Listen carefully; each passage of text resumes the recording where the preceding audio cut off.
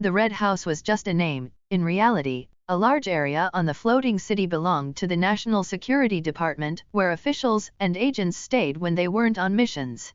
If Brown Treatsy has a problem, as long as he seals off the Red House with a magic array, the National Security Department won't be able to stop those traitors in time. There are indeed experts in the Red House who can break magic arrays, but the magic arrays there were set up by Dana, and it will take a long time to break them. Merlin's beard. Harry's face was extremely grim. There's clearly a problem with the upper echelons of the Public Security Department. If the National Security Department is also controlled now, and the floating city is controlled and crashes down, we're all done for. It won't be that bad, will it? Only a few people have permission to control the floating city. Fred said of course, he was one of those few, but Vice Minister Rudy Mont has been missing for almost a month. What if he's also a traitor? Cold sweat broke out on everyone's backs. No, we need to act quickly. But what about all those people over there? Their target is the floating city, so they'll all go up, leaving at most a few people to guard the teleportation array. Harry said. That's our chance, Neville. Did you bring your plants? Neville nodded, pulling out a silver pistol. I also have this. Harry then looked at the twins. I don't even need to ask you. You always carry your little gadgets with you. Of course. Harry exhaled heavily. Come on, I have an invisibility cloak, and you have alchemy tools and magical plants. Let's go all out. Fred and George inexplicably became happy. They felt like they were back at Hogwarts, back to the days of outwitting Filch and Snape. The four Gryffindors devised a plan during the interim while waiting for the main enemy force to ascend to the floating city. When only a dozen or so of the enemy remained to guard the teleportation array, a number they deemed sufficient, as all Merlin City police officers had been ordered to remain on standby at their stations, the four moved simultaneously. Fred and George walked forward openly. Stop. A traitor blocked their path. By order from above, the floating city is temporarily closed, and entry is strictly forbidden. Orders from above. Fred smiled, his eyes narrowed. Why don't I know about this? I said it's an order from above. Do I need to explain it to you, idiot? The man's companion shouted. These two are the Weasley twins. They are the Minister and Vice Minister of the Ministry of Commerce? The only one higher than them is Dana Emrys. Ha ha ha ha. Someone immediately started laughing. Everyone knows these two are good friends with Emrys. You're telling them about orders from above? Where's your brain? Did you leave it in some girl's pants last night? Shut up. The man was enraged and glared fiercely at the twins. Being stuck here guarding is frustrating. Perfect, you two unlucky fools ran right into me. Killing you will be a merit. The man waved his wand, about to attack, but was stopped by his companion behind him. Stop? We can't touch these two. Why? They are the talents specifically requested by the people over there. If even a single hair is missing, they might come looking for trouble with us. Tisk, troublesome. Stupefy. The twins, like two wooden mallets, were struck squarely by the stupefy and then their entire bodies flew out. Fred hit a lamp post and broke his waist, while George's head hit a wall corner, gushing blood. Both lay on the ground, their lives unknown. The traitors were stunned. A mere stupefy had such force? Could their companion be a hidden master among them? This. The man became somewhat incoherent. If the masterminds behind this operation knew he had killed the talents they wanted, he would probably be in trouble. I didn't use much force. Who knew they were so weak? The traitors exchanged glances, but suddenly heard a police whistle sound. Toot toot. They looked over at the sound and saw Harry Potter rushing over with 7 or 8 police officers. What are you doing? Harry glanced at the twins on the ground and exclaimed. George? Fred. He turned his head and roared angrily. Who are you, daring to murder the Minister of Commerce of the Republic in broad daylight? The traitors replied. We were ordered to guard this place. These two tried to force their way in, so we had no choice but to act. No matter the reason, it's a fact that you murdered government officials. All of you, come back to the station with me. Who do you think you are, kid, to talk to us like that? The traitor who had killed the twins shouted, but was slapped on the back of the head by his companion behind him. You idiot! That's Harry Potter, the boy who lived. Because Lord Voldemort was not killed by Harry Potter, Harry currently has no savior halo, still remaining the boy who lived when the prophecy failed. His title gradually became a topic of casual conversation. Harry blushed slightly, then shouted.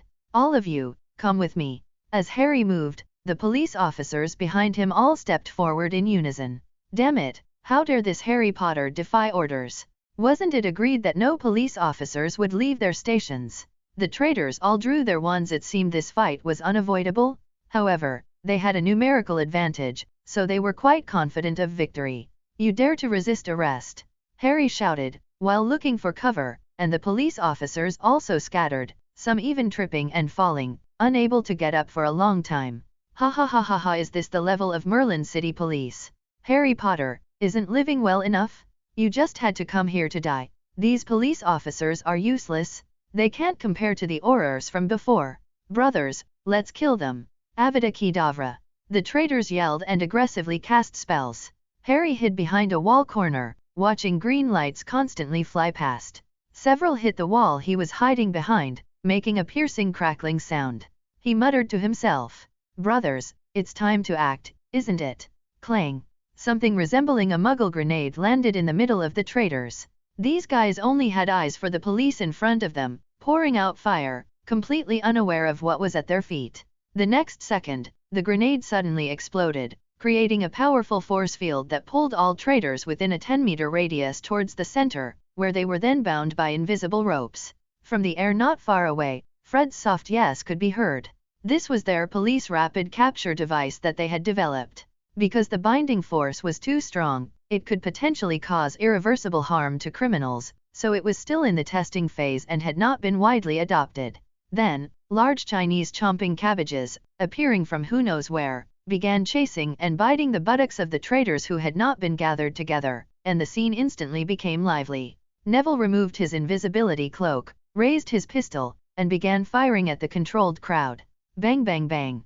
In Hannah's bedroom in the Tracy family home, on a wall she hadn't noticed before, there were 4 or 5 transparent holes. The 30-centimeter thick wall had actually been penetrated by a mere pistol. Neville also felt this power at that moment. The blue glowing bullets, like meteors, bloomed into red flowers on the clustered human ball. The powerful penetrating ability caused equally brilliant flowers to bloom on the other side of the human ball. Wow! Fred and George exclaimed, while sweeping up the traitors who were being chased miserably by the chomping cabbage. Harry felt the enemy's spell suppression stop and leaned out to join the attack. As for the twins and the police officers lying on the ground, they had all returned to their original forms: flower pots, street lights, and trash cans. These were all the twins' handiwork. For these 2 transfiguration geniuses, who could scare their younger brother with transfiguration at the age of 5, these were mere trifles. In an instant, the battle ended. The people who were initially attracted together died extremely aggrieved. But those who were lucky enough to be on the periphery died extremely tragically. The chomping cabbage, having smelled meat and gone wild, would not obediently return to Neville's backpack. "Harry, what are you looking at? Let's go." Fred pulled Harry, who quickly followed, though he still looked back at the corpses on the ground, then at the composed Neville. Why could Neville be so calm after killing people? If it were him, he would probably be throwing up by now, right? One can only say that every prophesied child is extraordinary. There might no longer be a Gryffindor sword saint, but there certainly could be a Gryffindor gun god. Harry, Fred, George, Neville pointed to a large area of unadorned, pure red brick buildings in the distance. "I'm going to report.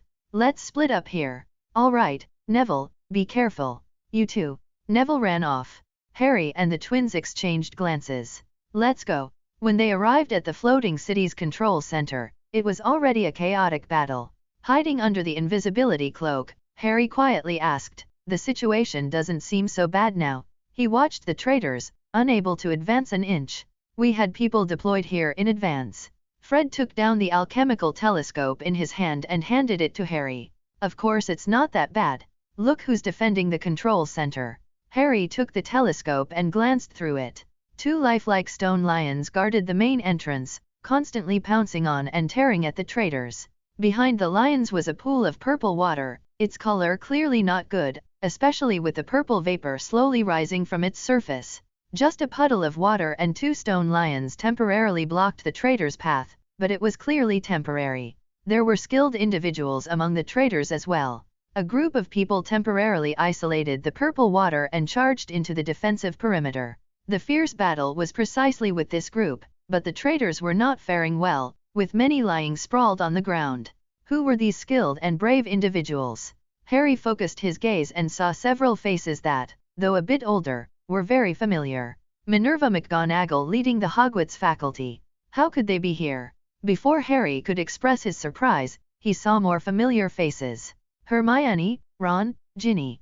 Well, he was the only one in that family who knew nothing. Fred, did you notify Ron and the others? No, but it should have been Dana. The battle was exceptionally fierce. The professor stood their ground at the entrance, not retreating an inch, and even seemed to be handling it with ease. But one question puzzled Harry. Fred, why aren't the professor defending the gate, but fighting outside it instead? They could clearly use cover to avoid many attacks. Why waste magic intercepting them? Fred replied, the floating city's control center has an extremely powerful defensive array. If someone without authorization enters, they'll be teleported to a separate space. Some are deserts, some are volcanoes, some are ice and snow. Everything is random, but the only certainty is that if no one rescues them, most people will be trapped there for life. Harry nodded. No wonder. What do we do now? What else? Sneak behind them. The road here is only this wide, and their people are all crowded behind. If we can give them a big one, that would be truly interesting. A big one. Dungbomb Enhanced Version 18.01. Harry rolled his eyes inwardly. You really haven't changed your original intentions. You've even updated the Dungbomb to its 18th generation. Red House. Nikolai Vavilov's face was ashen, because even though he knew the traitors had begun to assault the floating city's control center, he couldn't bring people to aid. A transparent barrier enveloped the entire Red House. People outside couldn't get in, and people inside couldn't get out. Brown Treatsy. Nikolai Vavilov stared intently at the director of the Magic Array Management Office outside the barrier. How dare you betray the Republic? Brown Treatsy looked dejected, his bitter smile shaking his head. Minister, my wife and I have been together for 20 years. I cannot disregard her life. I am not that great. Nikolai roared, but for your wife, you chose to sacrifice the lives of 200,000 people in Merlin City? Besides, do you think they will let your wife remain safe and sound? Brown Treatsy shook his head. But Minister, you cannot deny that they still have the possibility of fulfilling their promise to keep my wife safe. Nikolai was almost driven mad. Brown Treatsy was disregarding the entire Merlin City, no, the entire Republic, for a mere possibility. Around the corner of the street in front of the main gate, a figure turned out and walked towards them. Brown Treatsy, you did very well, the masked man in black robes said with great pleasure in his tone. Even with his voice altered, his self-satisfied emotions could be discerned. You have controlled most of the National Security Department's agents here. You have rendered great service. Don't worry, when the nation undergoes a transformation, I guarantee you glory and wealth. Nikolai's eyes narrowed slightly. This black-robed man was hiding his face, but he knew his true identity very well. What is done in the dark will be seen in the light. He couldn't even be bothered to speak to the black-robed man, only turning his head to ask, how much longer until the protective barrier is broken? Minister, give us 1 hour. We can successfully break it in just 1 hour. 1 hour? Merlin City might not even be here in an hour. But Minister, this was laid by Earl Dantes. Oh, no, President Emrys. They were originally the same person anyway. You know, President Emrys's magic attainments are beyond our reach. If not for the magic knowledge he left in the National Library, we wouldn't even be qualified to break this barrier. Being able to break it in an hour is already a sign of our rapid progress in the past 2 years. Not everyone has the magical talent of President Emrys. Nikolai knew that urging was useless. He just looked at Brown Treatsy and the masked man outside the barrier, feeling annoyed all over. Although he had told that President's body double not to participate in this operation, he had also indulged him in being busy. At the time, he thought the body double was doing useless work, but now, he was actually hoping the body double's arrangements would work. The mighty National Security Department, actually trapped so easily? Naturally, there were many agents scattered in other places, but now information couldn't be sent out, and they couldn't be contacted, so there was no talk of dispatching support. Bang! In the direction of the control center, a large cloud of earthy yellow smoke shot into the sky. Nikolai looked in that direction in astonishment, not knowing what had happened. Similarly, the masked man also looked over. He seemed to feel that the situation was somewhat out of control. How could there still be reinforcements at this time? Those few old-timers from Hogwarts, they could be buried under a pile of people. However, thinking of the number of wizards his people had incited in the early stages, his heart settled down again. No matter, even if Plan A failed, there was at least Plan B. But he still had to go to the control center to see what Wang Wenhui and Rudy Mont were doing. With so many people, how could they not take down a mere few? Brown Treatsy stood less than 2 meters outside the barrier. He looked with a complicated expression at the red house in front of him, a place he had once considered his home for the rest of his life. His colleagues were busy, doing their best to decipher the magic array. Minister Vavilov, who had once placed great hopes in him, now didn't even bother to glance at him. How much he wanted to press that button in his pocket? But Alice. When the Muggles besieged Nurmengard, if not for Alice, he would have died there. Her parents even unfortunately passed away from stray bullets. He had sworn to protect her for life, but if he pressed that button, Brown Treatsy gritted his teeth. Sorry, Minister Vavilov. He then looked towards the direction of the presidential residence. Sorry, President Emrys. Suddenly, someone came running from the street corner to the east. It was clear that the person was running with all his might, even chugging stamina potions while running. Though they were called stamina potions, they actually just overdrawn the body's physical energy. Magic cannot conjure matter out of thin air. Remember that? Brown Treatsy recognized him at a glance as Neville Longbottom, the Hogwarts assistant professor who lived diagonally opposite his house. There were no duds among the Hogwarts professors. Perhaps the only dud in history was Gilderoy Lockhart, but even that guy was a master in memory charms. If Hogwarts had a memory charmology course, then probably no one in this world besides Dana could do it better than him. Therefore, Brown Treatsy immediately became nervous. He took out his wand and shouted at Neville. Stop, Longbottom, don't come any closer. Neville quickly stopped and replied breathlessly. Mr. Treatsy, quickly lift the barrier. Treatsy is fine, Hannah took her to St. Mungo's. Brown Treatsy was not so easily convinced. Perhaps this was a lie Longbottom fabricated to save Merlin City? He lived across from his house, so it was highly possible he knew his family's situation, and using this to deceive him was also very likely. Seeing that Brown Treatsy remained unmoved, Neville pulled out his trump card. Round and white. Neville shouted loudly, and from far away, even Nikolai Vavilov and the others heard him clearly. Brown Treatsy's face immediately turned red. Oh my God! Can private nightly conversations between husband and wife be casually made public? This. Treatsy was instantly stunned. If Alice hadn't told Longbottom herself, how would he know these things? Surely, a young assistant professor from Hogwarts wouldn't run to their window to eavesdrop, right?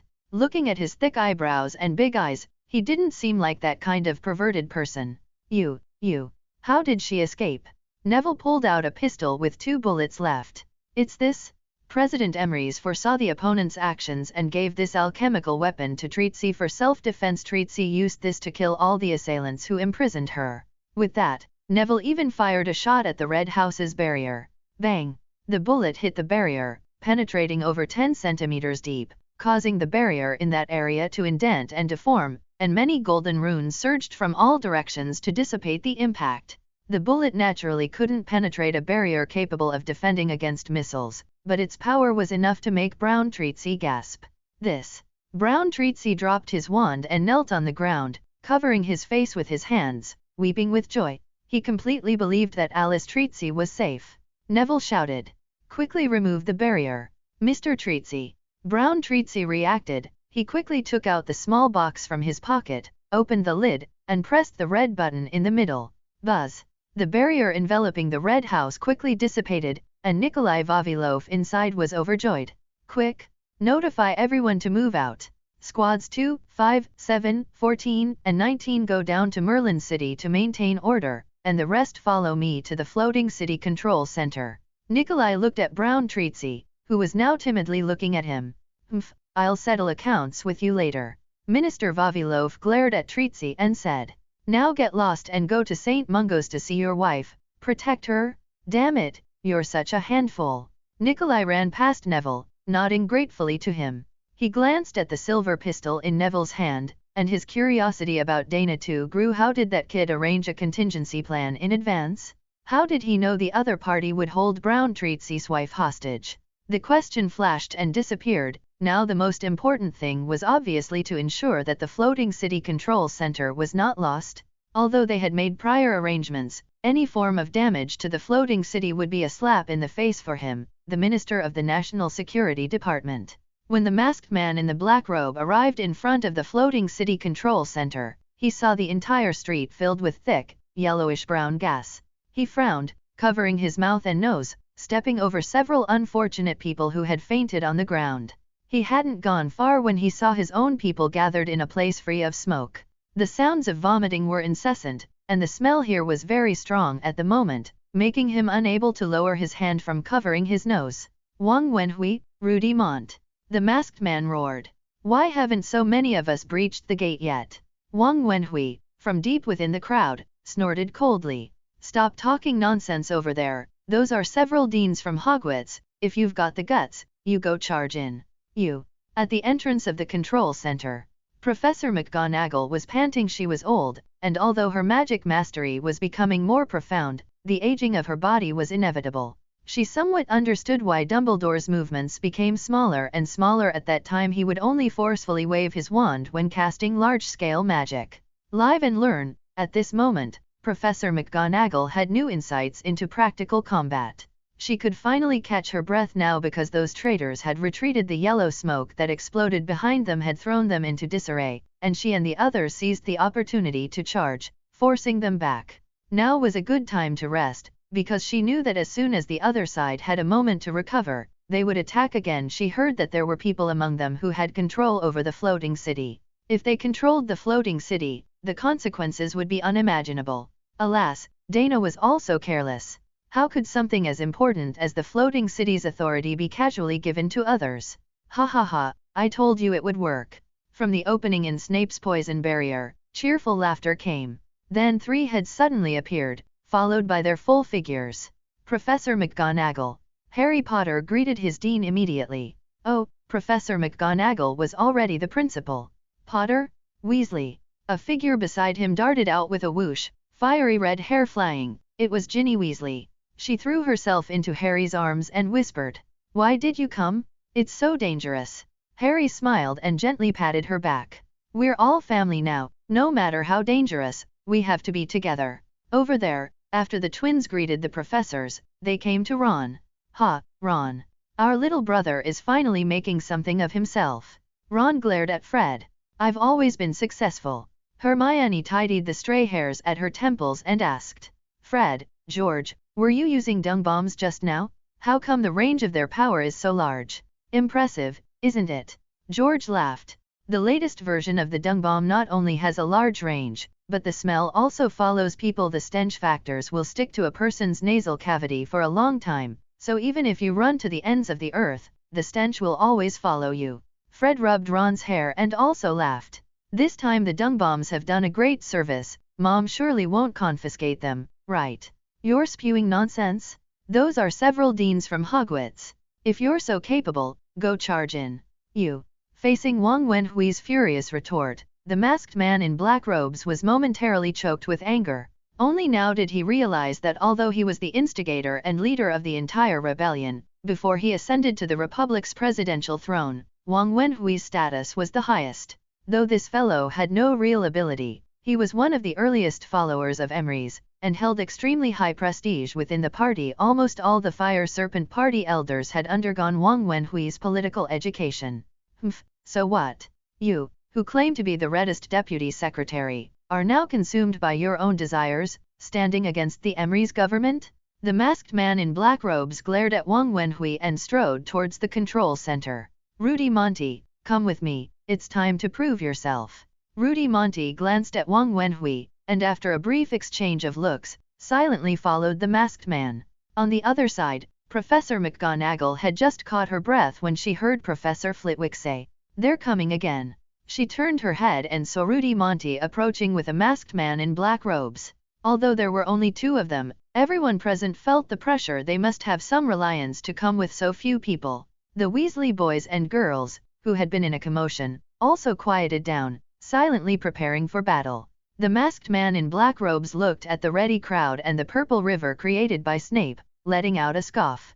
Emrys placed the most powerful ancient magic in the Republic's central library, yet you still cling to modern magic garbage derived from the decline of ancient magic. Today, I will show you that new is not necessarily stronger than old.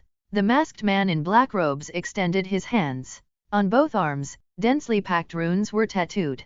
Back then, Dana Emrys only had war magic, thunder runes on his left arm, but the masked man in black robes clearly had a more fanatical pursuit of power. Of course, in the later stages, Dana I's power was so immense that he already disregarded magic techniques. This was a completely new realm, beyond the comprehension of ordinary wizards. The masked man in black robes waved his left hand. Blazing flames rose from thin air. Snape's poisonous water was instantly evaporated, and the terrifying high-temperature air forced everyone to retreat, almost pressing against the control center's door. Professor McGonagall and Professor Flitwick jointly created a water curtain, which barely withstood the heat wave accompanying the flames. Such powerful flames? The temperature is probably several times that of fiend fire? The masked man in black robes pointed his right hand forward. A thick bolt of lightning shot from his fingertip. Professor McGonagall, with quick reflexes, conjured a stone wall to block it. Boom! The stone wall was shattered, and the lightning was only slightly delayed before continuing to blast towards the crowd. Boom! Crackle! The powerful lightning struck the control center's door, erupting in a dazzling white light. Everyone was terrified. This lightning was simply something no flesh and blood body could withstand. Quick, everyone follow me and George! Fred shouted. The 1 meter space around everyone with authorization is safe. We'll hide inside the control center. Excluding the twins, there were fewer than 10 people in total here, so crowding close to the two of them was manageable. After witnessing the power of the opponent's magic, everyone agreed with Fred's suggestion. Going head-to-head with the opponent in an open area was certainly not the action of a wise person. Originally, they hadn't entered simply because they lacked authorization, but now Fred and George were both here, weren't they? Professor McGonagall continuously cast transfiguration, creating layer after layer of stone walls. She conjured walls quickly, but the opponent's lightning was even faster. In just a few seconds, she could no longer keep up with the pace. Fortunately, those few seconds were enough for everyone to push open the door. Professor McGonagall, come to my side quickly! George shouted. Harry, Hermione, Ron, and Ginny, who were beside him, all waved to Professor McGonagall.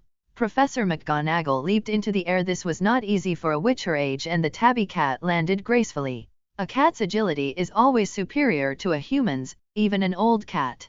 McGonagall the cat darted to George's side in a few steps, and everyone immediately retreated into the control center.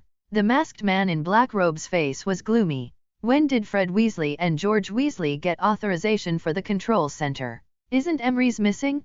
Besides him, no one else has that ability. Rudy Monty, beside him, sneered. I think you've underestimated that Emrys' substitute. I heard Muggles have a cloning technology that has successfully cloned goats. In my opinion, that substitute is most likely Dana Emrys' clone of himself.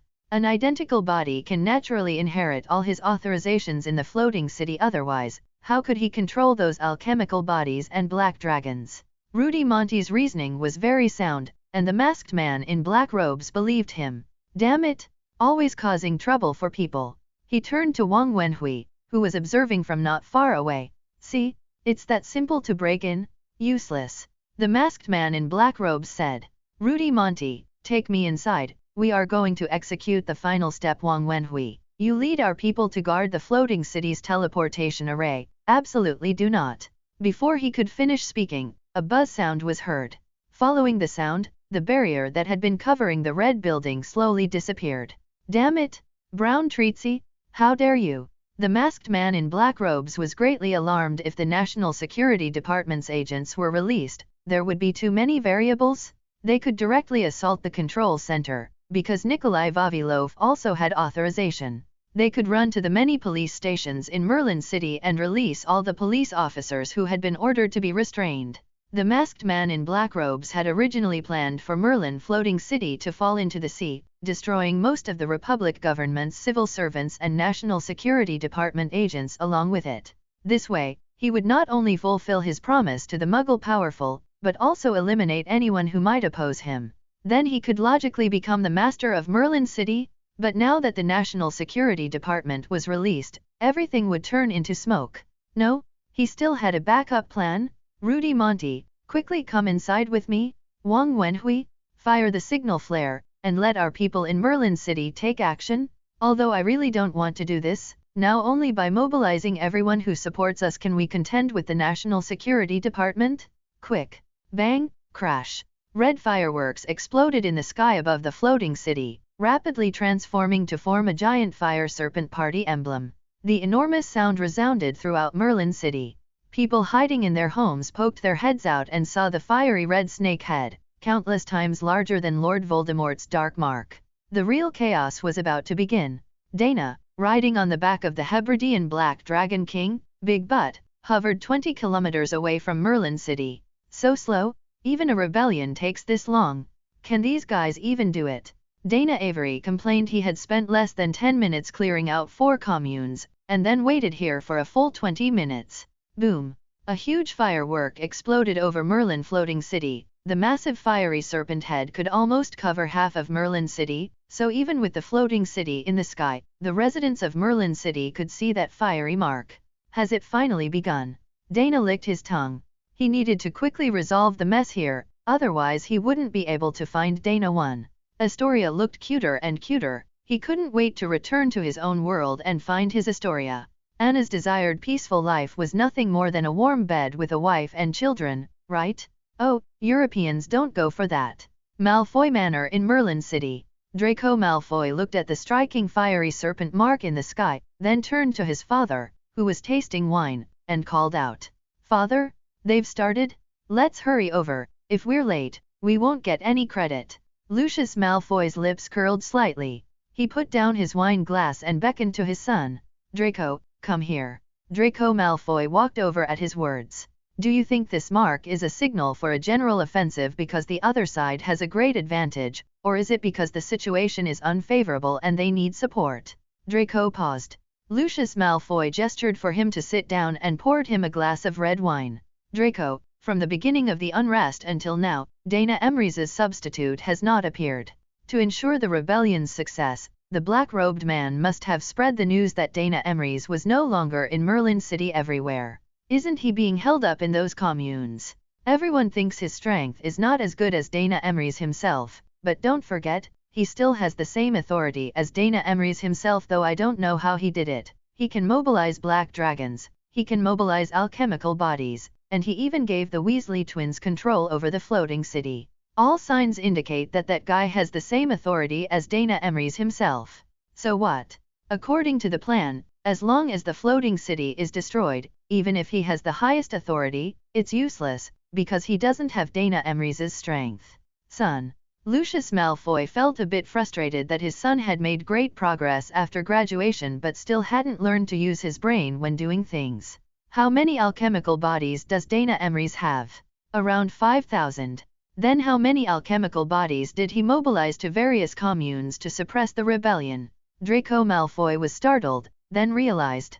He only took a few hundred alchemical bodies out, which means he still has thousands of alchemical bodies hidden in Merlin City. With Lucius's reminder, he understood the key, and his speech became faster and faster. Since he has the same authority as Dana Emery's, this means that those thousands of alchemical bodies are all under his control, but from the beginning of the unrest until now, we haven't seen a single alchemical body. This indicates that given the current situation, there's no need to use alchemical bodies at all. So, Draco gulped down the red wine, soothing his somewhat dry throat. The mark outside right now is not a signal for a general offensive, but rather that those guys have encountered big trouble. And this is a call to all those who have been swayed to go and reinforce them. Absolutely correct. Lucius nodded with satisfaction. So the outcome of this war is already very clear. The Republic has won. He laughed. I've been a model worker for the Republic for many years. How could I join traitors? Luna Lovegood rested her chin in her hands, sitting at her small table. The table was covered with all sorts of books and strange gadgets. The small table was right by the window, so Luna only had to look up to see the brilliant fireworks in the sky. Father. She smiled and looked back. Lovegood was writing furiously. The blabbering blimps around your ears have increased again. Lovegood put down his pen and responded to his beloved daughter. If you stayed away from that scamander, I might not be so worried. Luna, that boy, like his grandfather, is not someone who follows the rules. Luna's big eyes widened as she looked at her father and said calmly, "But father, you're not someone who follows the rules either. The Republic has been established, yet you're still operating the Quibbler. I'm just giving the government a reminder not to become as corrupt as the former Ministry of Magic." "Father, I don't think what's bothering you are these insignificant matters," Luna said cheerfully. "I think you're agonizing over whether to follow those people and attack the floating city, aren't you, Luna?" Lovegood's face stiffened. Normally everything was easy to talk about, but this one thing was not. It couldn't be discussed. "We absolutely cannot become traitors to the Republic, absolutely not. I don't believe anyone else could establish such a harmonious wizard nation. If the Republic falls, it will be a tragedy for all wizards." Luna tilted her head, seemingly puzzled. "But that day, when that person came to see father, didn't you promise them you would join them?" "My foolish child." Lovegood chuckled. "If I didn't agree to them, they might constantly harass us. If I didn't agree to them, they might also kill us to keep secrets from leaking. I'd be fine, but Luna, your life has just begun. So that's it." Luna felt a warmth in her heart. Sure enough, only her father was best to her in this world. "If that's the case, father, why are you still so worried?" "Alas," Lovegood sighed. "I didn't expect Earl Dantes and Dana to be the same person, but it's understandable." Dana carried deep-seated hatred, and faced the highest leader of the Ministry of Magic at the time, so concealing his identity was excusable. However, this move of his did deceive the vast majority of wizards, and he even completely stripped the pure-blood families of all their wealth at once.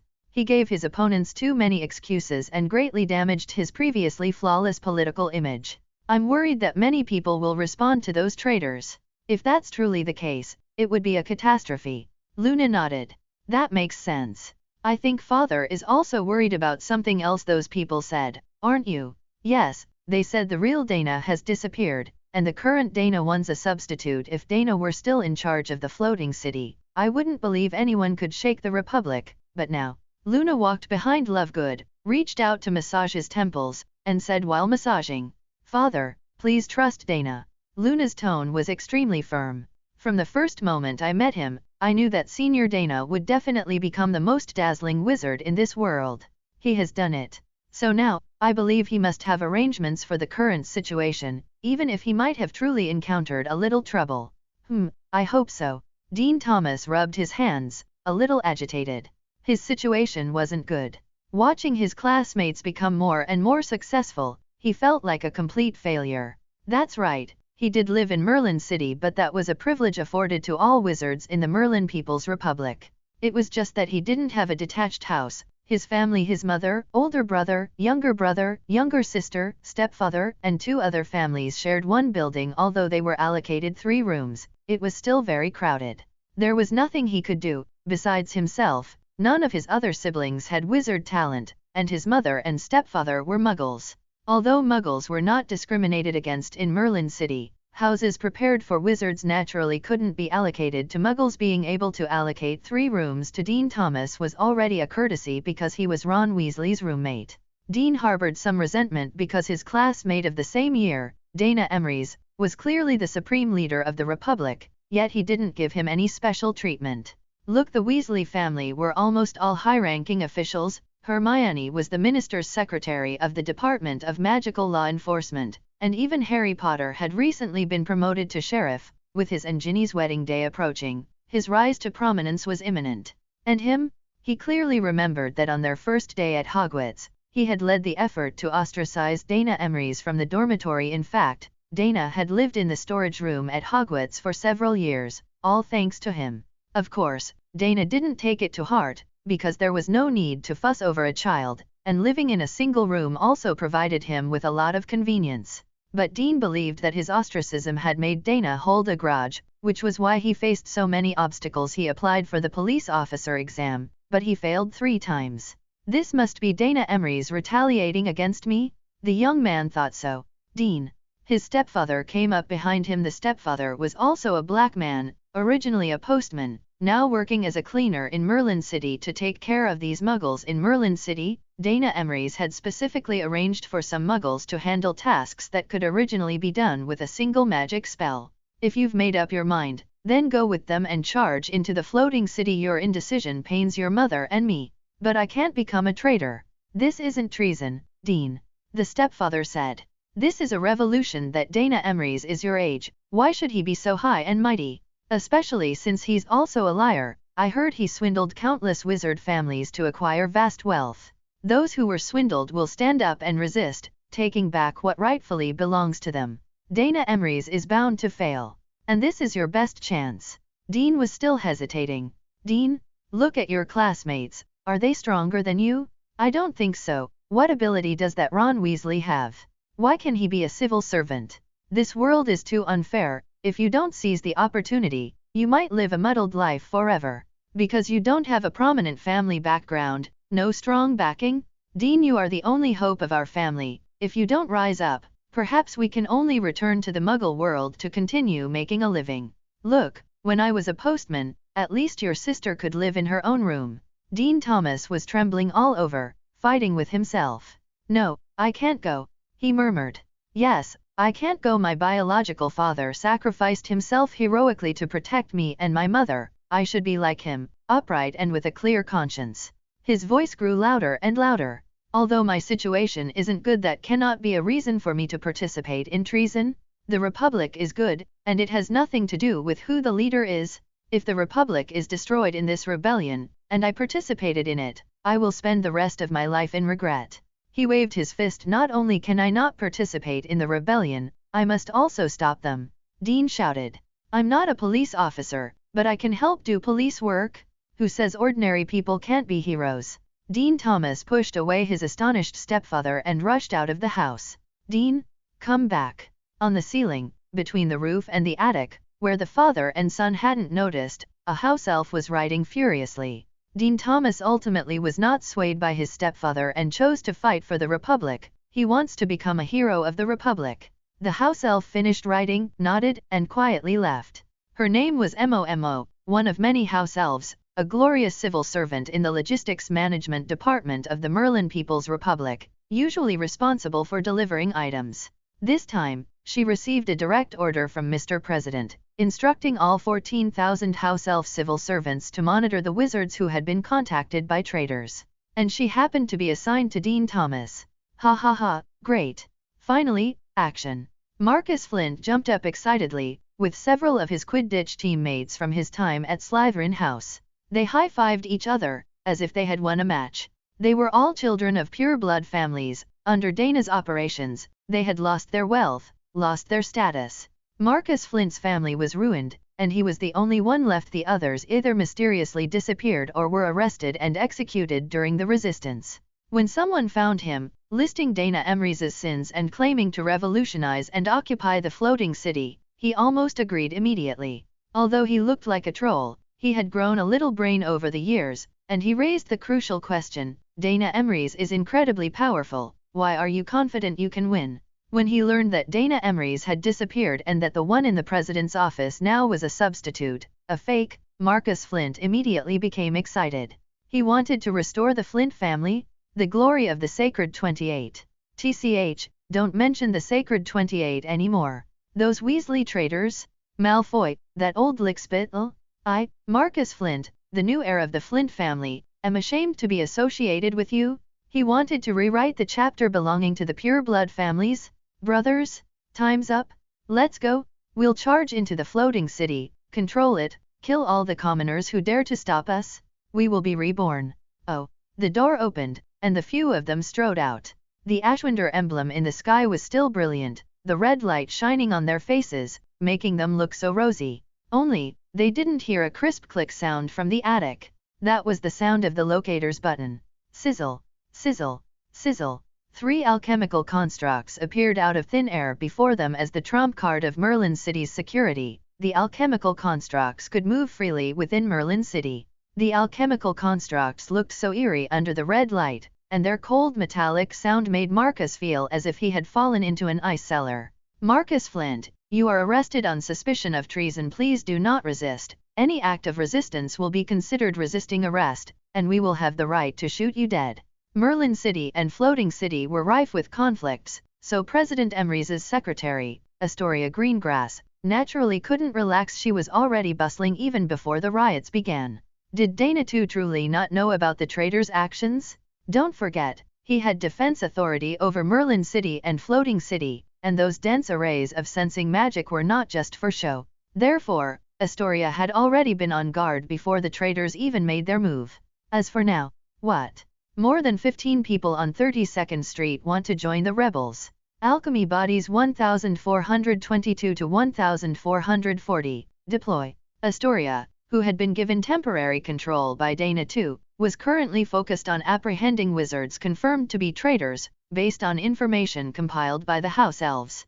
She had initially worried that too many citizens would be incited, and that the alchemy bodies and House Elves wouldn't be enough, but now it seemed that the vast majority of Republic citizens desired national stability. Even if President Emrys had initially deceived everyone, the prosperity and stability he brought to the wizarding world were indelible achievements.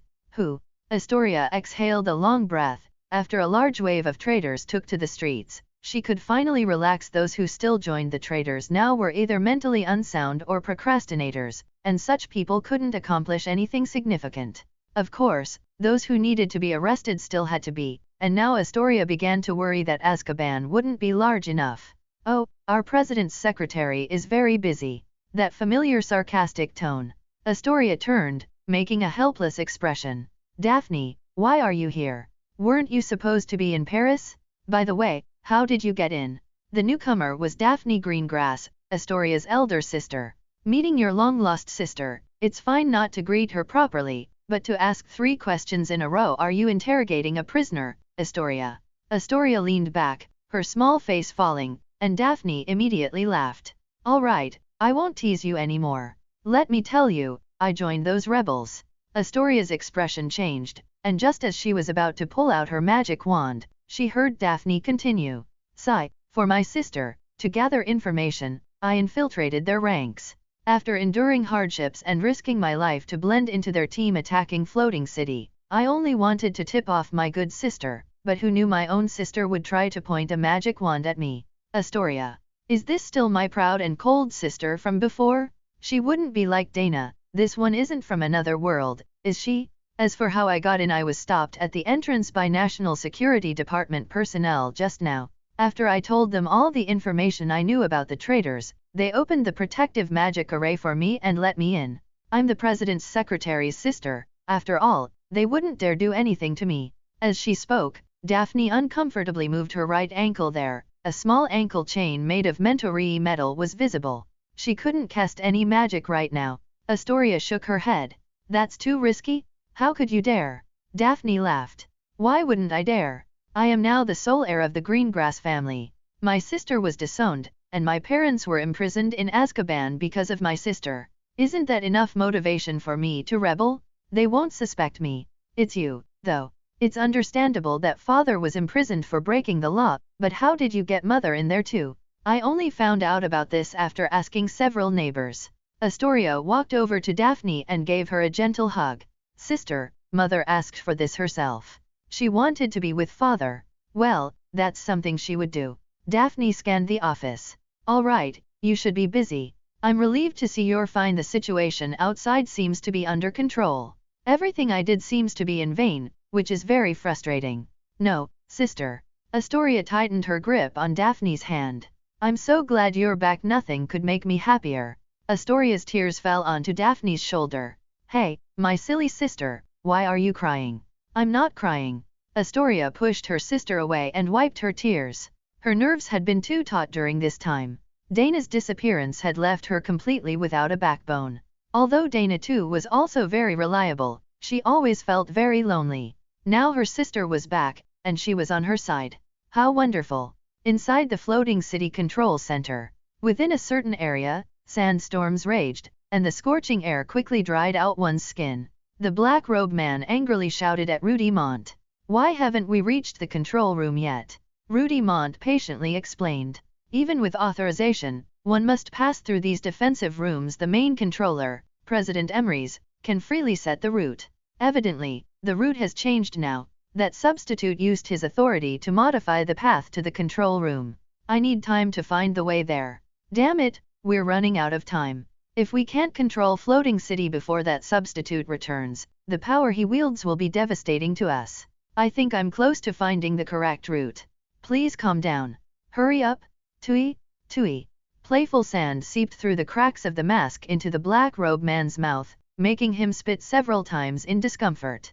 Outside the control center. Stop them. The traitors clamored, launching an attack on the National Security Department agents who had arrived. Although the agents had a numerical advantage, fighting in a street setting, where no one could use apparition, sometimes rendered that advantage ineffective. Minister, what should we do? If we force our way through, the casualties will be too high, but if we delay any longer, the control room. Calm down. Nikolai Vavilov looked confident. Brown Treatsi's betrayal was unexpected, but otherwise, everything was going according to their original plan. The control room will be fine. Can't you have a little faith in your deputy minister? Nikolai looked at the traitors in front, who were wildly firing green light, and sneered. As for these people, their current frenzy is just the struggle before their demise. No sooner had he spoken than a commotion broke out behind the traitors. Screams were incessant, causing the traitors' offensive at the front to immediately falter. Finally making your move? You made me wait too long, Wen Hui. Nikolai smiled and waved his hand. Everyone, listen to my command. Assault. When the black-robed man and Rudy Mont arrived outside the core control room, the professors of Hogwarts were already well prepared. They had wasted too much time in one labyrinthine scene after another, which gave the professors enough time to construct their defenses. Feudal resistance. The black-robed man slightly raised his chin, and both hands shot out. Blinding lightning instantly struck the 2 rows of metal plates that had appeared abruptly, emitting a loud roar that made one want to cover their ears. However, the overwhelming destruction the black-robed man imagined did not occur. Although his ancient war magic was powerful, it could not penetrate the metal before him. What is this thing? The black-robed man was startled and uncertain, looking closely. No, it's not that the material is strong, but that powerful defensive magic has been added to it. This isn't something they could have made, damn it, it's Emery's? These are facilities that the control room originally had. Indeed, throughout the entire control center, such settings were everywhere, allowing for the construction of terrain advantageous to defenders at any time. This was considered by Dana when he was building it. He couldn't always protect the floating city like a nanny, could he? When he wanted to go out and play, these reserved preparations greatly increased the fault tolerance. Of course, this play period could be decades, as he is immortal. How could this be? The black-robed man raged in impotent fury, wantonly unleashing lightning and thunder, the silver lightning covering the entire area. Ginny, hiding in the corner, was grazed by a deflected bolt of lightning, and a large bloody red mark immediately appeared on her arm. Flesh and blood cannot contend with lightning. If hit directly, she would likely turn into a pile of charcoal. This won't do. Professor McGonagall shouted amidst the thunder. She used sonorous but still had to shout loudly for others to hear what she was saying. Fred, George, take your younger siblings into control. It's not safe here. All right, Professor McGonagall. Professor McGonagall didn't hear Fred and George's reply, but she knew they understood, because apart from a few professors, everyone else began to slowly retreat. Carefully holding up metal plates. Having authority is just that, willful. As long as you have authority, the floor tiles and wall bricks in the control center can be disassembled at will. Don't even think about leaving. The black-robed man was furious. Everything today was going so wrong. He was at the doorstep, yet still being blocked by a group of incomprehensible people. He felt that if he didn't kill them all, his state of mind would not be clear. The black-robed man gathered all his strength, preparing to unleash even more powerful lightning. All of you go to. Before he could finish speaking, and before the lightning could strike, the black-robed man froze there. A mantle of Turin metal chain was clasped around his neck. He widened his eyes, slowly turned his head, and saw Rudy Mont holding the chain, nodding slightly at him. Allow me to reintroduce myself. My name is Rudy Mont, Deputy Minister of the National Security Department. I once swore to dedicate everything for the safety of the Republic. Jack Murray, you are arrested for treason. You. Rudy Mont took 2 steps forward, pulled off the black-robed man's hood, and ripped off his mask. The face was none other than the Minister of the Public Security Department, Jack Murray. Report, a large red fireworks display, resembling a snake's head, has appeared over Merlin City. That's their signal for creating chaos in Merlin City. Merlin City must be very lively now. Old Rockefeller smiled and patted the middle-aged man in military uniform beside him. The two silver five-pointed stars on the middle-aged man's epaulets were particularly striking. Major General Boxall, you may proceed. Major General Boxall frowned and questioned. Aren't we waiting for them to move the Merlin floating city before bombing? If Merlin City is destroyed, then the magic products we need. Don't worry, Major General. Old Rockefeller smiled. The real production lines are distributed throughout Britain. As long as the central hub is destroyed, those so-called communes will inevitably fight amongst themselves and will eventually fall into our hands. As for Merlin City, that is indeed a treasure of magic civilization, but for us, a Merlin City that becomes ruins is a good Merlin City. The floating city must be destroyed, and Merlin City cannot be left behind either. That is the wizard's spiritual beacon. Only by destroying it will the wizards honestly serve us. But didn't you make an agreement with Jack Murray? To support him to ascend to power and become the president of the Merlin People's Republic. When did I make an agreement with him? Why don't I know? Rockefeller had a profound expression. What I promised him was always to make him the foremost person in the British wizarding world. If everyone in the British wizarding world dies, leaving only him, then he will naturally be the foremost person. But if he unfortunately dies in a nuclear explosion, then why should I keep my promise to a dead man? Major General Boxall rolled his eyes, walked to the control panel, and picked up the microphone. This is Boxall, he ordered. Operation Salem begins now. All squadrons, please ascend in an orderly fashion according to the combat plan. Through the glass window behind the control panel, Boxall saw the long runway of his aircraft carrier flagship.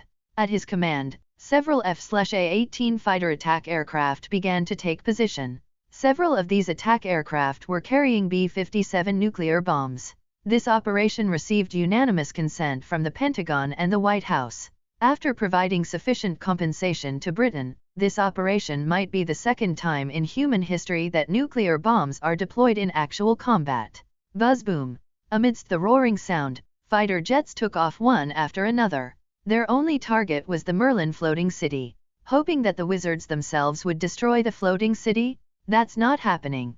Jack Murray is just a pawn to disrupt Merlin City. It doesn't matter whether he truly intends to destroy the floating city or not. Under the nuclear bomb, everything will proceed as the major families expect. Jack Murray turned around and roared at Rudy Mont. You spineless wretch! At the last moment, you actually want to betray us? Have you forgotten how Emrys treated your grandfather, how he treated your aunt? You've already rescued them, and you still want to express loyalty to Emrys. Do you think he'll believe it?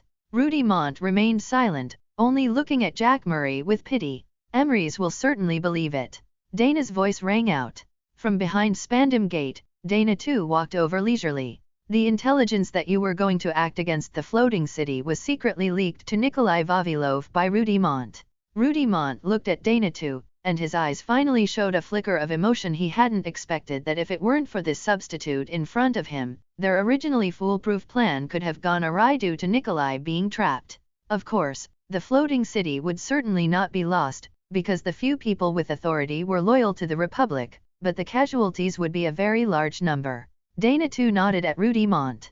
To be honest, it felt a bit strange. Guy Avery, whose head was personally cut off and given to Lord Voldemort in his own world, was now standing alive in front of him. And he was even on their side. Facts prove that counterparts from different worlds can have different personalities due to different experiences. However, when it came to backstabbing, both versions of Guy Avery were very skilled. Dumbledore, still drifting in the laboratory of World 2. Dana, Avery, Professor McGonagall and the others exclaimed. When this figure appeared, they immediately felt an ineffable sense of relief, even though most of them knew that this Dana was a substitute.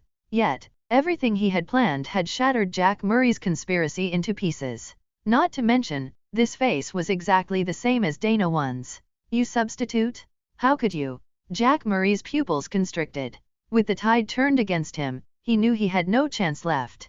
How could I clear out those rebels entrenched in the commune so quickly? Please, I'm not some random cat or dog on the street, don't you know? I am Dana Emrys' isotope from another world. I am also called Dana Emrys, but for some reason, I changed my name to Dana Avery. But essentially, I am him. Although my bloodline awakening and magic are far inferior to his, that's a difference in personal circumstances. In terms of magic attainment and combat level, I have never felt that I am weak. Always remember, never underestimate an Emery's. Jack Murray looked at everyone present. So all these people were arranged by you? Yes, arranged by me. Originally, you had no chance at all, but Nikolai Vavilov, that old stubborn man, refused to cooperate with me, and as a result, you almost caused immense losses. Jack Murray, your actions were doomed to fail. In fact, even without the National Security Department, as long as I deemed you a threat, you would have been eliminated by me without anyone knowing. Don't brag. Before today, you didn't even know I was manipulating all of this. You're wrong. Dana too shook his index finger. The first time I saw you, I knew you were an ambitious traitor. Impossible. Dana chuckled and shook his head. Nothing is impossible. The runes carved on your hands can't hide from my eyes this style of disregarding one's own safety and solely pursuing power, unless there's a particularly significant reason. Ordinary people wouldn't choose this. Besides, I have one thing that is stronger than this world's Dana. One have quite a bit of research on souls. Your soul is filled with the stench of betrayal and desire. I saw it at a glance. And the honesty and reverence you displayed were completely inconsistent with the smell of your soul. If I couldn't see that you had a problem, then I might as well jump into Hogwarts Black Lake and commit suicide. Oh, that lake probably can't kill me, my apologies. Bloodshot eyes began to appear in Jack Murray's eyes. He was gasping loudly, his chest heaving violently. So you've been playing me all along. He gritted his teeth and bared his mouth, saliva clinging to his upper and lower lips, pulling out several white strands. Dana Emery's is gone? If I don't take power, those Muggle dignitaries will target Merlin City, the Republic will be reduced to ruins. I am protecting everyone? I am. Lies. Dana too interrupted him. It's clearly your own desires at play, yet you insist on finding a grand reason. Your foolishness almost ruined the future of the entire wizarding world. Follow me. Dana turned and walked into the control room. Everyone followed, and Rudy Mont led Jack Murray as if he were leading a dog, finally entering the room. As Dana entered, the lighting in the control room automatically turned on, and countless small light screens appeared in the air, showing scenes from various corners of Merlin City. The Public Security Department personnel still hadn't appeared. They were all good soldiers who obeyed orders. Dana glanced at Harry Potter. Although this guy had helped a lot, his individual heroism, which disregarded orders, would be ostracized in a police force that required unity and discipline, unless that person was the one giving orders in the police system. National Security Department agents were escorting the traitors who had already been captured by the alchemy bodies. The battle at the entrance of the control center had subsided. Wang Wenhui was talking to Nikolai Vavilov, after which Nikolai walked towards the control center, while Wang Wenhui began to direct his old brothers and the National Security Department agents to clean up the battlefield. Jack Murray's eyes were bloodshot with fury. His plan had completely failed. He had actually misplaced his trust in Wang Wenhui and Rudy Mont. Didn't they have the most sufficient reasons to rebel? Why? Dana Avery? You don't understand anything at all. The Muggles. Slap. Dana sent out a slap through the air, and the loud airwave struck Jack Murray's face, making him spit out a tooth, blood spilling from the corner of his mouth. Shut your mouth and take a good look at who you've been cooperating with. Dana controlled a small light screen and then enlarged it. In the light screen, several fighter jet formations were flying towards Merlin City. See that, Jack Murray? Your allies didn't even wait for you to control the floating city to fall before sending their troops. They are fulfilling their promise to help me control the situation. I call you stupid, and you still don't admit it. Dana was so amused by Jack Murray that he laughed. He pointed at the light screen and said loudly, "See that? This attack aircraft model is an F/A-18, capable of carrying nuclear weapons. Come, look at what it's carrying. Oh, I forgot, you don't recognize this thing. All right, I'll tell you. This is a B-57 bomb. No concept? Ha ha ha ha." Dana sneered at the bewildered Jack Murray. This is a nuclear bomb, the one Grindelwald once prophesied would bring disaster to humanity. This model of nuclear bomb is equivalent to 300 tons of TNT explosion. Without Dana Emery's command, the floating city's defenses wouldn't be able to stop it. And if, unfortunately, a B-57 were to fall on the floating city, you wouldn't even need to control it. the floating city would certainly be severely damaged and fall, perhaps even diffindo, and by then, Merlin City would also cease to exist. Impossible. The panic in Jack Murray's eyes did not seem feigned. They promised to make me the #1 person in the British wizarding world. How could they destroy Merlin City? This is the foundation of the Republic. Dana too knew immediately that Jack Murray had been fooled. He was all too familiar with such wordplay. Yes, they promised to make you the #1 person in the British wizarding world if you escaped, then letting you rule the survivors wouldn't be impossible. So tell me, are you not the #1 person in the British wizarding world? If it were even more cruel, and the American anti-wizard unit landed in Britain to purge wizards, you wouldn't have forgotten how Grindelwald died, would you? Kill everyone, and if only you remain, then you are still the #1 person in the British wizarding world. But if you unfortunately die in a nuclear explosion, then they will express their profound sorrow for you and be very willing to posthumously confer upon you the title of President of the Merlin People's Republic, even if that nation is already in ruins. Jack Murray could no longer hold on, he slumped to the ground. He realized that everything Dana Avery said made sense. Rockefeller really seemed to have never said that he would become the #1 person in the Merlin People's Republic. In the eyes of those damned muggles, the Republic was already destined to be destroyed. Dana, what should we do now? The wizarding world was not isolated now, and Merlin City was a place where muggles and wizards lived together. Professor McGonagall, who had always been strong-willed, quickly expanded her knowledge of muggle studies.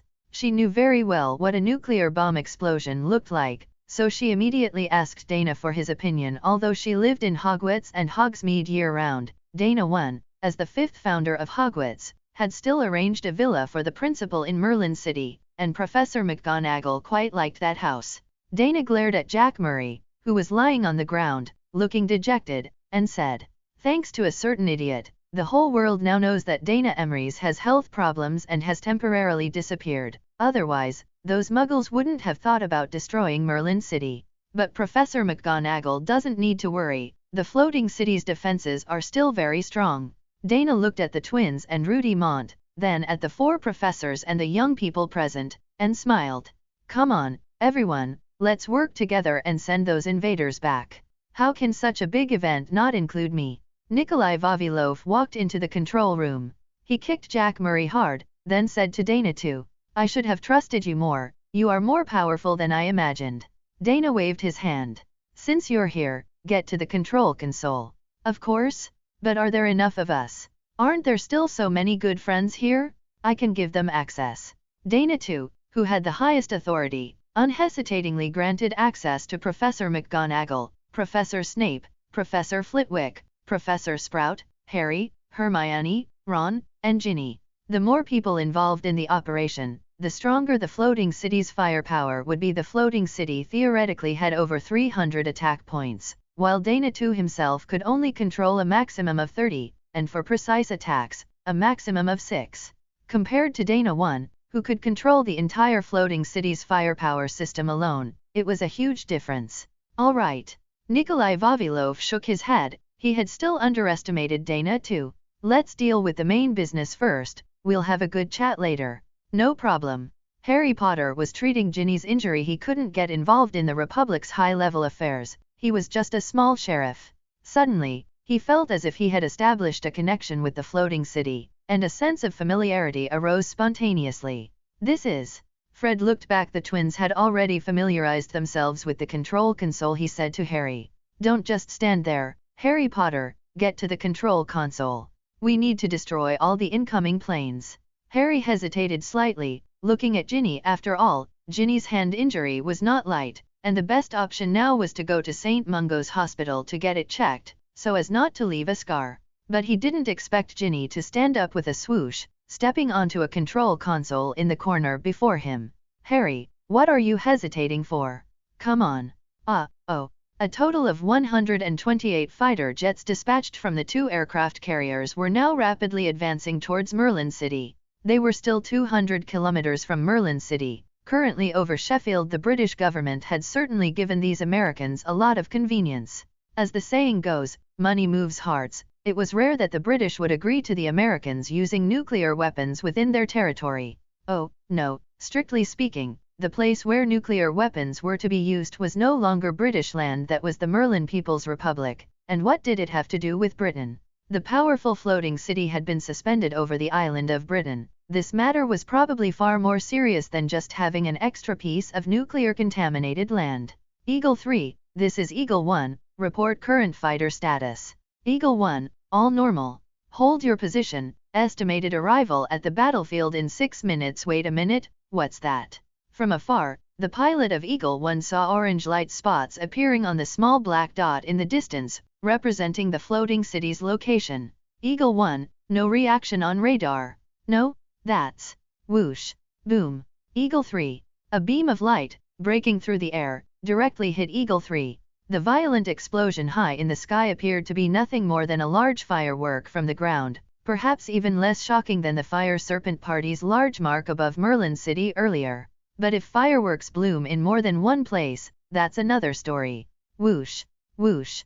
The orange-red beams of light were not thick, but their explosive effect was outstanding.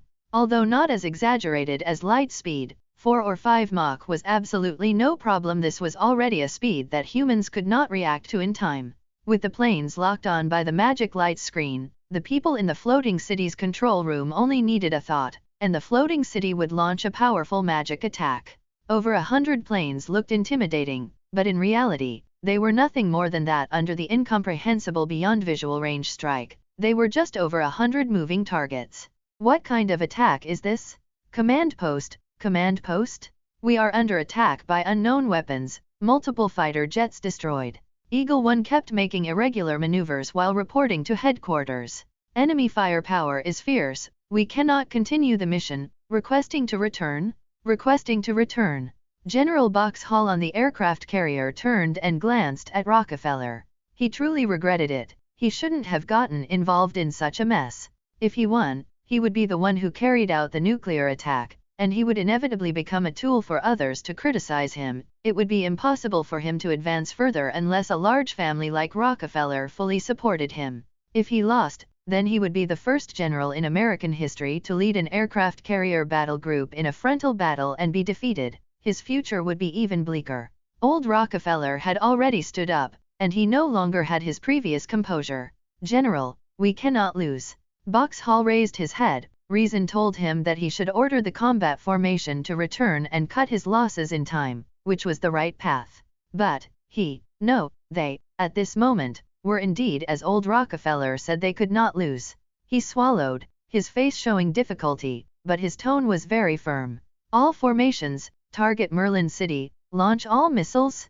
Fighter jets carrying B-57s maintain maneuvering flight, all cover, and ensure at least one B-57 is dropped on the floating city. However, he received a reply from Eagle 1. Understood, for America, we will. Sizzle. The communication was cut off. Only a harsh static sound echoed. The communicator took off his headset, turned around, his face full of terror.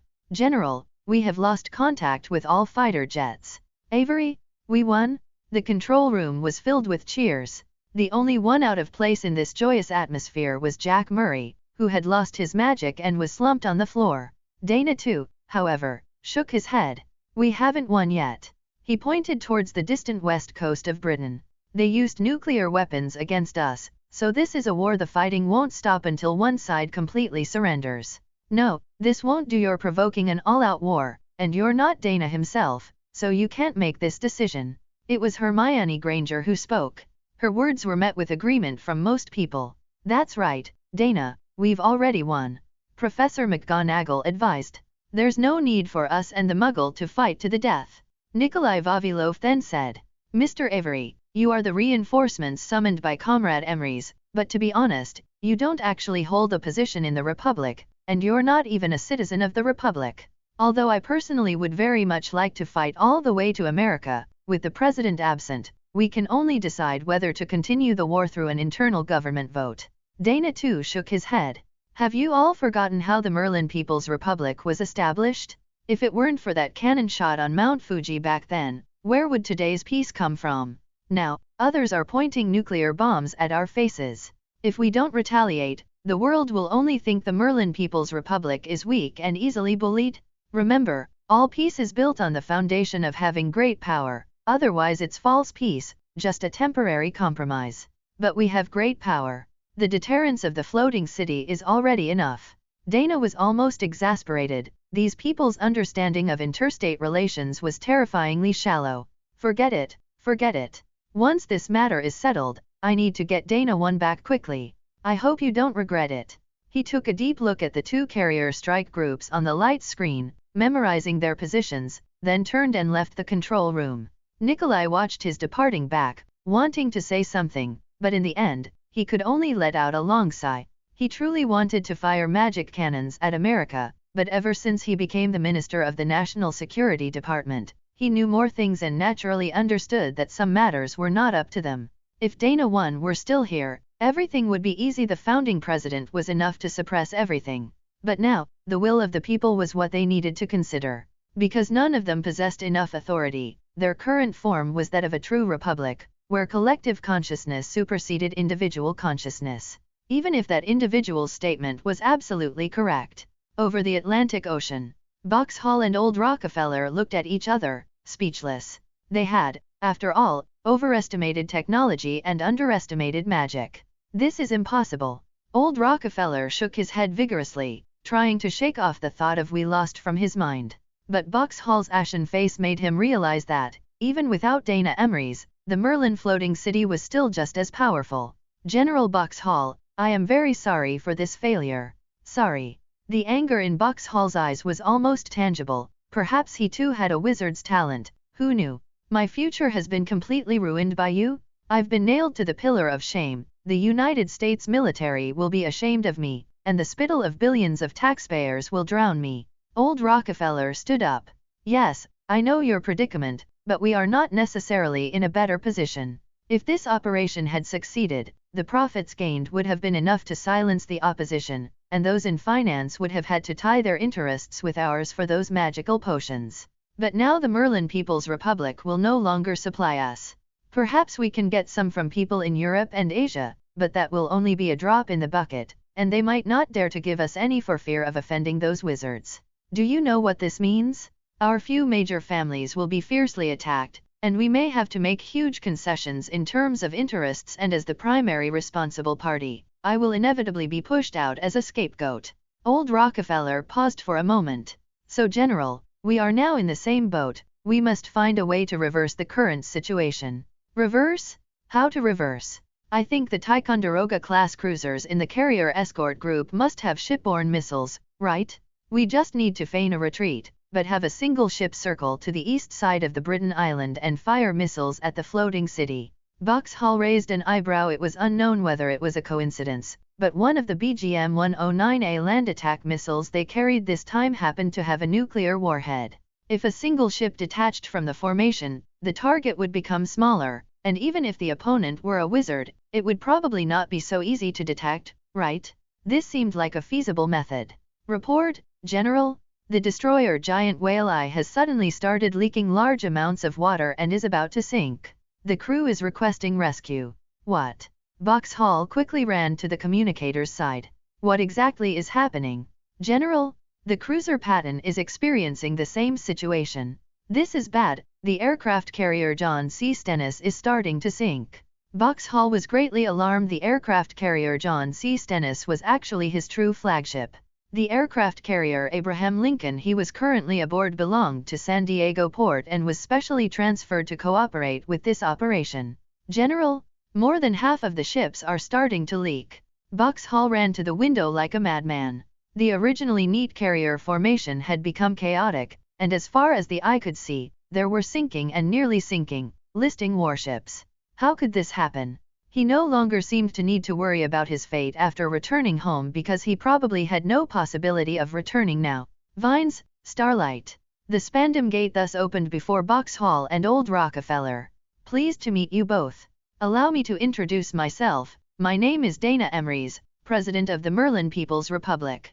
The white-haired young man politely nodded slightly to the two, and what greeted him was Boxhall's pistol. Bang, bang, bang. The bullets stopped 1 meter in front of Dana, a counter-physical phenomenon that stunned everyone present. The anti-wizard unit and the Navy were not subordinate to each other, and their specializations did not match, so naturally, they had no very effective way to deal with wizards. This is truly unfriendly, General Boxhall. Dana too waved his hand, and the pistol in Boxhall's hand flew into the air, and shattered into pieces with a crack. Actually, I had no need to meet you two at all. Daring to launch a nuclear strike against my country, you should have immediately perished in the sea. Dana tilted his head. But I am very merciful and allow you to take my message back home. If you, America, do not give an explanation to my Merlin People's Republic, then I guarantee that the floating city will appear directly above Washington, D.C., to show you our attitude properly. Dana snapped his fingers, and the aircraft carrier Abraham Lincoln beneath his feet suddenly began to vibrate violently. What did you do? What did I do? Dana laughed. I just opened large holes below each watertight compartment. Of course, I am not a devil since I'm letting you take a message back. I will naturally leave you one ship. Look, that destroyer seems good. Also, I've confiscated all the nuclear weapons you brought. It's best to store such environmentally polluting things in a safe place. Dana retreated into the Spandam Gate. You'd better hurry, this ship can probably last another 5 minutes. Don't die. The portal disappeared. Boxhall felt the ship sinking, and his vision blurred. He recovered after 5 seconds, then grabbed the dazed old Rockefeller and shouted in his ear, "Is that Dana Emery's? Is that Dana Emery's?" He was completely hysterical, grabbing the old man's collar and shaking him. "Didn't you say this person was missing? But why is he here? Why is he here? Son of the beach, answer me." Old Rockefeller struggled to break free, but where did he have the strength to resist an active major general? The two wrestled, looking particularly comical. "Let go, Boxhall, let go." Old Rockefeller was gasping for breath, and he used his last ounce of strength to shout, "If we don't evacuate to the destroyer Emery's left us now, we'll all be finished." Boxhall forcefully pushed old Rockefeller to the ground. His reason began to return. "Finished? No, I'm already finished." He waved his hand weakly, ignoring old Rockefeller. He said to the bewildered crew in the command room, "Gentlemen, we have lost this battle. I have decided to stay and sleep with our aircraft carrier at the bottom of the sea, but this is my personal decision and has nothing to do with you. So go if you want to go. The destroyer can only carry a limited number of personnel, so you need to be quick." He walked to his seat, sat down in a relatively comfortable posture, then pointed at old Rockefeller, who had already fled to the door, and said, "You started a war with Merlin City, and you thought this war would be won like the previous ones. But you were wrong. You were terribly wrong. Ha ha ha ha ha." Merlin City, after the unrest, was exceptionally peaceful. The sunset dyed the entire city with a beautiful golden glow, and kind people came out of their homes to celebrate the Republic's renewed victory. Presidential Mansion. Rudy Mont and Nikolai Vavilov sat opposite Dana too. Astoria needed to assist in handling the arrested traitors, of course, on behalf of the president's office, as many of them were officials of the Republic. With her presence, the inquisitors could conduct trials without reservations. This girl was the president's fiancée, so Astoria's busyness resulted in the extremely poorly brewed tea in front of the three of them. Nikolai took a sip of tea, spat out half a cup of tea leaves, and complained. "Compared to Comrade Amarist's tea brewing skills, your skills are like those of a toddler who hasn't even started school." Dana too, having secretly gone and sunk the carrier fleet and then intimidating them by borrowing power, was in a very good mood at the moment, so he didn't mind Nikolai's disrespect. He asked very seriously, "Now that the domestic unrest has been suppressed, your National Security Department can spare effort to look for your president, right?" "That's natural." Nikolai nodded. "This is our job to begin with." He paused, then asked, "I'm just very curious, how did you accurately determine that the rebels would kidnap Brown Treatsy's wife, Treatsy?" This referred to Dana providing Treatsy with alchemical firearms in advance. Dana glanced at Nikolai. Although this glance didn't convey contempt, Nikolai just felt his intelligence was being challenged. "What's so difficult about that? I just put myself in the traitor's shoes. If I wanted to control Merlin City, what should I do? The National Security Department's agents are a big problem, so we must find a way to control them, and using the Red House's own magic array is the most efficient way. Then Brown Treatsy, the person controlling the magic array, becomes crucial, and conveniently, this person is not valued by Nikolai Vavilov, and he has his wife, Treatsy, as a major weakness. All right, do I need to continue?" Nikolai's face flushed slightly. He had indeed been negligent in this matter. Dana too turned to Rudy Mont and asked, I noticed that the time you left the National Security Department and Dana Emery's disappearance differed by less than a day. I want to know if you know any details about his disappearance. Rudy Mont replied. This happened the night before Comrade Amaris left. He called Nikolai and me here. Rudy Mont looked at Dana too, then at Nikolai. Even the seating positions are exactly the same. Nikolai nodded, indicating that Rudy was correct. Rudy Mont continued. He told us he had to leave for a period, and that during his absence, he hoped the two of us could guard the country. He also told us to keep a close eye on Jack Murray. He already knew Jack Murray was problematic. Yes, Jack Murray was indeed diligent and loyal when the country was first founded, but after several years in a high position, he quickly degenerated corruption, abuse of power for personal gain.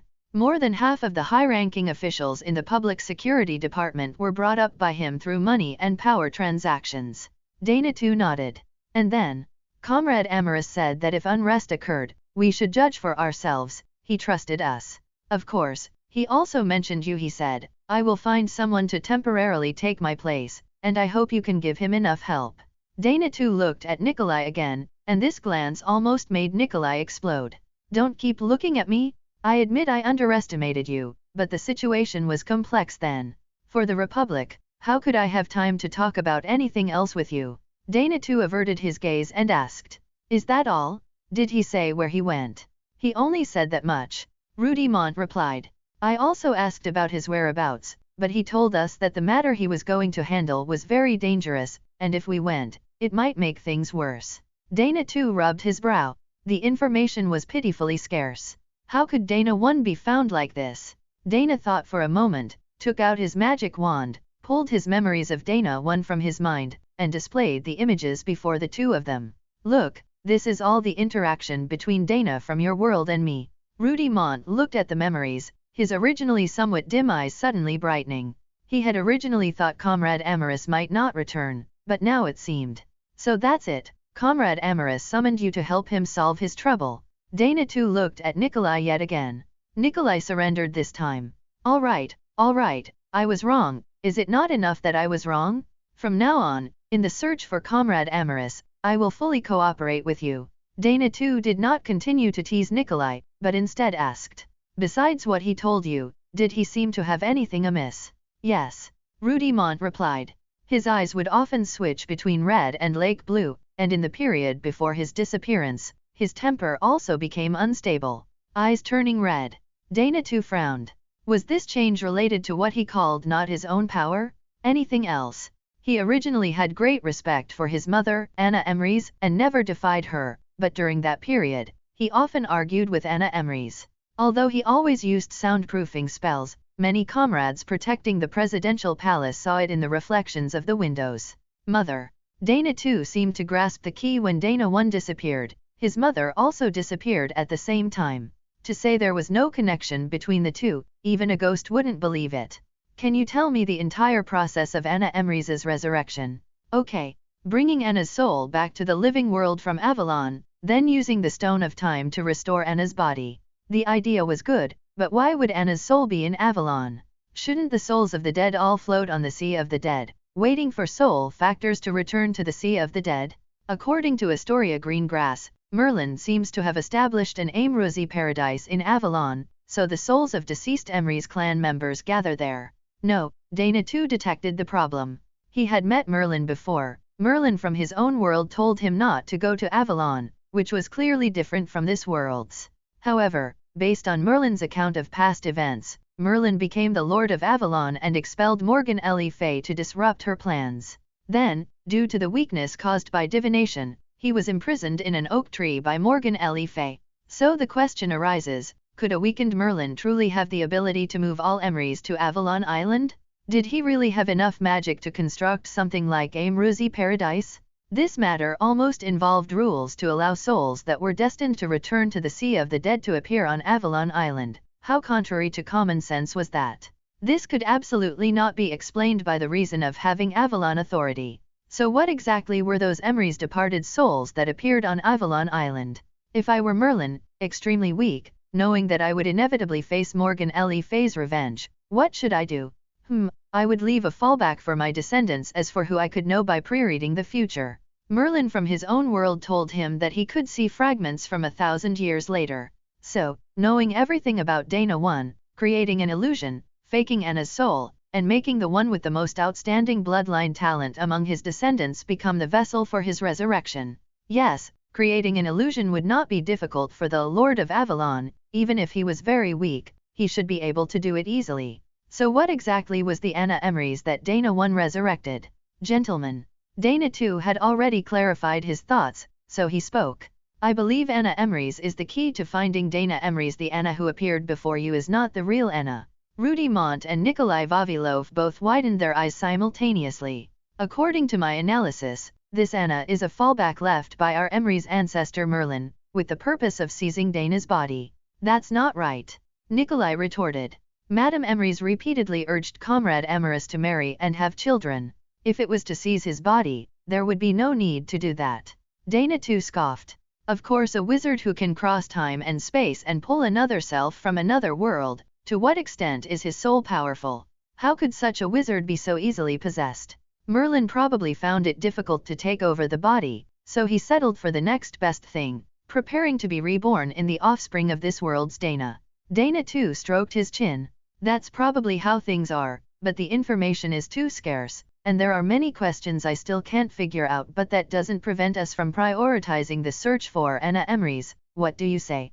Makes sense. In the days that followed, the entire Republic was busy cleaning up the mess left by the rebellion.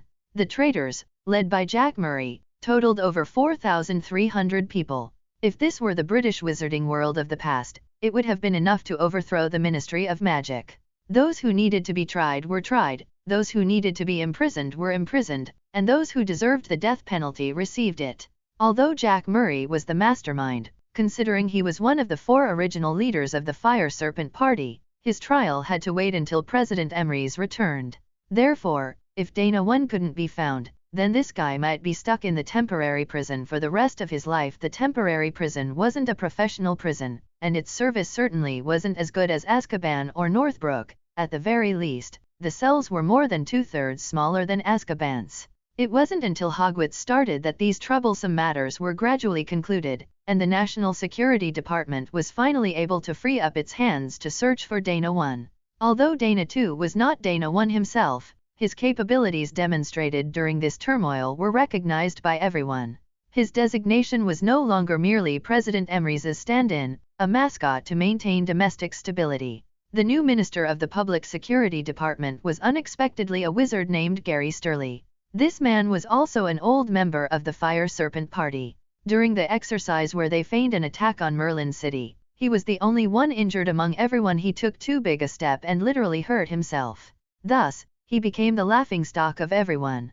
Gary Sturley did not sink into despair because of this. He worked hard, and after the Count opened up advanced magic studies, he spent almost all day, every day, in the library, in addition to his usual duties.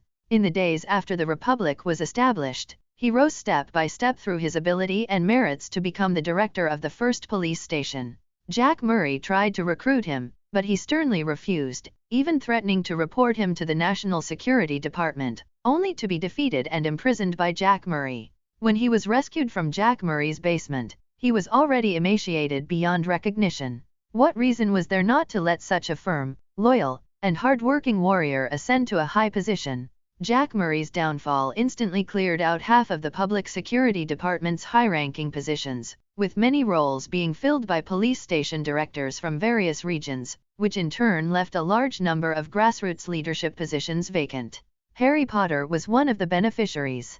Given his outstanding performance during the turmoil, coupled with Jack Murray's deliberate suppression before, Harry's previously uncredited merits were brought to light. Thus, he rose rapidly, leaping from a small police officer to the director of the 34th Police Station. Today was his first day working as a director. As soon as he entered, he saw police officers holding up banners that read "Welcome Director Potter" waiting for him in the hall. "Director Harry Potter? Welcome to the 34th Police Station," the police officers shouted in unison. Harry Potter swore he had never encountered such a scene. Even when he became the Hogwarts champion, he had not been embraced by his classmates to this extent. "This is our new director, Harry Potter," An old police officer introduced to a rookie who had clearly just graduated from Hogwarts. He was once very famous, a legend who was the only one to survive the Dark Lord's killing curse. Oh, is that so? Of course, if our President Emrys hadn't been so incredibly brilliant, Director Potter's reputation would probably be more than 10 times greater than it is now. Harry Potter blushed slightly. The last time he felt this way was when he first went to the Leaky Cauldron and was surrounded by enthusiastic wizards. Harry, a familiar voice called out. Over here, over here. Harry Potter looked over and was surprised to find that the one calling him was his Hogwarts roommate, Dean Thomas. Dean, it's me. I finally became a police officer. Oh, congratulations then. I misunderstood Dana before. It turns out it wasn't him holding me back, but that damned Jack Murray. Harry instantly understood. It wasn't just Dean, wasn't he the same? Jack Murray had long harbored rebellious intentions, so he did his best to reduce Dana's influence within the police force.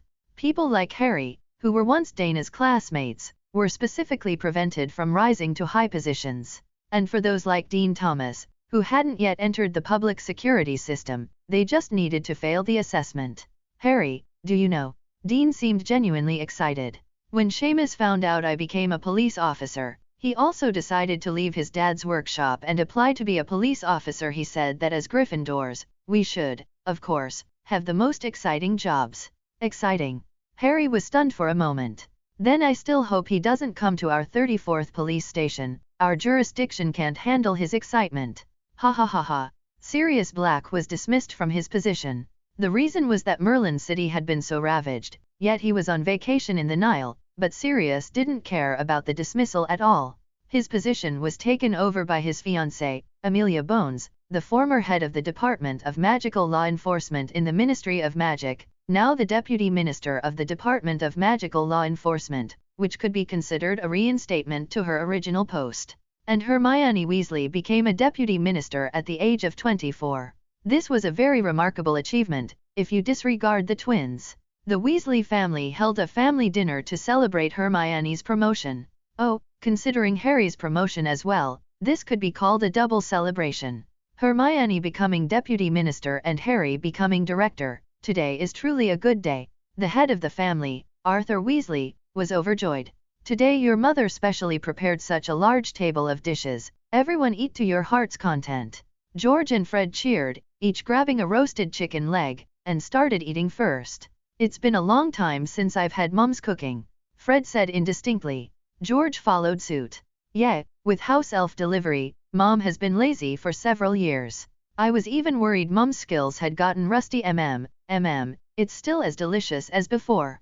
This was a traditional item for the Weasley family. To set the family atmosphere, the twins were absolutely indispensable. With these two political bigwigs starting the meal without any pretense, the other siblings immediately joined the fray. Molly looked at her children with a smile, pondering when she would become a grandmother, but then she saw Ron quietly picking at a steak and knew that the child was sulking again. She couldn't help but sigh. She couldn't change the current situation. Hermione was too outstanding. If judged purely by ability, the two were not well matched. Fortunately, their friendship, having grown up together since childhood, was not false. Ron, this is your favorite shepherd's pie. Hermione moved the shepherd's pie dish in front of Ron. She had seen her husband's dejection clearly. Oh, my favorite is clearly chicken legs. Hermione smiled and patted him. Then next time you'll have to be quicker, don't let George and Fred get them first. Ron returned Hermione's smile. Today was Hermione and Harry's good day, and he couldn't spoil it. You're right, next time I'll definitely be the first to grab one. The lively banquet continued, and the eldest son, Bill, suddenly asked Arthur, Dad, have you read Rita Skeeter's latest article? What article? The one defending Dana. I told you, you should call him President Emrys, you guys. Arthur shook his head and replied, I've been busy connecting with the wizards from the United States these past 2 days, so I haven't read the Daily Prophet. What did the article say? Hermione chuckled. Ever since the Republic was founded, Rita Skeeter has really reined herself in a lot. Ron echoed. That's true. Perhaps Professor Dumbledore isn't around, so she's lost her main target for criticism. Not at all. Percy explained earnestly. The first thing the Ministry of Culture did after its establishment was to have a meeting with Rita Skeeter. Because of the enforcement of the Republic News Management regulations, Rita Skeeter was the biggest obstacle. Ever since that meeting, Rita Skeeter has been much more well-behaved. Ron shook his head and rolled his eyes. Percy still didn't understand jokes.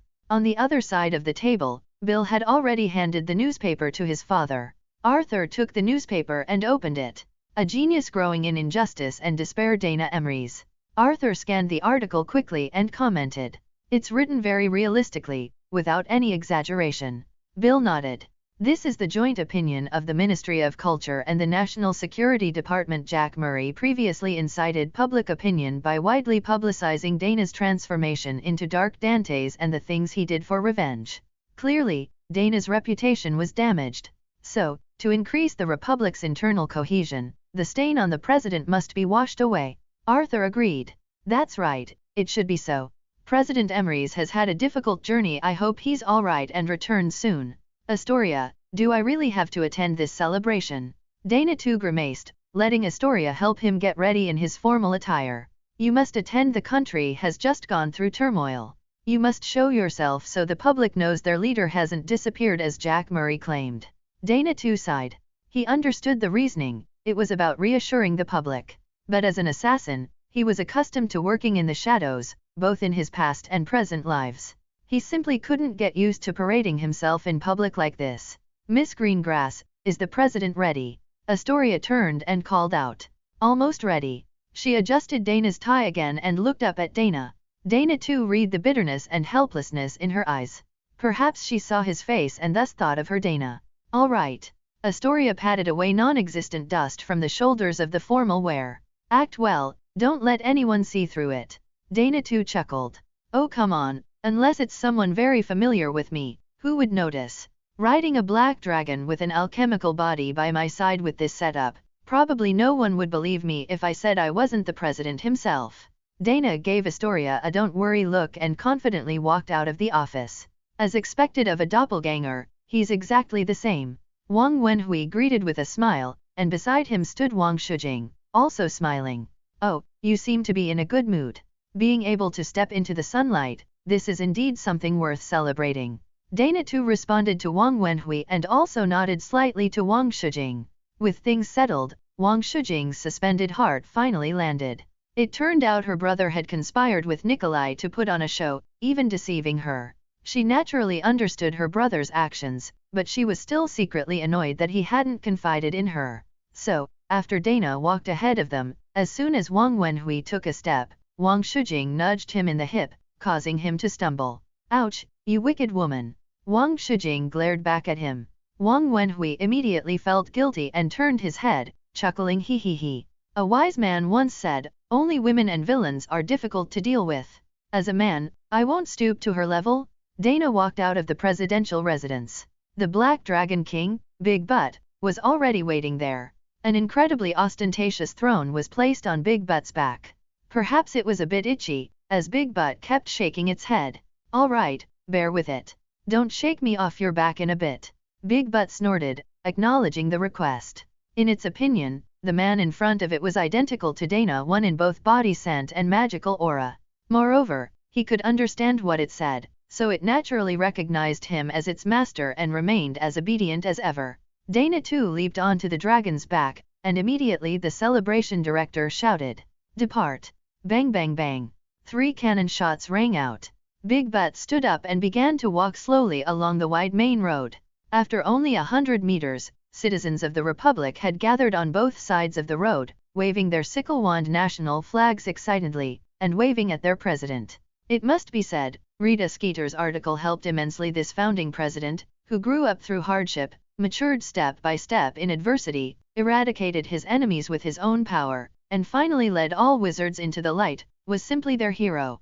Watching the wizards celebrating along the road, Dana too felt a little dazed.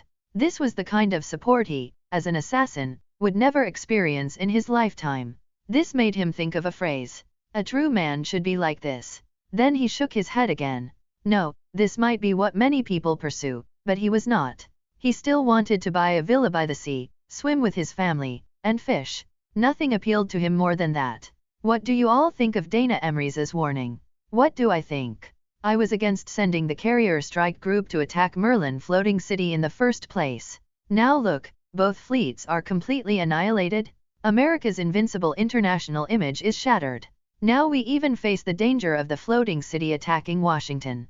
My great America has never faced such a predicament since its founding.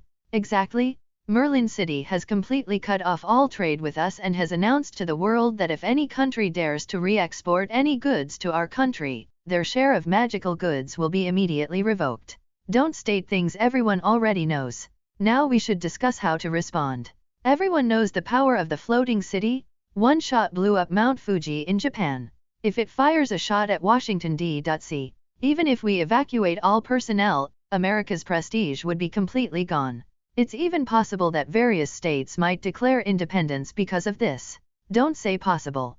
California, Texas, and Florida are already stirring. They've sent people to Britain, seeking private trade to break away from the federal government. As long as the Merlin People's Republic says the word, I think those guys will immediately betray the Federation. This cannot continue. Neither economically nor in terms of international prestige can we compromise, let alone admit defeat. That's right, America never surrenders. How can the world's only superpower be threatened by such a tiny nation? So, gentlemen, your meaning is to strike first. Exactly. We've already torn off the mask, so let's not worry about anything else. Destroy Merlin floating city? Such a superweapon, beyond the understanding of all countries on Earth, should not exist. Correction, if it's to exist, it can only exist in America. That's right. Then let's destroy it. But what if the other side detects our intentions in advance and attacks first? This is war. Appropriate sacrifice is necessary. That's right. If the floating city leaves the area above Merlin City, then we can flatten Merlin City. The other side has no strategic depth at all. The advantage is ours. I suggest inviting the British Prime Minister for a visit. We must engage in deeper cooperation, for example, a strategic missile deployment cooperation agreement. No matter how strong Merlin floating city is, I don't believe it can intercept nuclear missiles launched from various directions on the island of Britain.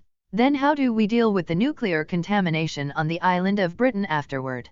Our experts have calculated that the nuclear contamination will extend at most to 10,000 square kilometers. Compared to our own country, those contaminated areas are still nominally part of Britain. Couldn't they be used after 100 years? Then this operation can be called Second Operation Salem. The goal is to quickly destroy Merlin floating city and Merlin City with multiple nuclear missiles. I remind everyone, if this war is won, then the Merlin City's annual export trade of several $100 billion will belong to us. Now, everyone, let's vote. It was Christmas once again. Dana Avery had originally prepared to spend it alone because Astoria had gone home to celebrate with her sister, Daphne Greengrass. Of course, he couldn't say anything. After all, this Astoria wasn't his own Astoria. However, Fred and George suddenly showed up at his door. Dana? Come to our house tonight. Yeah, my mom prepared a huge feast. She'd be really happy if you came. Dana was a little touched. The twins were the only people in this world who still called him Dana after knowing his true identity. Is this appropriate? Dana asked. Will it disturb your family gathering? Disturb what? The more people, the livelier it is. My mom complains all day long, blaming us for not letting her become a grandma sooner, always celebrating with just a few people. She's already tired of it. Dana nodded. All right then, I'll get ready and head over. Oh, right, the home address you filled out on the civil servant material is the borough, 2 kilometers east of Merlin City, so I should go to that address, right? Haha, you have a good memory?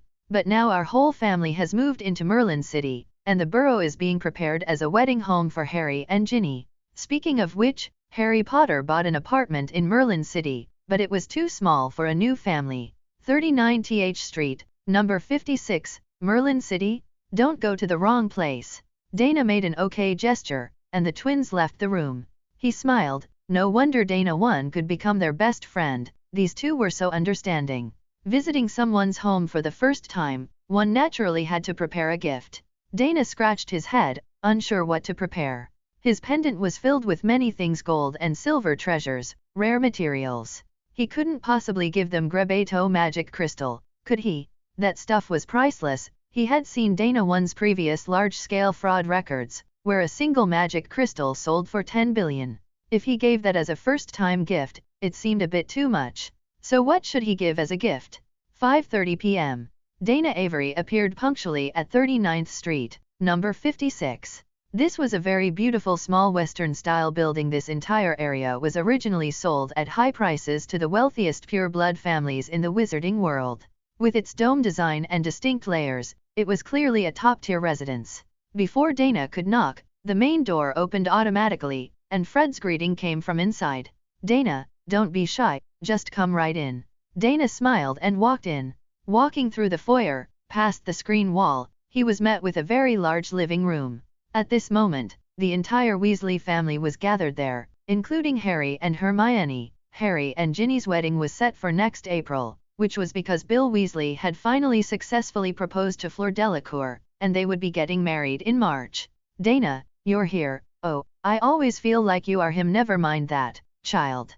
Molly Weasley greeted him. "Everyone is here, let's go to the dining room. I'll go check on the kitchen now. I even hired 2 house elves to help today." "Just a moment, Mrs. Weasley," Dana said with a smile. Mrs. Weasley also called him Dana, which made him inexplicably happy. "I brought gifts for everyone." "Gifts? Oh, dear, your presence is enough, why go to such expense?" "No expense at all, they're just little trinkets I made myself." Dana's words attracted the attention of the Weasley, and the twins even ran up, their faces full of anticipation for the little trinkets Dana spoke of.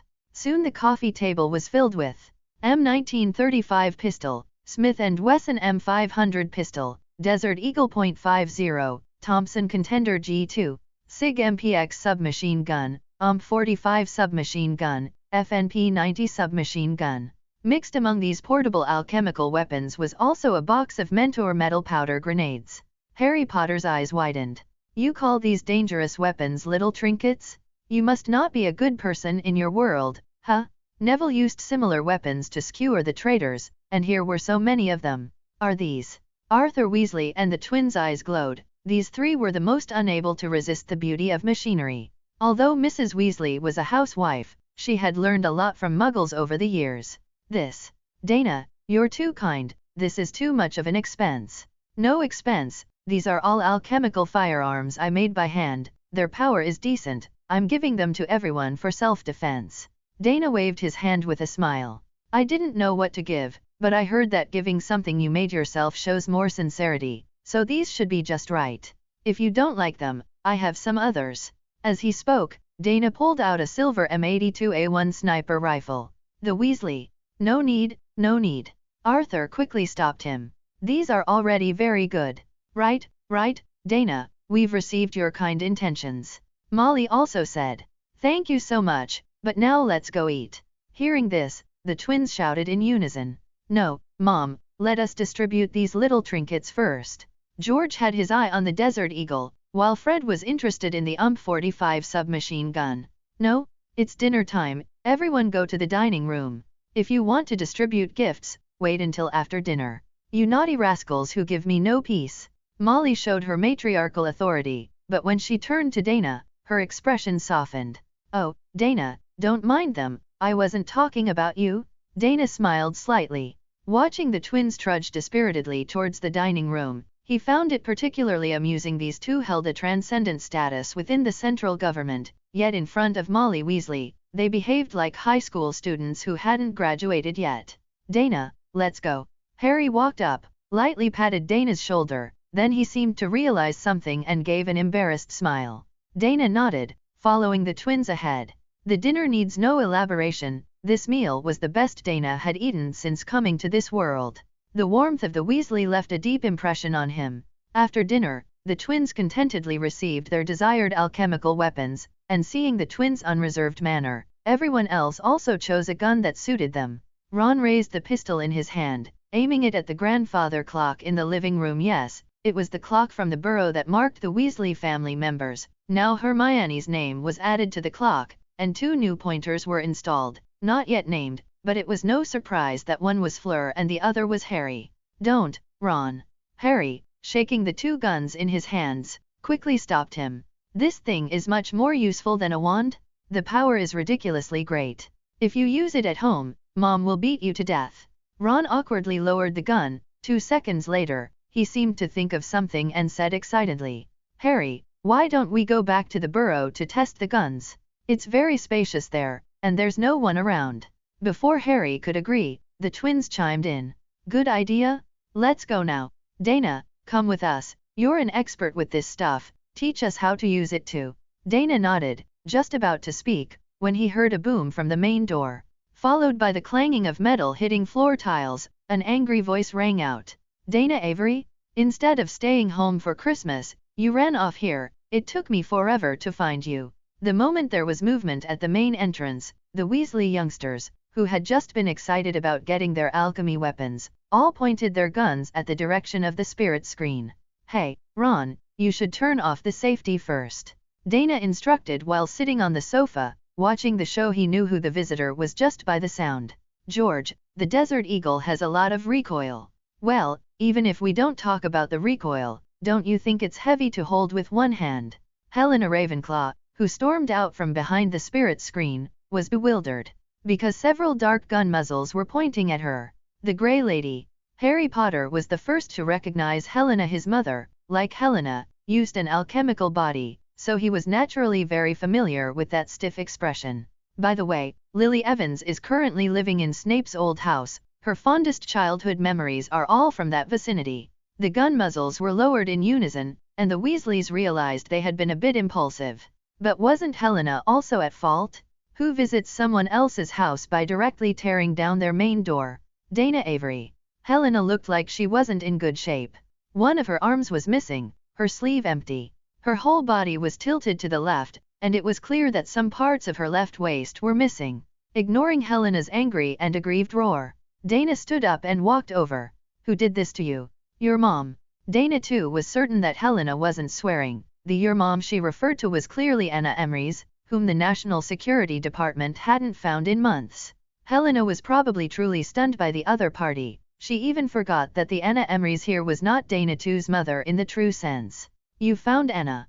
Helena's eyes suddenly began to flicker, like the indicator light flashing wildly when an appliance is about to die. She somewhat haltingly took out a part from the back of her head and handed it to Dana too. "You, see, for yourself."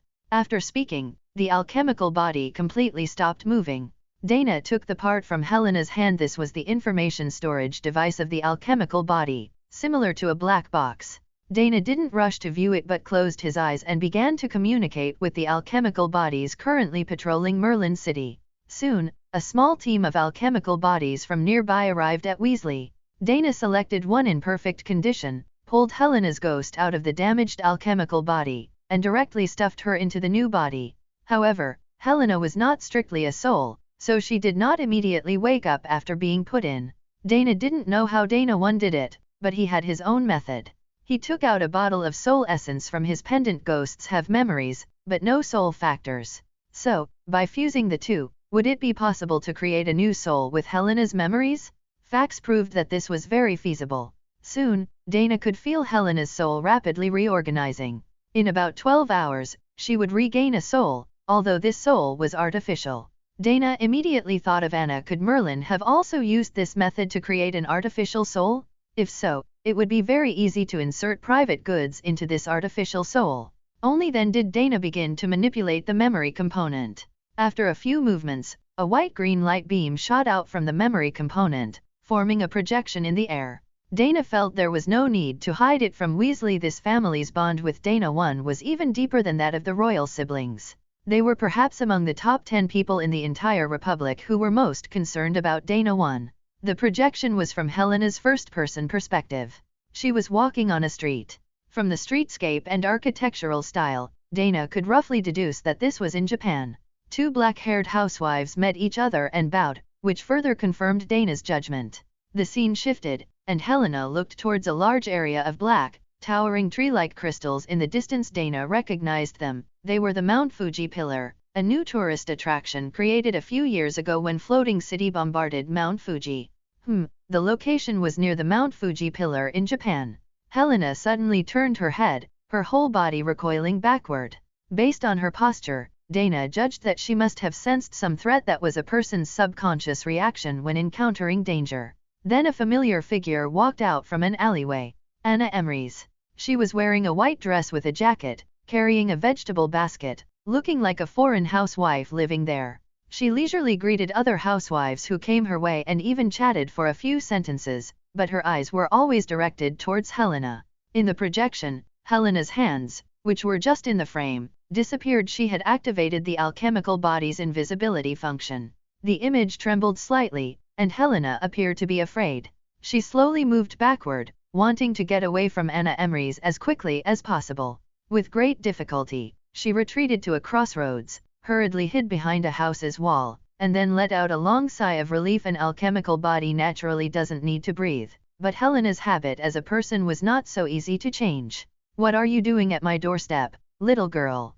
Anna's voice rang in their ears, startling almost everyone watching the footage. Helena turned her head and saw Anna standing behind her. "Oh, you must be looking for Dana. That won't do, no one can disturb him now." Anna tilted her head slightly. "But you've come at just the right time, I happen to need someone to serve me." She raised her hand and pointed at Helena. "My past creation, now pledge your allegiance to me again." Helena's image trembled violently, then with a whoosh, she apparat. When the image reappeared, one of Helena's hands was gone, and she looked down to see a large chunk missing from her left waist. This was the result of an incomplete apparition. The footage ended here. Dana too fell into thought. Helena was the biological daughter of Lady Ravenclaw, so she wouldn't even stumble when apparating. Therefore, the reason she couldn't complete an apparition was that the other party put too much pressure on her. The footage could only indirectly reflect some of Helena's emotions, but the actual extent of Anna's impact on her was not visible. Dana too recalled his first encounter with Jennifer Greengrass. That violent and powerful magic had almost intimidated him as well. If, according to previous speculation, Merlin had attached himself to Anna, then everything made sense. As a legendary wizard and the creator of alchemical bodies, it was only natural for him to exert both mental and physical pressure on Helena. So now there were two pieces of news. The good news was that Merlin was still in Anna, meaning he hadn't taken over Dana's body yet. The bad news was that Merlin was no longer hiding his existence. Daring to let Helena leave showed that he was not afraid of the Merlin People's Republic tracing him. Indeed, besides Dana One, who else in the entire Republic could pose a threat to this legendary wizard? Unfortunately, there wasn't one originally, but now there just happened to be one. And one who was very interested in Merlin's current soul condition. The spirit of scientific research burned brightly. Two souls merging? This was a path he hadn't considered. Japan's Ministry of Foreign Affairs. Foreign Minister's Office. Foreign Minister Makimura was listening to a subordinate's report. He had been extremely busy these past few months. In August, the Ministry of Foreign Affairs upgraded the Consular and Immigration Department to the Consular Bureau, abolished the International Intelligence Bureau, and reformed the Treaty Bureau into the International Law Bureau. This was a change unseen in decades, and as long as he remained steady and made no mistakes, this brilliant political resume would bring him immense wealth. Knock, knock, knock. A knock sounded outside the door. Foreign Minister Makimura frowned. "Knowing I'm here listening to a report, you still dare to knock and interrupt? Such a thoughtless fellow will be kicked out of the Ministry of Foreign Affairs sooner or later." But he was a cautious person and would not easily reveal his true emotions, so he raised his hand and then pressed it down, signaling the reporter to pause for a moment. "Come in." The office door was pushed open, and Foreign Minister Makimura saw Asotaro standing outside. "Why is it him?" Asotaro was a highly promoted figure within their Liberal Democratic Party, and it was highly probable that he would succeed him in this position when he stepped down as foreign minister. Asokun is a person who is extremely good at reading the room, but today, why? Foreign Minister Makimura? I apologize for the interruption, but it's truly because of a major matter. Asotaro, who usually showed no emotion, now seemed a little panicked. Calm down, Asokun. Foreign Minister Makimura straightened his body. He felt that something significant was happening. Speak clearly about whatever it is. Where has the usually calm and wise Asokun gone? Asotaro shook his head. Just 10 minutes ago, the Merlin People's Republic Ministry of Foreign Affairs sent a communication. President Dana Emrys will lead a delegation of over 100 people to Mount Fuji Pillar, saying he wants to offer condolences to the victims from back then. Victims? Those people who lost their homes due to the Mount Fuji explosion? No, There must be an ulterior motive behind this crocodile tears act. Dana Emrys, that man who'd fire cannons at Japan without a second thought, like a demon king, would offer condolences to victims? A few months ago, he single-handedly sank 2 United States aircraft carrier strike groups, although the United States tried its best to conceal it. Which major power didn't know about such a big event? Such a terrifying man is about to descend upon Japan? What does he want to do? No, we cannot let him enter the country. Aso-kun, quickly contact the military. Something big is going to happen. Foreign Minister? Calm down. Foreign Minister Makimura was now even more panicked than Aso Taro had been just moments ago. Decades of political composure vanished in the face of the news that the great Demon King was about to descend. Foreign Minister Makimura took a deep breath and waved his hand at the subordinate who was still preparing to continue his report. You go down first. Come back to report tomorrow. Yes, Aso-kun. Once only the two of them remained in the office, Foreign Minister Makimura asked, gasping for breath. What should we do now? Although Foreign Minister Makimura was currently the Foreign Minister, Aso Taro was 4 years older than him, and his standing within the party was also slightly higher, which could be seen from Aso Taro's later tenure as Prime Minister. I don't know, Foreign Minister Makimura, this should be your responsibility. Clearly, Aso Taro did not want to get into trouble. Foreign Minister Makimura immediately realized he had been foolish. This man was the party's designated successor for his position, and he would be delighted if he made a mistake, so he could immediately take over. So how could he possibly get reliable advice from him? Foreign Minister Makimura's mind immediately cleared up when it came to political struggles. Right, first, he cannot make a mistake. Refusing Dana Emrys' entry is definitely not an option. That would give the other side an excuse to start a war? A head of state visiting and being refused entry, what a great insult. It's more than enough to serve as a pretext for war. So not only must we let them in, but we must also welcome them with great fanfare, and absolutely not give them any reason to cause trouble. Yes, that's what we'll do. We won't hit a smiling face. Our great Japan Empire hasn't offended the Merlin People's Republic recently. If they dare to brazenly start a war, the United Nations will naturally stand up for us. Foreign Minister Makimura looked deeply at Aso Taro. Aso-kun, notify all departments to hold a meeting to discuss how to welcome President Emrys' visit. Aso Taro was somewhat surprised, then nodded. Understood, Foreign Minister Makimura. He turned to leave, sighing inwardly, as expected of an old fox who has been in politics for many years. Knock, knock, knock. Someone knocked again. Aso Taro opened the door and saw Foreign Minister Makimura's secretary standing outside, covered in sweat. Bad news, Lord Makimura. The floating city has appeared over Mount Fuji Pillar. Nani. Above Shizuoka City. The sudden appearance of the floating city caused panic among the citizens. They would not forget what this great floating city brought them the last time it descended. People rushed towards their homes. They needed to pack their luggage immediately.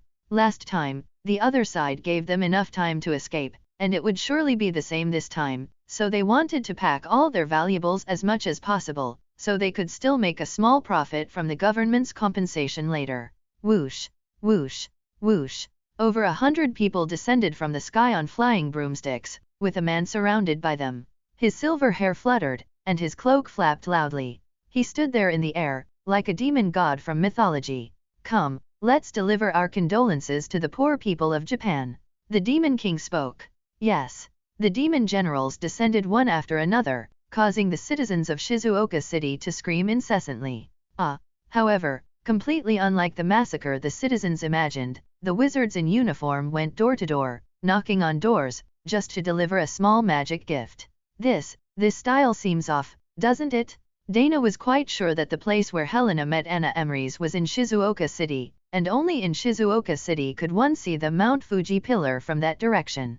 He floated in the air, looking at the spectacular forest of giant obsidian, and couldn't help but marvel.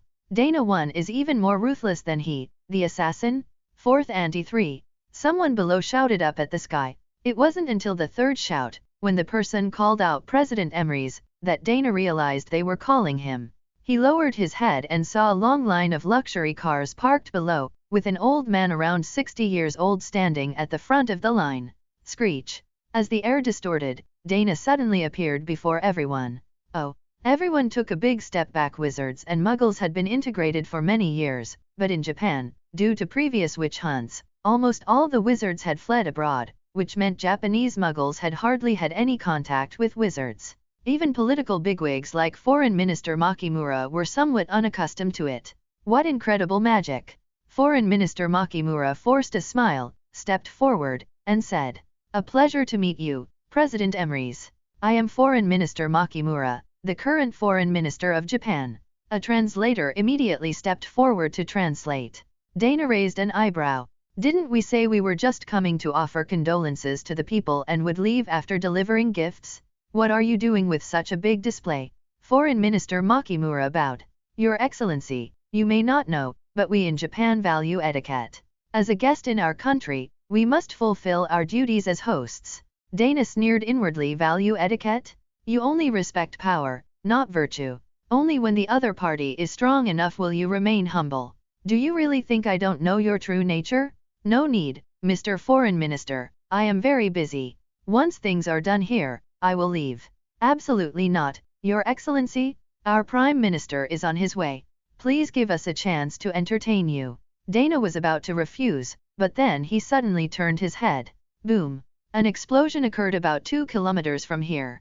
At the same time, National Security Department agents from various parts of Shizuoka City flew towards the explosion site. Dana was secretly pleased. "Found it?" He stopped wasting words with Foreign Minister Makimura, and with a screech, he vanished from the spot. This. Foreign Minister Makimura was at a loss for words. He had never encountered a president who just left like that before. Not only had he never encountered it, he had never even heard of it. The explosion was indeed because the agents had found Anna Emrys. 2 minutes earlier, Duwa Hyzanov knocked on the door of a private residence. "Is anyone home?" Agent Hyzanov opened the automatic translator hanging around his neck, which could translate his words directly into Japanese, not in a sentence-by-sentence manner, but rather, he spoke Japanese from the moment he opened his mouth. This convenient little device was clearly the work of the twins. The wizarding world nowadays truly lacked creative and innovative alchemy masters. "Who is it?" The person who opened the door was a Westerner. Hyzanov immediately tensed up, because this lady was precisely their target for this trip. "Anna Emrys," he said with a smile. "I am a civil servant from the Merlin People's Republic. Our President Emrys wishes to express condolences to the citizens who were frightened by the recent Mount Fuji eruption, so I have come here to bring you, madam, some small gifts." As he spoke, he reached into a bag enchanted with an undetectable extension charm. Of course, after confirming the target, he certainly wouldn't take out small gifts. They had already prepared a contingency plan for this trip. Everyone's wands were placed in the bag containing the small gifts, precisely to catch the target off guard and send a signal. Yes, send a signal. President Emrys repeatedly emphasized that this woman was not his mother, but rather had her body possessed by an extremely powerful entity. Therefore, upon seeing her, they must absolutely not engage in a head-on confrontation, but rather seize any opportunity to call for backup. If things went awry, they were to evacuate immediately. Hyzanov gripped his wand, maintaining a brilliant business smile on his face. It could only be said that the National Security Department agents were exceptionally outstanding, having mastered emotional management to the extreme. He abruptly pointed his wand skyward, and a red light bloomed from the tip. A signal flare was about to launch in 0.2 seconds, however. "Oh, is the little gift you're giving me a firework?" The woman laughed, and the signal flare that should have been launched extinguished at the tip of his wand with a snap of her fingers. Hyzanov was greatly alarmed. President Emrys was right, this woman was not someone he could handle. So now, following President Emrys's instructions, it was time to escape. Hyzanov tapped his wand on the ground, then retreated rapidly. The ground was like an ice rink, and there seemed to be invisible ice skates beneath his feet. This was a trick unique to Soviet wizards, allowing a wizard to move at high speed on any terrain. "Interesting magic," Anna Emrys commented, still snapping her fingers. "But since you've come to my house as a guest, how can you just leave like that? Are the Republic's agents so impolite now?" Hyzanov's spell was interrupted by that snap of the fingers. The ground returned to its rough state, and he tripped, falling to the ground and rolling 2 meters away. He should have rolled further, but an invisible force grabbed him, pulling him back in front of Anna Emrys. So powerful. Cold sweat poured down Heisenov's forehead. He had to do something. Even if it couldn't harm the woman in front of him, he needed to create some commotion to attract President Emrys' attention. There was no fear in his heart, nor did he feel any urge to retreat in the face of a powerful enemy. For the Republic? He released his hand, letting his wand fall to the ground. He raised his hands and said with a smile, "All right, madam, I surrender." The wand fell to the ground, its tip striking the ground. There was no sensation of wood hitting concrete, but rather a few sparks erupted, and then, boom! A violent explosion. The shockwave blew the plants in the surrounding yards, breaking branches and scattering leaves. When Dana arrived, the agents were all lying on the ground clearly. None of them were a match for Anna Emrys, who was possessed by Merlin. Dana recognized the one with the most severe injuries. He had reviewed most of the Republic's civil servants' personal files in his search for York Fletcher, and he happened to have seen this person before. Duwa Heisenov, one of the first former Soviet wizards to come to Britain with Nikolai Vavilov, was extremely loyal to the Republic. At this moment, Heisenov had lost all of his body below the waist, lying on the ground, glaring fiercely at Anna Emrys. This respectable warrior, even severely wounded to this extent, did not want to show even a hint of weakness in front of the enemy. Dana cast several healing spells, and although Duwa Heisenov's gushing blood stopped, the loss of life did not. He must be sent to St. Mungo's as soon as possible, Dana quickly decided in his mind, otherwise Heisenov's life would be in peril. He turned to look at Anna Emrys' this face, which he knew all too well. The person before him merged with the mother who had accompanied him for 7 years, not hesitating to use divination to prevent his death. No, this person was not Anna Emrys. The murky soul and strange fluctuations were all telling Dana that the person before him was extremely abnormal. Similarly, Anna Emrys was also scrutinizing Dana. 2 seconds later, she laughed loudly. "Ha ha ha ha, so that's it. I truly didn't guess wrong? You are Dana, yet you are not him. This is truly a huge surprise." Dana had no intention of wasting words with her. With a wand in one hand and a desert eagle in the other, he directly attacked. Bang! Whoosh! Anna Emrys alertly dodged the bullet. If a part of Merlin's soul resided in this woman's body, then being able to do this was not strange at all. As long as one could pre-read the future 1 second ahead, dodging bullets, a seemingly incredible feat, was actually not difficult at all. She dodged a stupefy again, tapped her finger lightly, and a bolt of lightning shot towards Dana. She could pre-read the future, and so could Dana. So the lightning struck the wall of the building behind Dana, and with a boom, half of the wall collapsed. For the next few minutes, the two fought fiercely. Dana gradually began to gain the upper hand. If Merlin himself were here, then Dana would absolutely not be a match, but the current Anna Emrys? Limited by her body's magic level, even if Merlin was controlling the body, he couldn't gain an advantage against the current Dana II. Dana II himself possessed a magic level of over 10 Lucius, and his magical skills, personally taught by Merlin, were not inferior to the person before him. When Merlin of this world taught Dana I, he held back knowledge regarding the soul, leading Dana I to be completely ignorant of souls.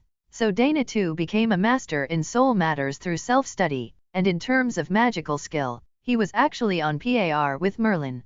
As for combat instinct, don't forget, Dana II was an assassin? He had perhaps killed more people in one-on-one combat than Merlin himself? Damn it! Anna Emrys felt the difficulty of this Dana. She knew that if they continued to fight like this, she would inevitably lose. Therefore, "I surrender."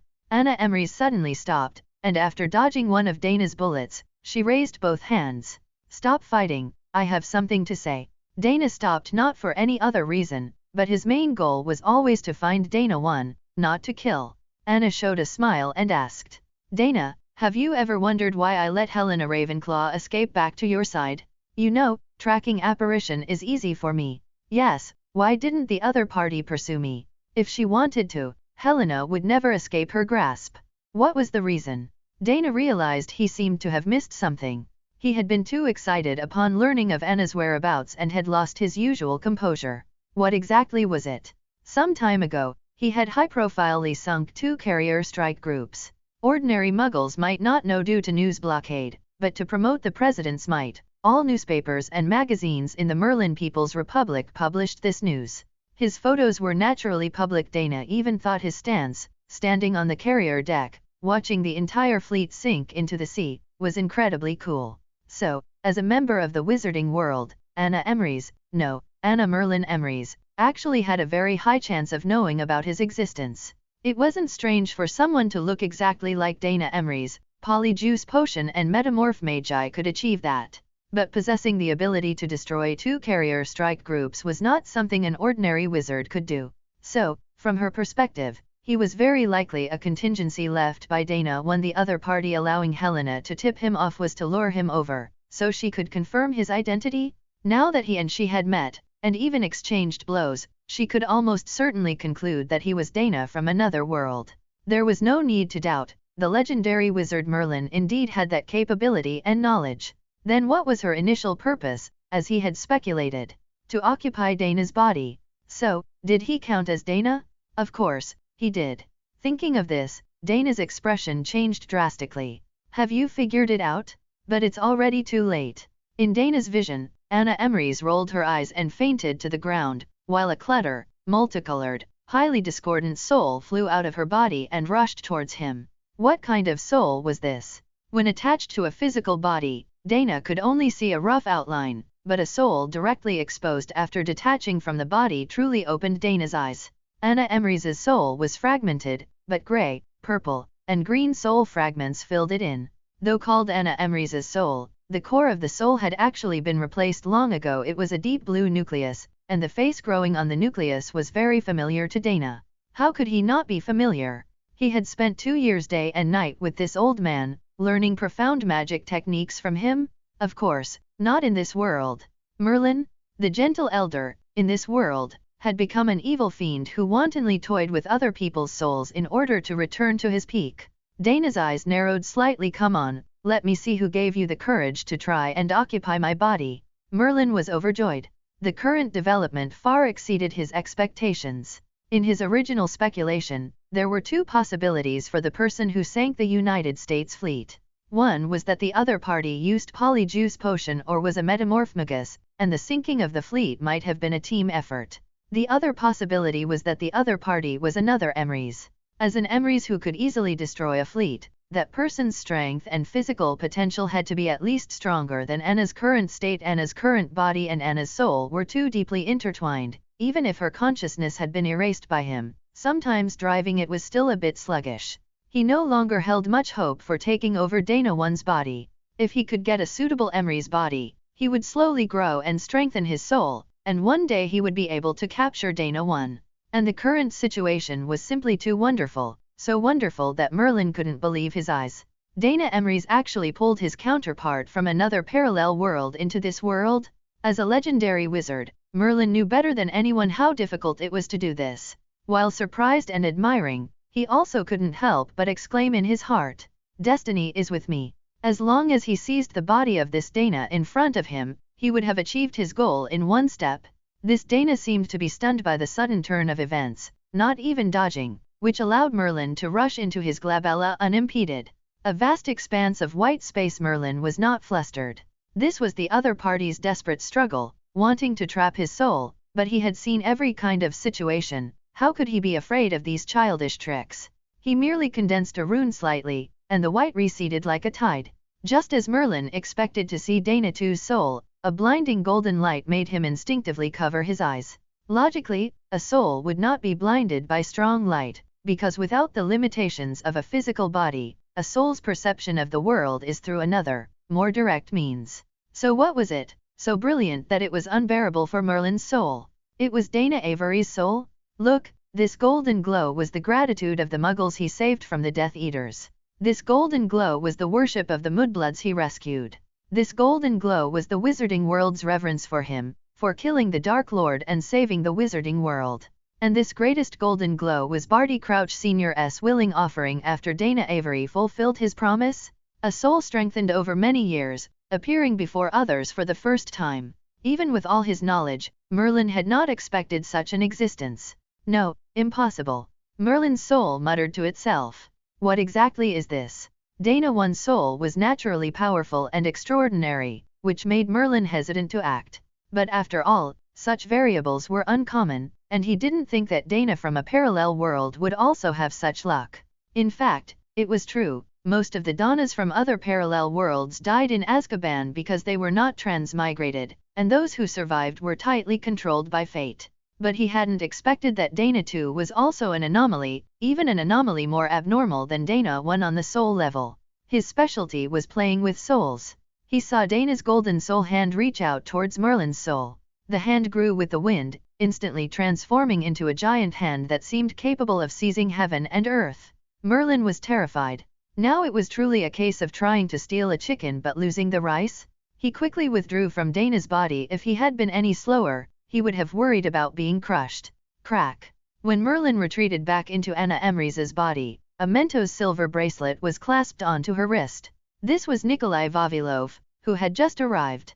Comrade Amorous. Nikolai called out in front of other subordinates. The act still had to be performed. After all, agents below the middle level did not know that the president in front of them was actually a fake. Although Anna Emrys is your mother, she injured so many comrades. According to Republic law, she must be arrested. You. No matter. Dana replied. Handle it according to procedure. As expected of Comrade Amorous. Anna Merlin Emrys looked deeply at Dana, and before being led away, she said, "We will meet again, my child.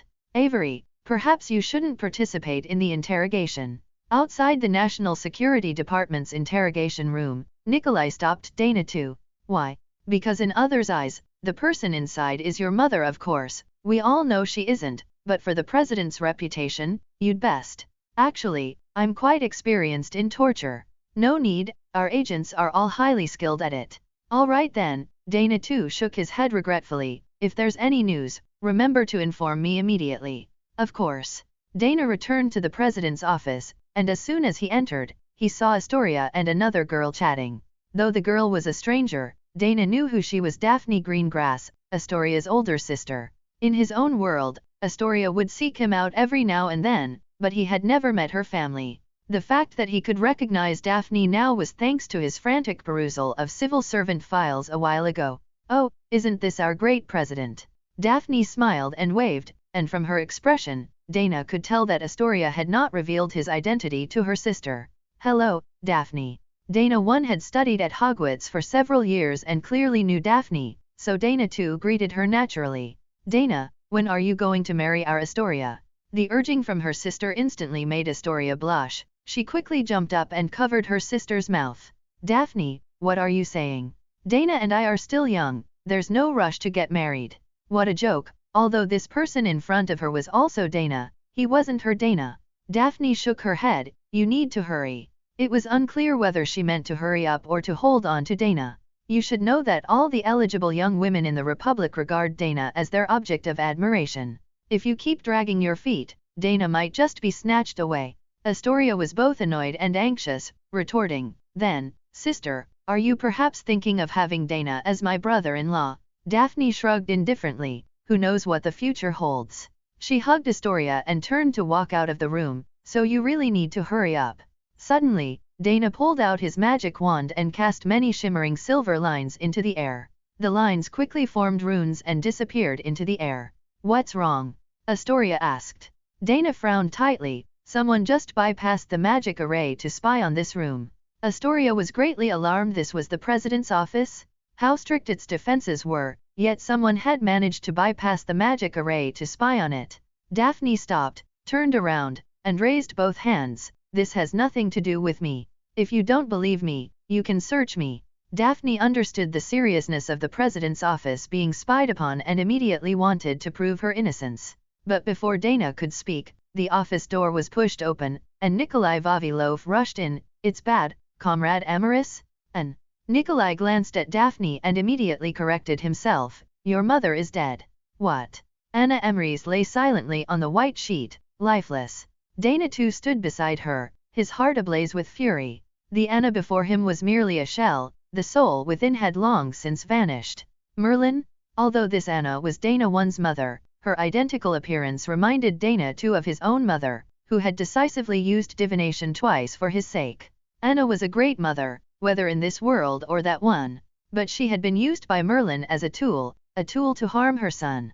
Comrade Amorous, Nikolai saw Dana's fists clenched, making his knuckles grate, and spoke, intending to pull him back from his thoughts. How should Anna's body be handled? This was Dana 1's mother, and Dana 2 naturally had no right to decide. Dana exhaled heavily, loosened his clenched fists, and wiped away tears. He still had to play the part of Dana 1 in front of the nation. A mother's death couldn't be met with no reaction at all. Encase her in a crystal coffin. I will personally engrave a magic array to ensure the body's preservation. Nikolai nodded and signaled for the staff to make arrangements. Dana walked past him, leaving a single instruction. The enemy has not gone far.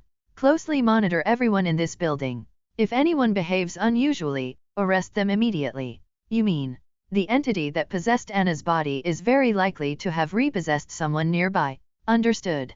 Nikolai pulled out his two-way mirror. On the other side was Brown Treatsy. Because he had seen the error of his ways, he was not dismissed after Jack Murray's rebellion and remained in charge of the magic array's management. Brown, immediately seal off the entire Red House. Yes, Minister. Nikolai then contacted Rudy Monty. Rudy, I need a list of everyone currently in the Red House area. Understood.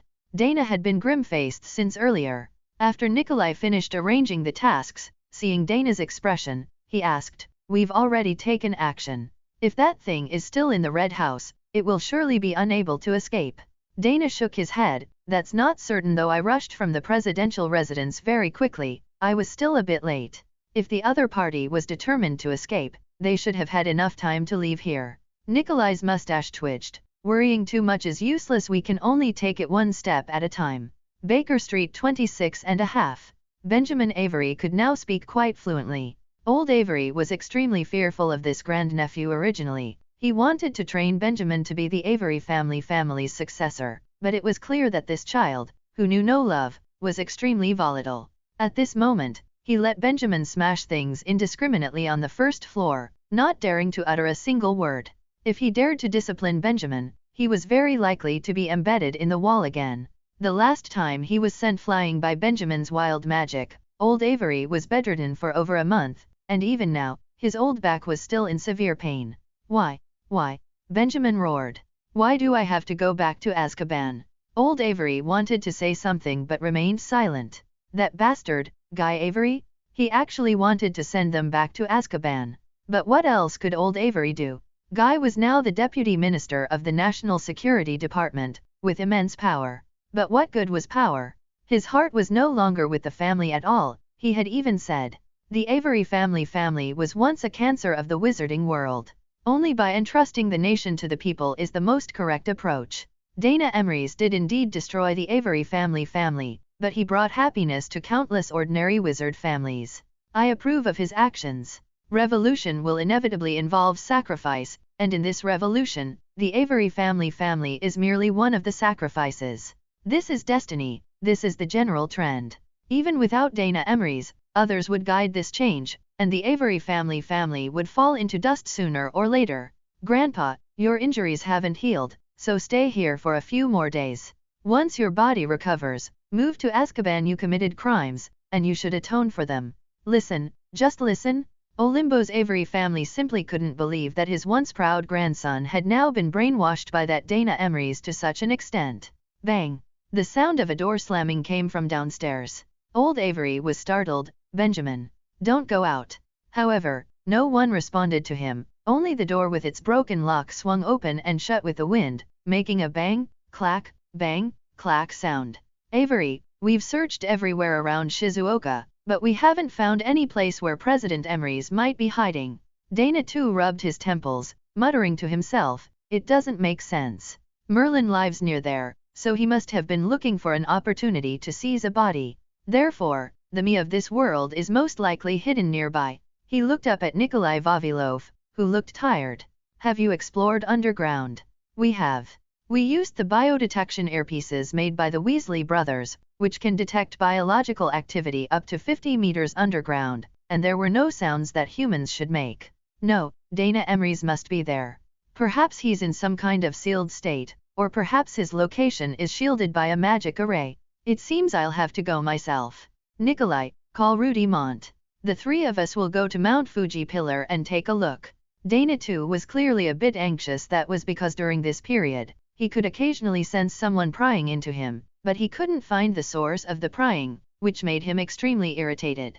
If he could find Dana one quickly, then he could leave here and return to his own world. All right, Avery, I'll go inform Rudy right away. Astoria, I'm in love. After work, Daphne happily told Astoria. Huh? So sudden? Who is it? A colleague from the Ministry of Commerce, Luis Gonzalez. Immigrated from South America. Yes, he's a warm and kind person, and he's good-looking too. Astoria smiled. It seems you're really satisfied with him. Of course Mom and Dad are in Azkaban. I haven't experienced the warmth of a family in a long time, so I'm thinking about whether to start my own family and have a child of my own. Don't rush, Daphne, otherwise you'll scare him away. Humph, you little girl are always so hesitant, that's why you still haven't married Dana. Why are you dragging me into this? Astoria glared at her sister in dissatisfaction. Let's talk about Luis Gonzalez. I know him. He's an elite in the overseas promotion department, but I think he's from a Muggle family, isn't he? Daphne raised her left eyebrow, her right eyebrow still. This was a movement Astoria had never learned since she was little, and every time this expression was used, Astoria would be very displeased, and this time was no exception. But before Astoria could make a fuss, Daphne spoke first. Oh, our little princess, who has always advocated for pure-blood wizards and Muggle wizards to be treated equally, why would she care about the other person's background now? Astoria angrily pushed Daphne. I did not. I'm just curious why you, a staunch supporter of pure-blood theory, would find a wizard from a Muggle family. What's so strange about that? Daphne said carelessly. The Republic doesn't follow that anymore. Pure blood or not is no longer important. Just look, among the high-ranking officials of the Republic, besides Weasley, where else do you see the shadow of pure-blood families? Lucius Malfoy is. He's high-ranking? Don't be ridiculous. Astoria, you don't need to test me. I'm not the same as before. Pure-blood supremacy and all that, I stopped believing in that a long time ago. Astoria showed a brilliant smile. Sister, congratulations, if you can think like that, then everything will go very smoothly in the future. Daphne vigorously rubbed Astoria's head. All right, no more talking. I need to pack luggage for Luis. He's going to Texas this afternoon. I heard that Texas has long been dissatisfied with the United States central government and is now agitating for independence. They want to get some of our magic tools and equipment, and Luis needs to go and talk to them properly. When Daphne said this, her face was filled with pride, which made Astoria lose herself in thought for a moment. After a while, she smiled and pushed Daphne out of the office. All right, you go. Stop showing off here. Japan. Mount Fuji Pillar. This is an even more popular tourist attraction than the original Mount Fuji. Mount Fuji, due to its cultural symbol, has always been a popular check-in spot for tourists visiting Japan, but some tourists are not keen on it. After all, active volcanoes are everywhere in the world. Instead, the strange and fantastical giant obsidian forest now, illuminated by the sun, displays magnificent and beautiful colors. Everyone wants to take beautiful photos there. Dana, disguised as a tourist, wandered around here with the two members of the National Security Department. Of course, it was illegal entry.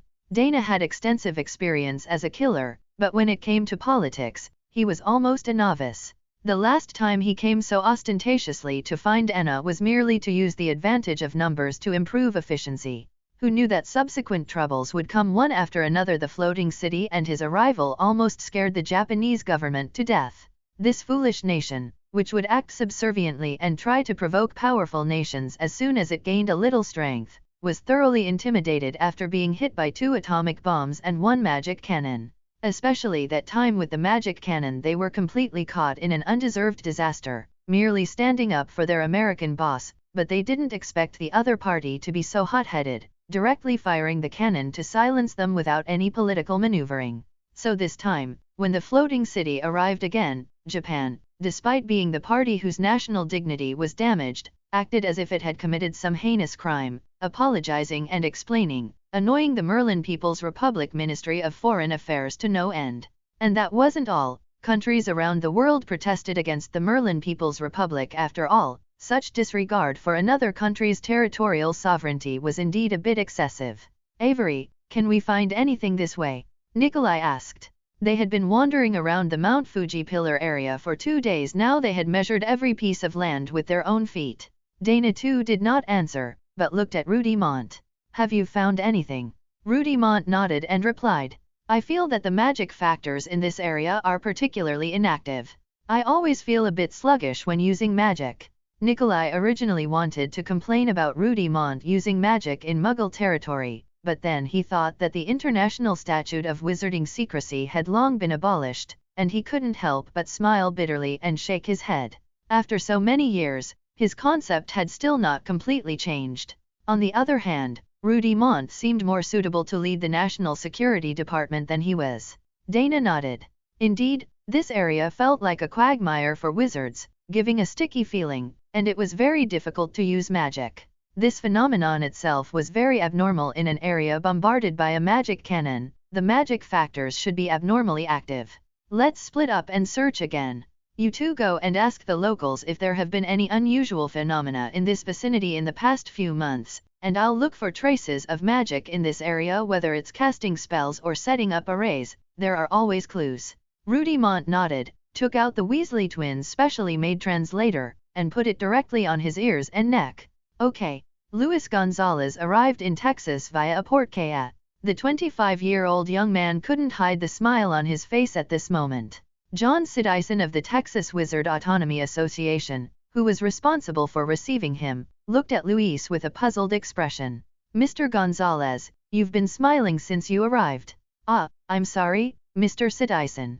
Luis shook his head, trying hard to control his facial muscles, but the smile kept appearing uncontrollably. I was just thinking of something happy, and I couldn't help but smile. Something happy? Can you tell me about it? That. Luis's face began to redden. Is it a girl? John Sidison asked tentatively. Huh?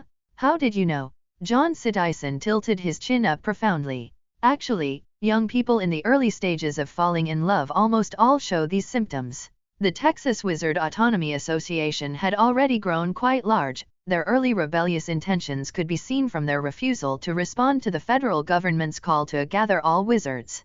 Because of the Wizard Autonomy Association's loose and free management, over 30% of the wizards previously persecuted by the federal government had come to Texas. The two walked through a long corridor, gradually becoming familiar with each other through continuous conversation. What kind of person is your fiancé? Fiancé? No, we haven't reached that stage yet, though Daphne has mentioned several times that she wants to get engaged soon. Daphne? What a beautiful name. But the girl is so proactive, why would you refuse? Luis scratched his head. Actually, she used to be the eldest young lady of a pure-blood family. Although she doesn't show any trace of a pure-blood young lady's arrogance now, I always feel that I should be more outstanding to be worthy of her. So that's how it is. John Sidison understood. Don't worry, Luis. If our two sides can reach an agreement this time, your contribution should be enough for you to get a promotion and a raise. That's exactly what I was thinking. Luis's face was full of longing. If I can get promoted to the position of director, I can officially propose to Daphne. I wish you success. Thank you. The two walked to the immigration registration office. Although the name Wizard Autonomy Association sounded very civilian, in reality, the Autonomy Association was equivalent to the Wizard Government of Texas. Name: Luis Gonzalez. Purpose of entry: to discuss business cooperation. The front desk lady asked a few routine questions and then completed the registration very quickly. All right, I wish you a smooth stay in Texas. Luis put away his entry permit, turned to Sidison and smiled. All right, let's go. The president must be anxious, right? Definitely. For today's meeting, the president prepared many things. He even invited the governor's secretary to attend this talk. That can be said to be quite important, isn't it? Your Merlin People's Republic is now famous, so no one should dare to neglect you, right? Leaving the immigration registration office, Luis immediately felt a familiar atmosphere. The people walking on the street were all Latinos, just like him, as if the air was flowing with the taste of home. Well, it wasn't an illusion, it was the smell of tacos. Following the scent, he saw a long queue in front of a food truck, and Luis couldn't help but lick his lips. The burritos from this place must be good. I almost forgot you were also South American. Sidison laughed.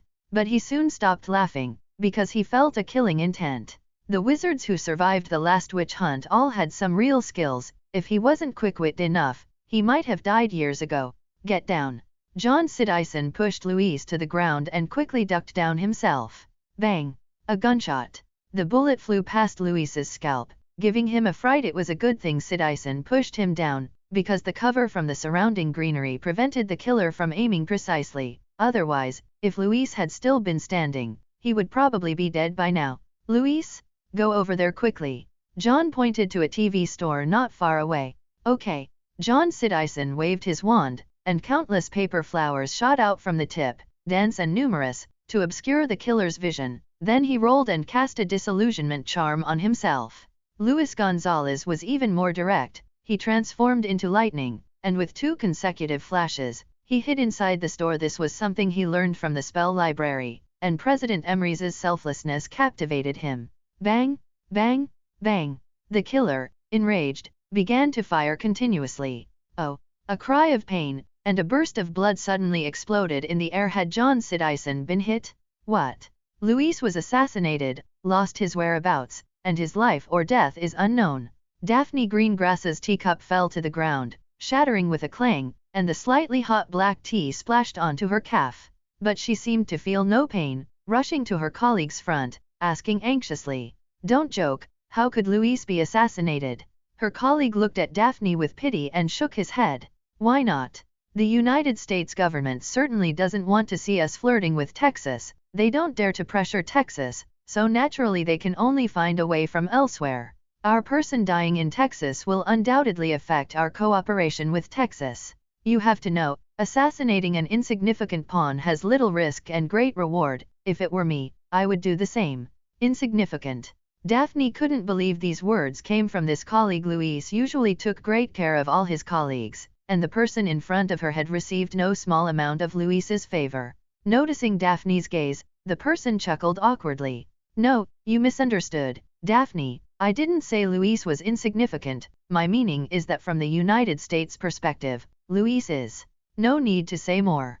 Daphne interrupted him. She turned and ran towards the Red House. An assassination of a civil servant of the people's government abroad. Shouldn't this be under the jurisdiction of the National Security Department? However, sorry, Miss Greengrass, the minister and deputy minister are both out. At most, we can only send a request for inquiry to the Texas Wizard Autonomy Association. As for your request to send people to Texas to investigate, we do not have the authority and cannot do it for now. The agent was very polite, because the girl in front of him was the future First Lady's sister. But beneath the polite attitude was the unchallengeable system of the National Security Department. Daphne could do nothing about it. Luis? You can't die. Daphne was in a daze, wandering outside the Red House for a full 5 minutes before she remembered she had a younger sister, and that sister's fiancé was the supreme leader of the Republic. Yes, go find Dana? Daphne took off running, her wizard robe hindering her long legs, so she tore a slit in it. Astoria? Where is Dana? Where is Dana? Daphne grabbed her sister's shoulders and shook her vigorously. Daphne, aver. Dana went to Japan. He's not here right now. Not here? How can he not be here? Seeing her elder sister so distraught, Astoria knew something must have happened. What's wrong? What happened? Luis? It's Luis? He went to Texas, United States for a business trip, but he was attacked and is now missing. Astoria's heart jolted. How could this be? She even had a misconception that although the Astoria family's blood curse had been removed, perhaps it had transformed and begun to affect her family's fate. Mom and Dad went to Azkaban. Her own fiancé disappeared. Now it was Daphne's fiancé who was missing. Don't worry, Daphne, have you been to the Red House yet? When citizens encounter difficulties abroad, the National Security Department is supposed to be responsible. I have, but the minister and deputy minister both happen to be out, and the situation in the United States is unclear right now. Without the minister and deputy minister's approval, they can't send anyone to the United States. Astoria sighed softly. Dana too took Nikolai and Rudy to Japan to find Dana 1. So the fact of the box was for her own fiancé, and Daphne's fiancé was very likely to be delayed.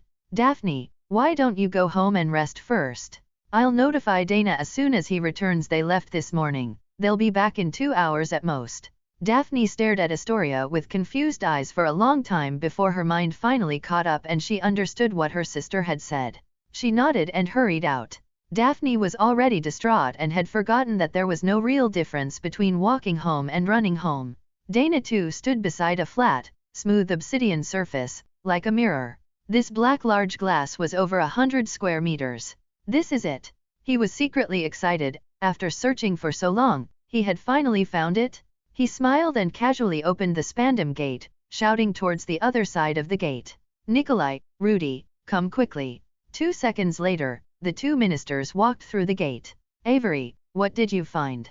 Dana too pointed to the large piece of obsidian deeply embedded underground. I tracked the flow of magic factors in this area and found that all magic factors flow towards this location obviously. The magic is being devoured by some existence beneath this obsidian. You mean, there's something fishy underground, and Comrade Amaris is very likely to be down here. Dana too nodded. I can't find any traces of a magic formation here, but the magic is indeed flowing this way. So there's only one possibility for this situation. A wizard much stronger than me has set up an anti-detection magic formation. The guy possessing Anna Emrys is limited by Anna's strength and might not be able to do this, so I suspect the magic formation here was set up by this world's Dana himself. Only he could leave me at a loss. Rudy Monty shook his head. Why would the president do this? Since he arranged for you to come, he should at least leave a way for you to contact him. Dana too pondered for a moment and replied. Is there a possibility that his problem is already very serious, so serious that no mistakes are allowed? If I have the ability to break through the magic formation and find him, then I am qualified to help him solve the trouble. If I can't even break the magic formation, then even if I find him, I'm afraid it will only make things worse. Nikolai nodded heavily. That makes sense. Dana too licked his lips. So now, let's take a good look at how we can break this magic formation. Rudy Monty was silent for 2 seconds, then asked. If the magic formation here was truly set up with Comrade Amarist's full power, then the time we need to decipher it will certainly be very long. Is it really okay for us not to return to Merlin City? Nikolai laughed heartily. If something major that endangers Merlin City occurs, they will contact me via emergency two-way mirror. Besides such matters of life and death, what could be more important than finding Comrade Amaris right now? Rudy Monty nodded, agreeing with Nikolai's statement. Daphne sat blankly in her living room, like a walking corpse, until the grandfather clock struck 6, reminding her that it was already 6 in the evening. She was like a switch had been triggered, leaping up instantly and running frantically towards the presidential residence. Astoria. She pushed open the office door forcefully. Astoria must still be working overtime at this time. When Astoria saw Daphne enter, a hint of guilt and unbearable pain flashed in her eyes. Daphne, bad news, Dana and the two ministers might not be able to return today. Daphne was thunderstruck upon hearing this. Why? Every minute we delay, Louis's chance of survival decreases. Why can't you send someone for him? He is also a citizen of the Republic, he has also contributed to the Republic, shed blood for it. Astoria's lips moved for a while, then she lowered her head and said, I'm sorry. She had actually told Dana too about Daphne's situation through the two-way mirror, but Nikolai, who was beside Dana too, dramatically shouted. Nothing is more important than finding Comrade Amaris right now. He has been missing for so long, and every second we delay, his danger increases. You know, without him, our republic will be finished. These words were almost identical to what Daphne had said. And just this afternoon, most of the elite agents from the National Security Department all went to Japan. Dana Avery said it was to set up some multi-person magic formation to break a powerful protective magic. So even if the two ministers of the Security Department allowed agents to go to the United States for rescue, only some logistical personnel would go, which would be of no use at all. Astoria truly felt ashamed to face her sister. Between Dana and Louis, she chose Dana. But from any angle, choosing Dana was the best option. Except for Daphne's sake.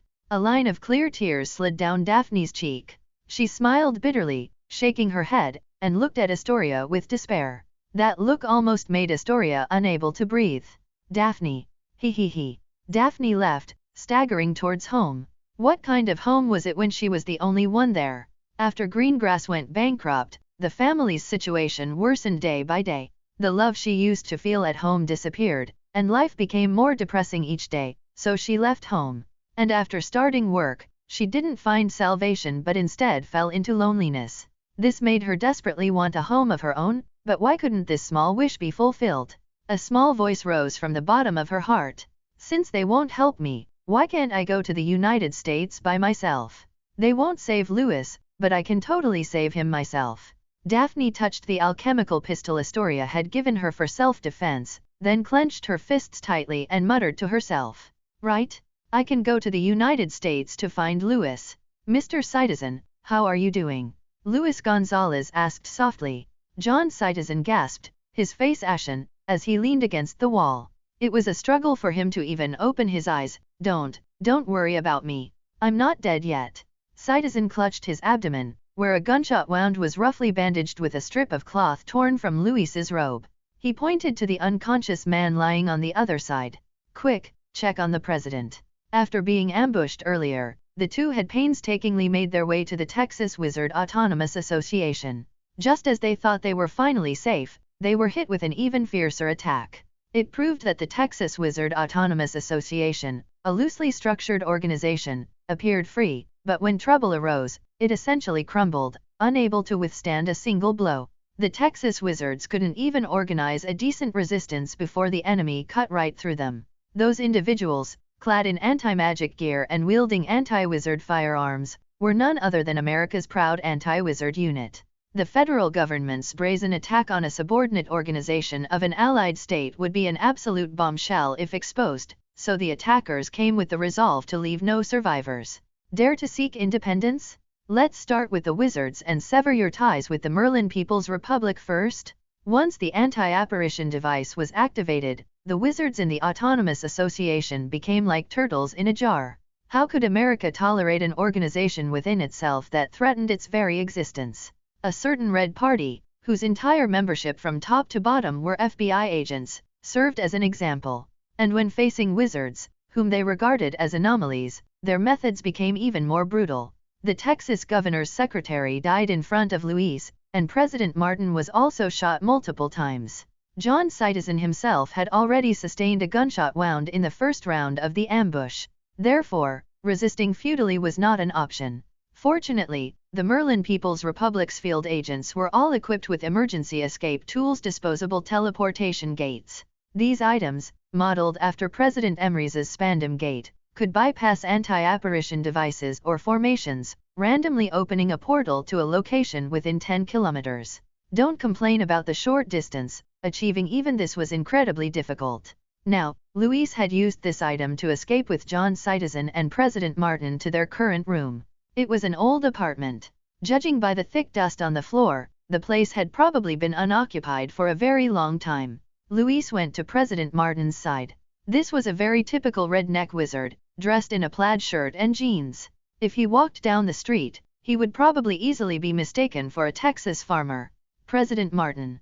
Luis's call received no response. President Martin only had faint breaths, having fallen into a coma. He sighed. President Martin's condition was even worse than Citizen's. He probably wouldn't make it until morning. Luis looked at the moon that had already risen outside the window and sighed. Before their departure, Vice Minister George Weasley had approached him. Luis, I advise you not to go to Texas. It's truly too dangerous there. The United States will not allow Texas to possess our magic products, because if they do, many wealthy individuals in other states might incite their governors to declare independence along with Texas. The Texas Wizard Autonomous Association is also an organization with almost no binding power, and it's far too easy for the United States to infiltrate their ranks. Luis, I know you're eager to earn merit, but Texas truly isn't suitable. As it turned out, Vice Minister Weasley was entirely correct. In his desire for a promotion, a raise, and to marry Daphne, he had disregarded the Vice Minister's advice, which led to the current dire situation. Perhaps President Martin and Mr. Citizen were both implicated because of him. Luis cautiously peered out the window. He was quite sure that the disposable teleportation gates developed by the Minister and Vice Minister could not be tracked by American wizards. Ilvermorny had already been destroyed, and the United States might not even be able to find a wizard capable of tracking apparition. Why say this? Because if they still had top-tier wizards, they wouldn't be coveting Merlin City's magic product production lines. Luis pulled a pendant from his pocket and opened its front cover. A photograph came into view. It was a photo of Daphne at 17, playing with her Slytherin classmates. Seemingly noticing the camera, she turned her head and wrinkled her cute nose fiercely. So cute. Luis thought this, closed the pendant's cover, and gently rubbed it twice. This was a token of love Daphne and he had exchanged, imbued with a tracking magic. Of course, only the caster themselves could track it. It was a small romance between loved ones. Daphne wouldn't join the American anti-wizard unit to track him. The thought was so ridiculous that Luis couldn't help but curl his lips. Fortunately, it wasn't far from Mexico. Once dawn broke, as long as he escaped the anti-apparition range, he could escape to safety. Yes, the American anti-wizard unit was that insane. A 20-kilometer radius centered on the Texas Wizard Autonomous Association was enveloped by anti-apparition, and within this range, soldiers as fierce as demons were currently hunting him. It would probably be until tomorrow noon before they searched this far, so Luis was temporarily safe, but whether he could escape America would depend on his luck tomorrow morning. As for John Citizen and President Martin, Luis sincerely didn't have the ability to take them with him. Luis also sat down against the wall. He had to rest quickly so he would have the energy to flee at dawn. Gunshots echoed in the distance, and Luis sighed again, wondering how many wizards would die unnatural deaths today. Time passed by minute, and Luis fell into a deep sleep. He didn't know how much time had passed when he suddenly opened his eyes. Footsteps were coming from the hallway. He was many times more alert than usual. Any rustle would put him on guard. The footsteps grew louder and louder, coming straight towards this room. Luis's heart pounded, and cold sweat began to seep from his forehead. Had he been discovered? As the footsteps drew closer, they also grew more urgent, as if eager to find Luis. Luis gave a bitter smile and shook his head. It seemed this was the end for him. Although there was only one person approaching, once a major magical disturbance occurred here, anti-wizard soldiers from all directions would swarm in. Pulling out his wand, Luis aimed it at the door. As a person of the Republic, he must possess the Republic's spirit, death before surrender. Come on, take down as many as possible. Alohomora.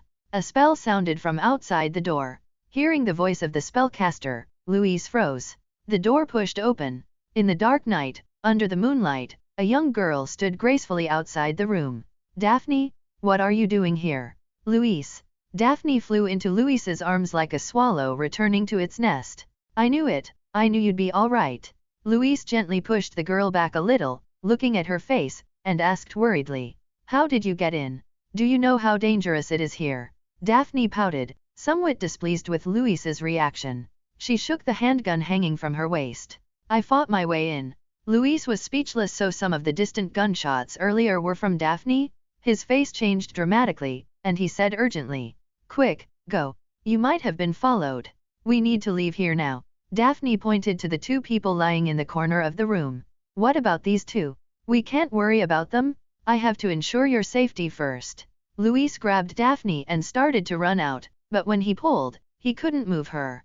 He turned back in surprise and saw a terrifying red glow in Daphne's eyes.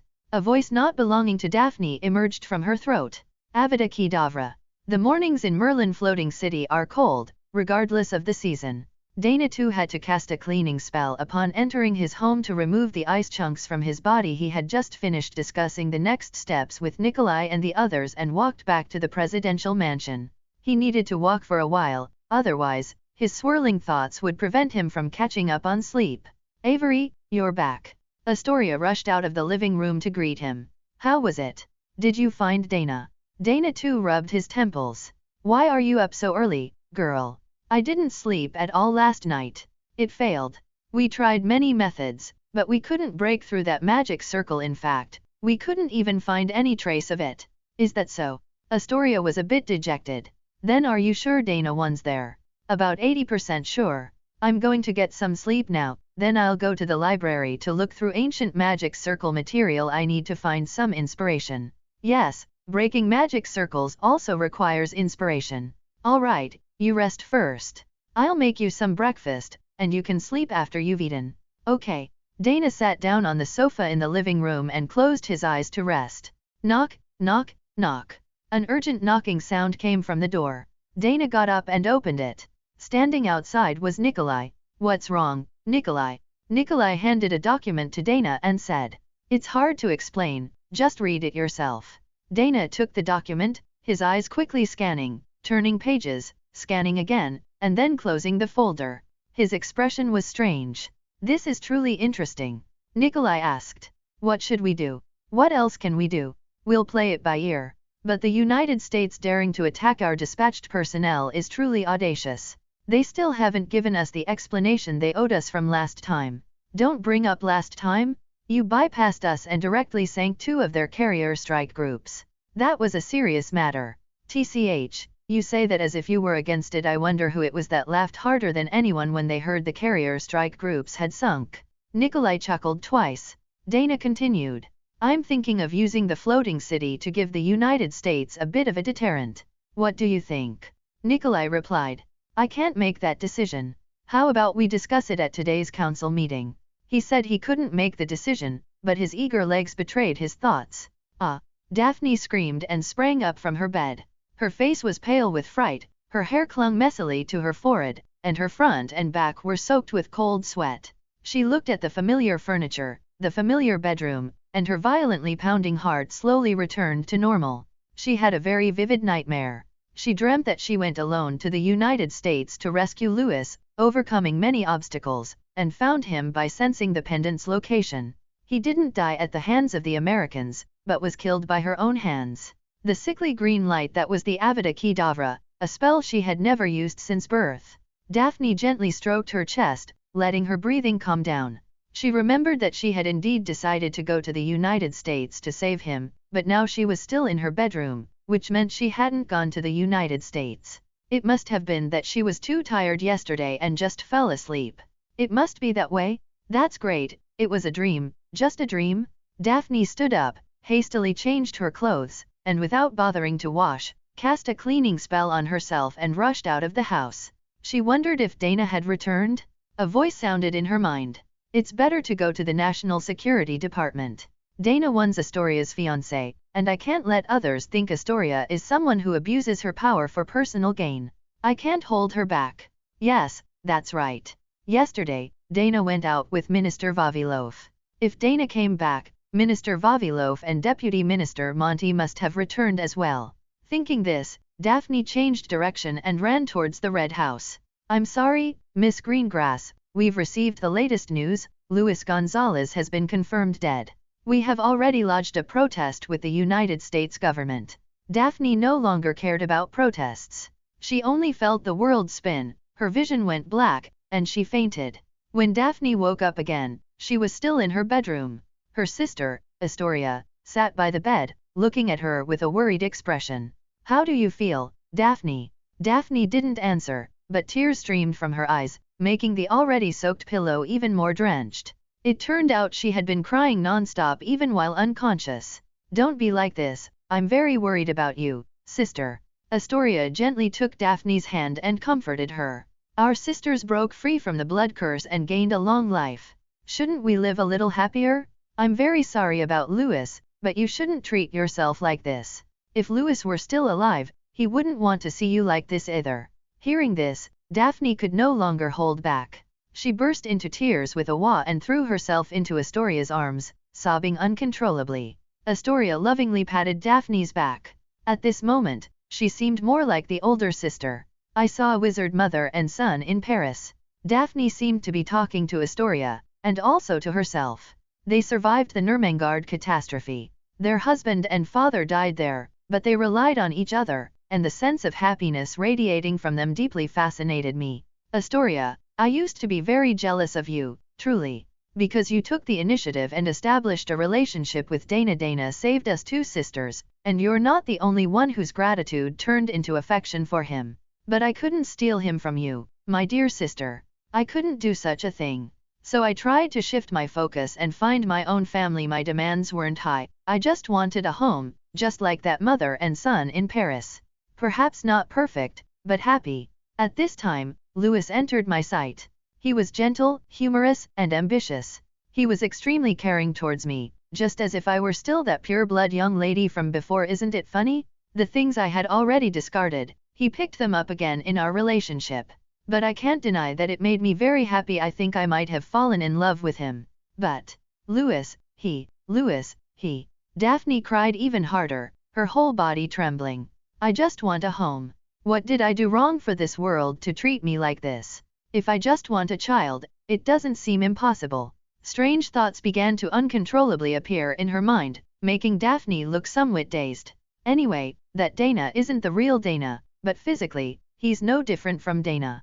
In fact, Daphne had known for a long time that Dana 2 wasn't Dana 1. Don't underestimate a girl who has been adept at navigating pure-blood social circles since childhood. Her silence didn't mean she didn't know. She even analyzed from the clues Astoria let slip that this Dana was also Dana. Although it's a bit unfair to Louis, if I had a child, I should be able to quickly break free from this tragedy. No, Daphne suddenly screamed, startling Astoria. Louis. However, didn't I want a home? If I could have a child with that Dana, it doesn't seem unacceptable. After all, Dana saved me, and wasn't I secretly in love with him before I met Louis? That would be Dana's child, even if this Dana 1's not that Dana. But if I could grow up with that child, it would surely be a very happy thing. I won't be like mom and dad, instilling their decaying thoughts into the child's mind. I will be an open-minded mother, and that child will be the happiest child in the world. Happiness? All I want is happiness, and it has nothing to do with the person, isn't that right? Daphne's gaze began to wander. She didn't know what she truly wanted anymore. After a long while, under Astoria's worried gaze, Daphne spoke. Astoria, I once had a home, with both parents. But because of you, that home fell apart. I just want a home, even if it's just me and my child. I can do it. You caused me to lose my home, so you must help me. Astoria thought about how she chose Dana over Louis yesterday and felt guilty again, so she asked. How do you want me to help you? That Dana now isn't Dana himself, right? If I'm not mistaken, that person should be something similar to a clone of Dana. Astoria's pupils constricted slightly. She hadn't expected Daphne to guess the situation so accurately. Without Astoria's confirmation, Daphne knew the answer from her expression. Her guess was correct. So that Dana isn't your Dana, which means I have no more reservations? Astoria, I only have one request. Tell me, please help me get Dana's seed. I want a child. Astoria. Huh.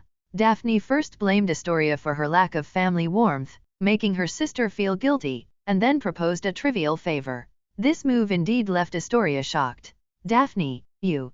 Daphne was expressionless, and asked indifferently. You're not even willing to help with such a small favor? He's not your Dana, and I only need one night with the potent effect of the elixir of life and death. He won't know what happened.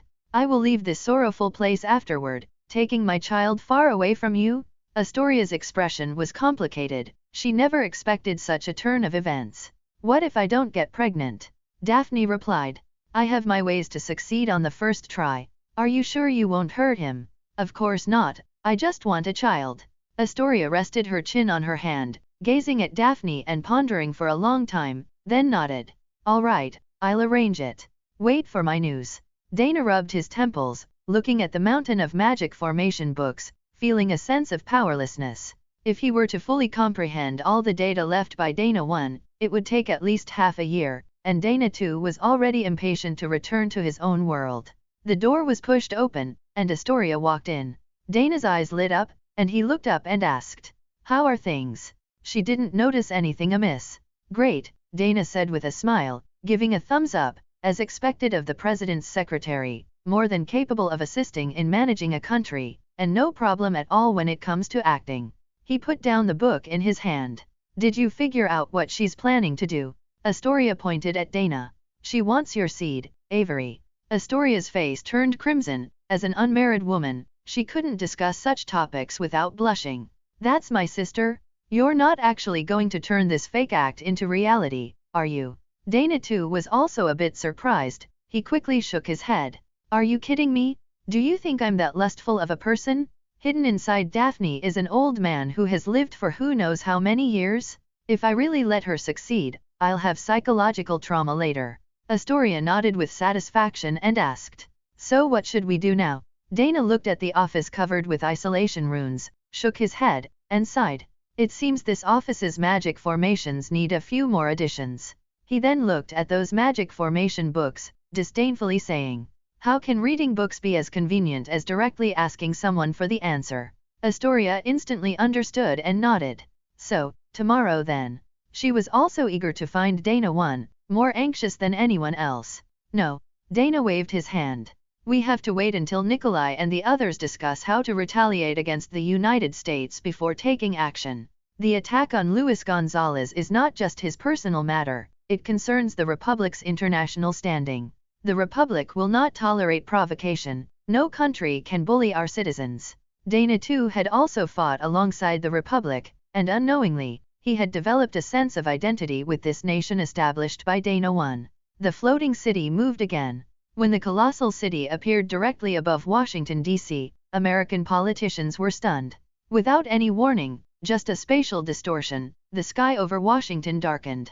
The magical weapons beneath the floating city shimmered with various colored lights. The entire city immediately fell into chaos. People frantically fled outside the city. The image of the floating city blasting Mount Fuji was still vivid in their minds, and no one wanted to become a ghost under the magical cannon. Virginia, the Pentagon. Look at what you've done. If Washington, D.C. is blown away, then America will be utterly disgraced. So what do you mean? Surrender. Last time Dana Emrys warned us to give them an explanation, and you not only failed to appease them, but even killed their people in Texas. We were just eradicating domestic terrorists. That person's death was an accident. What now? Launch nuclear missiles at our own capital? This floating city can teleport. What if we miss the floating city but flatten Washington instead?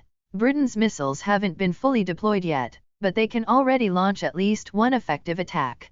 So I suggest we just blow up Merlin City. Are you crazy? If Merlin City is destroyed, then the floating city will have no more scruples? How can we resist if they retaliate? The floating city can instantly arrive over any city within our borders. Silence, a long silence. Quick, contact the Merlin People's Republic.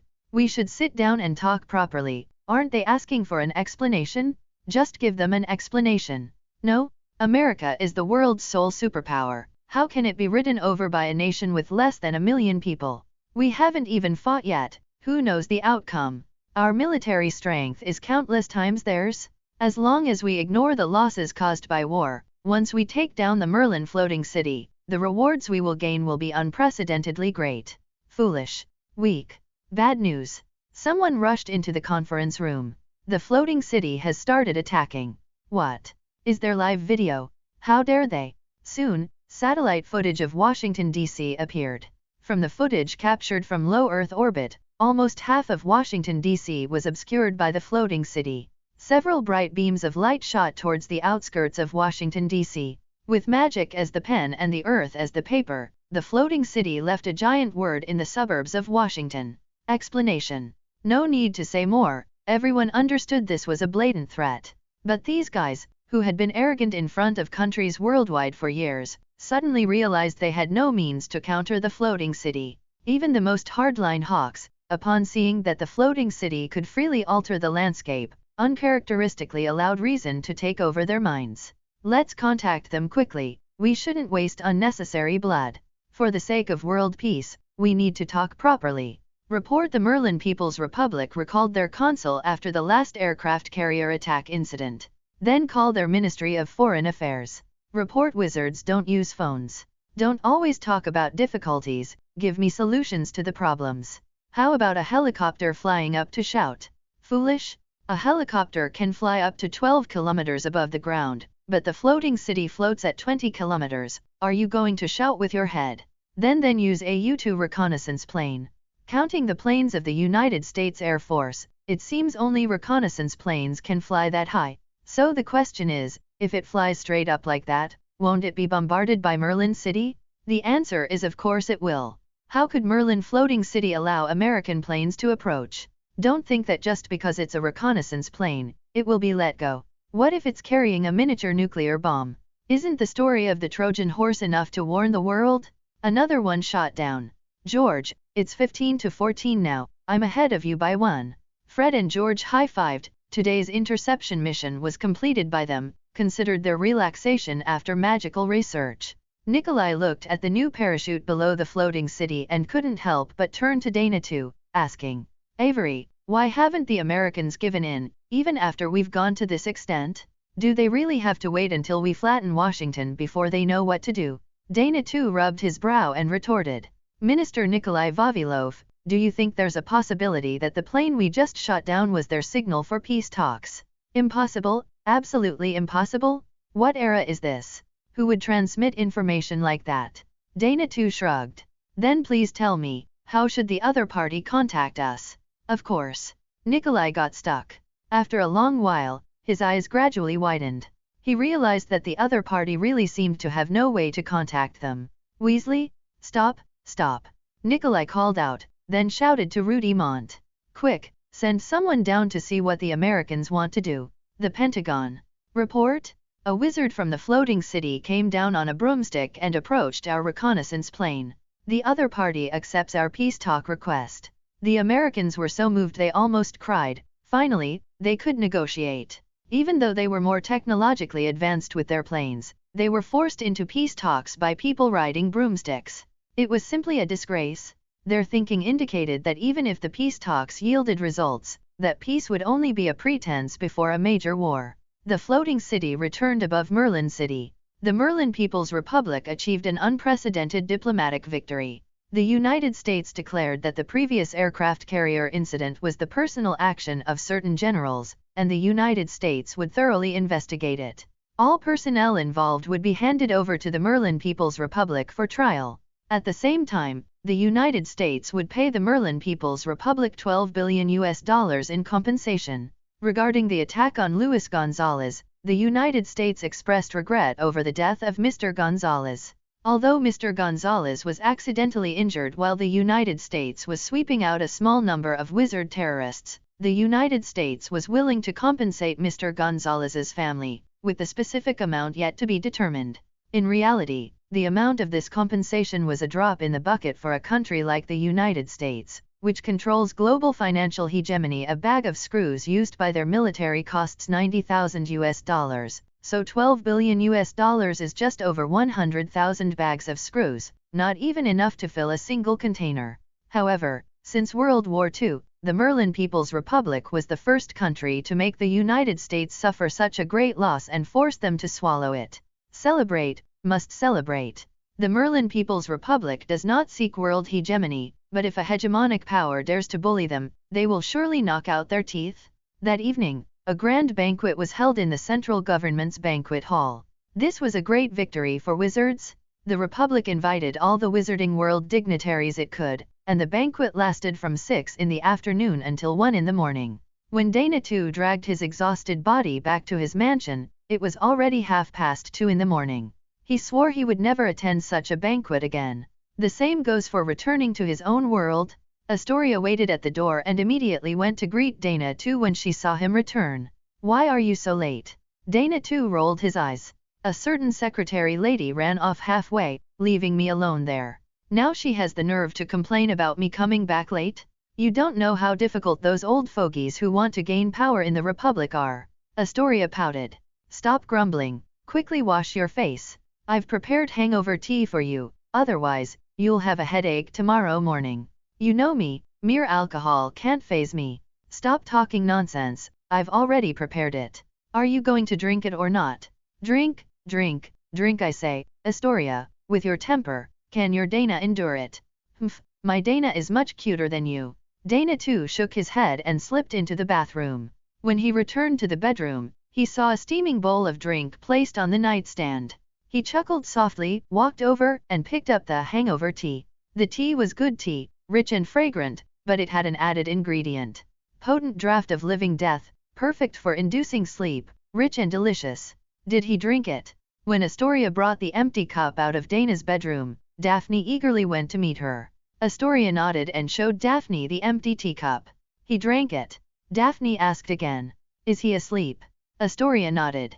With the powerful draught of living death, even an ox would be sound asleep by now. Daphne, in a purple silk nightgown, fully displayed her shapely figure.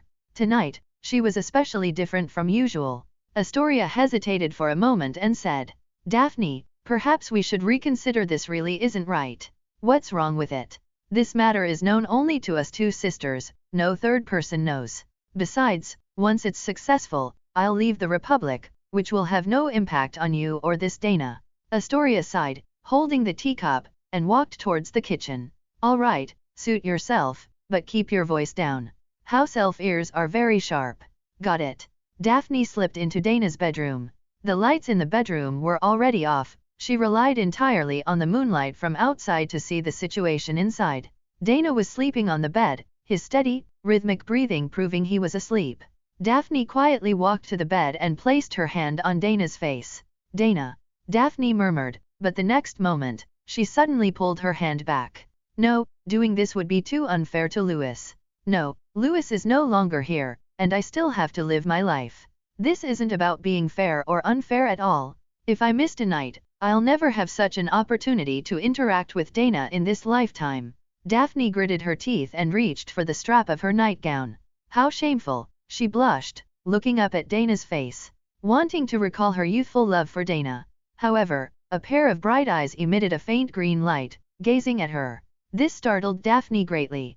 You. Dana too chuckled softly. Why did you stop? Dana too sat up. Bringing me such a benefit in the middle of the night, you truly flatter me. Daphne's left strap had slipped, revealing half of her fair skin. Dana's sudden awakening made her spring from the bed like a startled deer. Quickly pulling up her strap, Daphne felt her cheeks burning intensely. Why didn't you fall asleep? Oh, that's a long story, Dana said with a laugh. It's just that I didn't expect you, Daphne, to be so eager to climb into my bed right after your fiancé died. Daphne felt utterly humiliated. How she wished the voice in her heart would speak up now and help her out of this awkward situation. However, there was no sound from that voice. Daphne sighed inwardly, realizing that her inner voice couldn't always help her. Daphne gave a forced smile. She knew she must look a mess right now. She had been so muddled. How could she have done something so shameless? Good night. Daphne turned to leave, and Dana too didn't stop her, watching her open the door. Standing outside the door was Astoria, but the person beside Astoria made Daphne turn pale with shock. Luis Gonzalez. Louis. Daphne took 2 steps back, completely disbelieving her eyes, and a strong sense of fear suddenly surged in her heart. No, shouldn't she be ecstatic and guilty at this moment? Where did this fear come from? As Daphne retreated, Astoria stepped into the room, pulling Louis in with her. Bang! The door closed, and golden runes began to appear on the walls, ceiling, and floor. Aren't you coming out yet, Merlin? Merlin. Daphne was bewildered, not understanding what Dana was saying. Since you're unwilling to come out, I'll have to invite you out. Dana extended his hand, and a golden soul glow began to emerge. Daphne suddenly felt a strong palpitation, and then she felt as if a part of her body was missing, empty and extremely uncomfortable. Her eyes widened as she watched a transparent old man float out of her body. Ah, you're finally willing to come out, Dana said with a laugh. When you twisted Daphne's will, ignoring me who was so close, and insisted on going to the Red House to inquire about Comrade Gonzalez's situation, it was clear that you were truly afraid of me. Merlin's composite soul. Yes, it could only be called a composite soul, because this soul was neither original nor complete. Merlin's composite soul looked grim. Ever since his failed attempt to seize Dana 2's body last time, he had been very wary of Dana 2. Although this kid's bloodline awakening level wasn't high, he had an extraordinary talent and control over souls, which greatly restrained him in his soul state. Afraid of you, Merlin said. I just didn't want our relationship to become so strained. After all, we both have the same blood flowing through our veins. Dana stood up from the bed, satisfied to see the soul-binding array in the room completely formed, and shook his head at Merlin. Don't want the relationship to become strained? When you invaded my body, trying to obliterate my soul and occupy my body, why didn't you think about the same blood flowing in our veins? Dana clenched his fist, and countless golden chains extended from the walls, firmly binding Merlin's soul from all directions. So, now you don't want to strain the relationship, but I do. While Dana was having a friendly conversation with Merlin, Daphne was at a loss, unsure how to face Louis. Louis saw all of the girl's distress. He took 2 steps forward and gently embraced Daphne. It's all right, Daphne, it's not your fault, he said, glancing at Merlin's composite soul, which was tied up like a dumpling. It was all that ghost's doing. I know you were not yourself in those matters, just like being under the Imperio. Daphne burst into tears. She had been avoiding reality, believing it was a dream, but what kind of dream could be so real? She had truly used Avada Kedavra on Louis, and she had indeed rushed to the United States that night. Perhaps her body was controlled by that damned ghost at that moment, but for the series of events that followed, if her will had been strong enough, how could her mind have been misled by the ghost? She almost did something that would have betrayed Louis. Astoria, Daphne turned her head in Louis's embrace and looked at her sister. So you knew my situation from the beginning? Astoria nodded. Yes, our people had already rescued Louis that morning, and from him, we learned everything including your abnormality. She pointed at Dana too. Avery immediately determined that the ghost was attached to you, so he played along, letting me get close to you to see what tricks that ghost was up to. And then, we set a trap here, waiting for the prey to come to us. Daphne understood everything. She rubbed her head against Louis. Now that her sanity had returned, besides lingering fear, there was only an intense feeling of happiness after regaining what she had lost. But I remember you were indeed hit by Avada Kedavra. How did you survive? Louis gently stroked Daphne's smooth long hair at the back of her head and said, that's because of you when you were controlled and cast Avada Kedavra on me. Your strong love for me greatly reduced the power of that Avada Kedavra, probably only to the level of a Hogwarts first-year student. So when I fainted, I did bleed quite a bit from my nose. The controlled Merlin heard everything. He couldn't believe that his plan had been ruined because of Daphne's love for Louis. Sure enough, magic he wasn't familiar with was just not useful. This rubbish magic actually failed because of love? However, his annoyance lasted only a few seconds before he realized that his situation was actually very bad. Merlin, I set this trap to capture you for no other reason than to find out how to break through the magic array set by Dana of this world. I believe you definitely know how to find him, otherwise, you wouldn't have settled near Mount Fuji Pillar. Humph, you want to get the method from me? You're dreaming, I won't tell you. Dana shrugged. I didn't expect you to tell me, so from the beginning, I prepared to. Dana directly reached his hand into Merlin's composite soul. Directly read the information I want from your soul. Ah. Merlin's soul complex screamed because Dana too began a violent soul searching. To be honest, if one doesn't consider the soul's safety and feelings of the person being soul searched, this matter isn't difficult at all. When Dana too read Barty Crouch Sr.'s memories, he had to be cautious, but now he could be said to be utterly unrestrained. Oh, wow, you don't know until you check, and once you check, you're shocked. At his peak, the old man could foresee 1500 years into the future, not just 1 year as he told Dana 1. So Dana 1 was in the old man's trap from beginning to end. First, he stripped the eternal heart from his body, made it into his Horcrux, and hid it in Merlin's secret treasure. The deceptive tapestry was also made during this period, marking 2 treasure locations and the place where he was about to be imprisoned by Morgan Le Fay. After everything was set up, he immediately used divination to obstruct Morgan Le Fay's plan to bind Britain's national destiny with Avalon, then allowed Morgan Le Fay to imprison him in the oak tree, waiting for Dana to return to the past and release him. This complex operation seemed unnecessary, but it was actually because Merlin discovered that the compatibility between his body and the eternal heart was not high. If he didn't do this, he would experience a magical power regression at the end of the 14th century. A younger, more talented body could ensure that the legend of legendary wizard Merlin would be passed down forever.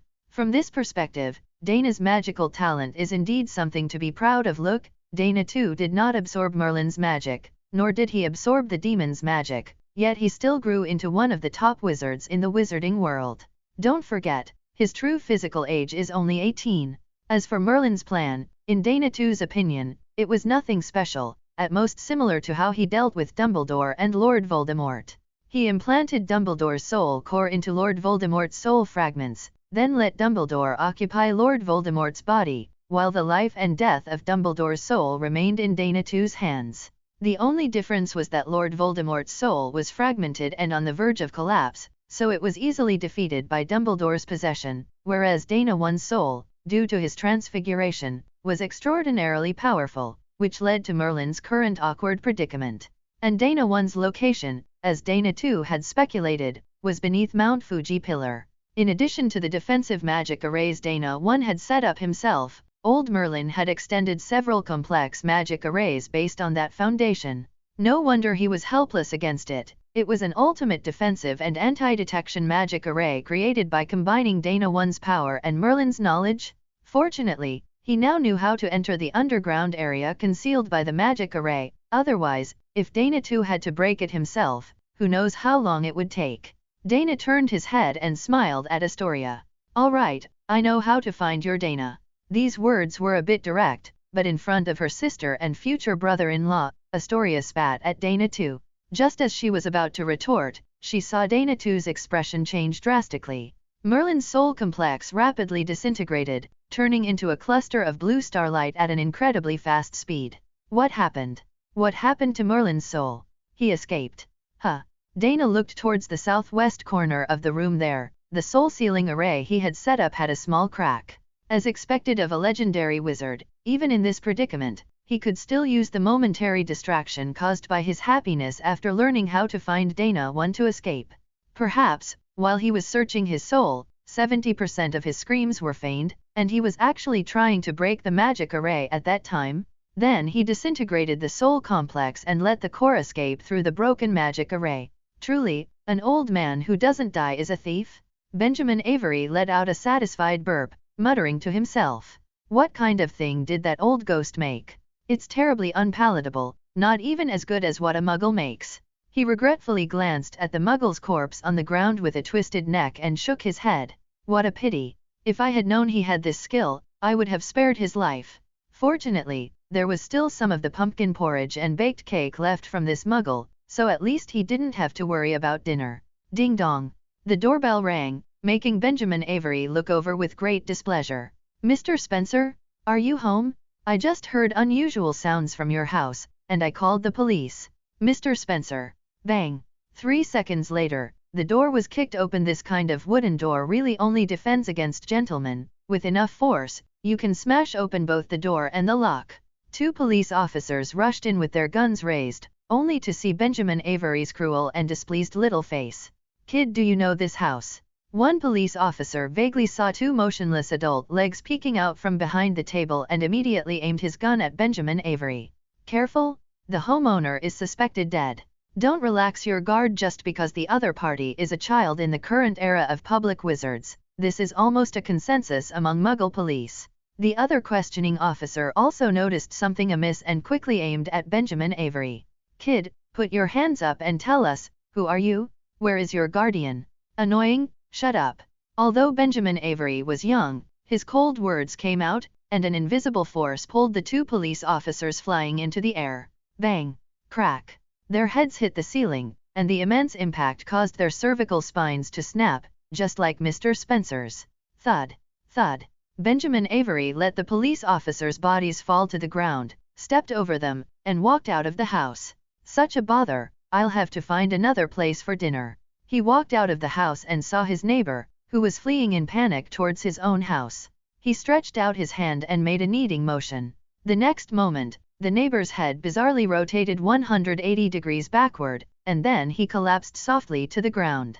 The commotion here attracted the attention of passers-by. In an instant, screams and shouts filled the air. Benjamin Avery frowned. This was a sign that he was about to get angry. If old Avery were here and saw Benjamin in this state, he would wisely shut his mouth. Bang! A bullet hit Benjamin's shoulder, making his entire upper body lean backward.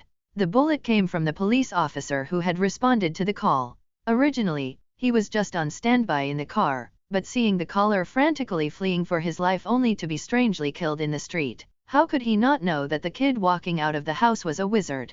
His colleague had probably already perished, so it wasn't out of line for him to shoot at this moment. However, he did not know that sometimes not shooting is safer than shooting. Benjamin fell to the ground in pain, clutching his shoulder and screaming loudly. It hurts so much. It hurts so much. Damn Muggle! I want you dead. I want you dead. A wisp of black mist floated out from his wound. Then 2 wisps, 3 wisps. A cluster, 2 clusters, 3 clusters. His eyes quickly rolled back, and then his body was enveloped in black mist. Finally, his entire being assimilated with the black mist and floated into the air. Die! The black mist howled towards the Muggle police officer, destroying the lawns, stone paths, walls, and greenery along the way. In just an instant, the Muggle police officer became a puddle of blood, and his skeleton was completely dismembered.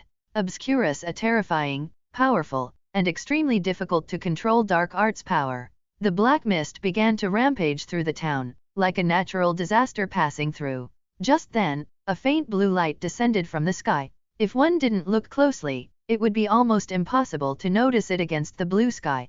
The blue light consciously approached the Obscurus, as if it wasn't afraid of the Obscurus's powerful force at all. Then, the blue light merged into the Obscurus. 10 minutes later, the Obscurus quieted down, then flew into the sky and disappeared from the terrified sight of the town residents. Mount Fuji Pillar Scenic Area. Tourists were as dense as migrating ants. But the towering obsidian forest was not affected by the crowds, so although it was packed with people, the experience was surprisingly good. However, there was one quiet place in this scenic area that almost all tourists overlooked. If there were still wizards in Japan, they would naturally discover that a highly sophisticated Muggle-repelling charm had been cast here, but their country, in order to curry favor with the United States, had forcibly expelled all its own wizards. At this moment, there were only 3 people in this area: Dana Avery, Nikolai Vavilov, and Rudy Monty. Comrade Avery, let's begin. Nikolai rubbed his hands, completely unaware that he had already addressed Dana too as comrade. Rudy Monty also looked expectant. As long as President Emery's returned safely, the Republic would be out of danger. With him in charge, all the monsters would have to retreat to their lairs. Dana too stretched his neck, walked to the center of the obsidian mirror, then took 5 steps to the east, infused a little magic into the ground, and then took 7 steps to the south. After completing a set of incredibly complex procedures, a square opening appeared on the obsidian mirror, and black crystals automatically formed a downward staircase. Let's go. Dana too led the way down, a magic wand in one hand and a desert eagle in the other. No one knew what traps lay below, so it was always wise to be cautious. He had expected the light to dim the further down they went, but unexpectedly, the deeper they went, the brighter it became. The strong light source from underground shone upwards, creating a bizarre visual effect on the surrounding obsidian rock walls. Did Comrade Emery's dig the hole that deep? Nikolai wiped the sweat from his forehead, because it got hotter the further down they went. Don't forget, this used to be Mount Fuji, which was a live volcano. This is not a good sign. Dana too explained. The deeper he hides himself, the more serious the problem he encountered. Nikolai flicked his hand, and the beads of sweat on his hand flew onto the rock wall to his right, rapidly evaporating into white smoke. Anyway, let's find him first. Nikolai gave Dana too another look, muttering to himself. I hope Comrade Emery's did not misjudge your abilities. Stop. Dana too suddenly raised his hand, and Nikolai and Rudy stopped in unison. What's wrong, Comrade Avery? There's a trap here. Dana Emery's is not in the floating city. Yes, this is the information our wizard spy group sent back immediately this morning. Dana Emery's, Nikolai Vavilov, and Rudy Monty did not appear in their offices. And then? That's not enough to prove they're not in the floating city. We have more evidence, Mr. President. Last time Dana Emery's brought the floating city to Shizuoka City, Japan, claiming to comfort the public, but he seemed to be looking for something, because we had observers in Shizuoka City and Mount Fuji Pillar. According to the observers' feedback, in the Mount Fuji Pillar scenic area, an area was subjected to a Muggle-repelling charm. And then, that area naturally became our key surveillance zone, and our people set up surveillance devices there.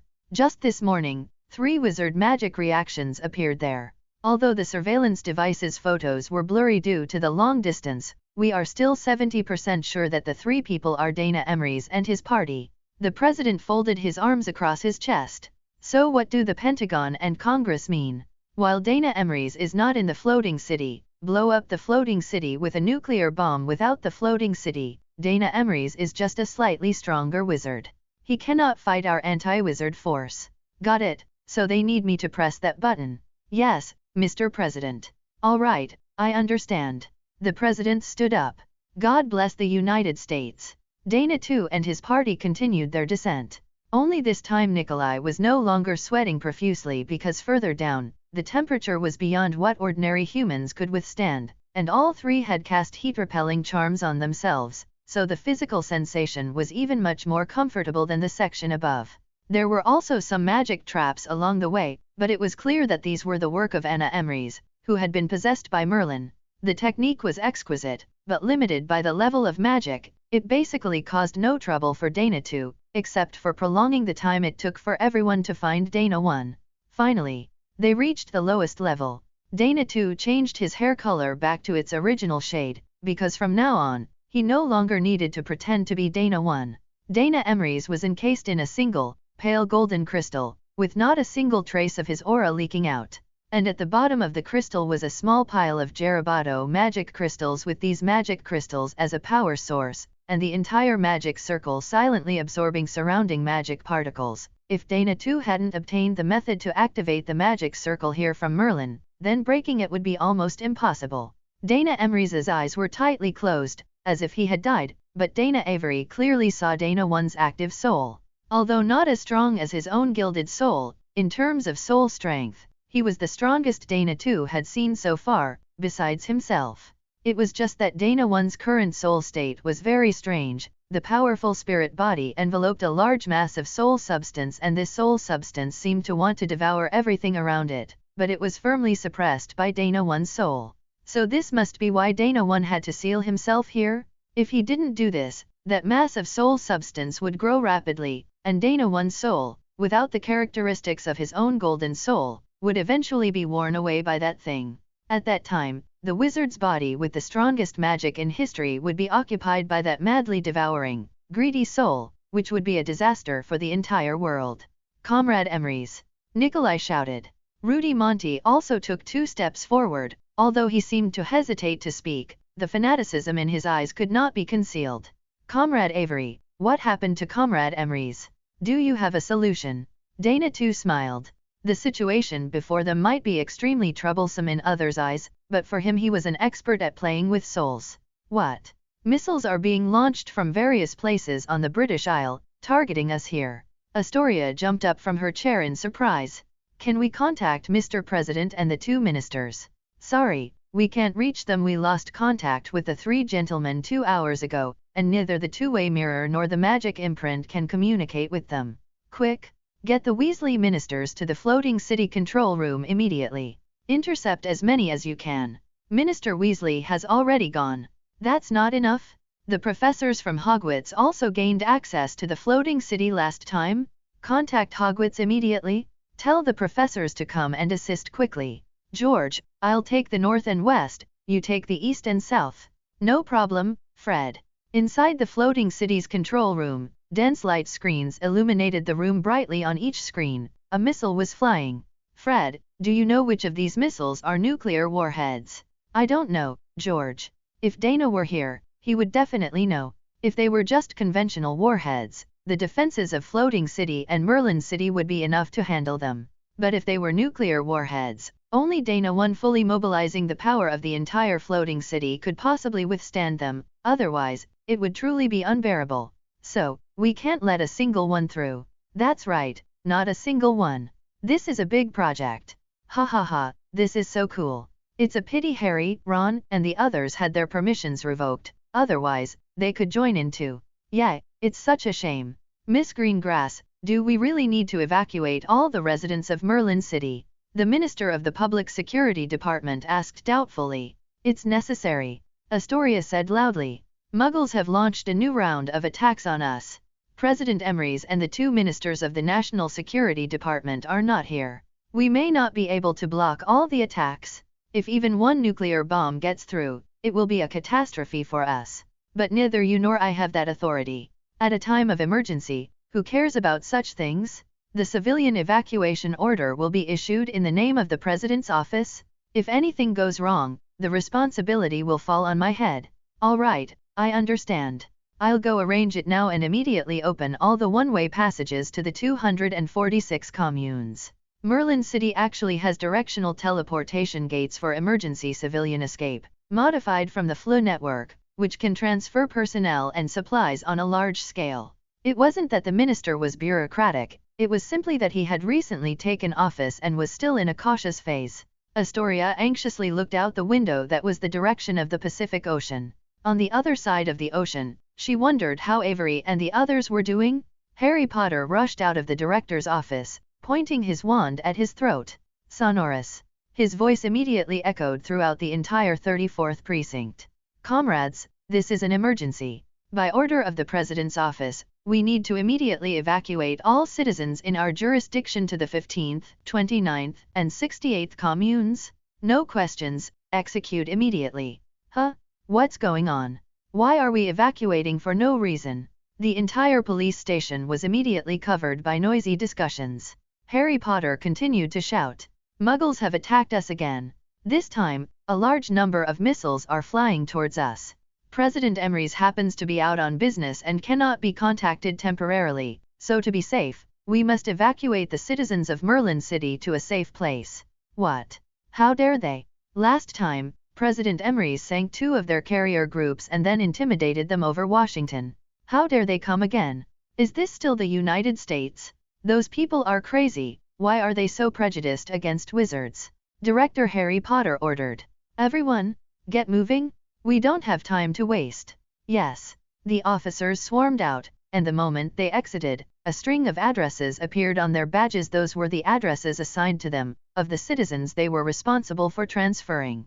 Harry looked at the empty police station and sighed. Why was this never ending? Hannah Abbott supported her mother, following the crowd towards their district's teleportation point. Although the people around them were tense, they weren't panicked, because they believed that with President Emrys present, this Muggle attack would likely end in failure, and evacuating them was merely a precaution. Luna. Hannah saw a familiar figure. Luna Lovegood was rushing forward with her father in Hannah's memory. Luna had always been the eccentric one, but throughout her time at Hogwarts, she had never seen the current look of urgency on Luna's face. Hannah. Luna greeted, then gently nudged Mr. Lovegood. Dad, I'll talk to my senior for a moment. You go to the teleportation point first. All right, but you need to be quick. I know, Dad. Luna jogged over to Hannah, tilting her head. Hannah, is Neville still at school? Yes, he is. That's excellent then. Hogwarts is very safe. Hannah asked in confusion. Is Merlin City not safe? Oh, I didn't mean that. Everyone is being evacuated, so it's definitely not as safe as before, but I don't think anything will happen to Merlin City. Luna shook her head. I suggest you walk faster, Hannah. Too much malice is flying towards here. Although a lot of it has disappeared midway, a large amount of malice is still coming in waves. Dana isn't in the city. I'm afraid Floating City won't be able to stop all the malice. Dana isn't in the city? How do you know? Luna tilted her head. I just know. She waved her hand lightly. All right, I need to catch up with my father. We'll see each other in the commune, Hannah. Luna turned and ran off. Hannah's mother frowned and said, Why is your classmate so eccentric? Hannah shook her head. Mom, we'd better walk faster. Although Luna seems a bit different from ordinary people, her intuition has always been very accurate. Ron, where are you going? Hermione Weasley was about to call her husband so they could go to the teleportation point together, but to her surprise, Ron was running in the opposite direction. I'm going to find Fred and George. Someone saw them go to the Floating City control room. They must be intercepting those Muggle weapons. But it's no use if you go there. They are my brothers. Even though they've liked to bully me since we were little, brotherhood is for life. How can I abandon them? If I abandon them, Mom will be sad. Hermione was very conflicted. Logic told her that withdrawing at this moment was the best choice, but ever since she joined the Weasley family, she had been constantly moved by the Weasley family's atmosphere. Although her own family was also very happy, in terms of human warmth, it simply couldn't compare to the Weasley family. She stumped her foot and quickly followed Ron, who had already run dozens of meters away. Wait for me, Ron, I'm coming too. Ron was overjoyed. Although he didn't dislike Hermione's rational side, he certainly didn't love it. Instead, it was Hermione's occasional reckless and impulsive side that Ron liked the most. The two ran frantically all the way, finally arriving at the Floating City control room. They had no authority and dared not trespass, so they had to wait at the entrance. If the twins failed to intercept and came out to take refuge, it would be good for them to be together and look out for each other. Although the practical significance of such an action was not great, it could somewhat warm their hearts. After waiting for a while, the two saw 4 people, tall and short, male and female, running over, panting. Professor McGonagall. Gran. Weasley. Professor McGonagall frowned. Why are you here? By now, you should already be taking refuge in the commune. Hermione smoothed her hair from her forehead. We can't abandon Fred and George. All right. Professor McGonagall kept moving. Hurry up and follow me, we need to be quicker. After the last riot, the path to the main control room had not changed, so everyone quickly arrived next to the twins. Ah, Professor. Fred's eyes were fixed on the light screen as he greeted them. He no longer had time to turn his head. Judging by the footsteps that the newcomers were 4 professors was his limit. Missiles came in wave after wave, as if they were free. The first batch hadn't been completely intercepted yet, and a second, even larger batch of missiles had already been launched. The professors naturally saw that the twins were nearing their limit. With the situation urgent, they didn't exchange pleasantries and rushed directly to the control panel. I'll intercept the east, Severus the west, Phileas the south, Pomona the north. Fred, George, take a short break, then check for anything missed. The twins sighed in relief, both simultaneously wiping large drops of sweat from their foreheads. They could no longer say this is so cool now. Carrying the fate of the entire Merlin city on their shoulders was still too heavy for the two of them. Huh? Ron, Hermione? Why are you here? Boom, boom. Today, the sky over Britain was exceptionally lively. Missiles tearing through the sky were shattered by bolts of lightning. Because of the nuclear safety mechanism, conventional explosions wouldn't detonate the nuclear warheads, so Britain was temporarily safe. However, due to the spread of radioactive materials caused by the disintegration of the nuclear warheads, localized nuclear contamination was unavoidable, and because the missiles were fired at Merlin City from all directions, there were quite a few points of localized contamination. From the moment Britain agreed to the United States plan and supported it, this retribution became inevitable. What? The British want us to stop? How is that possible? The floating city is still hanging there. If we don't take it down this time, we'll never have another chance. Nuclear contamination? That's their British problem. What does it have to do with us? We are soldiers, and our duty is to obey orders. Tell them, if they want us to stop, they should contact the Pentagon directly. Damn the floating city? 100% interception rate? This is more powerful than any air defense system we possess. How many missiles do we have left? Sir, all 16 missile bases, a total of 432, plus 12 nuclear warheads. Fire them all. I want all the launch silos operating. I refuse to believe Merlin Floating City can intercept so many at once. Yes, sir. Floating City Control Room. The 4 professors were all drenched in sweat, their expressions grim. At first, they had plenty of leeway, but as time went on, the frequency of missile launches began to increase, and they gradually started making mistakes. Fortunately, Fred and George filled the gaps, constructing a missile blast line in the sky. However, this blast line was constantly approaching the floating city, with the closest explosions now less than 20 kilometers away. Hold on. Professor McGonagall didn't bother to wipe away her sweat, letting it trickle into her eyes. She ignored the stinging, not even having time to shake her head to clear the sweat. The Muggles' missiles also have a limit. No one responded, because everyone was concentrating on the interceptions. If they were to lose focus for even a moment, the floating city might suffer a massive blow. Hermione rushed forward, pulling out a handkerchief to help Professor McGonagall wipe away the liquid, a mixture of tears and sweat, from the corner of her eyes. Then Professor Sprout. Ron followed suit, wiping the sweat from Professor Flitwick and his brothers. Snape. Everyone, pay attention. The Muggles are going all out. We must hold on. Hundreds of light screens suddenly appeared in the control room, meaning the Muggles had suddenly increased the density of missile launches. Hannah felt a little regretful. She should have ignored her mother's refusal and carried her over just now. The consequence of being a few minutes late was that she and her mother now had to queue up. There were simply too many people, but the teleportation gate could only transport a limited number of people at a time. Sorry, Hannah, it's all because of my willfulness. It's okay, Mom. Hannah looked up and saw the floating city above her, firing lightning bolts in all directions. With the floating city here, we are safe. Boom. A missile exploded near the floating city. If it weren't for the floating city's strong defensive barrier, and if this particular missile hadn't carried a nuclear warhead, things would have been much worse. The queuing citizens let out a scream, and the formation instantly fell into disarray, with everyone scrambling to squeeze into the teleportation gate. Everyone, calm down. Line up and go one by one. Harry Potter's voice rang out, and Hannah paused. Harry. Her position was too far back, so she couldn't see the police officers maintaining order at the front, and naturally didn't see Harry. Stupefy. Harry decisively used Stupefy on those who were cutting in line and pushing forward, and his police officers immediately followed suit. If anyone else disrupts the queuing order, they will be immediately arrested and later prosecuted for endangering public safety. The combination of action and threat instantly restored order to the queue, which made Hannah breathe a slight sigh of relief.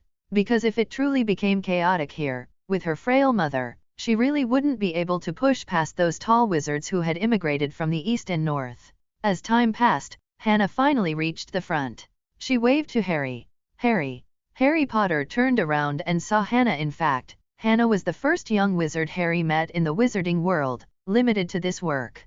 Hannah. Boom. Another missile hit the floating city. Although the floating city remained unharmed after the explosion, a bad premonition still rose in people's hearts. Don't let up. Professor McGonagall shouted, even her voice breaking. Her usual composure and restraint were now completely thrown to the wind. 2 consecutive missiles broke through their defenses and hit the floating city. She couldn't even imagine how desperate it would be if one of those 2 had been a nuclear bomb. They were lucky now, but what about the next one? No one could guarantee that the next missile wouldn't carry a nuclear warhead. They're firing too many. Professor Sprout gritted her teeth, controlling all the lightning she could summon. She was very strong, but slightly inferior to the other 3 deans, and the twins covered nearly 70% of her side's gaps. However, the already exhausted twins were now struggling even to cover the gaps. Oh no, another one got through. Fred shouted. George gritted his teeth and made a final effort, but the lightning he controlled grazed the edge of the missile and missed. That missile was still 1 kilometer from the floating city. Oh no, the one that got through seems different from the others. Ron shrieked, pointing at the missile, while Hermione's face instantly turned ashen. This one couldn't be a nuclear bomb, could it? A feeling of despair spread through everyone's hearts.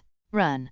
Ron grabbed Hermione and ran out, shouting loudly at the twins. However, a distance of 1 kilometer for a missile traveling at speeds above Mach 2 was only a matter of 1 or 2 seconds. Could they escape? Professor McGonagall took her hands off the control panel and sighed towards the sky. Snape looked at Harry, just for one last look at those blue eyes. He had lived a few years of happiness, and he had no regrets in this life. Professor Flitwick smiled. He opened a light screen and took one last look at the magnificent Merlin city. And Professor Sprout, exhausted, collapsed, caught quickly by George. It's going to end. 1 second, 2 seconds. The expected explosion did not come. Professor McGonagall wiped the sweat from her forehead and rubbed her eyes. The missiles on every light screen were gone, replaced by hundreds of spandam gates, shining like a galaxy. Sorry, everyone, I'm late coming back. Everyone turned their heads at once and saw that familiar silver hair. Above Washington, D.C., a portal abruptly appeared, and before anyone could react, a missile shot out of it, hitting the White House directly. Boom! The small White House, representing the authority of the United States President, was instantly reduced to ashes. Potomac River, Arlington County, Virginia. 3 portals appeared above the Pentagon, and 3 missiles struck the building that represented the highest military power of the United States. Boom, boom, boom. Under the intense explosions, it was unknown how many key figures in the United States military could have survived. Ill-fated New York. This city, which aliens, giant monsters, and supervillains all love to visit, today welcomed the crystallization of their nation's technology, a missile carrying a nuclear warhead. This missile was originally supposed to hit Floating City, eliminating America's biggest enemy, but now it was sent here, to America's financial center, a city representing infinite wealth. Intense white light, a towering mushroom cloud. Satellites in space captured this large mushroom growing on Earth, but it also meant that the city of New York was forever erased from this land.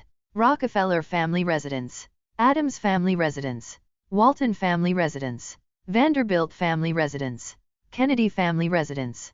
Above almost all major families, their ancient castles and mansions, appeared the portals of destruction. At the same time, they were heavily hit. And so, America fell into chaos. People didn't know what was happening. They even thought Russia and China had invaded. This was nuclear war. Was the Earth going to be destroyed? Although the Army, Navy, and Air Force entered a state of alert, they felt somewhat lost, like drawing a sword and looking around blankly. Where was our enemy? Dow Jones Index. Well, what Dow Jones Index was there anymore?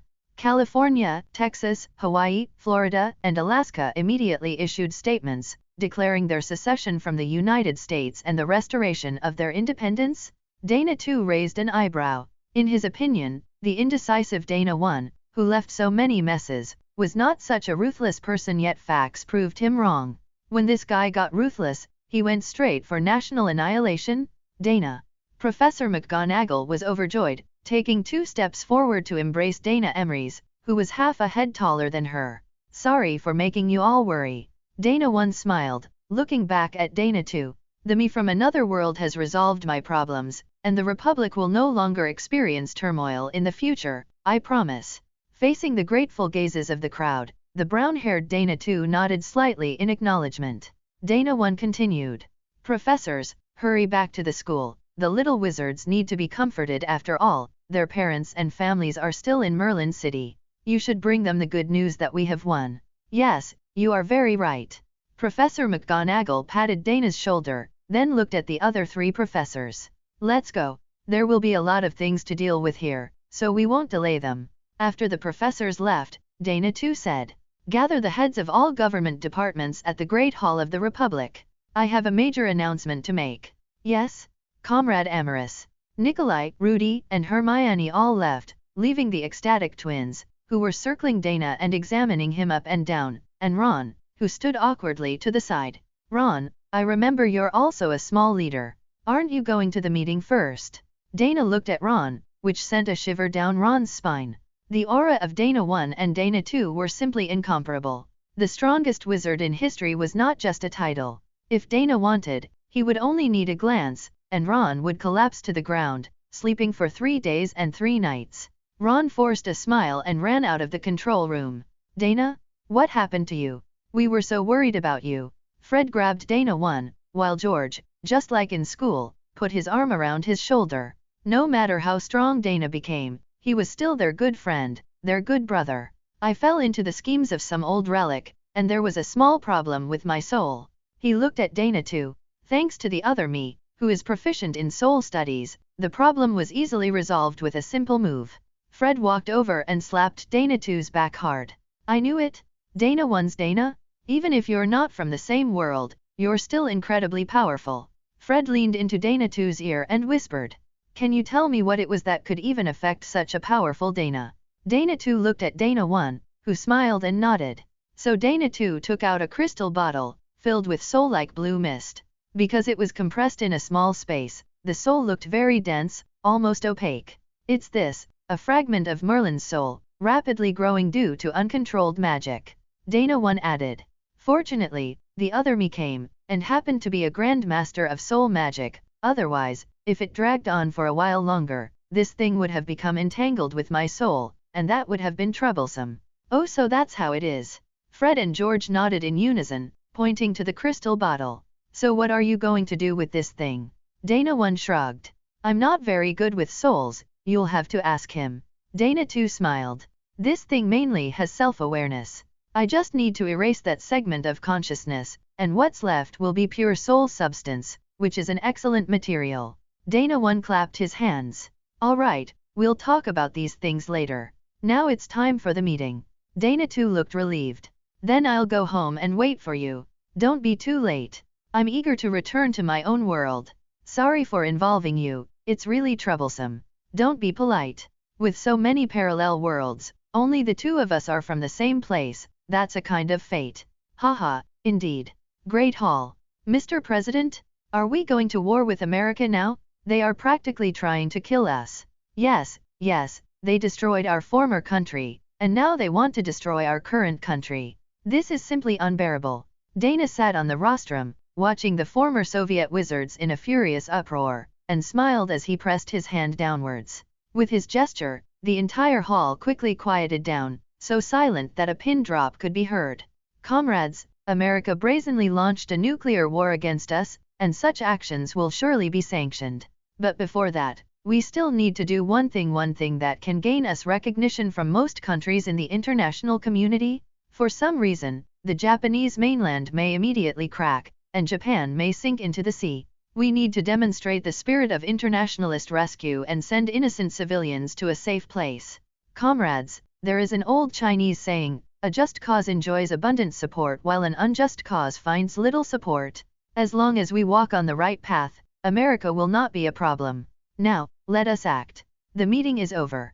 Dana 2 was sitting on the sofa when Dana 1 directly opened a spandam gate and appeared in the living room. It's over. First thing tomorrow morning, the floating city will head to Japan. I'll use the floating city's power to open a large-scale teleportation gate, a gate large enough to move all Japanese citizens to the United States. Dana 2 raised an eyebrow. You're truly malicious. Humph, those people wanted to overthrow the Republic while I was away. I naturally have to let them know what suffering is. Dana 2 smiled. This self in front of him was someone who wouldn't bother others if they didn't bother him, but if someone truly provoked him, his methods of revenge were varied and endless. Thinking of Donna Avery, who was completely ruined, and Fudge and Old Avery, who were made into human meat labels in Azkaban, Barty Crouch Sr., with his limbs severed, barely clinging to life, was actually the one with the best outcome. All right, this is your world, and you call the shots, Dana 2 said. It's just that you have to make sure Nikolai Vavilov and Rudy Monty keep their mouths shut, otherwise if others find out that Japan's impending sinking is your responsibility, then no matter what you do, it will only be a compensatory act of atoning for your sins. You know, you seem quite smart, but sometimes you're so focused on one thing that you forget about the rest. Look, how many times have I come here to clean up your mess? When Dana 2 extracted the Merlin subsoul from Dana 1's body, which had already formed and developed a vague consciousness, Dana 1 excitedly broke free. However, due to excessive excitement, he didn't control his strength well, and when he broke free from the surrounding crystal, he used a bit too much magic, causing a small earthquake. Generally speaking, such a magnitude 3 or 4 earthquake is not serious, but don't forget that the one shot back then, which was called laying the foundation for the establishment of the Merlin People's Republic, even split the continental plate. The earthquake Dana caused now happened to be right at the critical point of that crack. This was not a coincidence. The place Dana chose for his self-seal was carefully selected. If one day he were truly taken over and broke free, it would most likely cause Japan to sink. He had actually set up many internal magic arrays, precisely to prevent the entity that took over his body from escaping in a short time, and eventually be crushed to the bottom of the sea by the fractured Japanese island. In other words, from the very beginning, he had intended to sacrifice Japan. Dana 1 was not offended and chuckled. Don't worry, they won't tell anyone about this. You've worked with them, so you should know their character. Dana 2 shook his head indifferently. I have nothing to worry about. Anyway, you're back, so if there's any trouble, you'll deal with it yourself. But speaking of which, when are you sending me back? Dana 1 suddenly felt a bit awkward. He scratched his head and said, I'm afraid you'll have to stay here for a while longer. Why? Because after I summoned you, I used divination. Oh, my. Dana 2 nearly swore. He widened his eyes and asked, why did you use divination? To make Rudy Monty eternally loyal to the Republic, because if his hatred isn't resolved, he would likely stab the Republic in the back at its most critical moment. Dana 2 was speechless for a moment. You also know that what you did to his family would force him to rebel. Dana 1 gave an embarrassed laugh. Didn't I have absolute confidence in my own power? Who knew I'd be schemed against by the Merlin ancestor? If it were just being schemed against, I wouldn't be afraid, but I happened to absorb the power of the dream demon, and things spiraled out of control all at once. So I had no choice, which is why I used divination. In my opinion, it will definitely take 2 or 3 years for you to find a way to save me, so I can just use this time to recover from the weakness caused by divination. Dana 2's eyelids twitched wildly, and a large well symbol appeared on his temple. You unreliable fellow. He gritted his teeth, wishing he could tear the person in front of him to shreds. What if I'm gone for too long and Astoria falls in love with someone else? Dana 1 waved his hands repeatedly. No, when I recover, I can send you directly back to the exact time you came from. Humph. Dana 2 took a deep breath, allowing himself to relax. Since you're in a weakened state, how did you open so many spandam gates today? Dana 1 suddenly became a bit smug in front of others. He couldn't completely let loose, but the person in front of him was his doppelganger, and their souls had both transmigrated, so that sense of closeness allowed him to drop all pretense. I borrowed the power of the floating city. As long as I'm near the floating city, I can temporarily transfer its magic into my own body at any time. What if you leave the floating city? You know that old Merlin's soul escaped. He's always been eyeing you covetously. You can't just shrink away in the floating city for these 2.5 years, can you? No matter. Even if my magic is only 1/10 of what it used to be, it's enough to stand above everyone else. Dana 1 released the magic within him, and suddenly strong winds raged throughout the living room. Dana 2 also concluded from this that Dana 1 currently had about 120 plus units of magic, truly enough to not fear petty individuals. No matter how much that old Merlin possessed someone, he still had to follow the basic rules, right? No one in the entire wizarding world was stronger than Dana 1. No matter who he possessed, it would be impossible to pose a threat to Dana 1. Humph, how impressive. If you're really that capable, then hurry up and send me back. This I really can't. Clang. The living room door was forcefully pushed open, and Astoria stood outside. Dana Emrys. She shouted loudly, her face contorted. How could you come back alone and leave me in the Great Hall? Dana 1. Ah, no wonder I felt like I forgot something. Oh, no. Miami, United States. A private club with no sign.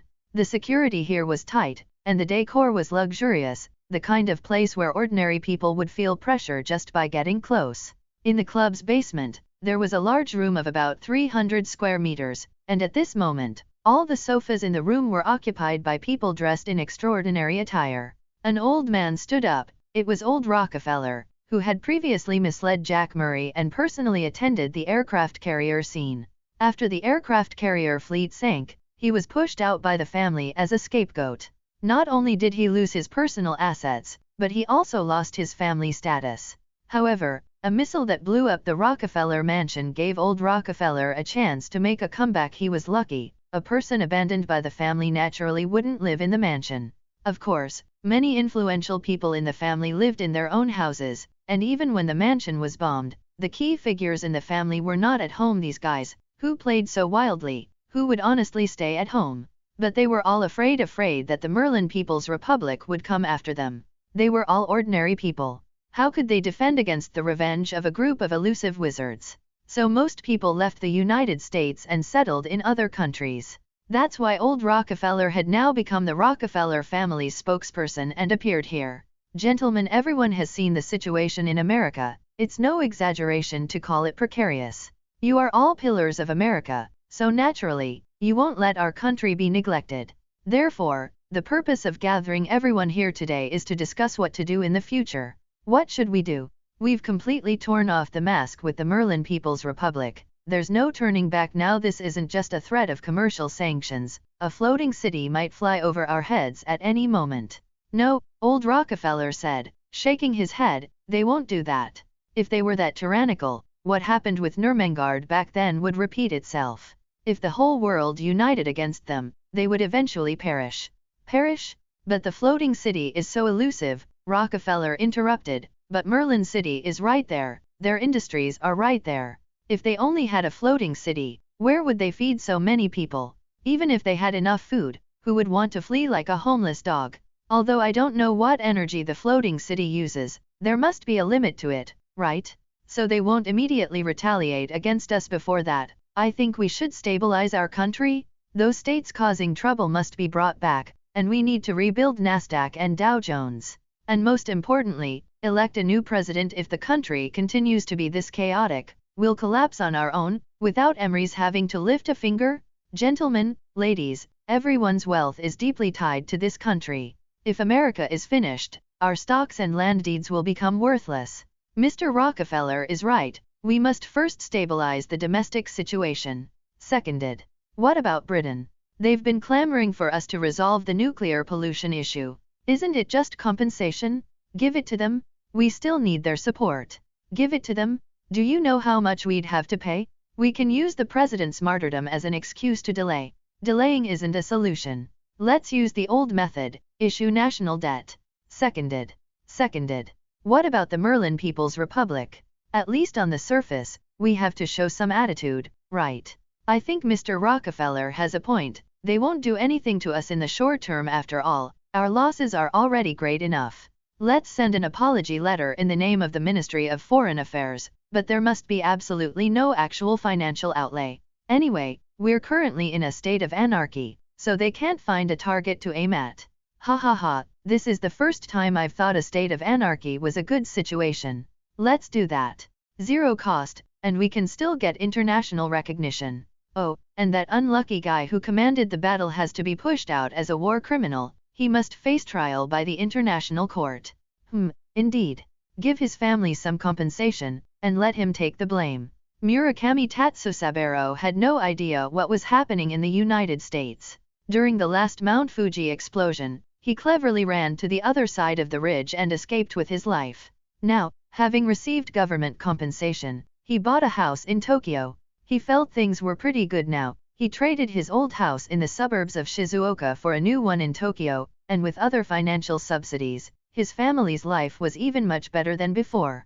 But now, he was a little worried, because minor earthquakes had been going on for over 12 hours since yesterday. After a strong tremor, these vibrations hadn't stopped. He had an indescribable feeling, because the current ground tremors were somewhat different from the earthquakes he was familiar with before. It reminded him of the time the floating city shelled Mount Fuji. At that time, the ground also trembled like this. He turned on the TV, and almost all channels were broadcasting earthquake news. Although the magnitude is currently low, experts analyze that there is still a possibility of strong tremors later. Citizens, please prepare according to the Earthquake Escape Handbook. Please check your home's earthquake-resistant measures.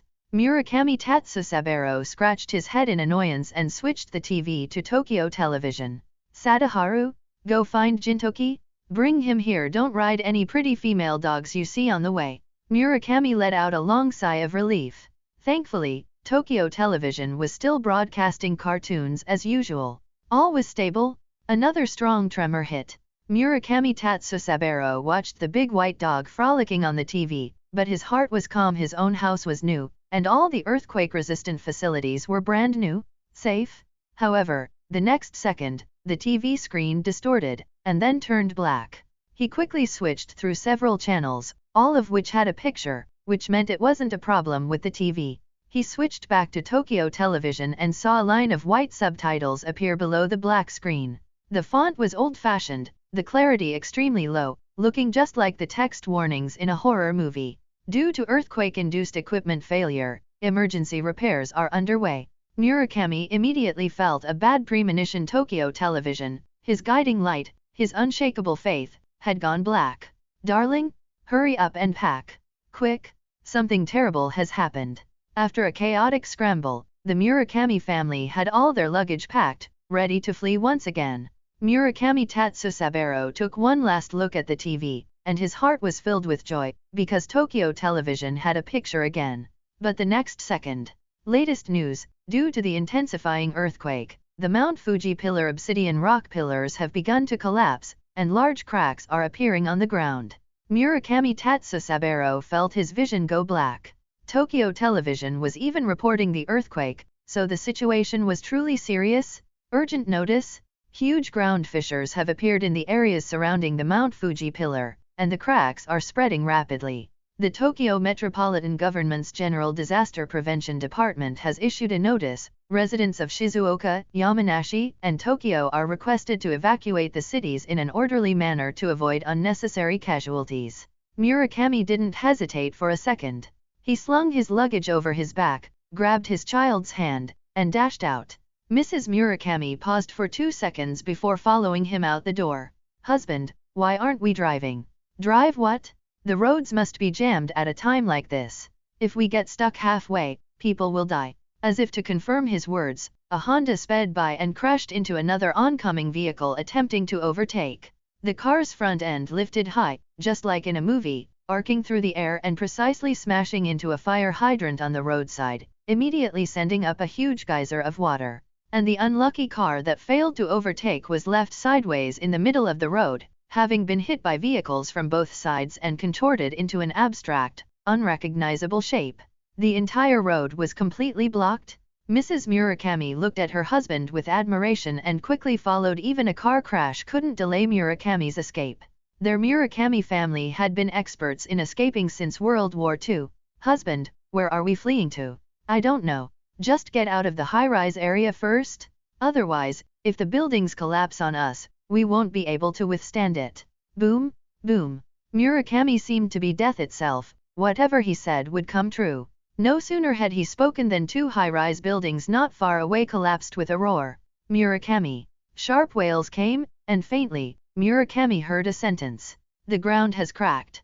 The ground has cracked. The ground rupture occurred without warning. A massive crack suddenly appeared, swallowing houses and citizens. Murakami Tatsusaburo was scared out of his wits and fled in the opposite direction with his family. Suddenly, his son's tender voice rang out. Dad, look at the sky. The sky? The sky was just a bit dim. Wasn't it normal for earthquakes to be accompanied by some unusual weather? But Murakami still looked up, and then his legs went weak, and he stumbled and fell. It's over, it's over, it's all over. What blocked the sun was not dark clouds, but the floating city that had plagued him like a nightmare for so long. Were those wizards going to take advantage of the earthquake to eliminate Japan? Dad, they must be here to save us. Murakami smiled bitterly and shook his head. How could that be? Why not? I heard from Shinjuku that a few days ago, those wizards were distributing gifts and condolences in Shizuoka. But they were the ones who destroyed Mount Fuji. No, that's not it. That's because an evil wizard from Japan stole a nuclear bomb from the United States, and the wizards of the Merlin People's Republic had no choice but to attack Mount Fuji for the sake of world peace. And last time, they even notified us 2 hours in advance, otherwise we would all be dead by now. Murakami sighed. What a naive child. How could a young boy understand the dirtiness of politics? Wizards coming to save them? Who would do such a thing without any benefit? These civilians might have already been abandoned by the government? As he thought this, several helicopters flew overhead, heading unhesitatingly towards the bay, clearly carrying chaebol or high-ranking government officials. Boom, boom. The tremors grew stronger and stronger. Murakami, who had fallen to the ground, was involuntarily bounced up by the shaking. Ah! A scream came from behind him. He looked back and saw the bottomless crack spreading towards them, swallowing his new house and many of his familiar neighbors. The crack spread so fast that it was clear they could no longer escape. Houses on both sides collapsed in entire sections, indicating that there was more than just the one ground rupture he saw. He turned around, looked at his wife and children, and wiped his face. Thankfully, dying with his family meant he wouldn't be alone on the journey to the underworld. Ah! A sense of weightlessness came, followed by a sharp pain in his ribs.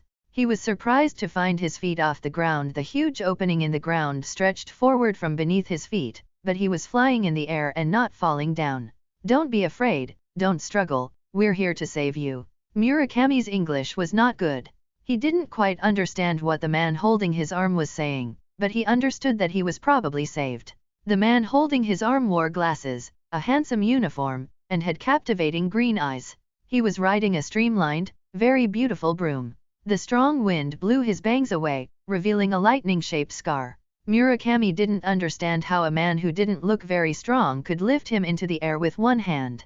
He looked around and saw other wizards on brooms continuously rescuing residents. His son was being carried by another man in a uniform, shouting excitedly. And his wife, being held by her pant waistband, had already fainted. The flying brooms were very fast. In a few minutes, they carried his family out of Tokyo City and to the coast. The waves were huge, but there seemed to be a transparent wall on the shore. The waves crashed against the air wall, bounced back, and exploded into large white splashes. And the most striking thing here was a huge, 10-meter-high, 100-meter-wide luminous gate made of vines. The wizards dropped his family on the ground and immediately returned to Tokyo. Indeed, they had many more people to save. The helicopters that had flown over their heads earlier now arrived belatedly. After landing, a large group of people emerged from them. Murakami recognized these people from television news. The Prime Minister, the Foreign Minister, Cabinet Ministers. And these important figures were now bowing to a white-haired young man. Murakami didn't have time to bother with those people. He went to his son's side. Are you all right? Completely fine. He then went to his wife's side, helped her up, and gently pressed her philtrum, hoping to awaken her. More and more wizards brought citizens here, most of them using flying brooms, and some appearing out of thin air with a whoosh. Soon, it became noisy here. More helicopters arrived, and a group of fully armed self-defense force soldiers disembarked. Some soldiers protected the dignitaries, while others began to maintain order among the civilians. An hour later, at least tens of thousands of people, perhaps more, had gathered on this beach. Murakami Tatsusaburo climbed onto the breakwater and looked towards his former home. The high-rises were gone, only a massive cloud of dust hung in the air. The ground trembled, like his trembling heart.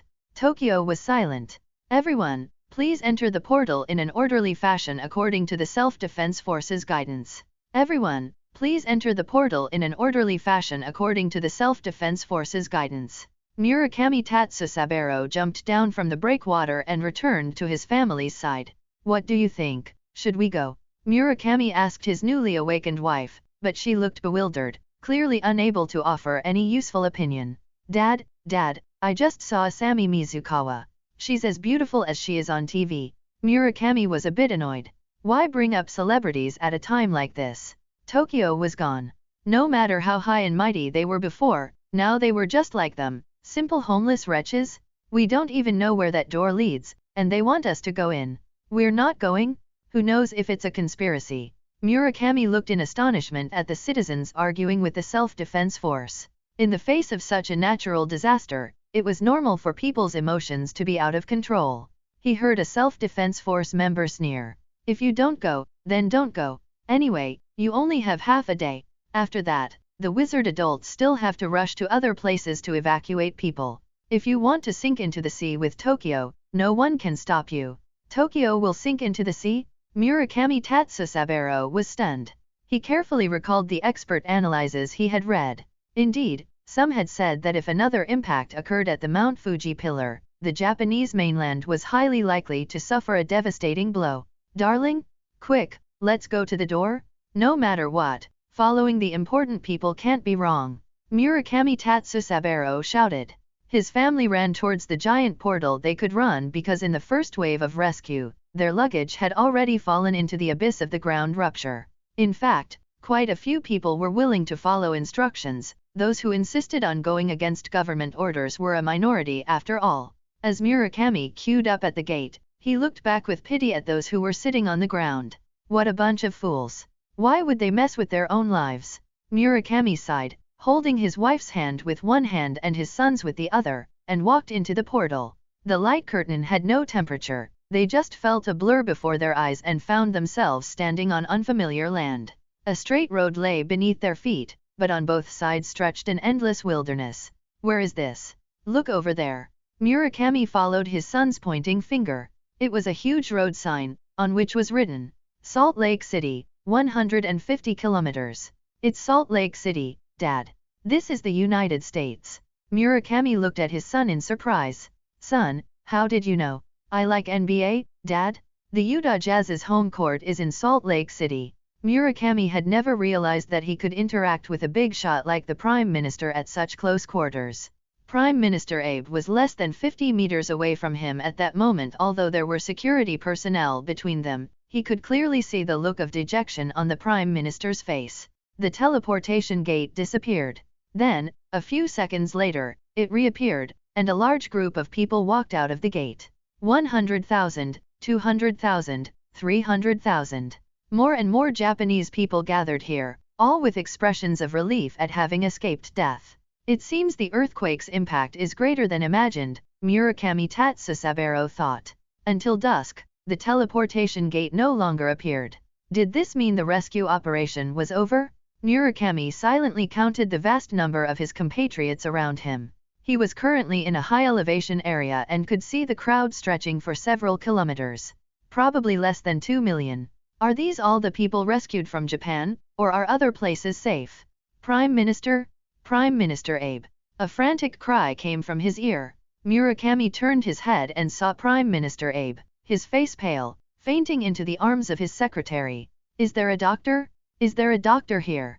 To ensure the safety of all dignitaries, the personal medical teams of those high-ranking officials were deemed occupying escape space and were left to fend for themselves. Therefore, among the group of high-ranking officials, there wasn't a single doctor. I am. Murakami Tatsusaburo raised his hand. He used to work in a large hospital but resigned due to his inability to tolerate the corruption within Japan's medical system, becoming a so-called community doctor. And the most important characteristic of a community doctor is versatility. Quick, quick, let him come over. Murakami instructed his wife to take care of their child, then jogged over, following the man in black. How is Prime Minister Abe? Murakami made a quick diagnosis and replied. He's fine, he just fainted because of extreme emotional fluctuation. Ah! A cry of alarm sounded beside him. Murakami turned his head and saw two vines rising from the ground, just like the huge teleportation gate, intertwining to form a portal, then a dazzling light curtain filled the space within. Several figures walked out of the teleportation gate.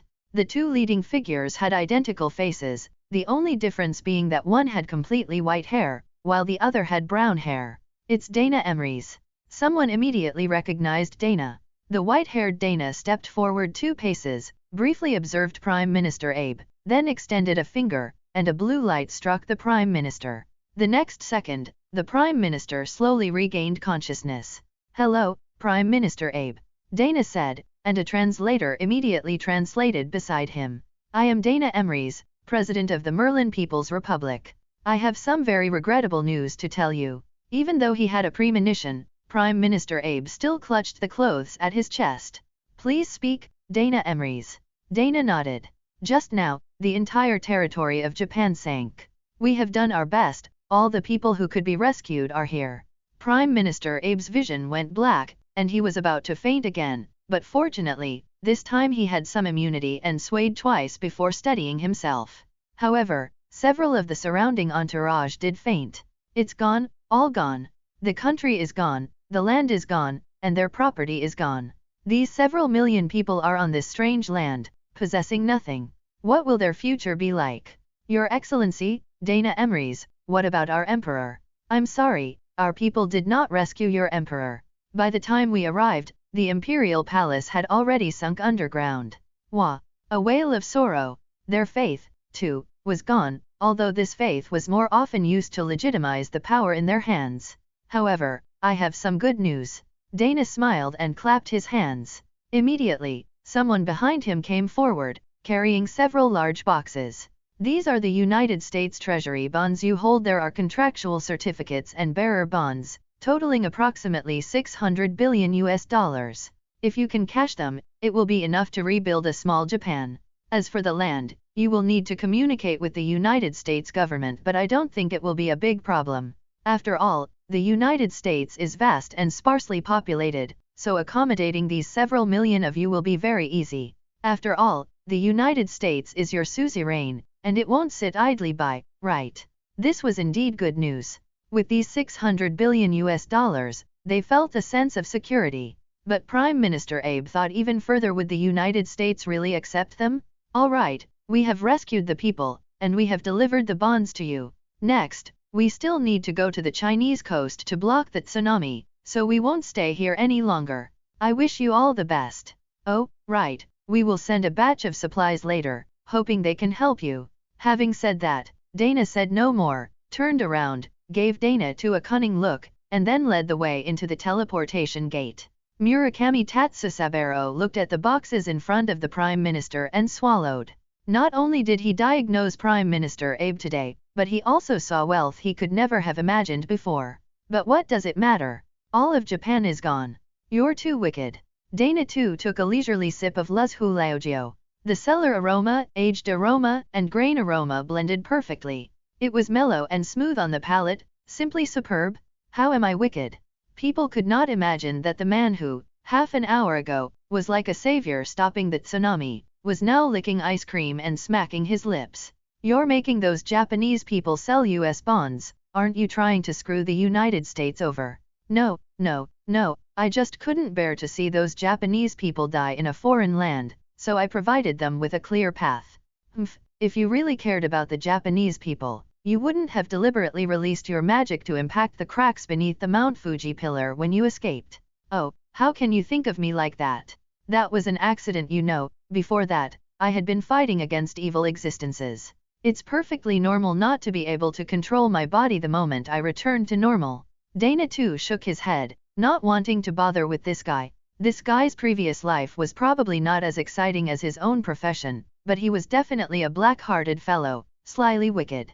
You made Japan sell US bonds over $600 billion US. It's not a huge amount, nor is it small, but the impact on the US bond market is significant.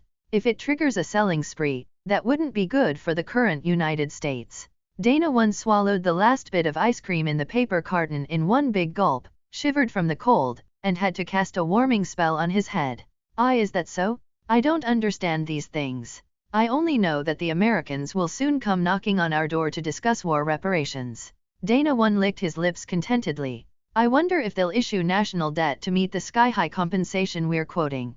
Murakami Tatsusaburo and his family were assigned a regular tent. Even the Merlin People's Republic wasn't so extravagant as to give them magical tents enhanced with the undetectable extension charm. But he was already very satisfied. On the first day of losing their home, his family had a place to stay, food to eat, and he even became the Prime Minister's temporary medical consultant. Of course, it was uncertain whether the Prime Minister would still be Prime Minister later, as not a single member of the entire imperial family survived, and it was unknown if the cabinet, having lost its object of loyalty, could still be called a cabinet. It was late, yet the road to Salt Lake City was noisy on both sides. How could these people, who had escaped death and endured so much today, possibly sleep? Those who were just as sleepless were the masterminds behind the scenes in America. This is too much. China is so close to Japan, yet they insist on sending those Japanese people here to us. What's the point of complaining? Do we accept them now or not? Accept? We must accept them? If we ignore the fate of these Japanese people, who else in the international community would be willing to follow us? This remark drew a small chuckle. If the United States couldn't quickly restore order to its stock market and quell the independence movements, it would cease to be a nation? If not for the dominance of the US dollar, their position as a world superpower would have long been lost. And now they still had to consider the feelings of their younger brothers? Simply foolish? Isn't Alaska also seeking independence? Send those Japanese people there. I've already thought of the reason. It's the closest part of our territory to their homeland in Japan, making it easier for them to overcome their homesickness there. All right, it's settled then. Send those unlucky souls to Alaska. Oh, and what about the West Coast? The massive tsunami caused by Japan's sinking will reach us in less than 2 days. What else can we say? Evacuate the people. That's not right. We still have many assets there, and given the current situation, we cannot afford to lose any of them. Then what do we do? Floating City helped China, Korea, Vietnam, Indonesia, and the Philippines withstand the tsunami. Perhaps we can seek their help. Are you out of your mind? How could Merlin City possibly help us? It's not impossible. Quickly start negotiations. Make concessions within a day, and perhaps we can get their support. After all, when they were founded, they received strong support from us in the international community. Without us, they wouldn't have been able to make Britain cede that part of its territory to them. That makes sense. Have our people in Britain contact the Merlin People's Republic tonight. I'm worried they'll make exorbitant demands. So what? If they dare to demand, we dare to print bonds. The whole world will pay for us anyway. Seconded. Britain is asking us to deal with nuclear contamination. Stall them, stall them? How do we have the time or energy for that? The top priority now is to re-establish relations with those wizards. Diplomatic negotiations are dry and tedious. We don't need to concern ourselves with how aggressive the wizards, led by Dana, were in the negotiations, or how the new Secretary of State of the United States retreated step by step. We only need to know the outcome. The United States of America, -3 states, paid the Merlin People's Republic $600 billion and recognized the Merlin People's Republic's ownership of 157 ownerless islands in the Pacific Ocean. The Merlin People's Republic assisted the United States in resisting the West Coast tsunami and promised not to actively attack the United States mainland for 10 years. The U.S. Secretary of State also wanted to open up magic products, but he was halfway through his sentence when Comrade Nikolai Vavilov scolded him back. On the floating island, Dana 1 and Dana 2 stood side by side, looking at the island below. I don't know why you want these small islands, there aren't any resources here. No, I plan to move the Republic here after my divination weakness passes. I can connect these islands. These more than 100 islands are enough to form a large magic island that can accommodate hundreds of millions of people. That's a good idea. Dana 2 was somewhat envious of Dana 1's power, but he quickly shook his head. Divination? Rudimont doesn't possess great power. I don't understand why you would use divination on him. If he had any rebellious intentions, Nikolai's National Security Department could suppress him with a flick of a hand. Dana 1 laughed. I ask you, during Jack Murray's rebellion, did Rudimont play a role? He infiltrated the enemy, which was meritorious, but not decisive. No, you don't understand my original intention. Intention? Yes, if we didn't give the rebels hope, how else would those pure-blood families' old remnants and young descendants jump out and allow us to catch them all in one fell swoop? Rudimont was a crucial link. Because he had floating city authority, his betrayal gave those pure-blood families the courage to rebel. Dana 2. Isn't this just entrapment? And you seem quite pleased with yourself. Furthermore, Dana 1 sighed. Although I believe my revenge on Avery family was not wrong, Rudimont must have felt very sad seeing the tragic state of his paternal grandfather and paternal aunt. Forcing him to choose between his family and the Republic was truly cruel. So you simply made the decision for him, implanting the idea of the Republic's supremacy deep in his mind, making it easy for him to sacrifice family for the greater good. Yes. And as compensation, I will give him the position of the next president. Dana 2 rolled his eyes. You have the eternal heart and are eternally young.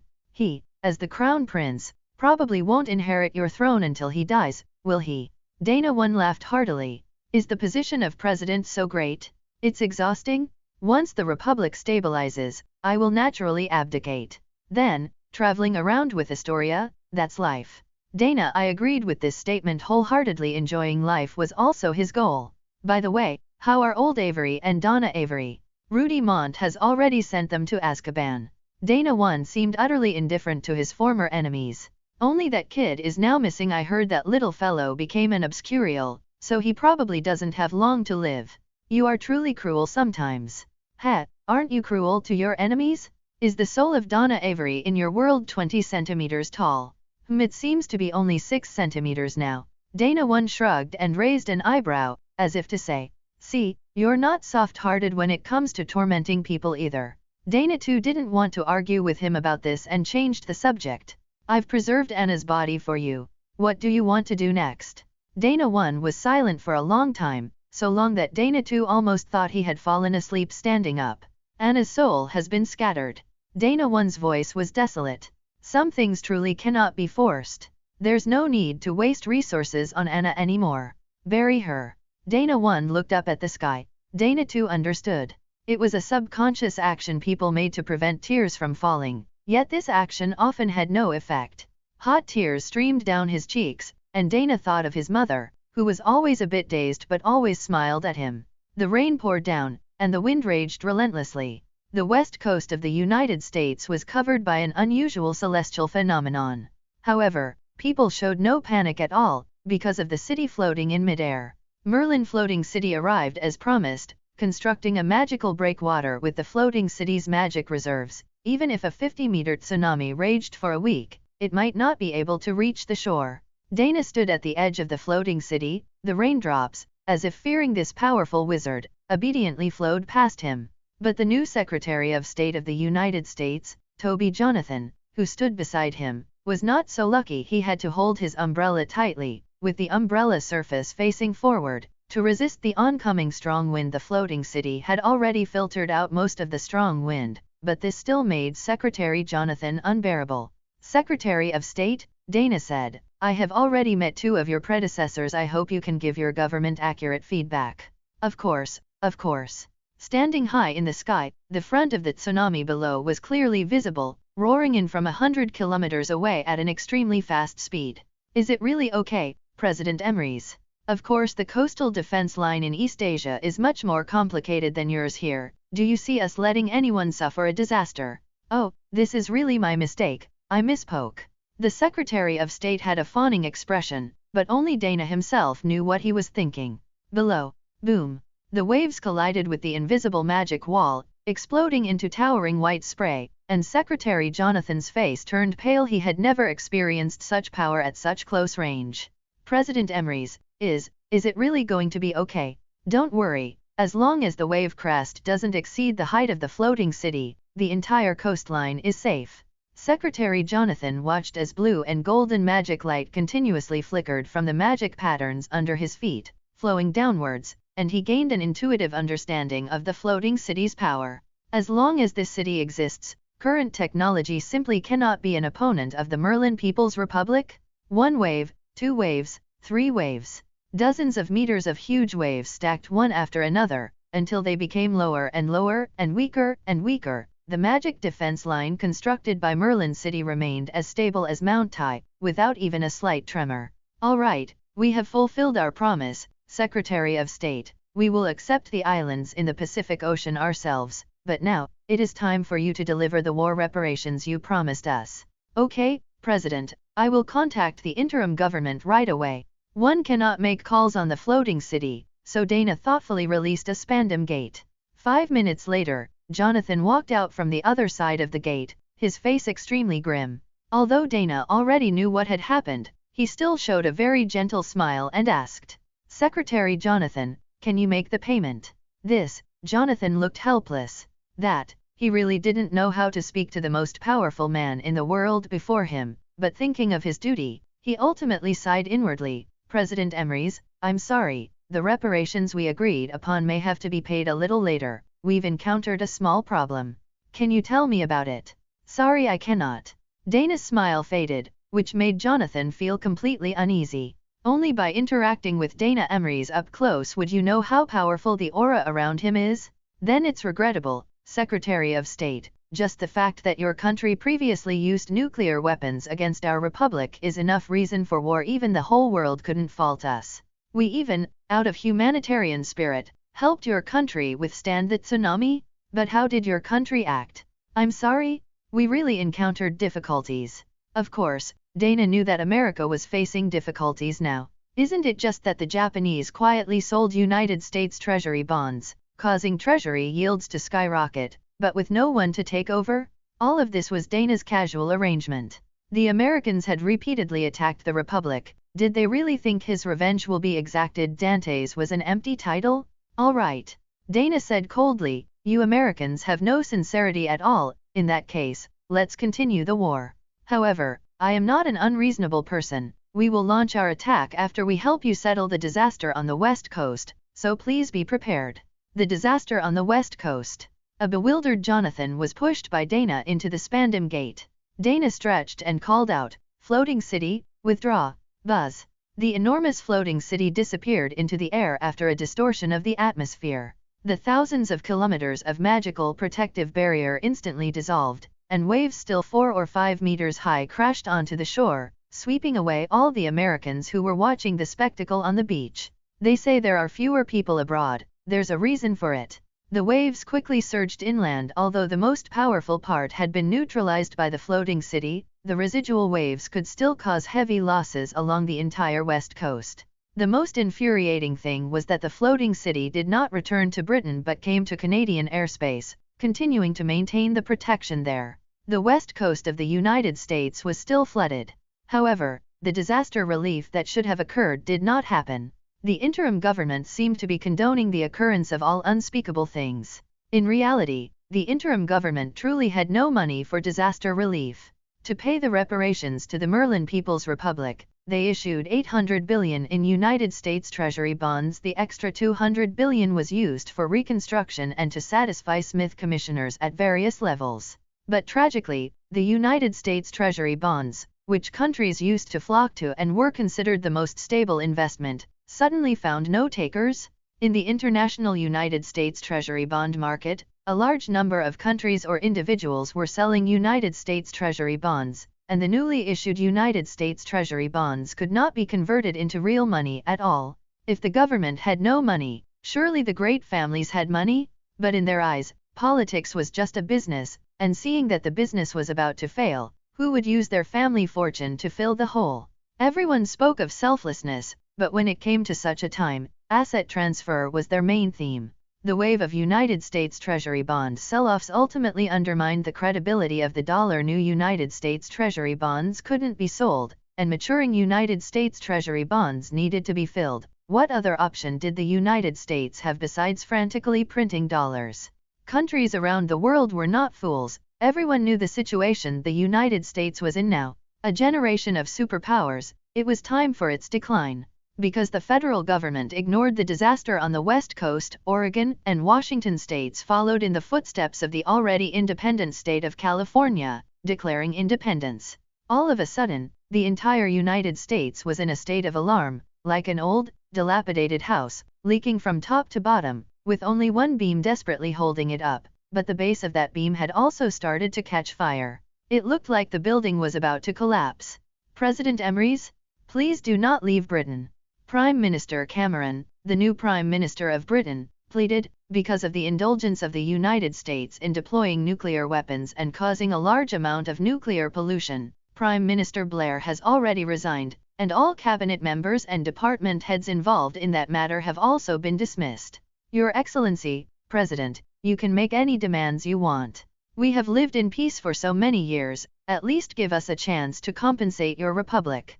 Dana 1 touched his nose and turned to look at Dana 2. What do you think? What do I think? This is nothing more than them hoping we can clean up their mess after they've reaped what they've sown. The British people are currently filled with resentment, because the United States used 31 nuclear bombs, and after those nuclear bombs were intercepted, the leaked nuclear material directly polluted 30 areas, forcing residents to relocate and land to be abandoned. Britain had originally hoped that the United States would help them deal with it. After all, the United States was known as the world's leading technological power. However, the United States was unable to protect itself, with internal divisions, a sharp drop in international credit, and a collapse of its financial system. Therefore, after skillfully clearing out scapegoats, the British government turned its attention to the Merlin People's Republic. This magical country might be able to help them solve this problem. But they received shocking news. All wizards on British soil were about to move out, and the Merlin People's Republic would settle in the Pacific Ocean. Dana 1 expressed agreement with Dana 2's statement. He looked at Prime Minister Cameron and smiled. My brother's opinion is my opinion. You heard it. Our republic has been stabbed in the back by your country more than once, which is why we are leaving here. But before you founded your republic, you were all wizards of our Great Britain. No, there were originally no more than 10,000 pure British wizards, and now there are only about 7,000. From the composition of our republic's citizens, our relationship with your country is really not significant. Please, Prime Minister Cameron was at a loss. Large-scale nuclear pollution is a headache for any country. Help us clear up that pollution, we can pay for it. Pay for it. Dana shook his head.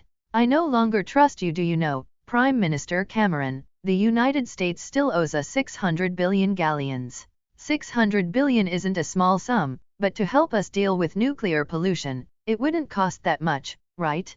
As long as the amount is reasonable, our treasury can still afford it. Afford it? Dana laughed. He took out a Grebeto magic crystal from his pendant. The dazzling crystal made Prime Minister Cameron's eyes glaze over. This is a Grebeto magic crystal. When Merlin City was first built, it sold for as much as 10 billion galleons. I believe you understand our currency system. 10 years ago, the purchasing power of 1 galleon was equivalent to 20 British pounds. In other words, 10 billion galleons is equivalent to 200 billion British pounds. Dana paused and asked Dana 2, brother, how many Grebeto magic crystals does it take for a floating city to clean up molecular level pollution? Dana 2 secretly rolled his eyes. Dana 1 was truly a great swindler, spewing nonsense at will. Grebeto magic crystals have the ability to absorb magic particles from the air on their own and are not consumed at all. But he still answered in a plausible manner. To clean 100 square kilometers of land, it takes about half a Grebeto magic crystal. In terms of acting, Dana 2 was also not bad, so the cooperation between the two Danas completely confused Prime Minister Cameron. He believed it. 3 trillion British pounds. Prime Minister Cameron was a good hand at economics, and his mathematical ability was outstanding among Britons, although he couldn't answer what 8 times 9 was. Yes, your math level is admirable. Dana smiled. If your country can pay this fee, of course, that's just the cost. Labor fees, patent fees, and service fees will be extra, but as long as the money arrives, we guarantee that there will be no nuclear pollution residue in Britain. The Prime Minister left dejectedly. Dana 2 shook his head. Traitors should suffer the punishment of traitors. He asked. But if they finally agree to pay this money, You wouldn't actually help them deal with the nuclear pollution, would you? How could that be? Dana once said. Prices fluctuate at any time, and scarcity makes things valuable. By then, there might only be 2 Grebeto magic crystals left, and the price would surely increase several times, wouldn't it? If they have any objections, they can find the materials themselves. Find your ghost? All the Grebeto magic crystals in both worlds are in the hands of the 2 Donnas. Where could a group of muggles find them? United States, New Jersey, Atlantic City. A young man jumped off a bus. He was wearing a brown top, and his hood covered half of his face. Grr. His stomach protested loudly, telling him it was time to eat. The young man pouted, scanned the surrounding buildings, and muttered to himself, I can't read. Where should I eat now? 2 seconds later, the young man nodded and ducked into a bar. Kid, you're not 20 yet. There's no place for you here. The young man looked up slightly, revealing the fierce eyes under his hood. I'm hungry, give me food. The bartender was about to say something else, but the young man's words choked him up. You'd better not talk nonsense, or I'll kill you. The bartender was furious, his hair standing on end, wanting to lay hands on him, but his colleague behind him held him back. David, he's just a kid, don't mind him. Humph. The bartender named David snorted and asked, what do you want to eat? Anything, as long as it fills me up. He wasn't picky. Was there anything in this world worse than Azkaban's black bread?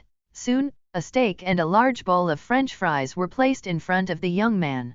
The dishes clattered against the wooden bar, making a muffled sound.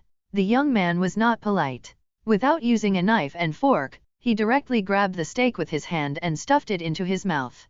David shook his head, no longer bothering with him, and turned to wipe glasses. Today is the 4th day of Alaska's independence. The Japanese people we rescued have purchased 70,000 square kilometers of land there and established the Yamato National Autonomous Region. Alaska is now renamed the Alaska Republic, but their military strength is extremely weak. After losing the protection of the Federal Army, they are unable to protect the Japanese, or even themselves. Currently, the federal interim government is still communicating with Alaska, hoping to bring them back into the embrace of the Federation. The TV hanging above the bar was broadcasting the news. The young man's ears twitched slightly, seemingly unresponsive, but inside him, a voice said to him, go to Alaska, go to the Yamato National Autonomous Region. There, I have a way to make you stronger. Dana Avery was leisurely fishing on a small island in the Pacific Ocean. This island was one of the Republic's newest territories. Though called a small island, it actually covered an area of 30 to 40 square kilometers, easily accommodating 100,000 people. Behind him was a super luxurious tent borrowed from the Weasley family, which had appeared in Goblet of Fire. This was the most comfortable period since he transmigrated to the Harry Potter world. Perhaps this was the life his mother, Anna, wished for him. Helena, I'm hungry, bring the grill over. All right, Avery. Helena Ravenclaw had changed into a brand new alchemical body, and her soul had been reshaped by Dana too. Now, she was no longer just the conscious entity that, unwilling to die, lingered in the human world. She had regained her soul. For this, Helena was immensely grateful to Dana too. The grill was set up, and the fresh catch was simply placed on it. A little salt and some spices were sprinkled, making for a flavorful and delicious meal. Helena took a deep breath. The alchemical body had the ability to distinguish various smells in the air, so Helena could smell the rich aroma of the grilled fish. But unfortunately, the alchemical body could not provide a sense of smell, which made her miss out on the supreme delicacy. Why call it a supreme delicacy? One could tell from Dana Two's eating posture. But she didn't complain. Compared to being confined in Hogwarts, her current life was something she couldn't have imagined before.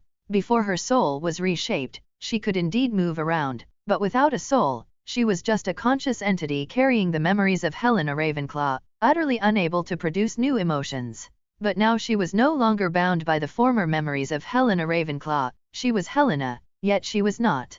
She had gained the power to truly control her own destiny. This is really good. Dana too squinted his eyes comfortably, looking to Helena like a smug fox. This man and that man were both cunning foxes? Helena thought, feeling a tingle in her mouth. Logically, she should be salivating, but in reality, the alchemical body didn't have this function. Her current state was probably phantom craving, which should be similar to phantom pain. Ah, another fish bit. Dana too put down the grilled fish and rushed towards the fishing rod.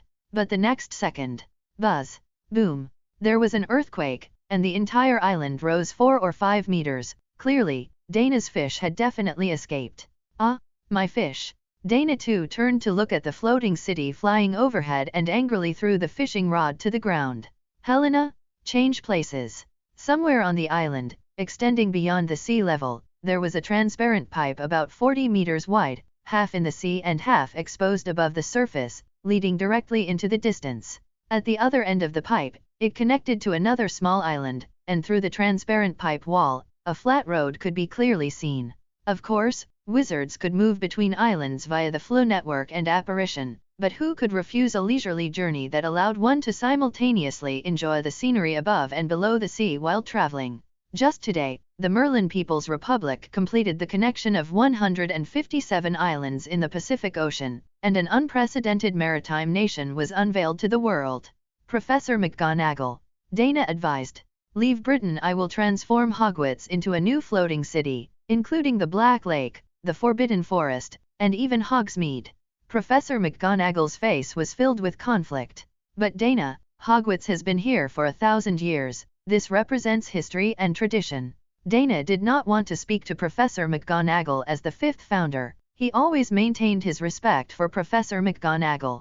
In his darkest times, it was Professor McGonagall who gave him warmth and light, and he always remembered all of it. Actually, Professor, Hogwarts was originally just a stockade built with wooden planks. The choice to be here was simply because it was far from Muggle towns and surrounded by the Black Forest, making it difficult for the Church to discover. Now that the Republic is relocating entirely, Hogwarts, as the Republic's largest and only school, is no longer suitable to remain in Britain. Moreover, the current situation in Britain is truly not suitable for young wizards to remain because it is too dangerous. Dangerous. No matter what, Professor McGonagall's greatest concern was her students. Yes, the Muggle nuclear bombs were intercepted by us, and those nuclear materials caused extreme pollution to the soil and air. Those things are extremely harmful to the human body. Even if we can protect Hogwarts, what about the children when they are on holiday? They can return to their homes via the FLU network. It's too far, Professor. The children's parents are all in the new cities in the Pacific Ocean. To cross the Atlantic Ocean, the entire United States, and half of the Pacific Ocean, you should know how much magic is needed to achieve such a teleportation. Why should we take the long way when there's a better method? Professor McGonagall pondered for a moment and asked, Dana, you've convinced me. I will discuss it with the other 3 deans and get back to you shortly. All right. By the way, Dana, if Hogwarts becomes a floating city, does that mean the Republic will have 2 floating cities? More than that, Professor, I also plan to transform Merlin City into a floating city, and at the same time, the communes scattered across Britain will also ascend, becoming satellite floating cities. At that time, with Floating City 1, Floating City 2, and Hogwarts Floating City as the center, hundreds of satellite floating cities will guard them. The 157 islands in the Pacific Ocean will be interconnected, serving as the foundation, forming a composite magic array of sea, land, and air. At that time, even if we are at war with the entire world, there will be no possibility of failure. You still want to be at war with the entire world? No, I'm just giving an example. Our relationship with China and Russia is good now, and we are currently competing with India for a permanent seat on the UN Security Council. From any perspective, it's impossible for us to become public enemies of the world. To borrow a great man's words, fight 1 punch, avoid 100 punches. We defeated the world's #1 superpower, the United States, and in this world, there are probably no countries willing to be hostile to us anymore. Dana, don't get too carried away. The United States isn't that easy to defeat. Professor, the reason we can compete for a permanent seat on the Security Council is because the United States is about to disintegrate. Disintegrate. That's right. The US Federation now has only 12 states left. In fact, almost all the states with good economic strength have already declared independence.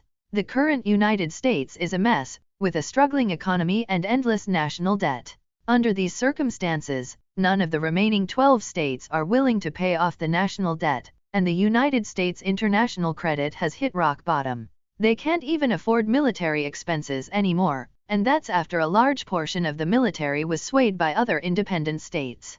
According to reports from our National Security Department agents, the federal government has basically been hollowed out, and the decrees of the interim government cannot be implemented. Those 12 states are also acting independently, and it's estimated that their complete separation from the federal government will happen within the next 2 months. Professor McGonagall opened her mouth. She looked at the eloquent white-haired young man in front of her and recalled the first time they met. A thin boy with white hair, wearing ill-fitting clothes. Despite having just suffered the pain of losing his mother, even his hair had turned white, yet he still displayed a very polite demeanor. Professor McGonagall, please sit. If you don't mind, may I eat while we talk? That young, pitiable child and the spirited young man before her, who could stir up world affairs with a flick of his hand, slowly merged into one. All right, Dana, I believe you will handle everything well, you always do. I will give you an answer about Hogwarts as soon as possible, and if the Merlin People's Republic needs anything from me, just ask. Thank you, Professor, but there's nothing that requires your effort right now. However, I must correct you, the name Merlin People's Republic will soon be abolished. We will have a new name, Magic Soviet People's Republic. How important is a country's name, to be named after that old Merlin? He doesn't deserve it. Old Rockefeller disembarked from his private jet, followed by his grandson, Dominic Rockefeller. They were currently standing on the airfield of Anchorage, the largest city and economic hub of the Alaska Republic, waiting for ground crew vehicles to pick them up. A cold wind blew, and Dominic Rockefeller sniffled, pulling his coat tighter around him. Grandpa, why did we have to leave Seattle, sell all our real estate, and come to this godforsaken place? Old Rockefeller looked at his 15-year-old grandson and replied with a smile, because they need our money here. Here, we can still live a life of luxury. Couldn't we have stayed in Seattle? No, child. The fools who cling to those things won't even know how they died. Young Rockefeller knew who his grandpa was referring to as fools, the main branch members of the Rockefeller family. Why? Dollars, property, and stocks, all of these will become worthless with the disintegration of America. Child, at that time, the gold and euros in our hands will be the most valuable assets. I wasn't asking about that. I mean, there are so many places we could have chosen, why this one? Young Rockefeller shivered, sniffing hard and making a snorting sound. This damn place is too cold. Old Rockefeller wasn't angry at all about his grandson's questioning. Instead, he felt it was young Rockefeller's most brilliant quality. So he explained, Alaska is sparsely populated, originally with only over 700,000 people. After those Japanese migrated here, they became the majority group on this land, turning the tables. The Japanese are numerous, but the local Alaskans have deep roots. These two sides will sooner or later fight amongst themselves over the distribution of power. And at this time, we, with our vast capital, become the target they both want to win over. I taught you this, when something has value to be contended for, then we can maximize our profits through proper operation. Exactly, you truly are a little genius. At this moment, old Rockefeller didn't resemble the wise man who manipulated the situation from behind the scenes, but rather a completely doting grandfather to his young grandson. Ah, look, the people picking us up are here. Japanese. Yes, Japanese. They only sold 120 billion of their 600 billion in US debt. They are the group most eager to cash out their US debt right now. But Grandpa, you don't have the ability to help them cash out, do you? But they believe that through the Rockefeller family's connections, they can exchange those worthless US debts for assets left behind by the federal government. Pfft! Young Rockefeller laughed. How naive. When the Soviet Union collapsed, there were still a few pounds of broken ship nails left, but America, there's no federal legacy. If there were, it would have already been divided up by the various states and conglomerates. Old Rockefeller couldn't help but rub young Rockefeller's head. Ha ha ha, it has to be my Mr. Young Rockefeller who is smart, smarter than those Japanese. Soon, the car that came to pick up the grandfather and grandson stopped. Stepping out of the passenger seat was none other than the former Prime Minister Abe, now the Abe Executive Officer of the Yamato National Autonomous Region. Oh, it's Mr. Abe. Why did you come? Mr. Rockefeller. Abe Executive Officer bowed slightly. For those of us who have lost our homeland, you are our only hope now. I can't wait to have a good talk with you. Mr. Abe, don't say that.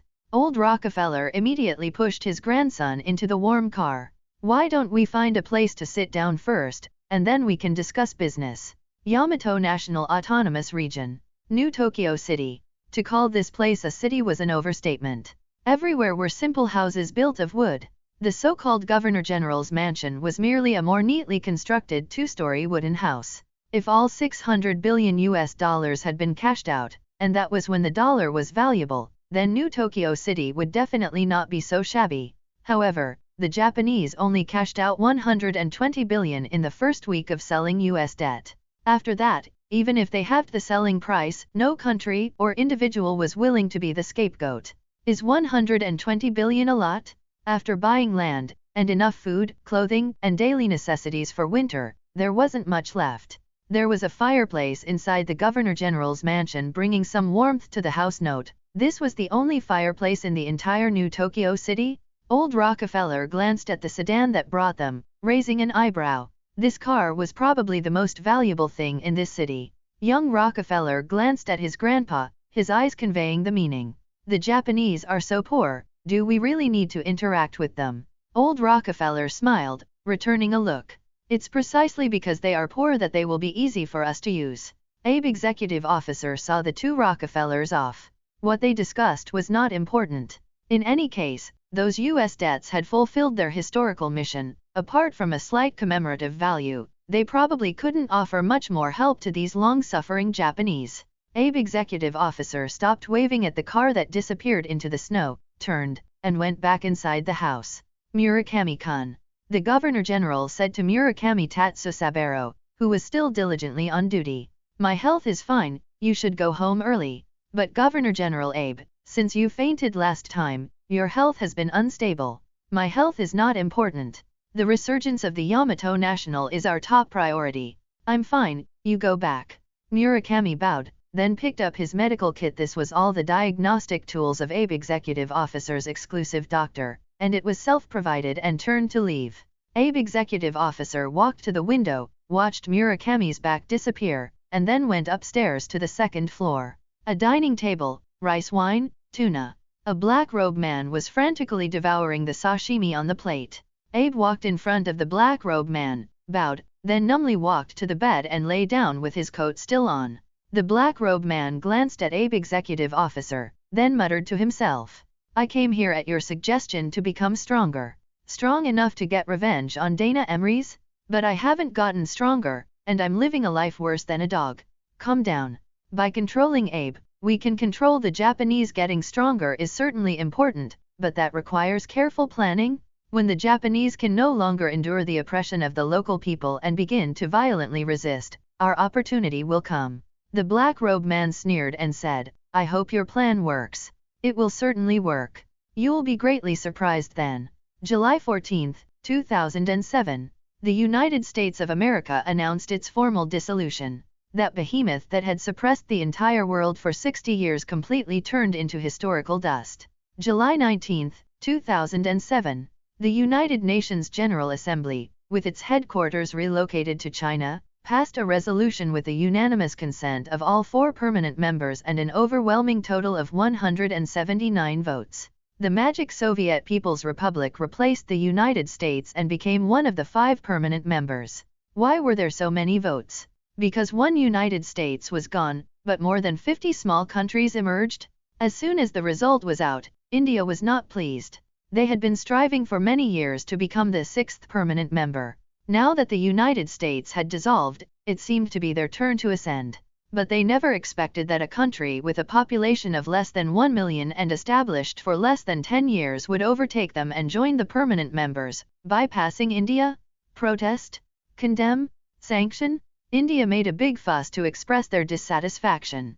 However, on July 24, the Magic Soviet Republic in the Pacific Ocean, in front of the world, raised 2 more floating cities, the original Merlin City and Hogwarts School of Witchcraft and Wizardry. At the same time, hundreds of satellite floating cities guarded those 3 awe-inspiring floating cities. The next day, a massive tsunami suddenly appeared in the Indian Ocean, heading straight for India's west coast. India had no choice but to yield to the Magic Soviet Republic. With the help of the number 1 floating city, the tsunami was stopped. Since then, India ceased its protests. They seemed to have understood one thing: The downfall of the United States seemed to have begun when it was directly defeated by the Magic Soviet Republic. More seriously, some experts speculated that the tsunami in the Indian Ocean was entirely man-made by the Magic Soviet Republic, because distant ocean liners had seen the silhouette of a floating city in the sky above the Indian Ocean. Viewed this way, the threat of the floating city has been severely underestimated. The Magic Soviet Republic, a newcomer to the world political stage, actually possesses the most terrifying military deterrence in the world. Although India still instilled in its people, through internal propaganda, rhetoric about the United Nations being dark and unfair, their foreign policy took a complete 180-degree turn, showing extreme flattery towards the Magic Soviet Republic, not much different from how they used to fawn over the United States. July 23. Hogwarts Principal's Office. The view outside the window was no different from usual, the same black lake, the same black forest, but the sky was much closer, and clouds and mist occasionally enveloped the castle. Professor McGonagall and the other 3 deans were in front of the Book of Admittance, tallying the young wizards who would be entering Hogwarts this year. What was originally a job that one person could complete now kept all 4 of them frantically busy, simply because the search range of the Book of Admittance and the Quill of Acceptance had expanded to Eastern Europe, North America, and Russia. The reason was simple. Nurmengard was gone, so young wizards in Eastern Europe had to be accommodated somewhere. The Soviet Union was gone, and almost all Soviet wizards had integrated into the Magic Soviet Republic, so young wizards from the former Soviet regions needed a place to go. Ilvermorny had long been destroyed, so young wizards from North America naturally became students of Hogwarts. Everyone, this year, the number of Muggle-born young wizards who have reached enrollment age is as high as 429. Our task is very heavy. We need to conduct home visits for these young wizards before mid-August. Professor McGonagall rubbed her brow. Does anyone have any thoughts? Severus Snape, whose hair was no longer greasy and who had made himself look much tidier, was the first to speak. However, his speaking style had not changed as drastically as his appearance. As soon as he opened his mouth, it was still that familiar tone. Why not assign these tasks to other professors and assistant professors? Is it because we 4 earn an extra 50 galleons per month in salary compared to them? I need a vacation. Here are 50 galleons, Professor McGonagall. You can distribute this money as you wish to the professors willing to work overtime. Snape's reason for wanting a vacation was simple. He had already promised Lily to rent a yacht and cruise the Pacific Ocean during the last month of the summer holiday. Professor Flitwick smiled. Actually, Severus's idea is not wrong. Just the few of us, I'm afraid we really won't be able to handle it. The number of new students increases year by year. If we don't recruit more professors and assistant professors, I'm afraid we won't be able to bear it. Minerva. Professor Sprout nodded. Neville is a good helper. He will be willing to share the work with me. Professor McGonagall shook her head. No, Pomona, Neville is getting married soon. He's very busy right now. She looked at the 7 or 8 foot long parchment filled with new students' names, annoyed, and waved her hand. I will contact Dana later to see if he can help us with some of the burden. He is the only school board member of Hogwarts, and he should take responsibility. I agree, with Dana's ability, he can definitely solve this problem perfectly. Humph, with so much trouble now, isn't it all because of him? Snape complained verbally, but deep down, he was still happy about Hogwarts' thriving prosperity. However, he was not wrong. Not only the new pattern of the wizarding world, but even the new pattern of the world was created by Dana. Thinking about it, that kid is quite capable. Murakami Nobuhide, New Tokyo City, Nishishinjuku 6-7-4. Helena Ravenclaw checked the house number, quite certain she hadn't gone to the wrong place. She was assigned to visit the Republic of Alaska. This was Dana's idea, but she was delighted. A long time ago, she had fantasized about becoming a professor at Hogwarts, but unfortunately, she died. Now that she could do things that only professor-level deans could do, she felt incredibly happy. Is anyone home? The wooden gate of the fence looked like it could be pushed open easily. In fact, it wasn't even a fence, just a dense hedge made of branches, but Helena felt that as a professor, she should be polite and thorough. Coming. It was 9 o'clock on Sunday morning, and Helena believed that the parents of the household should all be home. Sure enough, the man of the house pushed open the door and walked out. It was Murakami Tatsusaburo, the special physician to Abe executive officer of the Yamato National Autonomous Region. Hello, may I know what brings you here? Murakami Tatsusaburo immediately saw that Helena was not human. Well, not a human being. Her stiff face and the occasional metallic reflections on her body made Murakami feel that a robot was standing in front of him. However, with the existence of the Magic Soviet Republic, Muggles now had a certain understanding of the magic world and were no longer easily startled.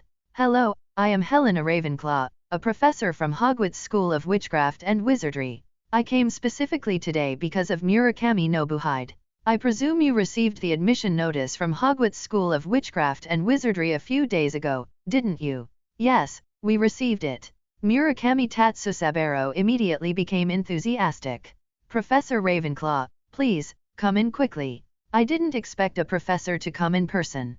Helena replied. For young wizards from non-wizarding families, it is mandatory for us professors to conduct home visits. Otherwise, the new students wouldn't know where to buy the necessary items for school, nor how to get to Hogwarts. Oh, yes, that's right.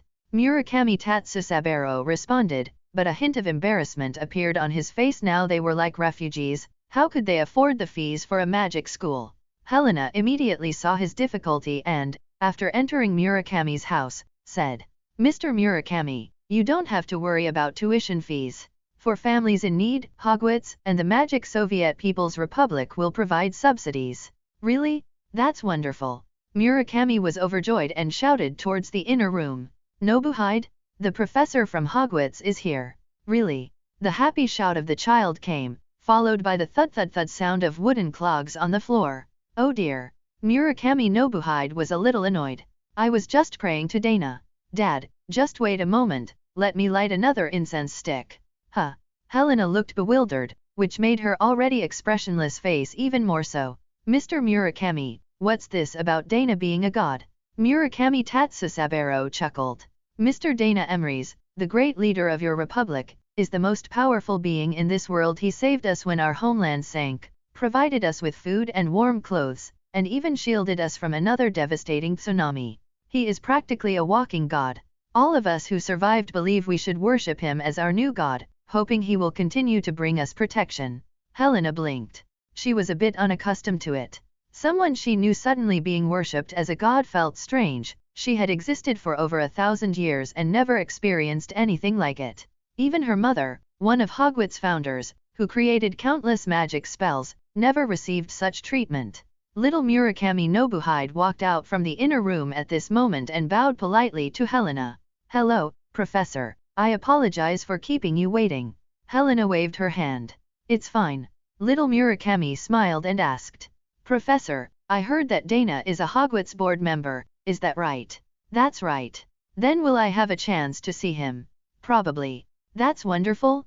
Professor, when are we going to Hogwarts? Helena originally thought persuading a muggle little wizard to go to Hogwarts would be a difficult task, but looking at little Murakami, it seemed he had been looking forward to it ever since he received his Hogwarts acceptance letter. However, looking at the simple house and smelling the salted fish inside, Helena seemed to understand the child's thoughts. Worshipping Dana was one thing, but the living conditions were probably also one of the reasons the young man was eager to leave here. Knock, knock, knock. The door was knocked, and Murakami Tatsusaburo said to Helena with great embarrassment. Excuse me, Professor, I need to step out for a moment. Helena nodded. In fact, her work with this family was already done. She just needed to tell them the admission requirements and then she could leave, returning to pick up little Murakami when school started. What? The Abe executive officer wants to see me urgently? Is something wrong with his health? Murakami-kun, the executive officer is fine, don't talk nonsense. Are you trying to curse Mr. Abe? My apologies, I misspoke. Let's go now, don't keep Mr. Abe waiting. Yes, Mr. Oshima. However, I have guests at home, please wait 2 minutes. Guests. A middle-aged man with a receding hairline poked his head in, and upon seeing Helena, immediately pulled back. All right, but hurry up. Yes, Mr. Oshima. Murakami Tatsusaburo returned to the house, his face full of apologies. Before he could speak, Helena waved her hand. Mr. Murakami, if you have something important, please go quickly. I'll tell Nobuhide the important details later, and we'll come to pick him up when it's time. In that case, I'll trouble you then. Murakami bowed. My apologies, please excuse me. Murakami, you're here, have a seat. Abe executive officer sat at the head of the conference table and beckoned to Murakami Tatsusaburo. Murakami noticed that all those seated around the conference table were high-ranking members of the Dana cult. Although he wasn't the highest-ranking member of the cult, the executive officer still reserved the first seat to his left for him. Murakami awkwardly smiled at the cult members and sat down in the seat the executive officer had arranged for him. Murakami, I called you all here today because there's something that needs to be corrected. Murakami Tatsusaburo didn't respond, knowing that the executive officer would continue directly. And those high-ranking members of the sect, meeting Abe executive officer for the first time, were too ingrained in their habits of deference to speak. I know everyone greatly respects great leader Emrys, and he certainly deserves the status of a god both for his abilities and his immense kindness to us. Smiles appeared on everyone's faces. It was such a joyous thing for their worshipped god to be acknowledged by Mr. Abe. However, everyone doing this might displease great leader Emrys. Why? Abe executive officer chuckled. Do you remember what the Magic Soviet People's Republic was originally called? Merlin People's Republic. And what was their capital originally called? What was the floating city called? Merlin City and Merlin Floating City. That's right. Abe executive officer said. Merlin is the recognized god of magic in the wizarding world, and even great leader Emrys is a follower of his. To be precise, His Excellency the great leader is actually a descendant of Merlin. So, I believe that only worshipping the great leader and not Merlin is, in itself, a form of disrespect. Is that so? The executive officer is right? This is like only honoring Ninigi no Mikoto but not Amaterasu Omakami. We have indeed been negligent. Ninigi no Mikoto is the grandson of Amaterasu and the direct ancestor of Emperor Jinmu. Although they had lost their homeland and these Japanese people had found a new faith, it had only been so long. Their previous myths and legends, and the influence of Shintoism on them, naturally hadn't been completely forgotten so easily. Therefore, this is what I hope you will correct. The supreme god of the new Shintoism should not be great leader Dana Emrys, but rather the god of magic, Merlin. Everyone exchanged glances, and a moment later, the high priest Mito-gen decided. The executive officer is absolutely right. The sect cannot disregard seniority and hierarchy. We will immediately revise the doctrine and erect a new statue of great god Merlin when we return. Very good. Abe executive officer was very satisfied. He had originally expected difficulties, but now it seemed his people were quite reasonable. Everyone, correct the mistake immediately upon returning. Yes, Mr. Abe. Murakami-kun, stay behind. After the members of the new Shintoism departed, Abe executive officer patted his shoulder. Come, follow me. We're going to New Sendai to take a look. New Sendai is one of the 5 cities in the Yamato National Autonomous Region, located near Anchorage. Mr. Abe, has something happened over there? You'll know if you come with me. New Sendai looked no different from New Tokyo. The most direct impression given by the simple wooden houses was a slum. Abe executive officer's car drove along the dirt road, completely out of place with the surrounding buildings. Murakami sat in the back seat, uneasy, because ever since they entered the new Sendai city limits, he had felt an atmosphere completely different from New Tokyo. He saw many compatriots on the road, wielding wooden sticks and stone axes, which gave off a somewhat gangster-like vibe. Don't worry, Murakami, the executive officer said. I'm only bringing you along just in case. If I faint from too much excitement, you can treat me immediately. Too much excitement. Yes. Abe executive officer chuckled. I won't hide it from you anymore. We have gathered 100,000 warriors in New Sendai, preparing to go to Anchorage for armed persuasion. Our Yamato people should not continue to live such a difficult life. The aid the Magic Soviet Republic gives us is only enough for us to survive, but we need more resources. And these resources are controlled by the local Alaskans, who are far fewer in number than us. This isn't fair, is it? So, with Mr. Rockefeller's support, we have gained our own strength. I believe we will soon regain electricity, running water, land, and means of production. Murakami Tatsusaburo's heart tightened. Armed persuasion, that sounded nice, but wasn't it a coup? His status was indeed higher than before, but he eventually realized it was exchanged for the risk of losing his life. Thankfully, his son would soon be going to Hogwarts for school. Even if he perished, at least he would still have a bright future. Murakami swallowed, looking at the increasing number of armed thugs by the roadside, and nodded secretly. Murakami Tatsusaburo followed the Governor-General in a daze, looking like the one more prone to fainting. People gathered, leaders spoke, and the army set off. Murakami Tatsusaburo remained like a block of wood throughout. They wouldn't really start a war, would they? Murakami's mind was in turmoil. Murakami-kun, what's wrong? Abe executive officer turned his head to look at the pale Murakami. Murakami stiffly turned his head, forcing a smile as he said, Executive officer, will we be in danger? Ha ha ha. Abe executive officer burst into laughter in Murakami's memory. This gentleman had rarely laughed so heartily since he came to Alaska. Danger? There won't be any danger, it's just that I didn't make myself clear before, which led to your misunderstanding. Mr. Rockefeller has already arranged everything. As soon as we appear in Anchorage, our political demands will be met. Political demands. That's right. Our people will enter the government of the Alaska Republic to hold office, I will become the vice leader, and the rights of our compatriots will be guaranteed. Murakami breathed a sigh of relief. For an ordinary citizen like him, suddenly getting involved in national-level affairs, it would be a lie to say he wasn't panicking inside. Feeling relieved now, Abe executive officer patted Murakami's shoulder. As they were both sitting in the back seat, they were very close. Murakami always felt that there was a strange smell about executive officer Abe. However, he shook off the idle thought and replied, Yes, I'm relieved. I was really scared just now. Abe executive officer smiled and nodded, retracting his hand from Murakami's shoulder. You've been so dedicated to my health these past few days, and I've seen it all. Don't worry, when the opportunity arises to move to a big city and enjoy life, I'll consider you first. Thank you, Executive Officer Abe. While expressing his gratitude, Murakami's heart flew to the Magic Soviet People's Republic. Nobuhide was enrolled in Hogwarts. Once he graduated 7 years later, he could stay in Magic Soviet, and as his family, Murakami himself and his wife could both move to Magic Soviet.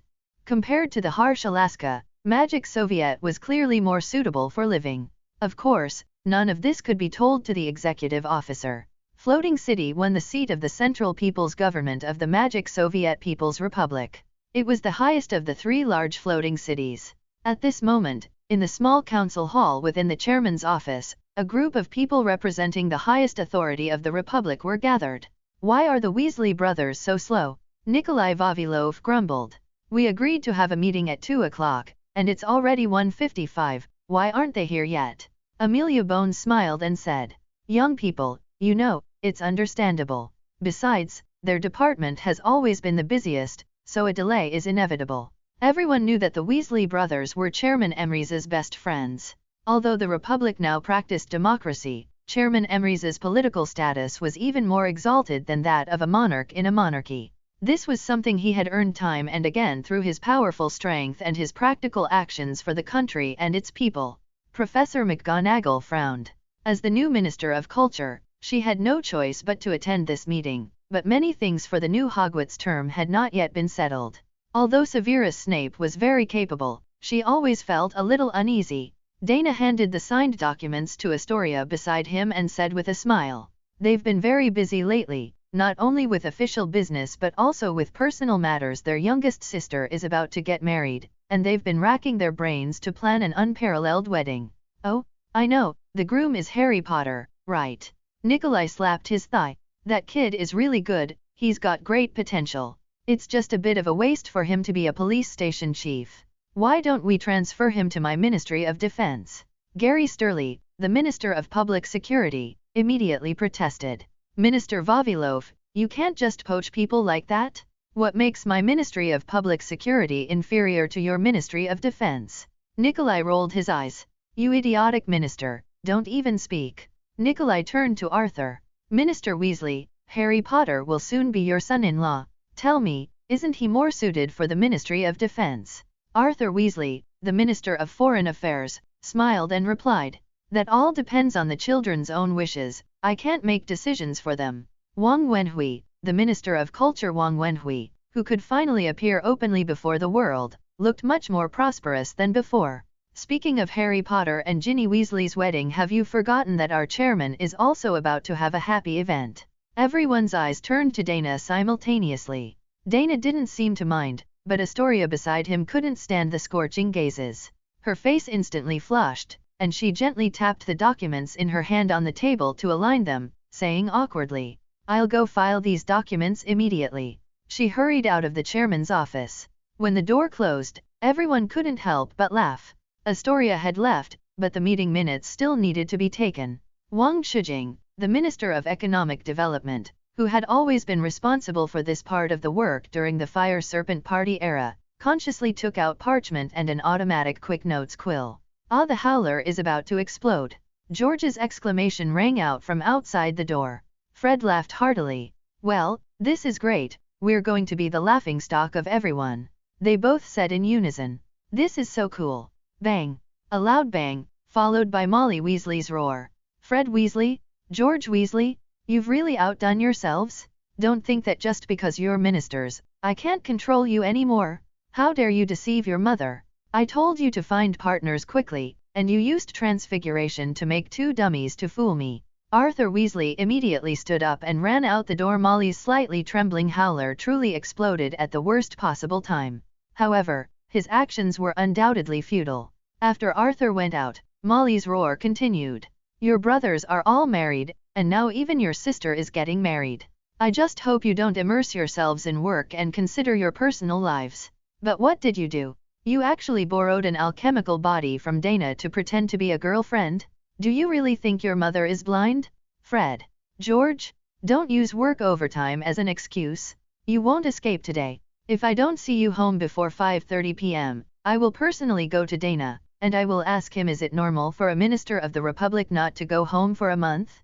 Even house elves aren't that busy." Arthur's outburst was useless. He only stopped after his howler's voice, which resonated throughout the entire office building, had finished screaming everything he had to say. The father and two sons walked into the office. The person involved seemed indifferent, but the old father's face was flushed red. He decided to discuss with his wife when he got home whether they could avoid such a socially embarrassing method as a howler next time.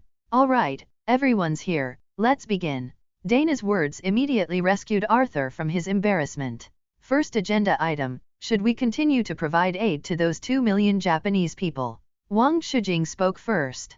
"I think we should continue to provide it at least until next spring. Alaska's weather is cold, and food production is extremely limited.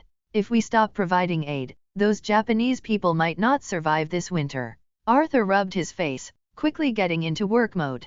"I also believe we need to continue providing it. Our current international reputation is very good, stemming from our aid to Japanese refugees, the interception of the massive tsunami, and our responsibility for the subsequent disaster victims. If we stop now, it might cause some damage to our international prestige."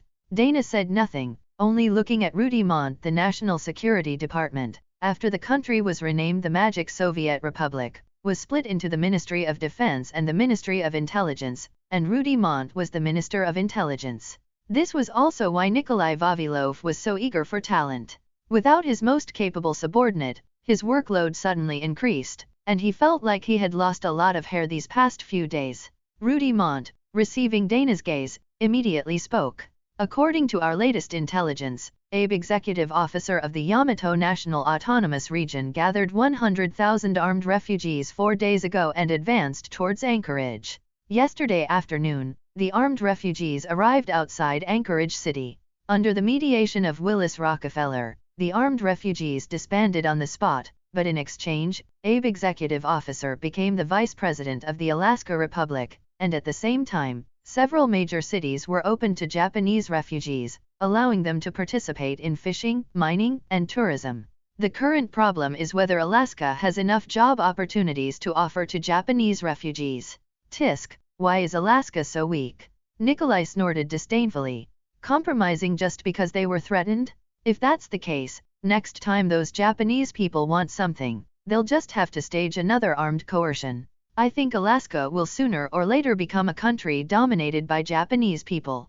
Dana did not respond to Nikolai but spoke following Rudimont's narration. In fact, Alaska's original 700,000 people were also not self-sufficient. Their food mainly relied on imports from Russia. And now, those 2 million Japanese people are a huge burden for Alaska. The United States never had good intentions when it threw Japanese refugees into Alaska. Rudy Mont nodded. The chairman is right. The former Americans played an inglorious role behind the incident. Rockefeller used this armed refugee riot to seize economic power in Alaska. He plans to open 12 new oil fields in Alaska, while simultaneously conducting deep mining for natural gas, coal, gold, and copper. Japanese refugees have become the cheapest labor, and old Rockefeller's capital is sufficient to operate all of this. Dana shrugged. Did everyone see? Old Rockefeller will become the master of Alaska. He only needs to balance the indigenous people and the Japanese refugees to gain endless wealth and power. But from another perspective, he did indeed provide employment opportunities for those Japanese people. Wang Shujing nodded. I understand what the chairman means. Are you saying that those Japanese refugees have become old Rockefeller's production tools, and if we continue to provide aid, it will no longer be aiding refugees, but rather helping old Rockefeller raise workers? Nikolai jumped up. Outrageous? As expected, Muggles are cunning. Dana smiled. Nikolai, don't be impatient. We can continue to provide material aid, but old Rockefeller needs to purchase it at cost price. If he is unwilling, then we can take the opportunity to discontinue the aid. Arthur hesitated. This might not be very good, right? Dana shook his head.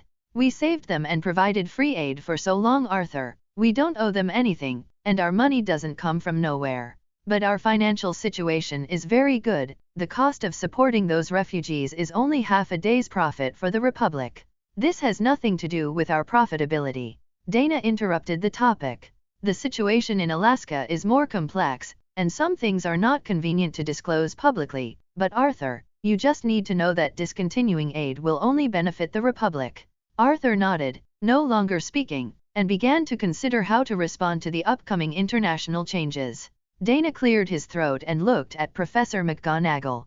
This incident in Alaska gave me a reminder, he said. The Alaska government's response this time was a disaster. Among the three factions, the Alaska government was the only one that suffered losses. I think this is related to the personal abilities and understanding of their leadership. Professor McGonagall, what do you think if I were to add a thought class at Hogwarts? Professor McGonagall raised an eyebrow and asked. Thought class? Can you elaborate? Dana looked at Wang Wenhui, who immediately chimed in. Is it similar to the ideological education work within our Fire Serpent Party? Not entirely. Dana shook his head. We need to help young wizards establish correct values as early as possible. We need to teach them basic philosophical knowledge and methodology, so that when they enter society later, they won't be manipulated like the Alaska government. Almost everyone present was stunned by Dana's speech. Seeing that no one spoke, Dana explained. Everyone, do you know the achievements China has made in recent years? Everyone nodded. Dana continued. They have achieved unprecedented accomplishments in various fields, and these accomplishments were completed by individuals with correct consciousness and clear thinking. The reason why these talented people, referring to all you esteemed readers, can succeed is because they possess a unified and correct worldview, outlook on life, and values. And all of this stems from the ideological education classes in their 9-year compulsory education. As far as I know, their 13 and 14-year-old children already know that practice is the sole criterion for testing truth and economic base determines the superstructure. They can see through phenomena to the essence, and naturally, they can make the most reasonable choices. Frankly speaking, if my plan to harvest the pure-blood family's wealth through Merlin City had been in China, it would have been impossible to succeed. It might have ended before it even began. And if the Alaska government were composed of those young Chinese people who received political education, then the Japanese people's armed coercion would have been utterly impossible to succeed. Professor McGonagall nodded. I understand what you mean. You want to add political classes at Hogwarts. Yes. I even want to implement political education this new semester. Isn't that a bit too rushed? Selecting textbooks still requires some time, right? No, the textbooks are already available. We can directly copy China's. The twins exchanged glances, a schadenfreude expression on their faces. Ah, poor juniors, you're going to suffer. Thought class, just thinking about it is exciting. Dana Avery walked out of the Spandam Gate. The familiar smell of the sea, and the biting cold. This was Azkaban Castle, the warden's office. Dana stretched, feeling the emotions transmitted to him from all directions. As everyone knew, magic was the power of emotion. His real achievements in striking down Death Eaters and killing Lord Voldemort provided him with an endless stream of reverence from wizards across the British wizarding world. But he suddenly felt a little unaccustomed to it. The quantity was too small. Even in Dana 1's world, although the majority of the emotions Dana 1 received, he managed to evolve his bloodline to the 3rd level by relying on those fragmented, vague emotions of thank you, Dana. No other reason than the large base. But now, only a few thousand people's gratitude created a huge sense of disparity for Dana. He rubbed his nose and sneezed. Astoria probably misses me. Thinking this, Dana opened a portal to the Greengrass family home. The Greengrass family in this world had not gone bankrupt, so they were living quite peacefully. When Dana arrived, Astoria was just about to go downstairs for afternoon tea with her sister. Dana's reckless act of barging into Astoria's boudoir did not anger the girl, on the contrary, she was very happy about it. And she plunged into Dana's arms. You finally have time to see me? How is it? Was Lord Voldemort caught? Dana thought hard, recalling that when he left this world, it was precisely the moment he sent Tom Albus Riddle back to the Sea of the Dead. Oh, him? I killed him. Astoria didn't actually care too much about Lord Voldemort's life or death, she only cared because her man was going to kill Lord Voldemort. That's great. This way, you can rest for a while, right? Because Lord Voldemort is dead, those Death Eaters will also rein themselves in. That's right. Dana stroked Astoria's head. Astoria was only 16 now, although she had reached the legal age for marriage, in his opinion, she was still a bit too young. Astoria. Dana released the little girl and asked. In the future, I might live in another world. Are you willing to come with me? Astoria was bewildered by Dana's abrupt question. What other world? Dana deliberated for a moment and replied. A world almost identical to ours, but there, I integrated the wizarding world and established a wizarding nation, even becoming a permanent member of the United Nations. There are floating cities and cities on the sea. If we were to live there, it would be much more comfortable than here. Dana thought for a moment, about to continue speaking, but Astoria's small hand covered his mouth. No need to say more. I'll go wherever you go. Astoria looked up, the light in her eyes rippling like the black lake reflecting the moon. Merlin's vault, 2nd level. Dana walked to the door. This time, the bloodline test passed smoothly, and Dana walked in without hesitation. As Dana 1 had said, there was a huge clamshell here. Dana walked over without stopping and opened the clamshell in Dana 1's narration. There were no traps here. Not only that, he had also peered into the future, and with both combined, he could naturally act without restraint. Inside the clamshell was a pink, slowly wriggling mass that looked like living biological tissue.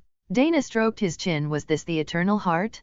He took out a box enchanted with various protective spells and placed the Eternal Heart inside. During the process of moving the Eternal Heart, the piece of Merlin's soul hidden within it was subtly erased by him. Dana took the Eternal Heart not for his own eternal life, but to take it to Dana 1's world for research. If a drug that could grant longevity could be created, it would be a new industrial pillar for the magic Soviet Republic. Even if a drug couldn't be developed, cloning the Eternal Heart, even with half or a quarter of its effect, would still be excellent. The reason for this was that since he already planned to take Astoria to live there, he naturally needed a stable source of income that would appear stable to outsiders. The Merlin treasure was too conspicuous. As the saying goes, wealth should not be flaunted. Unnecessary trouble should be avoided as much as possible. Well, the above were purely excuses. Although they were part of the reason, Dana's true intention was for Astoria to have a lifespan as long as his own. As a killer, he understood the difficulty of loneliness more than anyone. After putting away the Eternal Heart, Dana still needed to go to one more place, Avalon. He remembered very clearly that Merlin in this world had specifically told him not to look for Avalon. Why were the Merlins of the two worlds so different?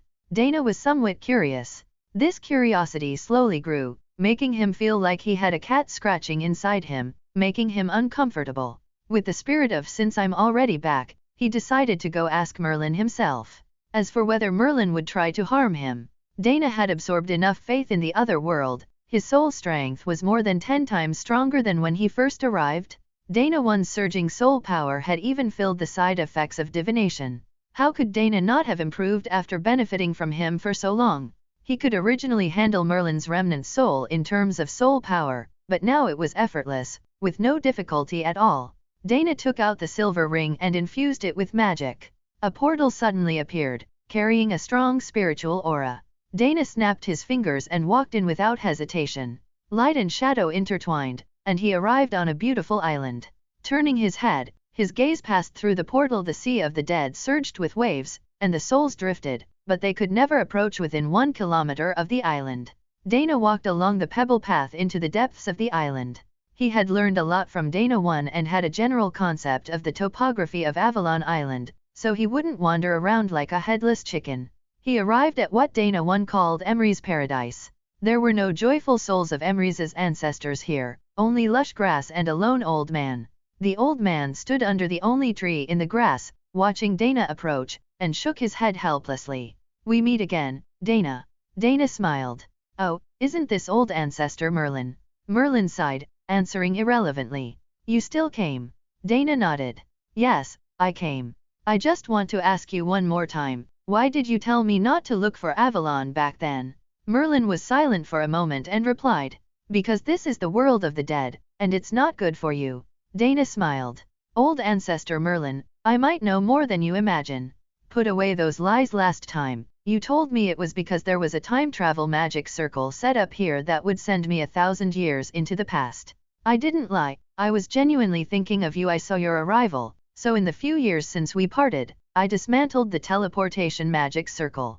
Thinking of me? Hiding a piece of your soul in the eternal heart, making me your new vessel." Merlin frowned. "Don't talk nonsense. There's no such thing." Dana took out the eternal heart, opened the lid, and showed it to Merlin. "Look, the piece of your soul that was originally in the eternal heart has been removed by me." Merlin's benevolent expression disappeared. He sighed.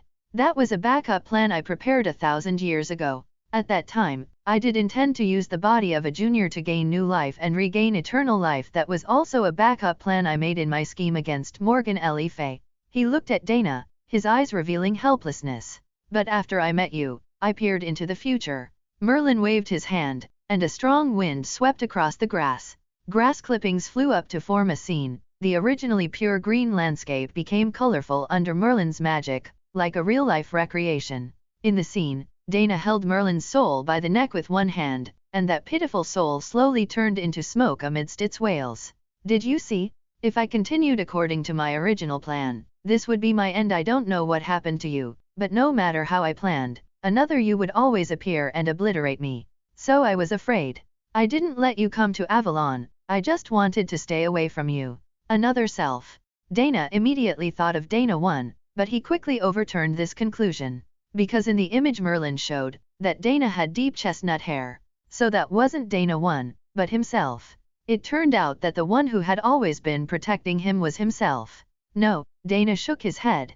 "I've been to another world, and the you in that world is very persistent. The me over there is much stronger than the me here, yet you over there still designed trap after trap, wanting to obtain a brand new body. No, Dana, you can't apply things from that world to this one. Even if it's the same person, their personality and temperament will differ in different worlds." At first glance, there was nothing wrong with this statement, but Dana always felt that something was off. Everyone in that world except for Dana 1 had almost the exact same personality as their counterparts in this world. Even Rudy Mont, oh no, Guy Avery, changed a lot after accepting Dana 1's ideology, but at his core, he was still the kind of guy who would stab you in the back. Dana 1 even used divination for him. It was normal for Dana 1 and himself to have different personalities, as they were two different souls who had transmigrated. But the personalities of everyone else were identical before they were influenced by Dana. Those who deviated, such as Guy Avery, Barty Crouch, the Wong siblings, Nikolai Vavilov, and others, were all due to Dana 1's influence. "Merlin, you're lying to me again. You're no different from the you over there, both equally deceptive, so I think you're still hiding something from me." Merlin shook his head. "No, I didn't lie to you. The Merlin over there is still making efforts. I think he's probably gambling on an unknown future."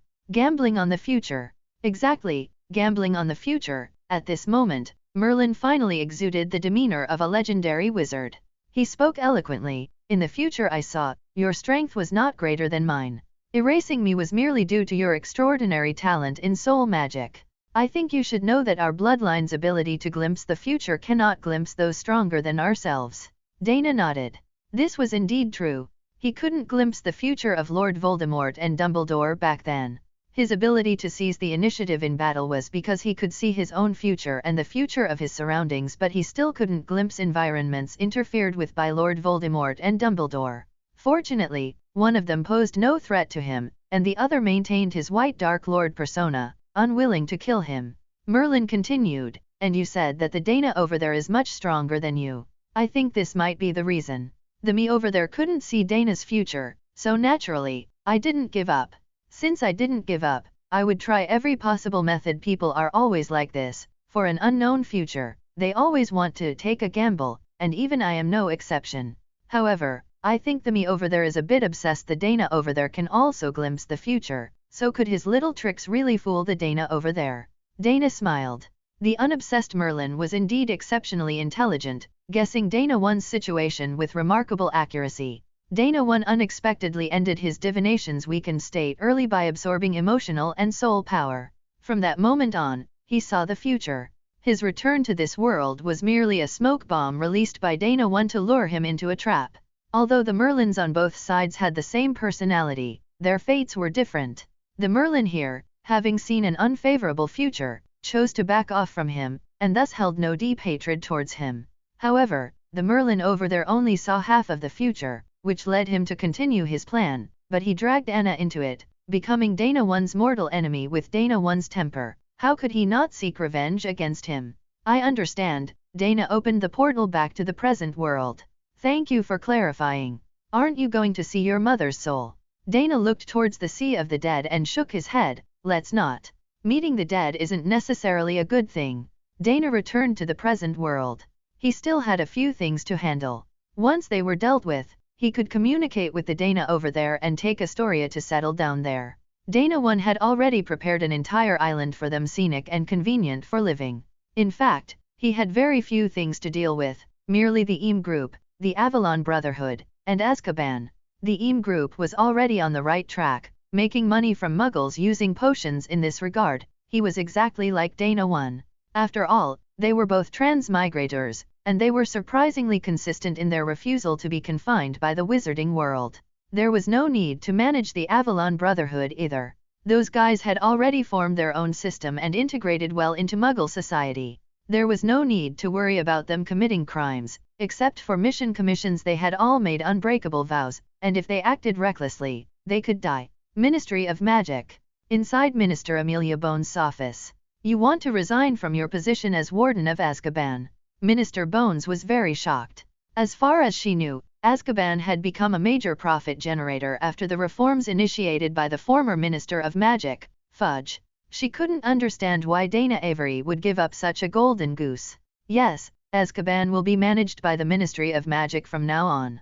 I want to retire. Minister Bones didn't know whether to laugh or cry. The young man in front of her was not even 20, and he wanted to retire already? Mr. Avery, you killed Lord Voldemort and many Death Eaters. The entire British wizarding world is grateful to you. I think your retirement would be a great loss to us. Amelia Bones thought for a moment and asked, I don't know if you'd be interested in working for the Department of Magical Law Enforcement? With your achievements and abilities, I think it won't be long before the position of head of the Auror office is yours, and even head of the Department of Magical Law Enforcement will be within reach. No, I'm serious about retiring, Dana laughed. I will take my beloved and leave here, going to a lovely country where I can enjoy sunshine, holidays, and everything I can imagine. That place isn't in Britain. No, it's not in Britain. Amelia couldn't quite understand. Was there really a country in this world like the one Dana Avery described?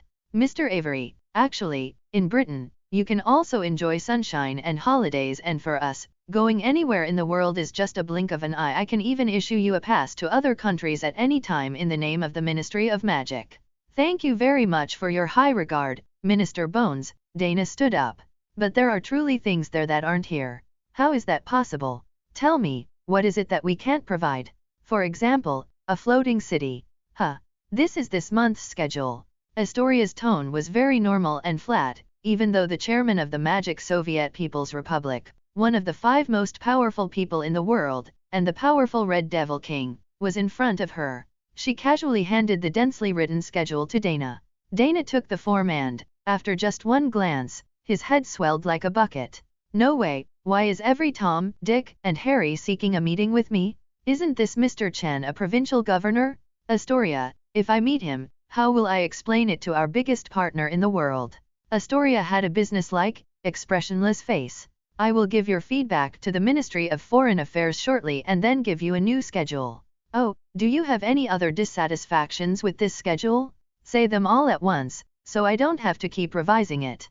Dana keenly sensed Astoria's unusualness and asked, My dear Astoria, has someone upset you? You seem to be in a bad mood today. Yes, someone has indeed upset me. Astoria's face still maintained a business expression, showing no emotion. Dana could, of course, use legitimacy, but using it between lovers would be too much. Who? Tell me, I'll help you vent your anger. All right. Astoria showed a 1-second smile, then straightened her face and said, Then you can beat yourself up, and I'll be appeased. Me? Dana was a bit confused. He didn't seem to have done anything to make this little girl angry. Why? Astoria sighed.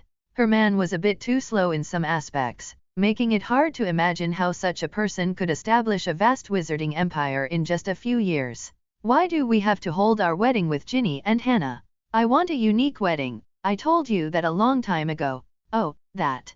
Dana suddenly understood. Of course, he understood Astoria's thoughts. Which girl doesn't wish for an unforgettable wedding? Dana quickly explained. Astoria, my girl, isn't it because I'm busy with affairs now and don't have time to personally arrange the wedding? Besides, in the wizarding world, there has never been a mass wedding. As the supreme leader, we are setting a precedent, and it might even go down in history. Astoria said nothing, snatched the discarded schedule, and turned to walk out. But the next second, the office door was gone, and with a blur of her eyes, she was back in front of Dana. Astoria, don't be angry. Our wedding will definitely not be shabby. With Fred and George in charge, this wedding will definitely be impressive. Yes. Astoria's face was flushed with anger. Impressive? No bride-to-be has ever lost sleep worrying about a sudden dung bomb explosion at her wedding. No, no, no, they would never do that. After all, Ginny is their most beloved sister, and Mrs. Weasley is also keeping an eye on them. You see, when it comes to creativity, no one in the entire Republic is better than those two guys. As long as the unstable factors are excluded, what's left won't be unique. And Ginny has set up a wedding committee. You can also join it to supervise the wedding preparations at any time. Astoria shook her head. What she cared about was never the content or form of the wedding. What she cared about was that her wedding was being held with others. It could only be said that even the closest two people could not be perfectly in sync. Astoria was about to have a good talk with Dana when she heard Rudy Mont's voice from outside the office. Chairman, I can't find the door.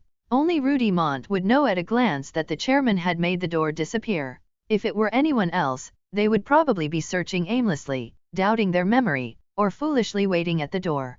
Dana waved his hand, and the door reappeared. He shouted outside the door. Come in. Rudy Mont pushed the door open and looked at Astoria with a strange gaze. As the chairman's secretary, her presence here was nothing unusual. But the chairman making the entire door disappear, that was something to talk about. After all, they were still engaged, and in their youth, it was natural for them to do some intimate things. Astoria perceived Rudy Mont's gaze and instantly understood something. She turned her head and glared fiercely at Dana, then blushed and ran out. Dana let out a long sigh. He had managed to muddle through today, but he still had to find a way to get Astoria to agree. Unless he resigned as chairman now and retired home, he truly had no time to arrange the wedding. Chairman, there's news from Alaska. What's the word? As you expected, the Japanese Americans have started disappearing. Dana nodded. The ones disappearing are those who have no relatives and haven't found jobs in Alaska, right? Yes. Dana nodded. I understand. Keep a close eye on this matter. Okay. Young Murakami Nobuhide went to Hogwarts as he wished. The Murakami family suddenly became quiet. What was even more chilling was that Murakami Tatsusaburo lost his job. He was kicked out of the deputy leader's personal medical team because the deputy leader had regained his status and funds, and naturally deserved a better team.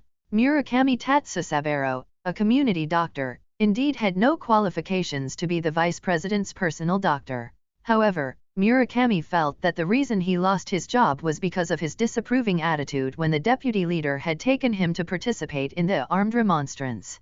That's how politicians are. Once a subordinate is not on the same page as them, they will not hesitate to get rid of them, even if that person once saved their life. For Murakami to keep his life, it was already a great act of mercy from the other party. My dear, I want to go and see the northern oil fields. The living conditions there are very bad, and they definitely need doctors to be responsible for their health.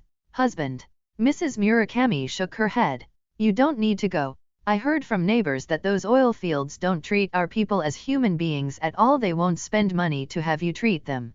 The only outcome for those who get sick is to be dismissed from the oil field and sent home. Murakami sighed. Although these Japanese Americans were said to be the largest group in Alaska, and on the surface, Alaska's political situation was controlled by the Japanese led by the deputy leader, the lives of these ordinary people seemed to have become even worse. Just bear with it a little longer.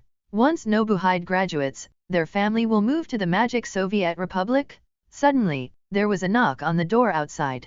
Murakami-kun?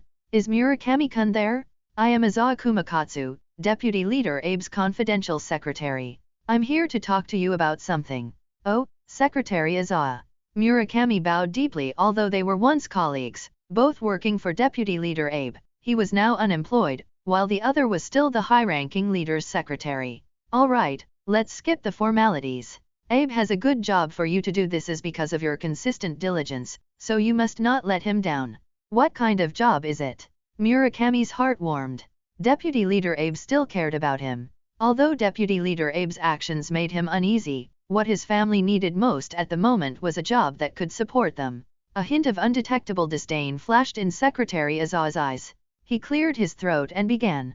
Under the leadership of Abe, we have finally gained our rightful place in Alaska, and no one dares to look down on our Yamato people anymore. However, there are only so many job positions, and with more monks than porridge, many citizens are still facing the predicament of hunger. So Leader Abe is preparing to build a National Enterprise Reserve Camp. We will select a portion of unemployed citizens to join this reserve camp, and then provide them with necessary skills training. As soon as new job positions become available, these citizens will be able to fill them immediately. This is a good deed that benefits both the country and the people. Abe thinks you are a reliable worker, so he wants you to manage the reserve camp. Murakami-kun, what do you think? Murakami stood there stunned. He couldn't understand how such a good thing could happen. His son was about to go to Hogwarts School of Witchcraft and Wizardry in the magic Soviet Republic, and he himself was hit by a pie falling from the sky. This was double happiness. Azawa-san, I'd like to ask, how much is the salary for this job? Azawa frowned imperceptibly and replied, this is a position managing tens of thousands of people. Although I don't know the exact salary yet, it certainly won't be lower than when you were Abe's personal doctor. That's good, that's good. Murakami couldn't help but rub his hands. Life was looking up more and more. Then, when can I start working? Anytime, but I must remind you, once you enter the reserve camp, you'll have to eat and live there. I suggest you bring your wife and children with you. But Azawa-san, my son was admitted to Hogwarts School of Witchcraft and Wizardry, and there's a parent-teacher day in 10 days, specifically open to ordinary families like ours. I need to go to Hogwarts to see my son. Then if I miss that day, I might not be able to see him for another 6 months. I see. Then I will apply for 2 days of leave for you from Abe. After you've taken care of your son's matters, you can work at the reserve camp with peace of mind. Thank you so much, Azawa-san, you've really helped a lot. You're welcome. Come on, quickly pack up with your wife. I came by car, so I can give you a ride. Oh, thank you for the trouble. Murakami shouted into the inner room. Mariko, quick, pack the luggage, we're moving.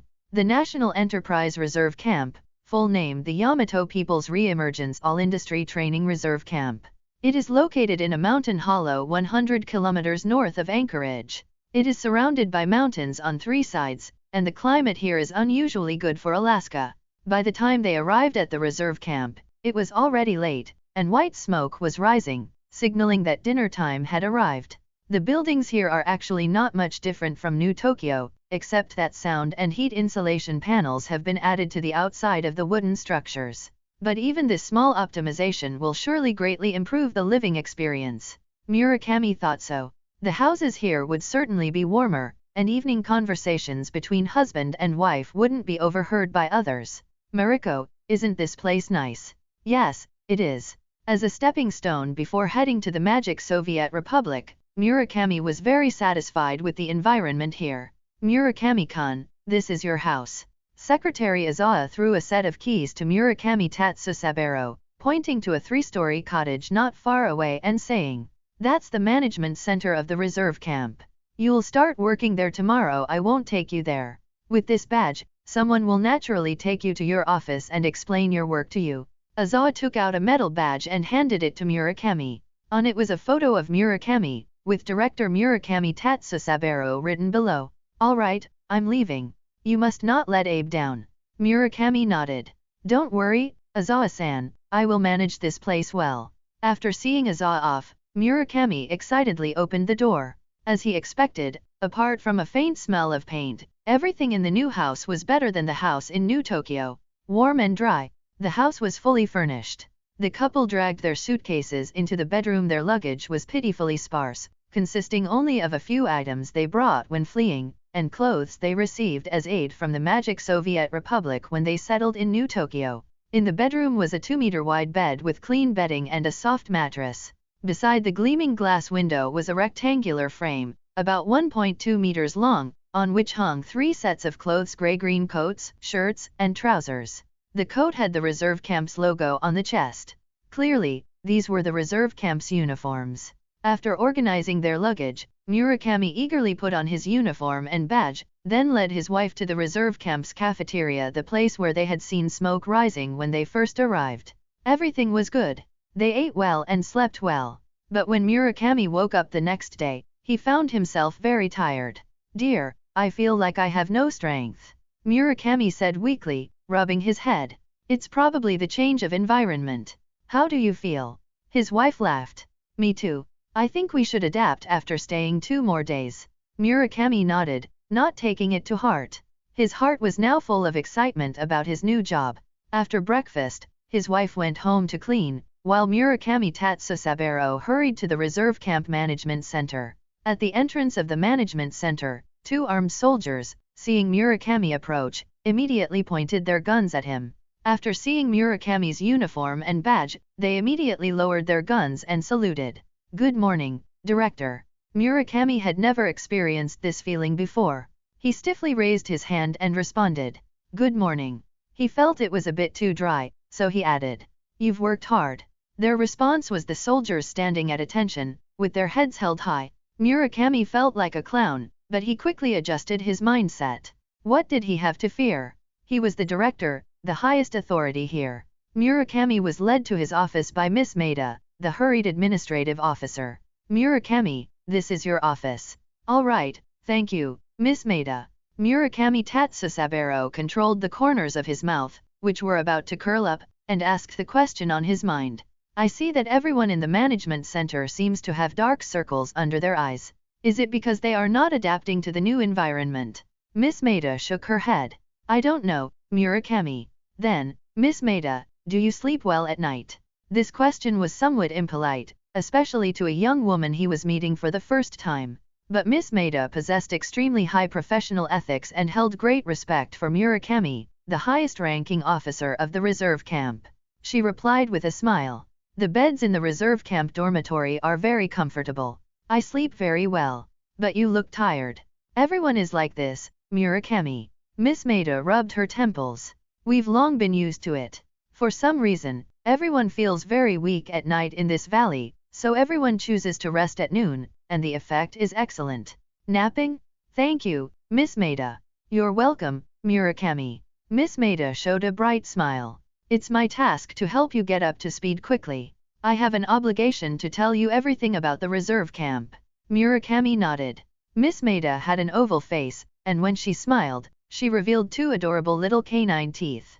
If not for his stable relationship with his wife Mariko, he might have fallen for Miss Maida. "Then I shall take my leave." Miss Maida bowed, then said, "Oh, right, in the afternoon, a batch of personnel who have completed their training will be leaving the camp. The list of personnel will be sent to you shortly, and you will need to confirm and sign it. At 10 o'clock, the entire reserve camp will hold a collective prayer. You must not be absent. Prayer. Yes, a prayer of new Shintoism. We were able to survive that great catastrophe thanks to the blessings of Merlin and Dana. Our prayers and offerings to the new gods will transform into blessings and continue to protect us. Of course I know New Shintoism, because I myself was one of the earliest believers of New Shintoism, but shouldn't such things be done at home? Is it necessary for tens of thousands of people to pray together? I don't know about that. Anyway, it's Commander Abe's request, and we just follow it. Some people who resisted collective prayer before were purged from the reserve camp, so now everyone's acceptance of this matter is quite high. All right, I understand. You can take me there later. Yes, Murakami. After seeing Miss Maida off, Murakami shook his head. Gathering everyone together for a unified prayer? Why does it feel like a cult? Dana is so kind. After sitting dumbfounded for a while, Miss Maida delivered the list. Murakami opened the list. He didn't need to cross-check each one, because Miss Maida had already organized all the specific information of the personnel and attached it to the list. Murakami spent less than an hour confirming the information of each student on the list. Indeed, everyone's assessment scores had met the standard. He just saw a familiar name on the list, Katsutoshi Chasokabe. This guy used to be his neighbor, and before his son received the Hogwarts acceptance letter, he disappeared. So he joined the reserve camp? Completing the training in such a short time, Katsutoshi truly has superhuman talent. Murakami signed his name at the bottom of the list, indicating that he had confirmed all the information and that this batch of students had successfully graduated. He stood up and walked to the window. If his job was just this, then it was a bit too easy. Shaking his head, what was he thinking? A job that is both leisurely and profitable, others would beg for it, and here he was, complaining. Not far away was a large plaza. When he first arrived, Murakami was curious why the reserve camp needed such a large plaza. Now it seemed it was probably prepared for collective prayer. Knock, knock, knock. Please come in. Seeing Miss Maida enter, Murakami only paused for a second before saying, I have confirmed and signed the list. You can take it now. All right, Director. Miss Maida smiled and picked up the list from the desk. I'm not here to rush you. Actually, it's time for the collective prayer. You can go down now. All right, I understand. The director had privileges, although there was no director in this reserve camp before. Murakami was surrounded by guards and led to the front of a wooden platform in the center of the plaza. Behind Murakami Tatsusaburo were the many students who had already arrived at the plaza. People hurried to their respective positions. No one spoke, only the chaotic sound of footsteps echoed. This busy silence seemed so strange that Murakami couldn't help but shiver. At exactly 10 o'clock, everyone in the reserve camp had gathered. Murakami was a bit troubled. He had never presided over such a large event, and he didn't know if he would make a fool of himself later. In his opinion, he was the highest-ranking officer of this camp, so it was natural for him to appear at such an important event. He looked at Miss Maida. The girl was looking at the platform with a fervent expression, showing no intention of urging him to go up. But her gaze. Murakami turned his head and saw a figure suddenly appear on the platform. The Holy Sun is here. Holy Sun? What is that? On the platform stood a young Western boy, 6 or 7/10 similar to Dana in the pictures, wearing a white robe with gold trim. Murakami was a little confused. There were no ladders around the platform. How did this young boy get up there? Miss Maida, seeing Murakami's confused expression, took 2 small steps forward and whispered in his ear. This is the Holy Sun, Benjamin Avery, who is of Dana's family. Dana's original name is Dana Avery, and he is the Holy Sun's clan brother. So that's it. Murakami's confusion was resolved. Who else would be more suitable to be the Holy Sun than Dana's brother? Believers. At this moment, Benjamin Avery on the platform spoke. Although he was just a young boy, his voice was extremely loud, loud enough for the entire plaza to hear clearly. Let us pray and give thanks for Dana's grace and bestowments. Murakami Tatsusaburo felt, whether it was his imagination or not, that the Holy Sun Avery's expression was a bit grim and forced. And offer the most devout prayers to Merlin, the god of supreme magic. Merlin be praised. Tens of thousands of people in the plaza spoke in unison, startling Murakami, but he immediately composed himself and followed everyone in chanting. Merlin be praised. Everyone closed their eyes, clasped their hands, and began to pray. Before praying, Murakami looked up at the holy sun Avery. Faint golden light seemed to converge into his brow from all directions. And under the holy sun Avery's large sleeves, which were clasped in front of him, there seemed to be a thin black mist spreading. Murakami shook his head. The golden light disappeared, and the black mist also disappeared. The holy sun Avery still stood there, but he seemed a little different from before. The sky was overcast, and the air was thick with the smell of dampness. Although it looked like it was about to rain, the people praying in the square seemed not to care at all. Murakami turned to Miss Maida and said, "Maida, it's going to rain. Quickly tell everyone to go back. Alaska is not like our homeland, it's freezing cold, and getting caught in the rain could lead to widespread illness." As the director, Murakami felt it was his duty to prevent a terrible situation.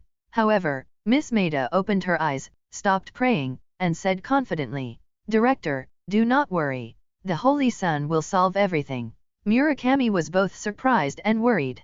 This square was open air and large enough to accommodate 100,000 people. Even if Benjamin Avery, the Holy Sun, was a wizard, he probably couldn't shield everyone from the rain, could he?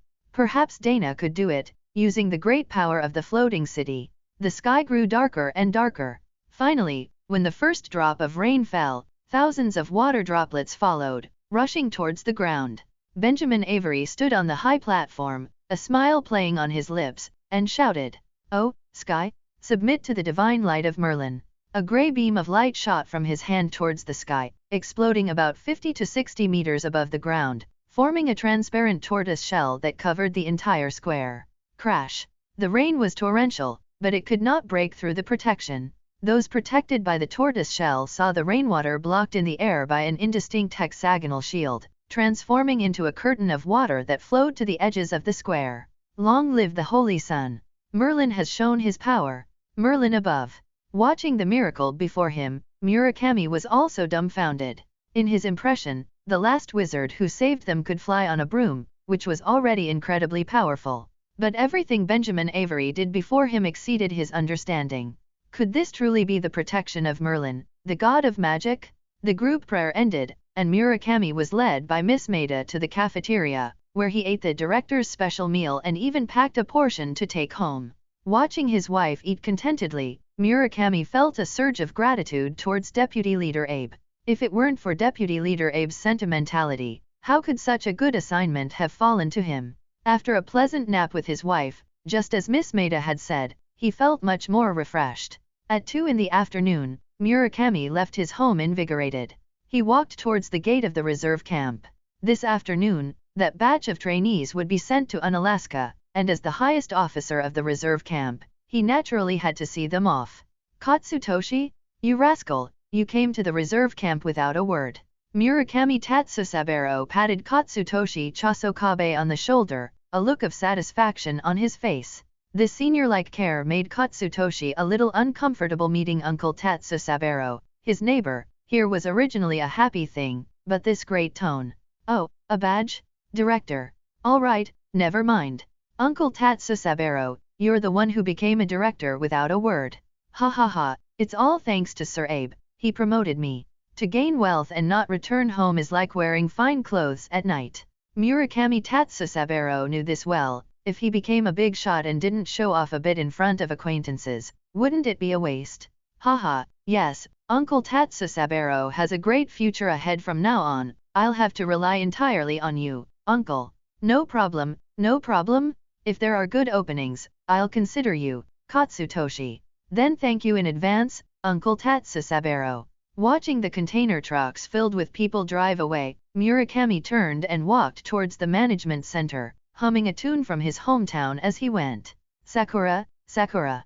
Tisk, this avenue is too monotonous. I wonder if cherry trees can adapt here? If the avenue were lined with cherry trees, it would be extremely beautiful when they bloom next year. Back in his office, Murakami plopped down into the leather chair. He suddenly realized that after sending off that batch of trainees, he had nothing to do. Knock, knock, knock. Miss Maida's arrival immediately excited Murakami. Because Miss Maida meant something's come up. Miss Maida, is there something? After her nap, Miss Maida was clearly more energetic than in the morning. She gave a professional smile and replied, "There's a document here that needs your signature, Director." Murakami nodded and took the document Miss Maida handed him. Details of deceased persons due to accidents, death notification issuance. Accidental deaths? Death notifications? Murakami looked up, puzzled. Miss Maida seemed to read his mind and immediately explained. Director Murakami, Alaska has extensive mountainous terrain with significant undulations, which makes land transportation maintenance difficult. Therefore, the probability of accidents is higher than in ordinary countries. Murakami nodded. That was true. Previously, local Alaskans primarily traveled by air or sea because land transportation was so poor and dangerous. However, understanding was one thing. No one felt comfortable seeing a long list of deaths. Murakami sighed and began to check the details of the death notifications. Miss Maida bowed slightly and left the room. Accident location 20 kilometers outside Bethel. Accident due to landslide. Total of 134 deaths. Murakami sighed. So many deaths? 134. It was consistent with the number of trainees who left today. Murakami began to carefully check the deceased persons. The more he checked, the more something felt off. Why were all these names so familiar to him? Until he saw the name of Katsutoshi Chasokabe. Katsutoshi died? He quickly flipped back to the previous list, and indeed, the people on the list were the trainees who left the reserve camp today. He remembered all of them. Before he could mourn the death of his acquaintance, a chill rose from the bottom of Murakami Tatsusabero's heart. Accidents are inevitable in life, and a car crash is not something unacceptable. What made Murakami shiver was that Bethel was over 300 kilometers from the reserve camp. The vehicle transporting the trainees had left the camp for less than half an hour. What kind of vehicle could travel over 300 kilometers in half an hour and coincidentally crash into a landslide? The most outrageous thing was that an accident occurred in the wilderness over 300 kilometers away, and the reserve camp immediately knew the accident situation, even tabulated the deceased persons, and prepared the death notifications. Murakami's hands trembled as he flipped through the more than 100 death notifications, looking at the time of accident column. September 6, 2007, 1634. Murakami Tatsusabero turned his head to the right. He remembered there was a wall clock in this office. It turned out he wasn't mistaken. The wall clock was hung on the wall, over 2 meters from the ground. He tried to pull himself out of his panic, to calmly read the time on the wall clock. 14:48. He swallowed, and the death notifications in his hand fell onto the desk, scattering with a rustle. Could it be that these death notifications came from the future? Murakami Tatsusabero picked up the phone on his desk. Ever since he entered the reserve camp and started using electronics again, Murakami had finally felt like a person living in modern society. But now he was sweating profusely, his heart pounding, wishing he were still that barefoot doctor cooped up in a small wooden cabin. "Miss Maida, please come to my office." "Yes, Murakami." Soon after, Miss Maida walked in. "Murakami, is there something you need me for?" Murakami pointed to the stack of death notices on his desk and asked, "These people just left the reserve camp, so how did they die hundreds of kilometers away?" Miss Maida looked puzzled. "Murakami, are you mistaken?" Miss Maida walked closer, pointing to the date and saying, "These students clearly had an accident on September 4th. How could they be the group that just departed?" Murakami re-examined the notice. September 6th. It was indeed September 6th. What about Katsutoshi Chasokabe? "I know this person, he was among the group that just departed." Murakami found Katsutoshi Chasokabe's death notice and showed it to Miss Maida. To his surprise, Miss Maida burst out laughing the moment she saw it. "Murakami, please don't joke with me. I graduated from Tokyo University, I'm not illiterate. This clearly says Sumayoshiki." Murakami was stunned.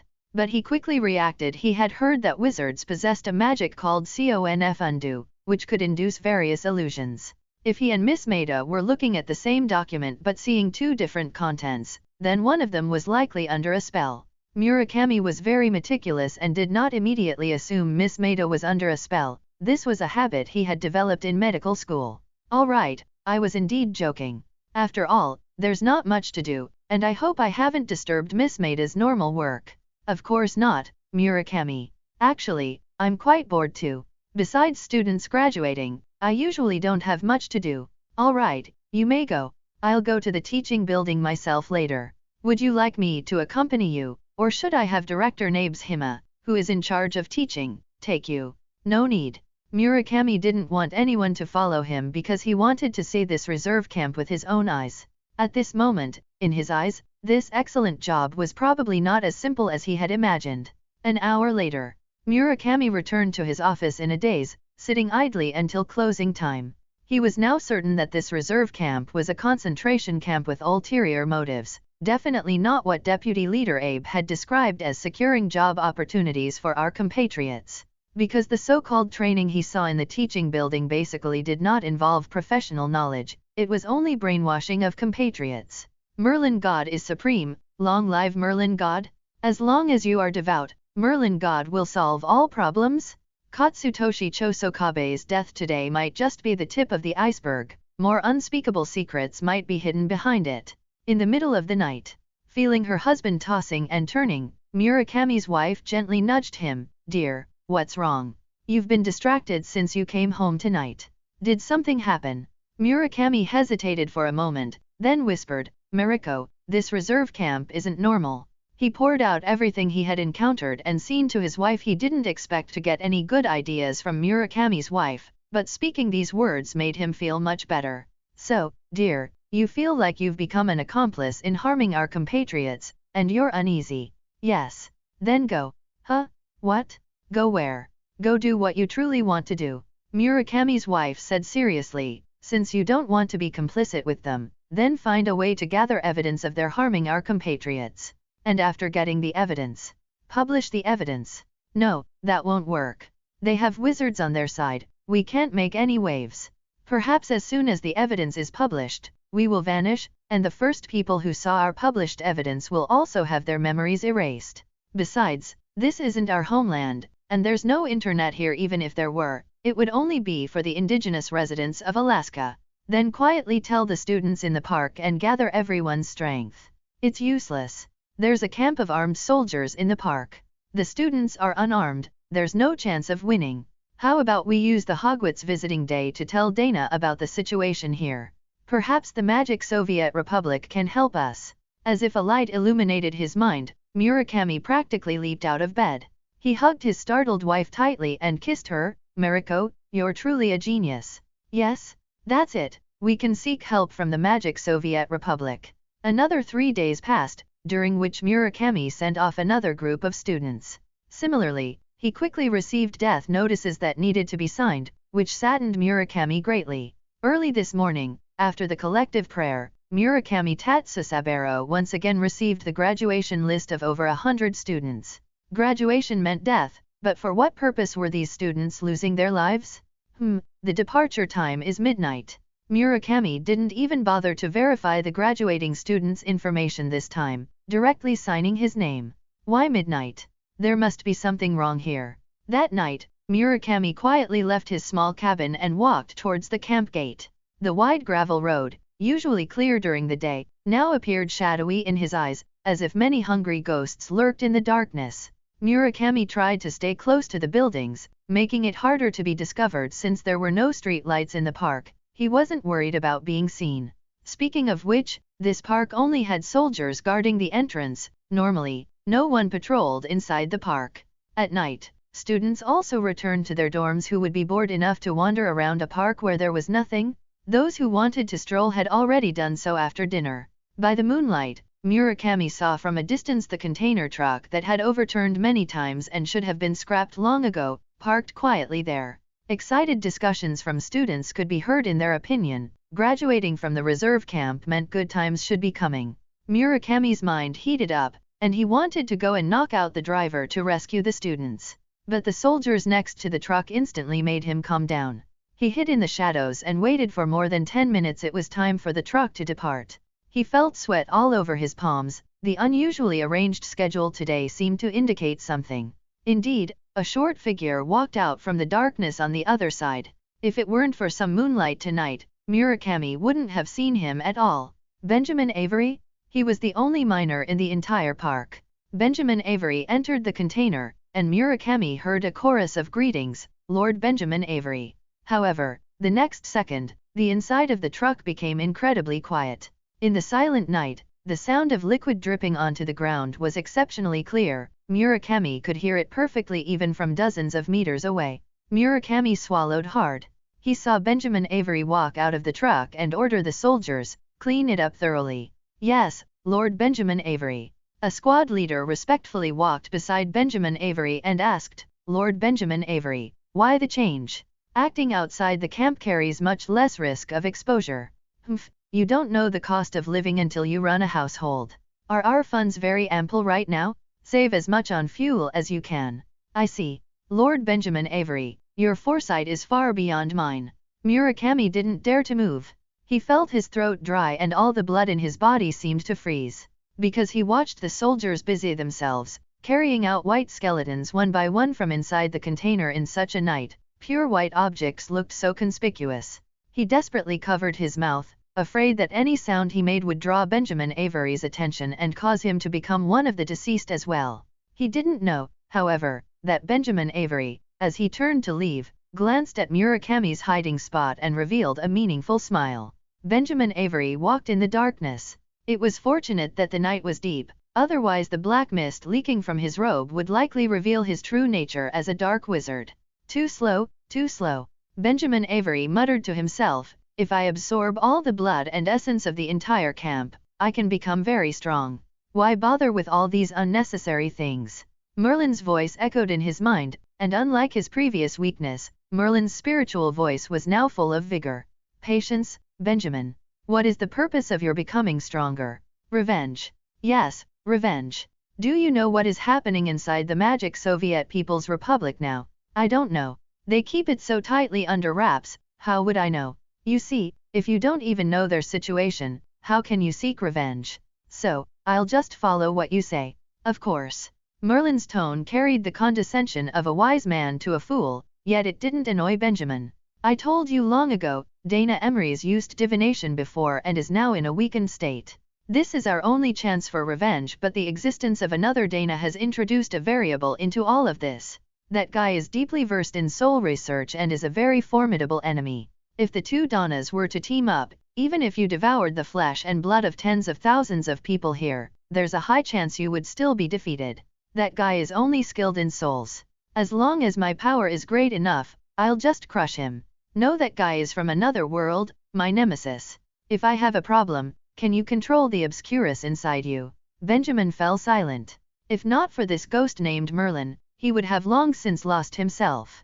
Merlin continued. "So we need to know all the intelligence of Magic Soviet, and Murakami Tatsusaburo is our best chess piece to infiltrate their interior." Benjamin snorted coldly. "Dragging your feet is really annoying. You should be thankful. Dana Emery's is now weakened and cannot peer into the future, otherwise we would have already been exposed." "Humph, I hope your plan works." Murakami Tatsusaburo was curled up in a ball. He didn't even dare to look at the container truck. His compatriots, who had participated in collective prayer with him just this morning, had now turned into stark white bones. He didn't know how much time had passed, but he heard the sound of the large vehicle starting. As the vehicle drove away, he finally breathed a sigh of relief. When he looked again, there was nothing at the entrance of the camp except for two standing guards. The blood-stained pebbles on the ground had all been shoveled away, and perhaps new pebbles would be laid down in the latter half of the night. And all of this was unknown to him, the nominal highest-ranking officer of the reserve camp. Murakami rubbed his face and tiptoed towards his small hut. Thank goodness there were no patrols in the camp at night, which allowed him to return home safely. Although he didn't want to stay here for a second longer, he had to call it home, because his wife was here. A place with family, no matter how bad, was home. "Mariko." Murakami gently woke his wife. "We're in big trouble." Murakami groggily opened her eyes. She felt she had slept very well tonight, more comfortably than the previous few nights, so she wasn't very eager to wake up. "Mariko, wake up." Frowning, Murakami forced herself to open her eyes. "What's wrong, dear?" "Murder." "What?" "Moor." Murakami immediately covered his wife's mouth. Her startled cry was especially loud, which would be particularly conspicuous in the quiet camp. "Shhh." Murakami made a gesture, and Murakami covered her own mouth. "That holy son Avery is a murderer. He used magic to kill everyone in a truckload? The students who died before, he most likely did that too." But why would he do that? I don't know, but I think we really can't stay here any longer. Tomorrow I'll ask for leave, saying you miss our son terribly, and we'll go to Hogwarts a few days early anyway. Anyone can do this director's job, so I think I can get the leave. What about afterwards? We're never coming back. Once we get to Hogwarts, we'll see if the professor can help us stay in the Magic Soviet Republic anyway. We're going to become citizens sooner or later. All right. Murakami had calmed down by now. You're right, everything here seems abnormal. The sooner we leave, the sooner we'll feel at ease. Then it's settled. Murakami took off his outer clothes and slipped into the covers. First thing tomorrow morning I'll go ask for leave, and you'll pack things at home. Okay. What? Director Murakami, you want to ask for leave? Miss Maida's eyes widened, not quite understanding why director would ask for leave after only 2 days in office. Yes, my son has enrolled in Hogwarts, and as a father, I must attend Hogwarts parent-teacher meeting. Oh, I see. So, who should I ask for leave from? Should I contact Director Abe's secretary directly? No, I think Holy Son can approve your leave application. Murakami shook his head slightly, so the highest-ranking officer of this reserve camp was not actually him, but there was nothing to dwell on. He had already made up his mind to leave, hadn't he? All right, Miss Maida, please take me to see Holy Son. His face was calm, but in reality, Murakami was terrified. Benjamin Avery's act of killing a truckload of people last night had truly scared him. The ghastly white bones reflecting the moonlight were still in his mind, lingering. Okay, please follow me, Director Murakami. The two left the management center, crossed the prayer square, and arrived at the Holy Son's residence in the woods behind the teaching building. Although the Holy Son's residence was also a wooden structure, it looked much more luxurious than Murakami's director's residence. Director, please wait a moment, I'll knock. But before Miss Maida could even reach the door opened by itself. Come in. Benjamin Avery's voice came through. Miss Maida remained calm, but Murakami couldn't help but shiver. The terrifying scene from last night involuntarily jumped into his mind. Following behind Miss Maida, Murakami entered Benjamin Avery's house. The space inside was much larger than it appeared from the outside, almost like a castle. Is this the wonder of a wizard? Whoosh! Benjamin Avery suddenly appeared before the two. Isn't this our director Murakami? I hear you want to ask for leave. Miss Maida was already accustomed to Holy Son's omniscience, but Murakami felt a chill down his spine. How did Holy Son know he wanted to ask for leave? Then, did he know that he had witnessed him committing murder last night? Yes, Holy Son. Whether he knew or not, since he was standing here, he couldn't back down. My son is studying at Hogwarts, and I need to attend a parent-teacher meeting. It was originally a few days later, but my wife misses our child very much, so we decided to go a few days early. Is that so? Benjamin Avery walked over to Murakami, extended his hand, and patted him on the shoulder. Murakami's pupils constricted violently, and he suppressed his fear, managing not to jump up. I also received an acceptance letter from Hogwarts, but I had a better professor, so I didn't go. Benjamin smiled and moved away from Murakami's side. However, it's good to go to Hogwarts to broaden your horizons, and I can't hinder your deep father-son bond, so I approve your leave. Huh? That simple? Murakami was somewhat stunned. Benjamin Avery waved his hand, and the world before Murakami and Miss Maida rapidly receded. By the time Murakami came to his senses, he was already standing outside the Holy Son's residence. Murakami rushed home immediately. As soon as he entered, he saw Mariko had already packed her luggage and was sitting in a chair in the living room. Mariko, it's done. Murakami stood up and asked. Then how should we go? If it's a car arranged by the reserve camp, I'm afraid we'll be. Murakami shook his head and took out a small blue crystal ball, clear and transparent. Professor Ravenclaw gave me this. As long as I smash the ball, she will come to pick us up. So now, I think we need to leave the camp first. Perhaps because Benjamin Avery had already given instructions, Murakami Tatsusaburo left with his wife without any obstruction. The soldiers on guard merely saluted him and then paid him no further mind, even omitting the questioning step. Everything went so smoothly that it was baffling. But even with doubts in his heart, Murakami still felt that leaving this reserve camp was the top priority.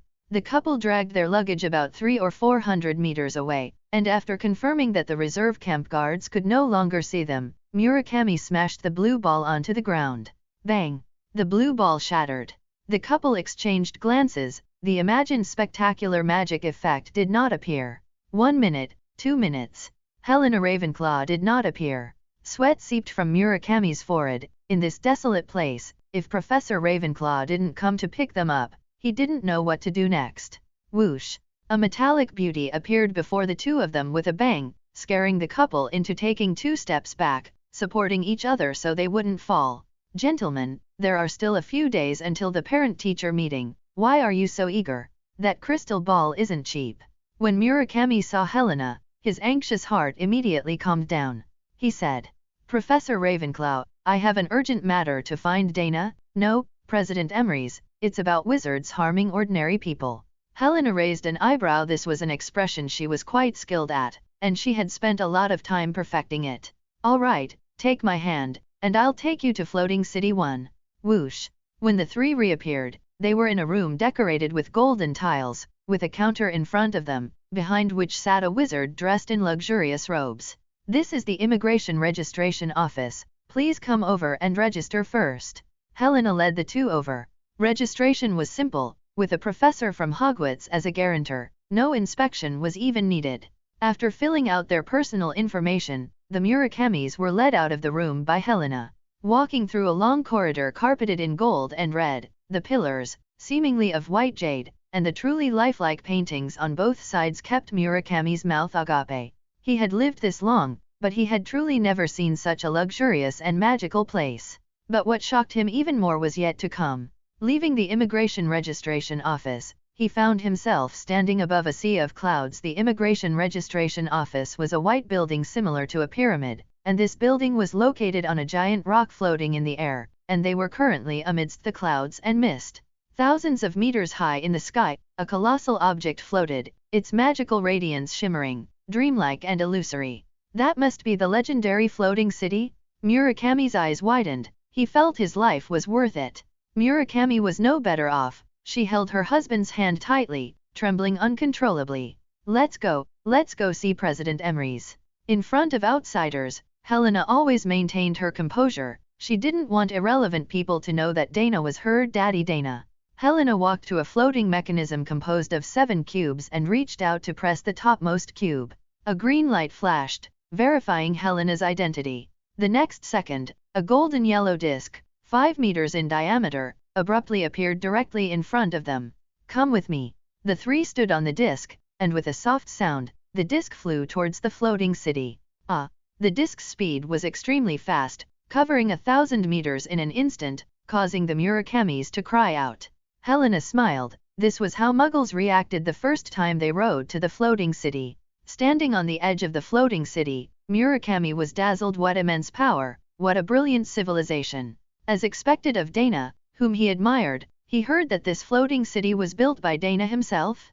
Now the Magic Soviet Republic has 3 floating cities, Helena said with a smile, as if seeing through Murakami's thoughts. Hogwarts, where your son is on the 3rd floating city, and the 2nd floating city is the original Merlin city, which is currently the largest floating city. While speaking, Helena led the Murakamis towards the presidential residence.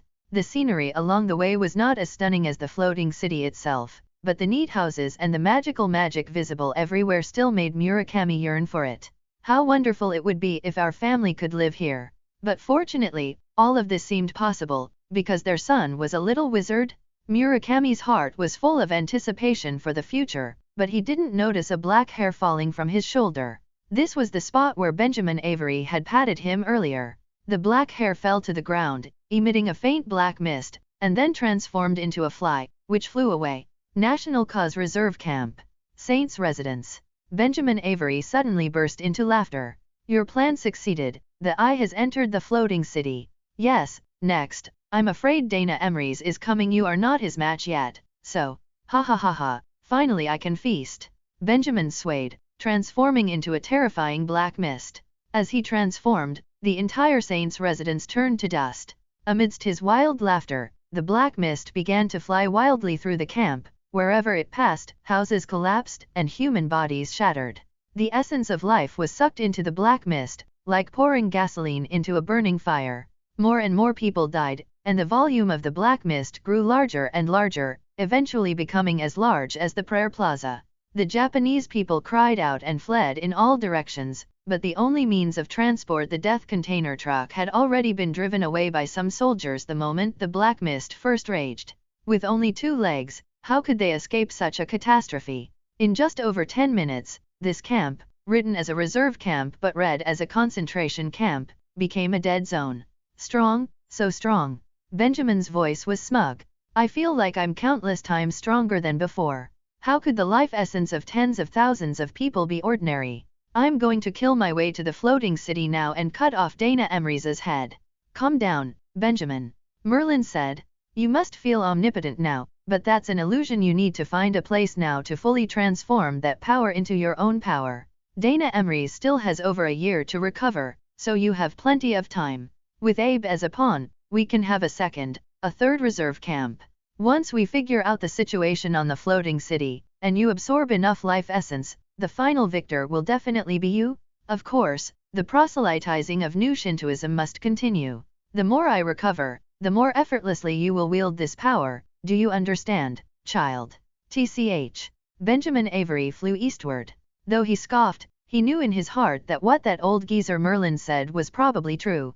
Humph, Dana Emery's, I'll let you live a few more days. Just watch, I will destroy everything you have.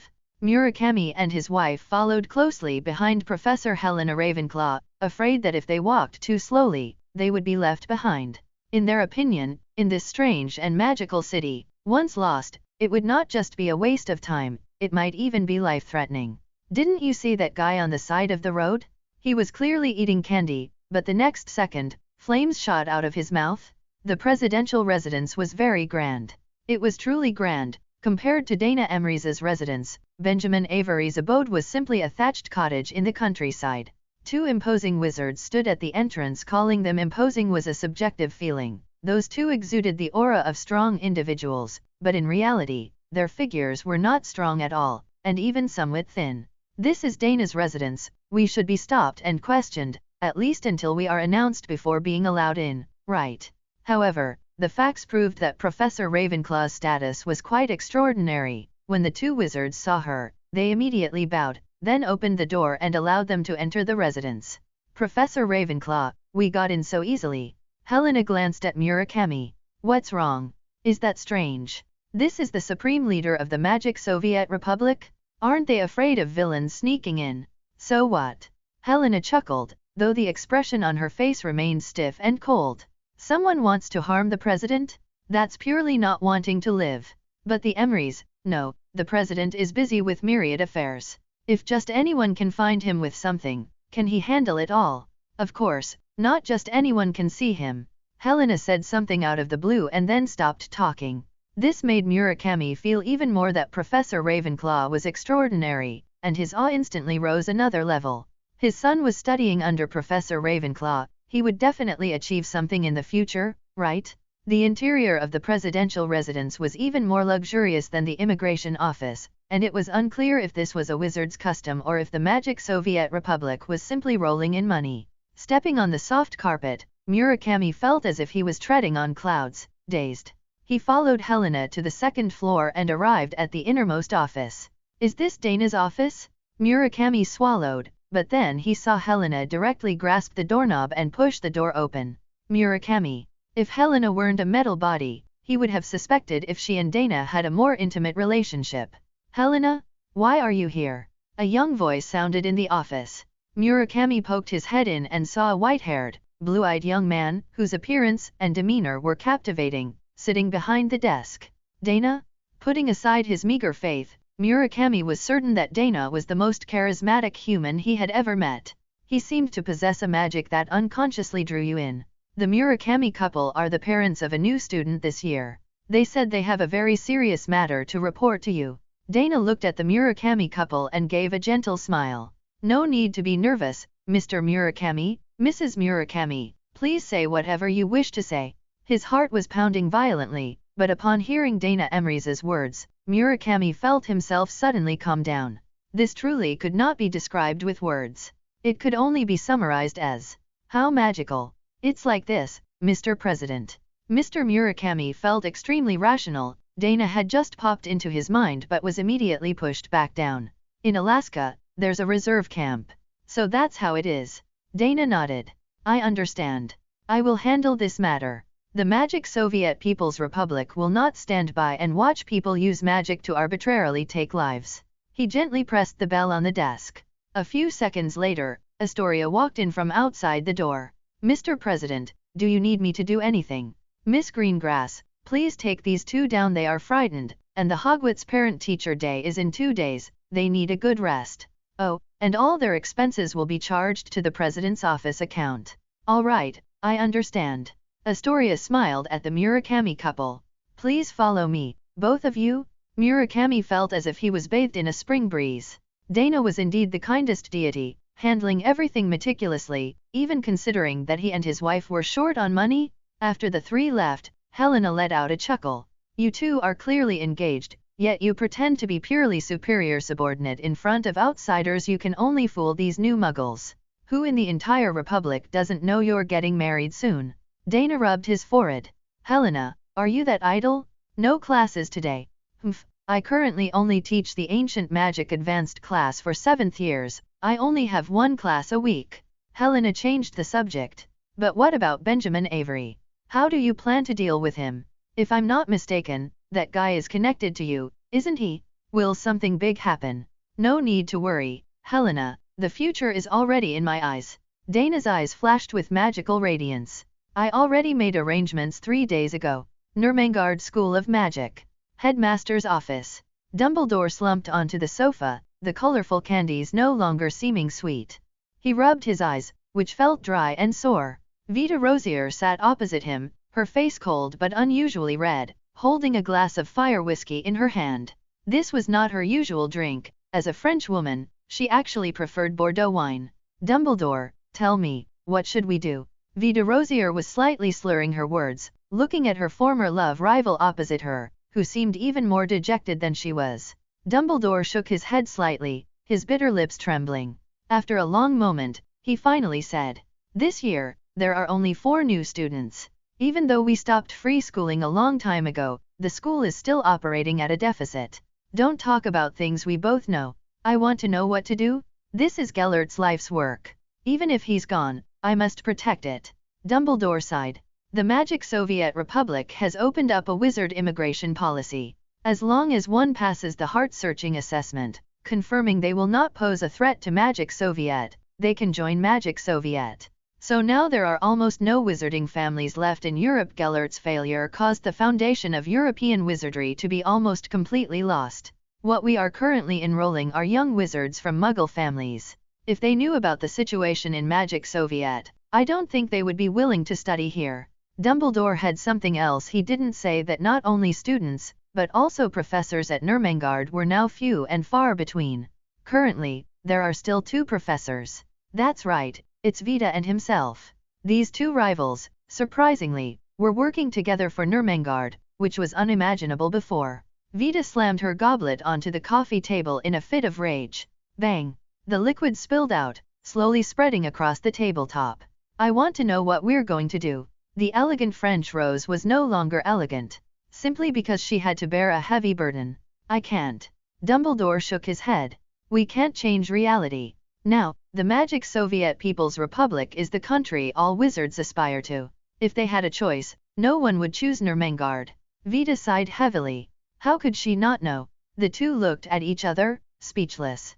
In the silence, one picked up their goblet again, and the other started stuffing candy into their mouth again. Whoosh, whoosh.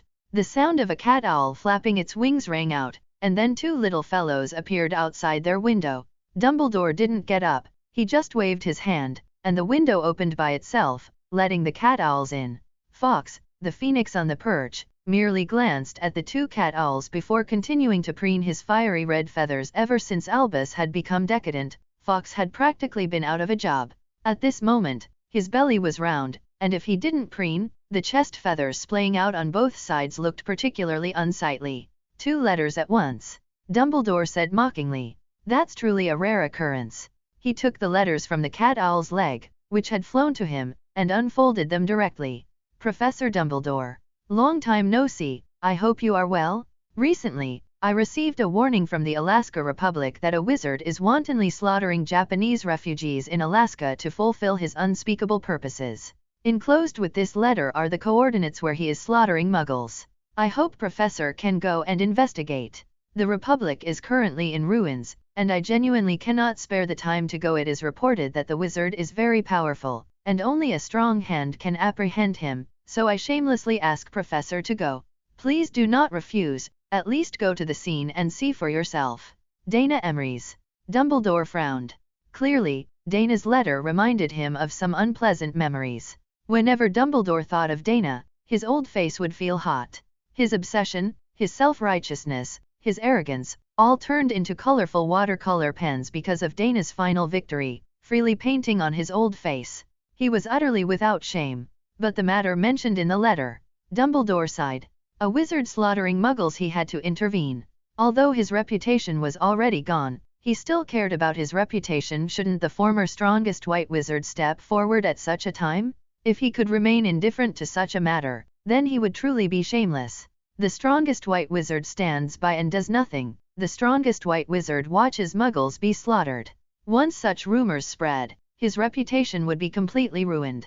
Dana would definitely not keep it a secret for him. Dumbledore was quite certain, after all, that kid had always held a grudge against him. If there was one person who most wished Dumbledore ill, that person was most likely Dana. Dumbledore stood up and looked at Vida Rosier. The French Black Rose's hands were trembling at this moment, the letter in her hand almost unsteady. Dumbledore asked, Vida, what's wrong? Emery's proposed turning Nurmengard into the fourth floating city, to be used as the Magic Soviet's Magic Research Institute. Dumbledore knew all too well what this meant. Once Nurmengard became part of the Magic Soviet Republic, the maintenance of the entire castle would no longer be an issue. Gellert's only mark in this world would be preserved. Dumbledore sighed. 2 letters sent at the same time. It was hard to say it wasn't Dana's plan. He had resolved Nurmengard's predicament, so he had to give something in return. Coupled with the political correctness of good and evil being irreconcilable, he absolutely had to go to Alaska this time. Reserve Camp ruins. Whoosh. Dumbledore apparat. As soon as he appeared, he covered his nose and mouth. The smell of blood was simply too strong. It was only because of Alaska's cold climate, otherwise, the area would probably already be reeking. The ground was covered with building debris, flesh, and bones. Those human tissues, almost unidentifiable, were scattered throughout this 3-kilometer radius. 10,000, 20,000 people? Even though Dumbledore still looked like a decadent old man at this moment, the anger in his heart had already risen as a Gryffindor. His sense of justice made him unable to remain calm. Yes, although Dumbledore liked to scheme, he indeed had a strong sense of justice. Dumbledore waved his wand, and the blood and building debris in front of him parted to both sides, revealing a path. He walked, observing left and right, and the further he went, the deeper the worry between his brows. Obscurus. Dumbledore muttered to himself.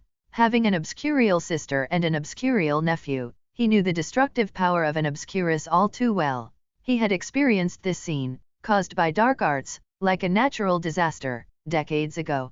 Dumbledore looked up at the sky. He felt the residual magic of the obscurus there. Northeast direction, 2nd Reserve Camp. Today was the first day of the camp, and Japanese refugees were joyfully brought here in car after car. Greeting them at the entrance were Miss Maida and the soldiers who had fled earlier.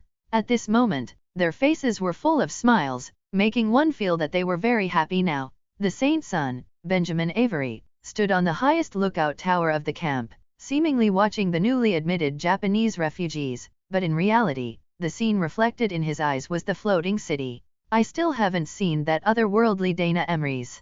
Maybe that guy has already returned to his own world. Be careful. There are still so many islands below the floating city. We have plenty of time, no need to rush. TCH. Benjamin Avery looked disdainful, but soon his expression changed, and he turned to look southwest. In the distance, a small black dot appeared in the sky. The small black dot approached at an extremely fast speed. As it got closer, Benjamin realized it was an old man sitting on a flying carpet. Who is that? Benjamin Avery actually knew very little about the wizarding world.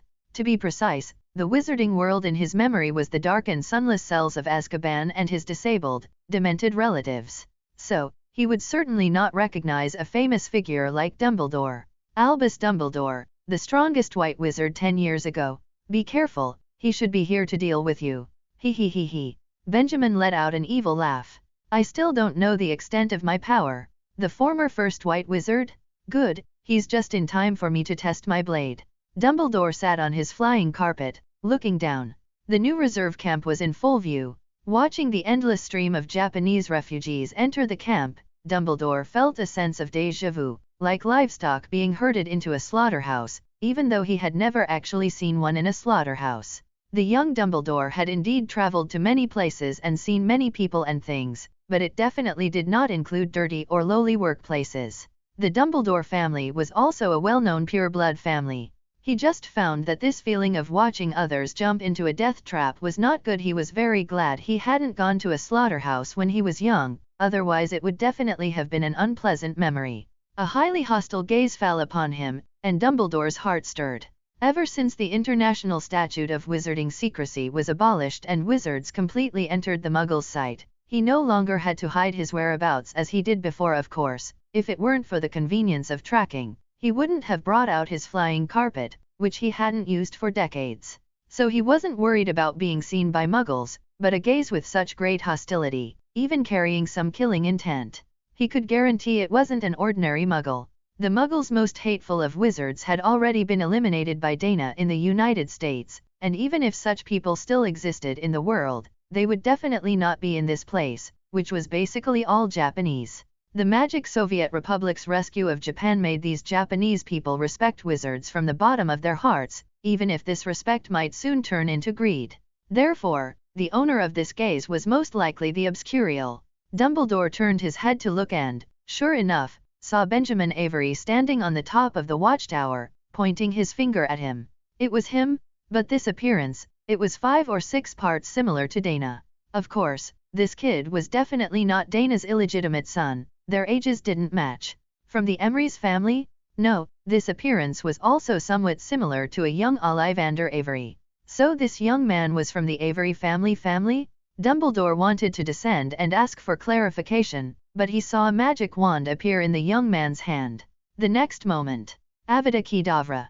The clumsy killing curse naturally posed no threat to Dumbledore, but the abundant magic power surprised him. As expected of an Obscurial, this magic power was a bit excessive. Benjamin Avery was just testing the waters. After one killing curse, he scoffed and muttered to himself, "What unforgivable curses! It's not as useful as me just crashing into him directly." As soon as his voice fell, Benjamin transformed into black mist and fiercely rushed towards Dumbledore. Dumbledore. Credence was like this back then, and Gellert even thought this kid was a sharp weapon against him. And indeed, if this violent power could be used well, he himself would not have been an opponent at that time. But in the Obscurus state, can the host really control it properly? Well, the Obscurus in front of him really could. This mass of Obscurus was clearly consciously fighting, and that level of experience was nothing like a 12-year-old boy. Dumbledore was going all out, but he was at a disadvantage after only 2 exchanges. The gap in magic power was too great, which gave Dumbledore a sense of powerlessness, as if facing Dana. Had he, once the first white wizard, now become unable to handle even a 12-year-old child?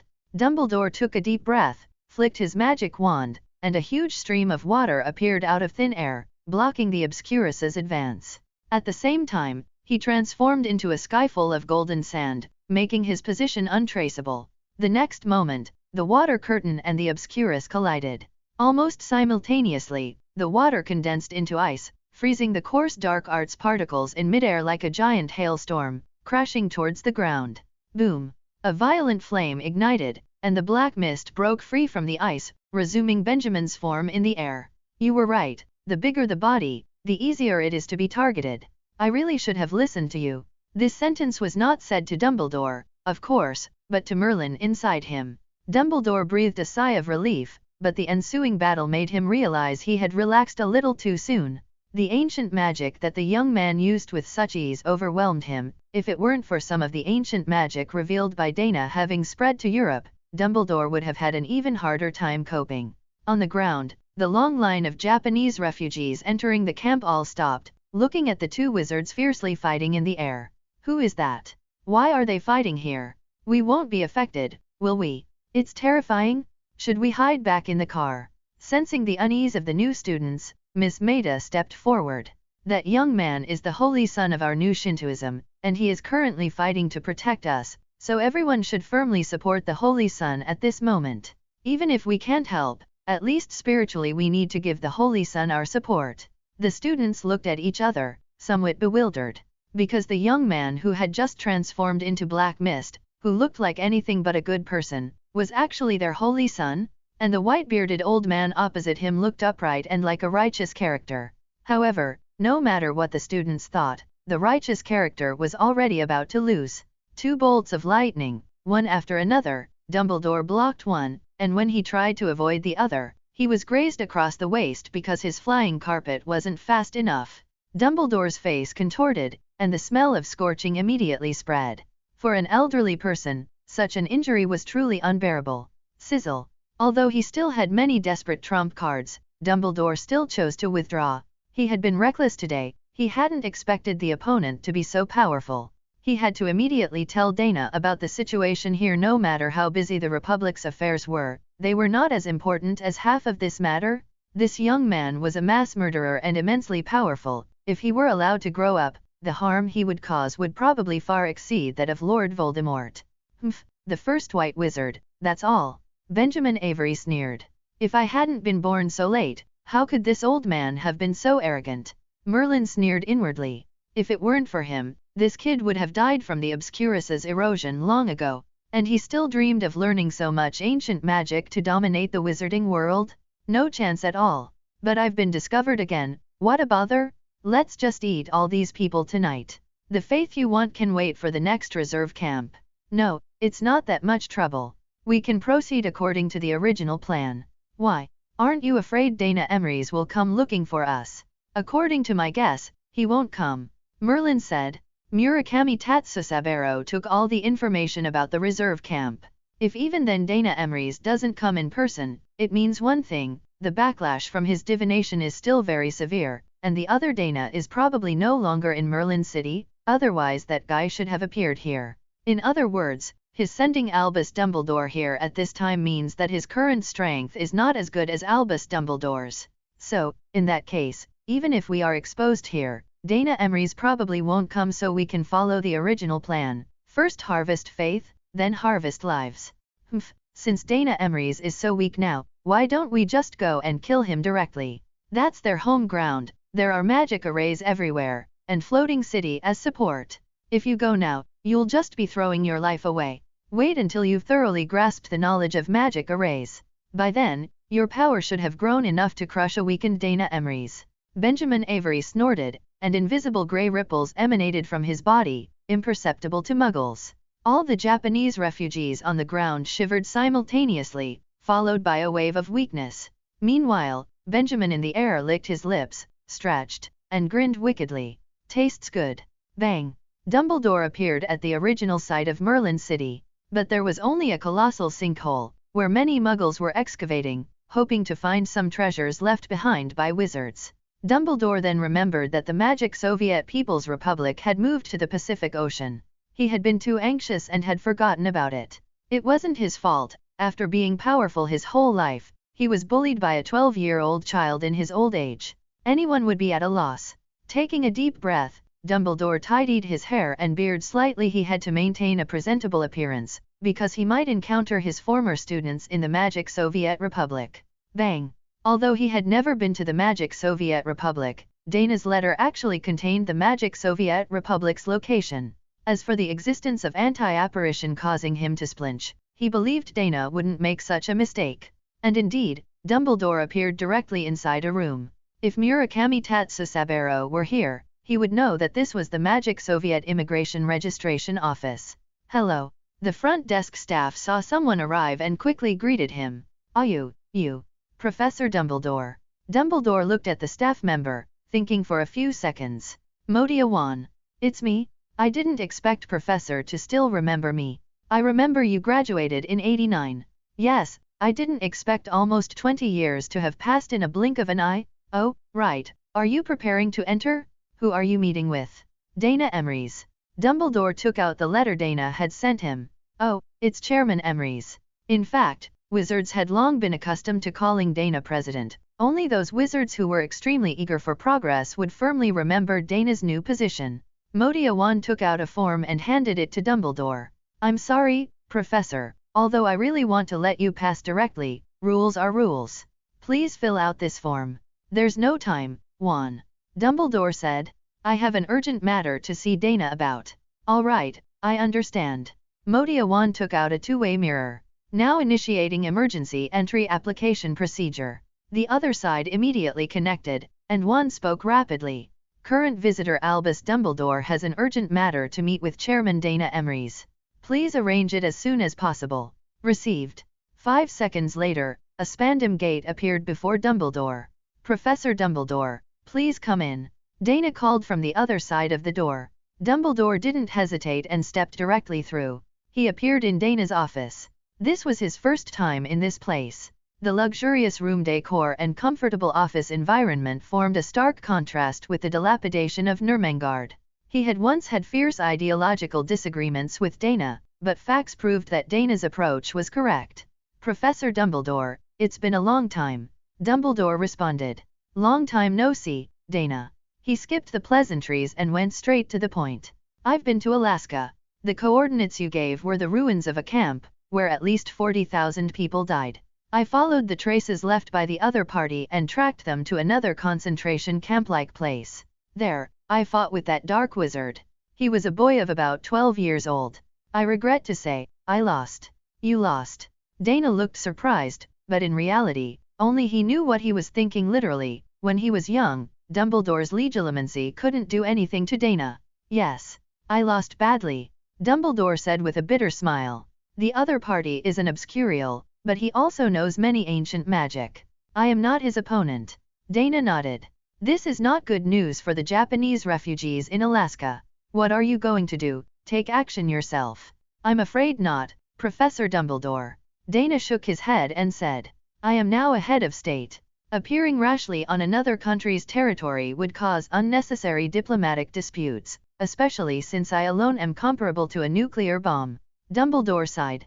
He knew this was just Dana's excuse for the strongest person in the world. There was no need to care about the opinions of other countries. Not to mention, capturing that dark wizard would be a great act of justice.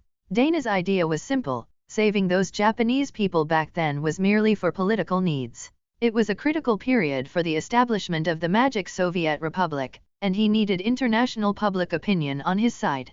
But now the deaths of those Japanese people were not his responsibility, and Alaska had not issued an official invitation requesting his intervention to eliminate evil. Therefore, Dana could completely stand by and watch the other party perish, and he even felt that not taking action himself was merciful enough in his previous life, and this life, Dana had never forgotten that heartbreaking history of national bloodshed. As for the other party becoming even stronger as a result, if the other party wasn't strong enough, how would he dare to jump into the trap he had prepared? After all, he was the god of magic, so the funeral prepared for him had to be grand. Dana, I think you should still go, because the other party might be from the Avery family. Oh, how so? That boy resembles you by 60%. Is that so? Well, now that you mention it, I probably know who the other party is. You know. Yes, he should be the child of Gilderoy Lockhart and Donna Avery, raised in Azkaban since childhood, a product of a love potion. A product of a love potion? Dumbledore immediately thought of Lord Voldemort. But that boy was far more terrifying than Lord Voldemort. Lord Voldemort, throughout his life, didn't personally kill more than 100 people. Not to mention that boy was an obscurial who lived past 10 years old. If that's the case, you have even more responsibility to act, because that child appeared because of your revenge, and became what he is now because of your revenge. Dana smiled. Professor, don't forget, wasn't this whole thing caused by you suggesting to old Avery that someone impersonate Guy Avery to go to prison? The real culprit is you, and I don't think there's anything wrong with my revenge. Dumbledore was stunned. He didn't expect the boomerang to hit him in this way. All right, Professor, I know about this matter. Unless Alaska requests my assistance, I will not take action. As for Nurmengard being incorporated into the floating city sequence, I will send someone to your place to connect with Vita Rosier. Dumbledore wanted to say something more, but Dana waved his hand, interrupting him. Professor, you've worked hard today. I will have someone arrange for you to stay in the floating city, or you can go to floating city number 3, which is the original Hogwarts. Perhaps you'll feel more comfortable there. I still have things to do, so I won't chat with you anymore. Professor Dumbledore sighed and left the office. He almost got into an argument with Dana again, but remembering Dana's previous achievements, he silently closed his mouth. Perhaps an opponent who seemed terrifying to him was just a minor problem that Dana could easily handle. It was like Lord Voldemort, with whom he had fought for decades, was very easily resolved by Dana from the root. It was clear that compared to the hundreds of thousands of wizards in the Magic Soviet Republic, those Japanese muggles probably meant nothing in Dana's eyes. Professor Dumbledore. A pleasant voice interrupted Professor Dumbledore's thoughts. Please follow me. I will take you to the teleportation point, which can directly send you to Hogwarts Castle. Professor Dumbledore turned his head and saw Astoria smiling at him. He didn't know if it was an illusion, but Professor Dumbledore always felt that Astoria in front of him was slightly naive. Of course, Astoria herself was just over 20 years old, which for long-lived wizards, was indeed still a very, very young part. Thank you, Miss Greengrass. Astoria smiled and made a pleased gesture. Half an hour later, Dana stopped his work, rubbed his temples, then snapped his fingers, and the office door opened by itself. A figure jumped in from outside. It's no fun at all, Dana. You always know when I'm going to come in. I didn't use foresight, Astoria. Dana said with a smile. Your footsteps are so loud I can hear them a block away. How can they be that loud? I was clearly tiptoeing. But every step you take lands on my heart. Don't you believe it? Come and listen. Thump, thump, thump, it's really loud. You're annoying. Dana burst into laughter. How is it? Did Dumbledore arrive at Hogwarts? Was he surprised by the changes at Hogwarts now? Of course. I was also very surprised the first time I saw it. Oh, by the way, have you decided where we'll settle after our wedding? Not yet. I'm so busy with work, how can I have time to think about those things? Besides, if that big hidden danger isn't resolved, can we live in peace? Don't worry, the future has already been seen. We just need to follow the best path. Dana looked at Astoria with some guilt. It's just that our wedding is a bit of a pity. He immediately shook his head. But these are all minor matters. I'll make it up to you with a perfect wedding later. Astoria's smile was charming and warm, soft like a clear spring.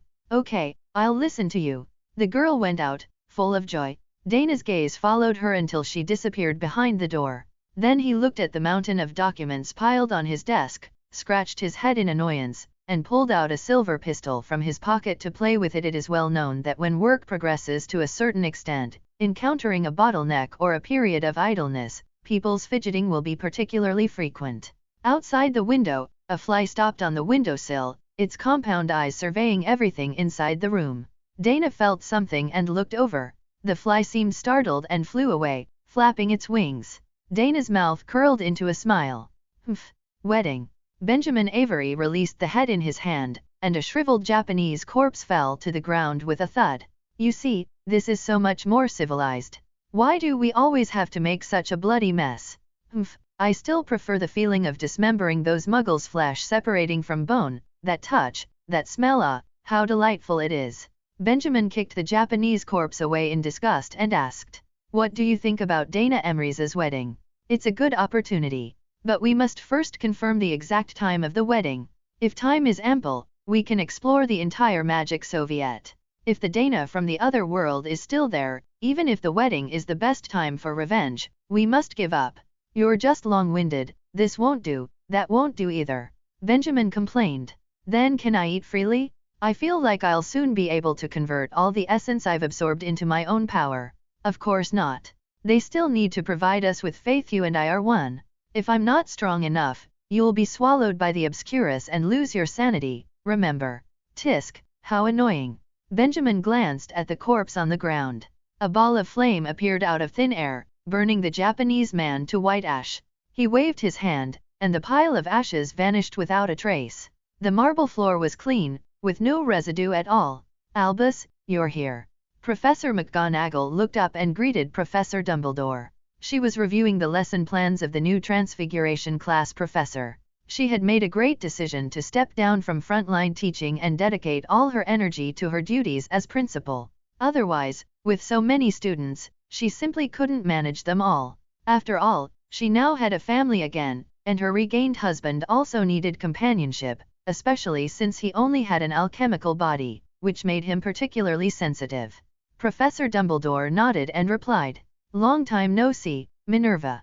To be honest, Professor Dumbledore was a bit bewildered now because several Hogwarts castles had been replicated. He couldn't even tell if the Magic Soviet Republic had rebuilt several castles, or if they had used the magic of the floating city to cast a large-scale replication spell. There were a total of 5 castles, 4 of which were easily distinguishable, as the emblems of the 4 houses were hung at the very top of their respective castles.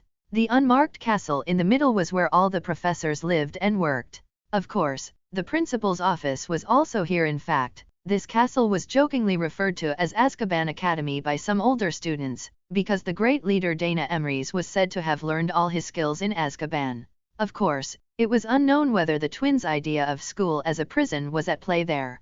"Have a seat, Albus. We'll talk after I finish reviewing the lesson plans." Professor Dumbledore expressed his understanding. Ever since he was principal, Minerva had been a person who prioritized work over life. Professor Dumbledore sat on the sofa in the corner. This used to be his favorite place to rest. After a nap, he would open his eyes and see the Phoenix Fox nestled in his arms. Only now, this office no longer belonged to him. "Sorry to keep you waiting, Albus." Professor McGonagall closed the lesson plans. The new Transfiguration class professor was an Austrian, and his resume stated that he had worked at Nurmengard for 3 years. Clearly, Professor McGonagall was very satisfied with the new professor's lesson plans. "I have already received Dana's notification that Nurmengard will join the floating city sequence, and your exile." Professor McGonagall noticed that Professor Dumbledore's expression was a bit unnatural, and understood that this old colleague and former superior was still bothered by his exile by Dana. "Is no longer effective. You can choose to live in our Magic Soviet Republic, of course. Personally, I hope you can return to Hogwarts. If you can come back, my pressure will be much less." Professor Dumbledore shook his head. "No, Minerva, I think I will still choose Nurmengard." Professor Dumbledore felt like he was tearing himself apart. On one side was a place where he had stayed for decades, almost like home, while on the other side was his loved one's greatest legacy left in the world. "I think I might be a library manager." Professor Dumbledore exhaled a turbid breath, self-deprecatingly. "Librarian." Professor McGonagall chuckled. "That's truly an overkill. If others knew that our Magic Soviet was using the first White Wizard as a librarian, our Republic would be ridiculed." "First White Wizard?" Dumbledore shook his head. "I haven't been for a long time. Dana is much stronger than I am." Professor McGonagall tilted her head. "When did Dana become the first White Wizard?" "What? Is there someone stronger than him?" "No, I don't think anyone is stronger than Dana, but he isn't a White Wizard either." Dumbledore was confused. Although Dana's methods of revenge were somewhat brutal, he made the wizarding world better, and he rarely used dark arts, so he definitely can't be considered a dark wizard. "No, Albus, you misunderstood me. Actually, within our Republic, most people believe he is neither a dark wizard nor a white wizard. He is a red wizard." "Red wizard?" "Yes. It was only after we had more real contact with Muggles that we realized the political system Dana chose for us was exactly what Muggles call a red regime. His color, naturally, is red." "First Red Wizard?" "Yes, almost all officials in the Republic's central government are now Red Wizards. They are fiercely loyal to the Republic's system. As the strongest among them, Dana is naturally the first Red Wizard." "So, Albus, you are still the first White Wizard?" Dumbledore raised an eyebrow. Because they weren't on the same track, was he still the first White Wizard? But he wasn't happy at all. "Albus, come back. The students will be very happy to see you return." Dumbledore shook his head. Students? He had been away from Hogwarts for more than 10 years, how could any students still remember him?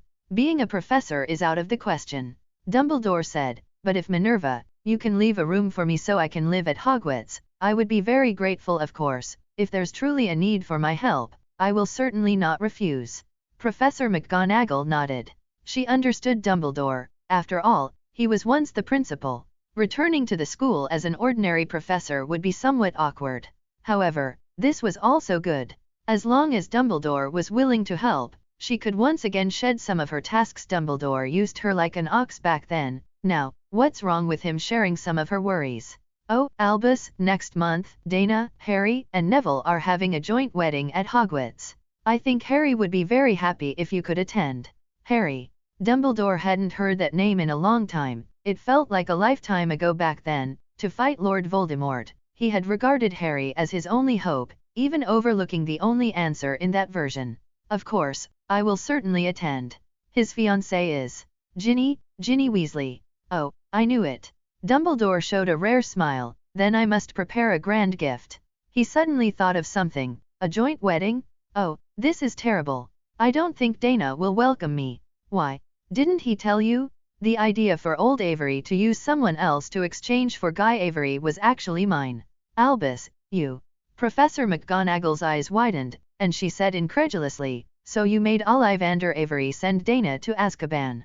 No, I didn't specify. I didn't know Dana back then, how could I specify him? But his imprisonment and his mother's death are somewhat related to my idea. If I hadn't given that idea, old Avery wouldn't have thought of using others to exchange for Guy. This is truly... Professor McGonagall didn't know what to say. She certainly knew that Guy Avery was once a member of the Order of the Phoenix, just like Severus Snape, but she ultimately couldn't agree with Dumbledore's actions. One could only say that Dumbledore was indeed the man who proposed for the greater good. For a grand goal, he wouldn't hesitate to sacrifice a few individuals. Professor McGonagall rubbed her brow. I'll ask Dana what he thinks later, but since he let you come back, he must have let go of the old grudges. No wonder I always felt that Dana's attitude towards you was always so unfriendly. Unfriendly was right. Dana too personally sent Dumbledore on his way, even if that Dumbledore from that world had asked for it himself. Dumbledore shook his head slightly. He felt that Dana would definitely not agree. That child was vindictive. We'll see about the wedding. I want to see Harry first. I haven't seen him in many years. That's easy. After all the classes today are over, you can go home with Severus and you'll see Harry. Severus. Yes, today is the weekend. Severus is going to Floating City number 3 to spend the weekend with Lily, and Harry always spends his weekends with Lily. Dumbledore blinked. Are you sure such a weekend won't lead to daily arguments? He had almost forgotten that Dana had brought Lily Evans back to this world. Oh, right, and Ariana. This was Dana's revenge on him. Thinking of this, Dumbledore felt a pang in his chest again. Mom! Harry shouted loudly as soon as he entered the house.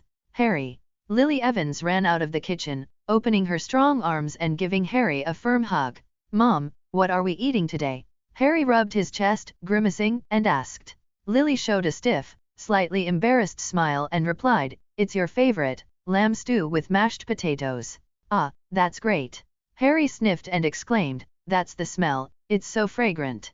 Click. The door opened, and Severus Snape's voice sounded, oh, that smell, Lily, is it lamb stew? Yes, Severus. Lily shouted towards the door. Snape walked in impatiently, but saw Harry standing beside Lily, and habitually frowned. Oh, Poe. Harry is here too. Harry forced a smile and nodded as a greeting.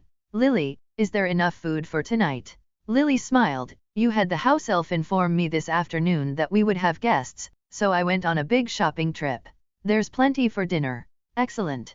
Snape's voice was very gentle, clearly different from when he spoke to Harry. Aren't you curious who the guest is tonight? It wouldn't be Professor McGonagall, would it? But that's not impossible. After all, Harry is getting married soon, so it's not strange for Professor McGonagall to come discuss the joint wedding.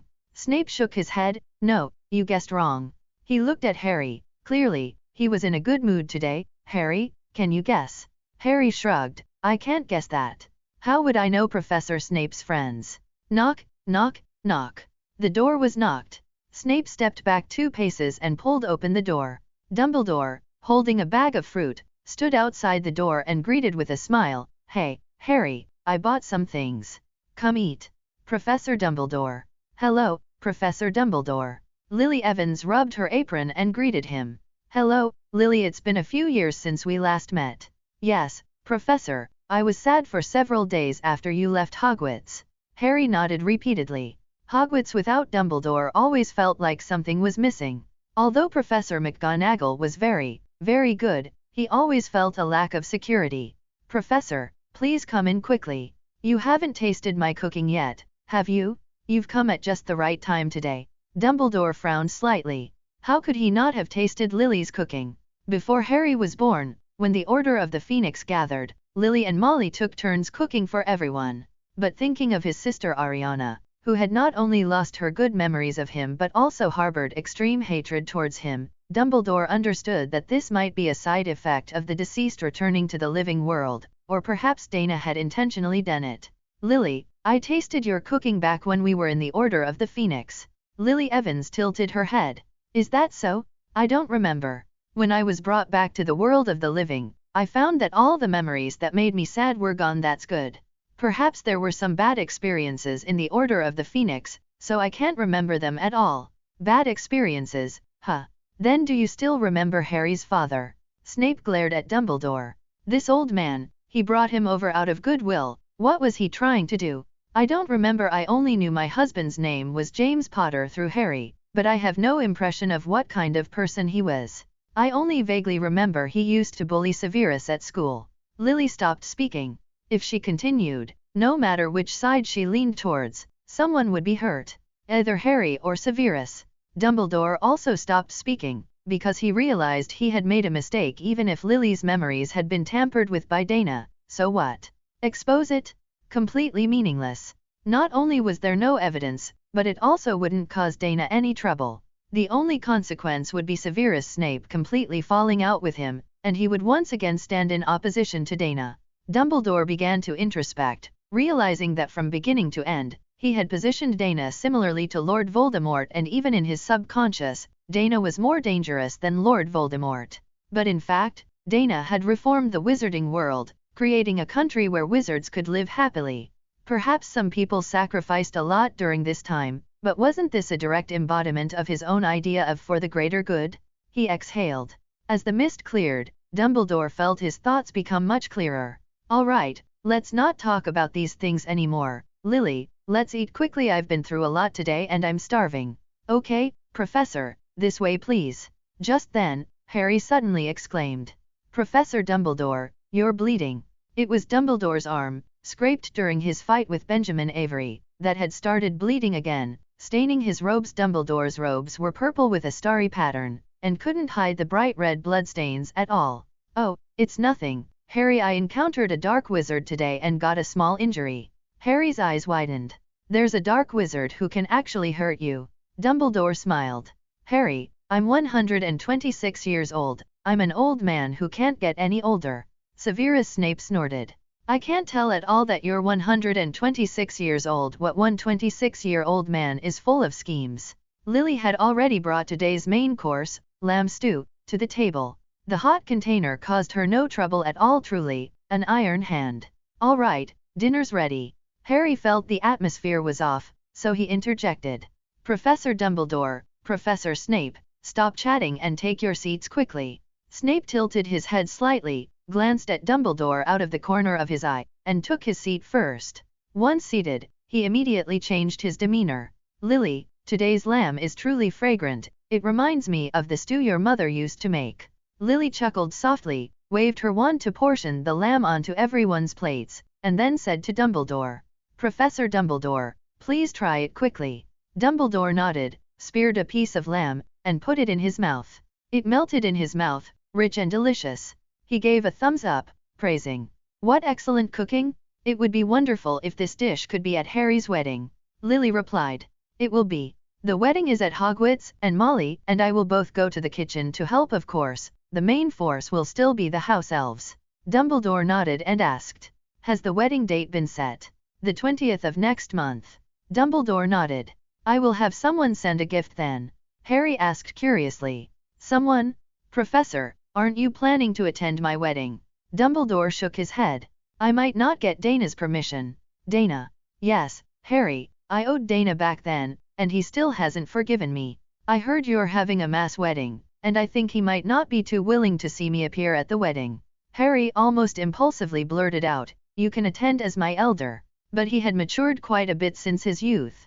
Ultimately, he considered the attitude of the Republic's supreme leader and kept his mouth shut. Then what should we do? Minerva is helping me communicate. Maybe I can get permission after all. You definitely can, Harry said.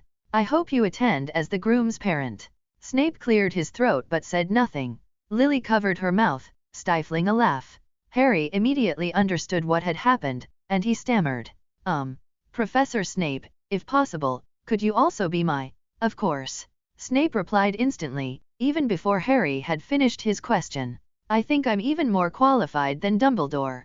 Harry blinked. He really couldn't connect the severest Snape in front of him with the big bat who used to criticize him mercilessly back then. Indeed, Professor Snape's hair hasn't been greasy since his mother returned, and he dresses more meticulously. He's really changed a lot. Alaska. New reserve camp. The 20th of next month. Benjamin Avery smiled. There's enough time, Dana Emrys, just you wait. I will take revenge for everything you've done to me. Enjoy your last good month. Ha ha ha ha. The Dana Emrys of this world is not here. Now we just need to quickly increase our strength. Benjamin, you must be looking forward to that day, aren't you? Of course. In fact, I am also looking forward to it, Benjamin. Nurmengard. On the mountaintops outside the castle. Vita Rosier, we've only been apart for 10 years, how did you become so haggard?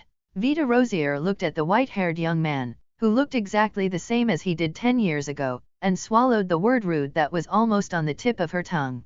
Sometimes, when strength and influence reach a certain level, rudeness is no longer rudeness, sometimes, it's simply stating a fact. Vita Rosier had indeed aged a lot. Perhaps Gellert Grindelwald's death had completely drained her last bit of spirit, or perhaps she had exhausted herself trying to preserve Nurmengard. Yes, I've grown old. Vita shook her head, remembering the young boy who had visited her in Paris years ago, trying to act like a Frenchman but not knowing French. Many years had passed, and the young boy had grown into a global giant. If you don't lend a hand, Nurmengard might not be saved. Dana took 2 steps forward, looking at Nurmengard, surrounded by mountains, and frowned. Why is the castle so dilapidated? Vita sighed. There was a great war with Muggles here. To keep it like this is already the limit of my ability. Dana glanced at her and asked. When I set up the trap with Merlin City, you made a lot of money. That money would be enough to build 10 more castles. Vita gave a wry smile, letting out a soft through her nose, then explained. For Gellert, I invested all the money into Gellert's cause. Dana nodded. At that time, he was in Britain, and Grindelwald was in Europe. Both were banners of the wizarding world, but he succeeded, and Grindelwald failed. Astoria, who had been silent behind him, suddenly spoke. Dana, hurry up and see what to do, otherwise we'll miss the mass wedding. She had been silent because she was observing Vita Rosier. Even though the Black Rose of France had aged, beauty lies in the bone structure, and the aura she exuded was still worth Astoria's study. Dana smiled and replied. We'll make it, but why are you in such a hurry? You're not the one getting married that day. Astoria pouted. But Avery helped us so much, we can't possibly delay their wedding. When the mass wedding and the launch of the new floating city happen at the same time, that will be an unforgettable event. Dana shook his head. Since it's so unforgettable, why don't you participate yourself? Astoria gave him an exasperated look. Do you really think I'm petty? I was very resistant to the mass wedding at first, but weren't I convinced by you later? As for why we aren't participating ourselves, isn't it because you want to scheme against your old ancestor? Dana smiled, but then heard Vita Rosier say, the young lady is right, Emrys, what are you going to do? Nurmengard is very old, and I'm afraid it can't withstand too much violent shaking. Dana pointed his hand at Nurmengard Castle and said, you might not believe it, Hogwarts Castle was actually built by me, 1,000 years ago. As Dana's voice fell, countless spandam gates appeared around Nurmengard. From these gates emerged alchemy bodies emitting silver light. Compared to before, the number of alchemy bodies had increased, simply because the Magic Soviet Republic had conducted reverse research on the alchemy bodies. Based on the ancient magic provided by Dana, Magic Soviet had successfully mastered the technology of manufacturing alchemy bodies. All right, time to get to work. Dana smiled and waved his hand. Tens of thousands of alchemy bodies began to work. Some were responsible for reinforcing the castle itself, some for carving the floating city's magic array patterns, some for defining the size of the floating city, and some for building the Magic Research Institute office buildings. Vita Rosier looked at the bustling construction site below, everywhere shimmering with silver, and couldn't help but sigh, for the greater good. This phrase itself is a kind of helplessness. For a certain goal, one has to give up something. But if one had absolute strength, would one not have to give up anything? A month later, outer perimeter of the Magic Soviet Republic's territorial waters in the Pacific Ocean. An ocean-going fishing vessel was anchored there. The Muggles on this ship all had dull expressions, presumably controlled.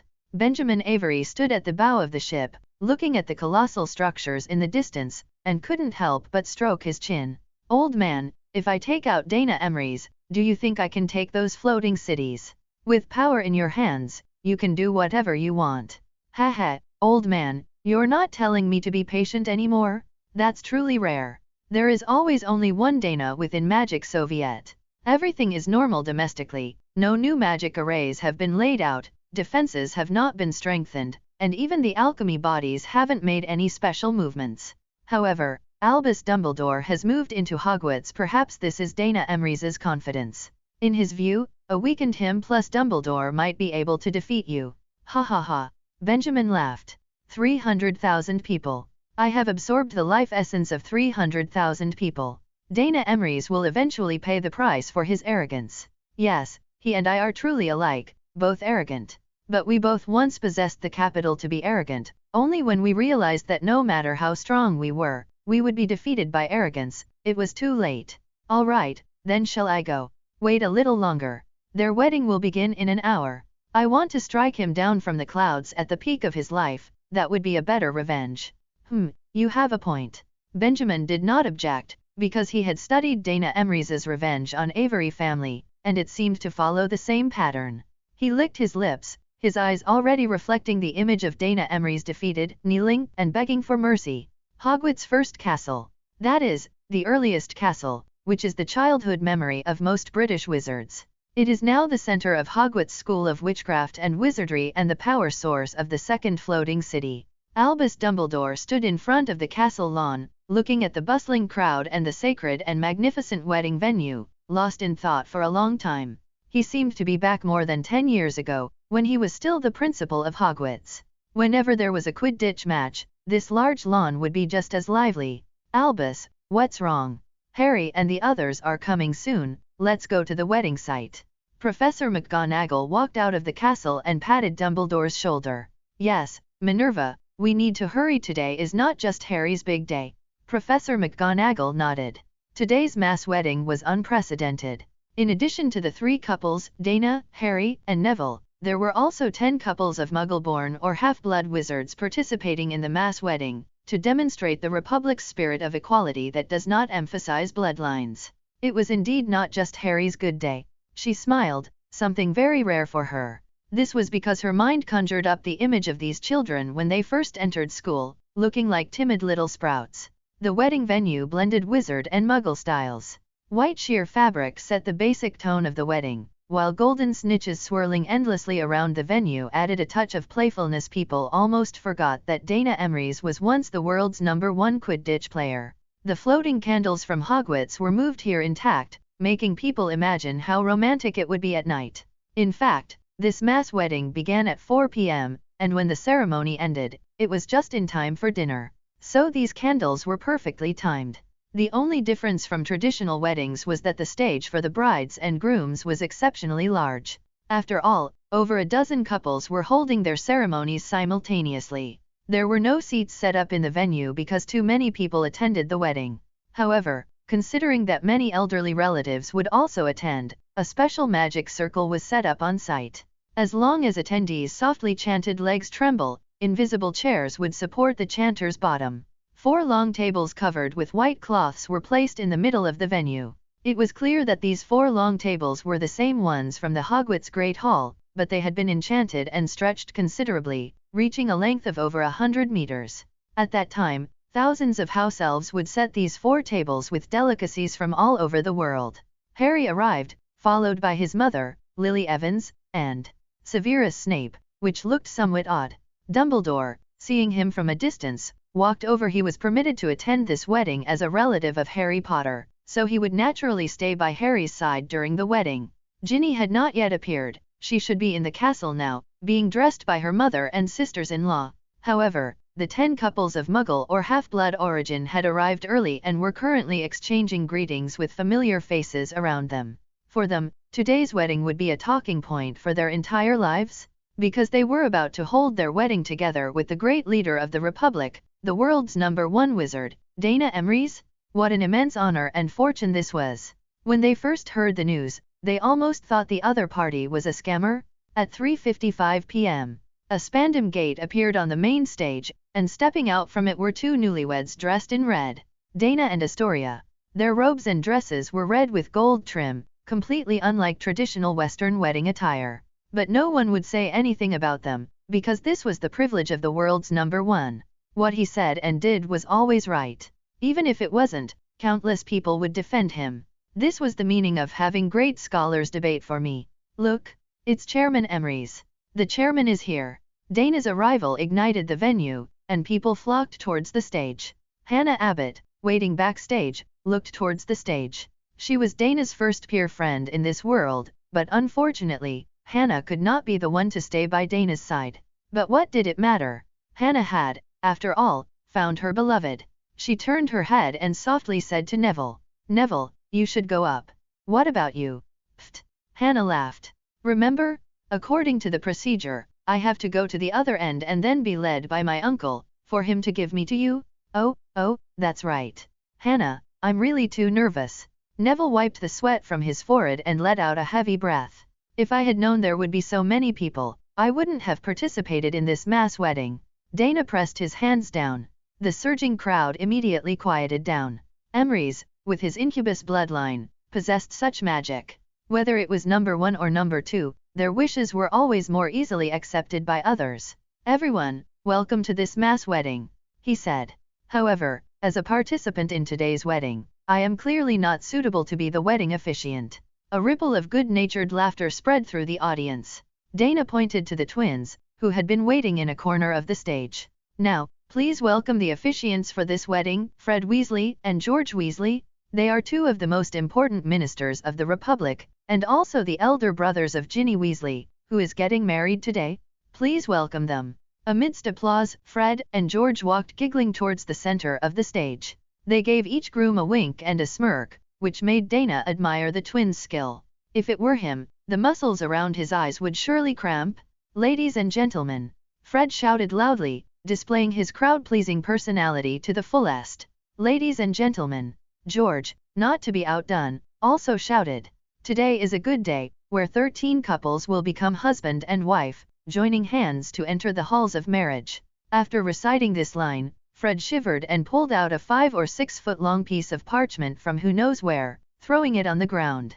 "I told you not to read from the script, this is too difficult for people." George also took out a similarly long script and threw it on the ground. "On such a happy day, as long as it's lively, that's all that matters. Everyone, let's offer our blessings to the newlyweds. Please welcome the brides." Amidst laughter, the brides, led by their fathers or male elders, walked from the other end of the venue towards the stage. What was originally a very solemn occasion became exceptionally lively under the twins' hosting. Molly Weasley gnashed her teeth below the stage. This was Ginny's once-in-a-lifetime wedding. How could those two little rascals be so unrestrained? Yes, even though the twins were already two of the highest authorities in the Republic, in their mother's eyes, they were still little rascals, especially since they seemed to have completely messed up their sister's wedding. But the twins had already set the tone for the wedding. Whether it was the vows or the exchange of rings, the entire venue was boisterous. However, just when people thought this mass wedding was merely a farce, #1 Floating City began to launch a large number of light spheres. The light spheres flew directly towards Hogwarts, bursting open above the wedding venue. The light points scattered, forming portraits of the 13 newlyweds. The sky was already dim, and the figures formed by the magic fireworks were clearly displayed before everyone.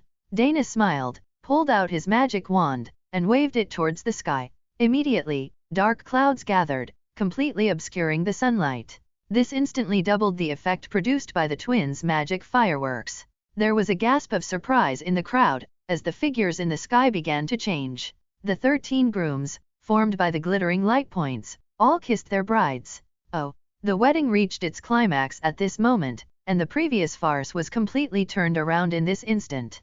At the same time, magic fireworks were released simultaneously from number 3 floating city and hundreds of satellite floating cities. The fireworks transformed into various animals and figures, surging towards Hogwarts, circling the 13 couples in the sky, as if celebrating this moment.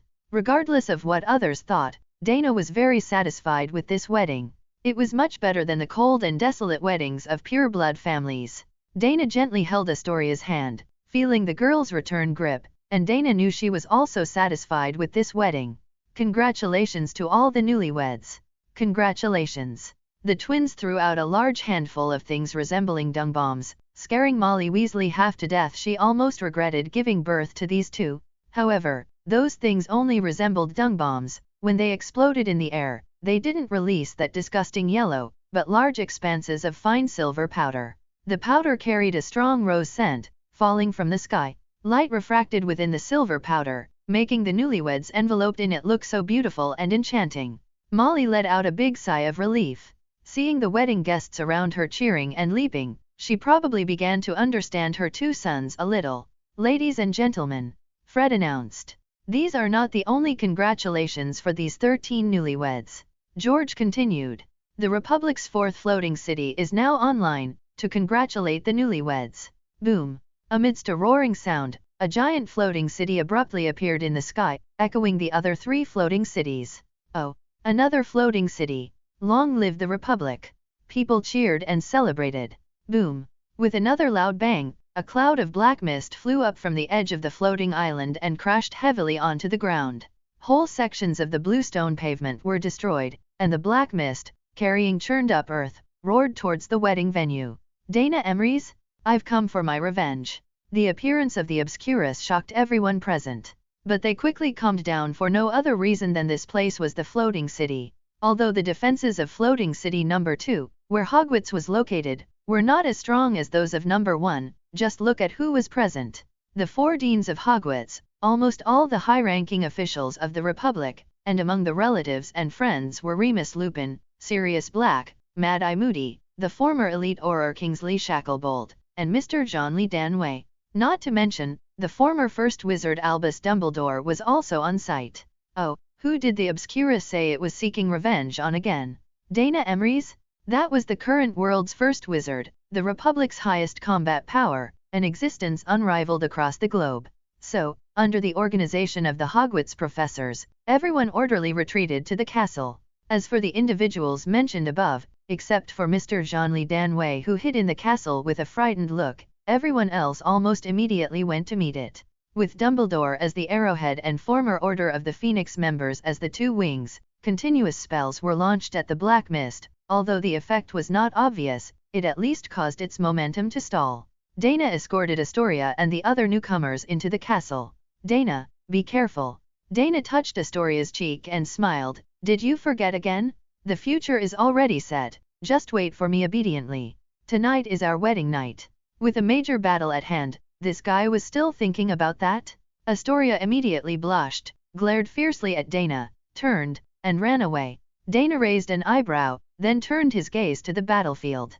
Benjamin Avery's Obscurus form was stronger than before. Even with Dumbledore gathering the power of so many elite wizards, they couldn't do anything to it. Lupin and Kingsley were already injured. If it weren't for Professor McGonagall and Professor Flitwick, who rushed over after escorting the guests, these 2 might have been in mortal danger.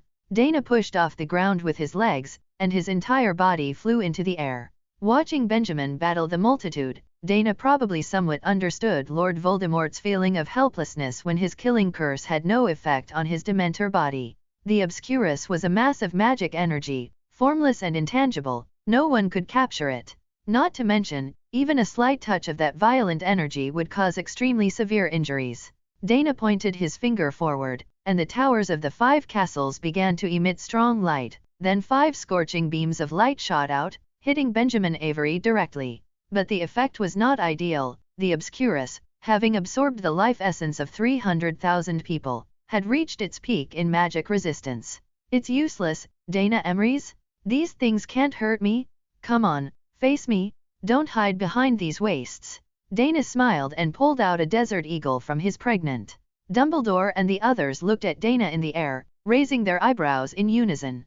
The first wizard in the wizarding world pulling out a muggle weapon. Is this reasonable? Bang! A powerful shot entered the black mist.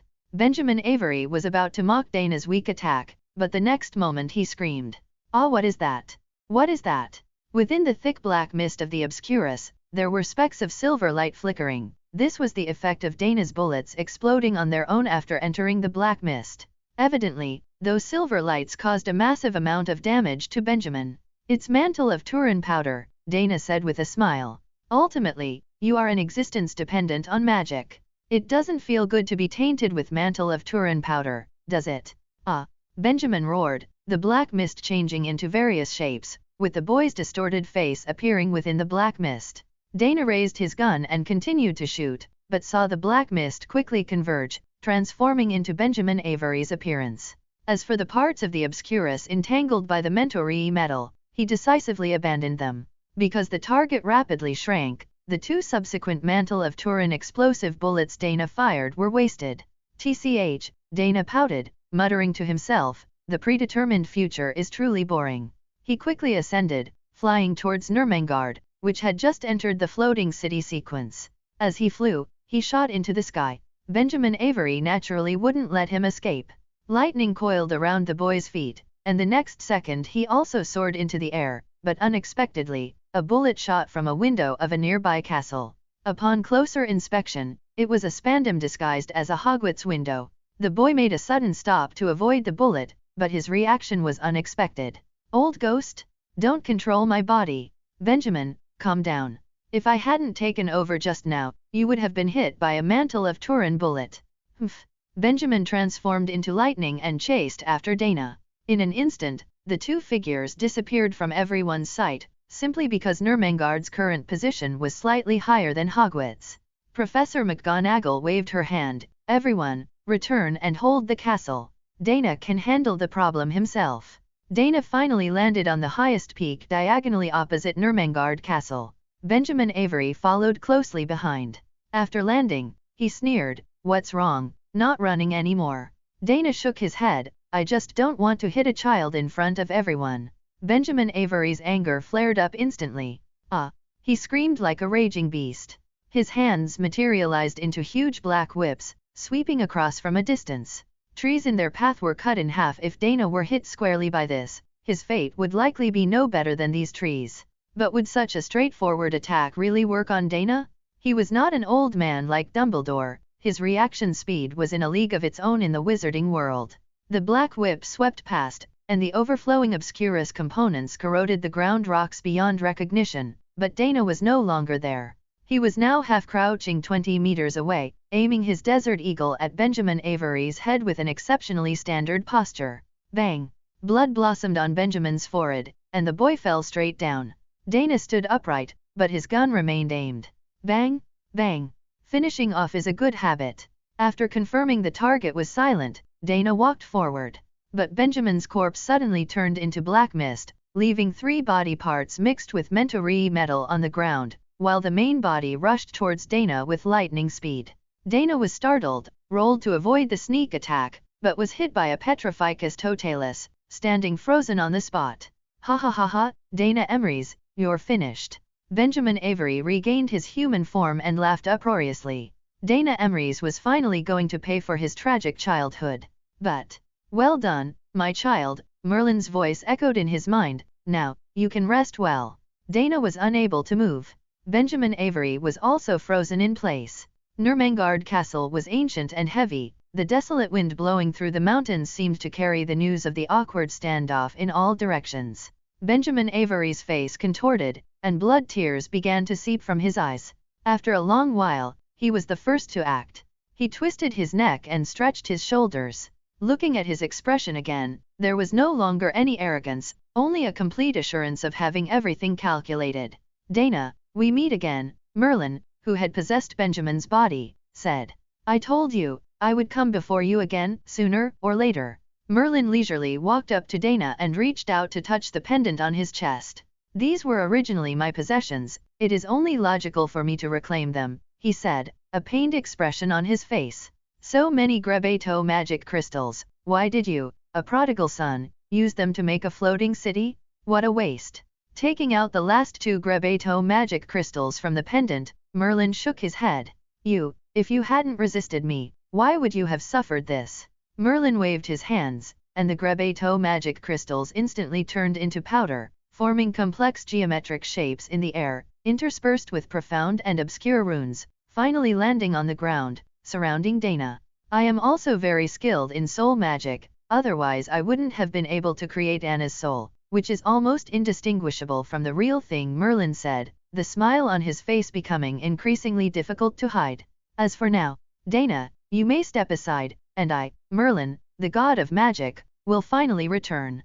I like the magic Soviet People's Republic you built.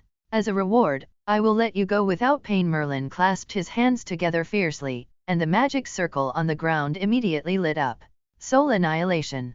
The magic circle glowed with a brilliant silver light, and the powerful magic contained in the Grebeto magic crystals surged into Dana's body in a peculiar way. When the silver light dissipated, the magicless Grebeto magic crystal powder on the ground was blown away by the wind.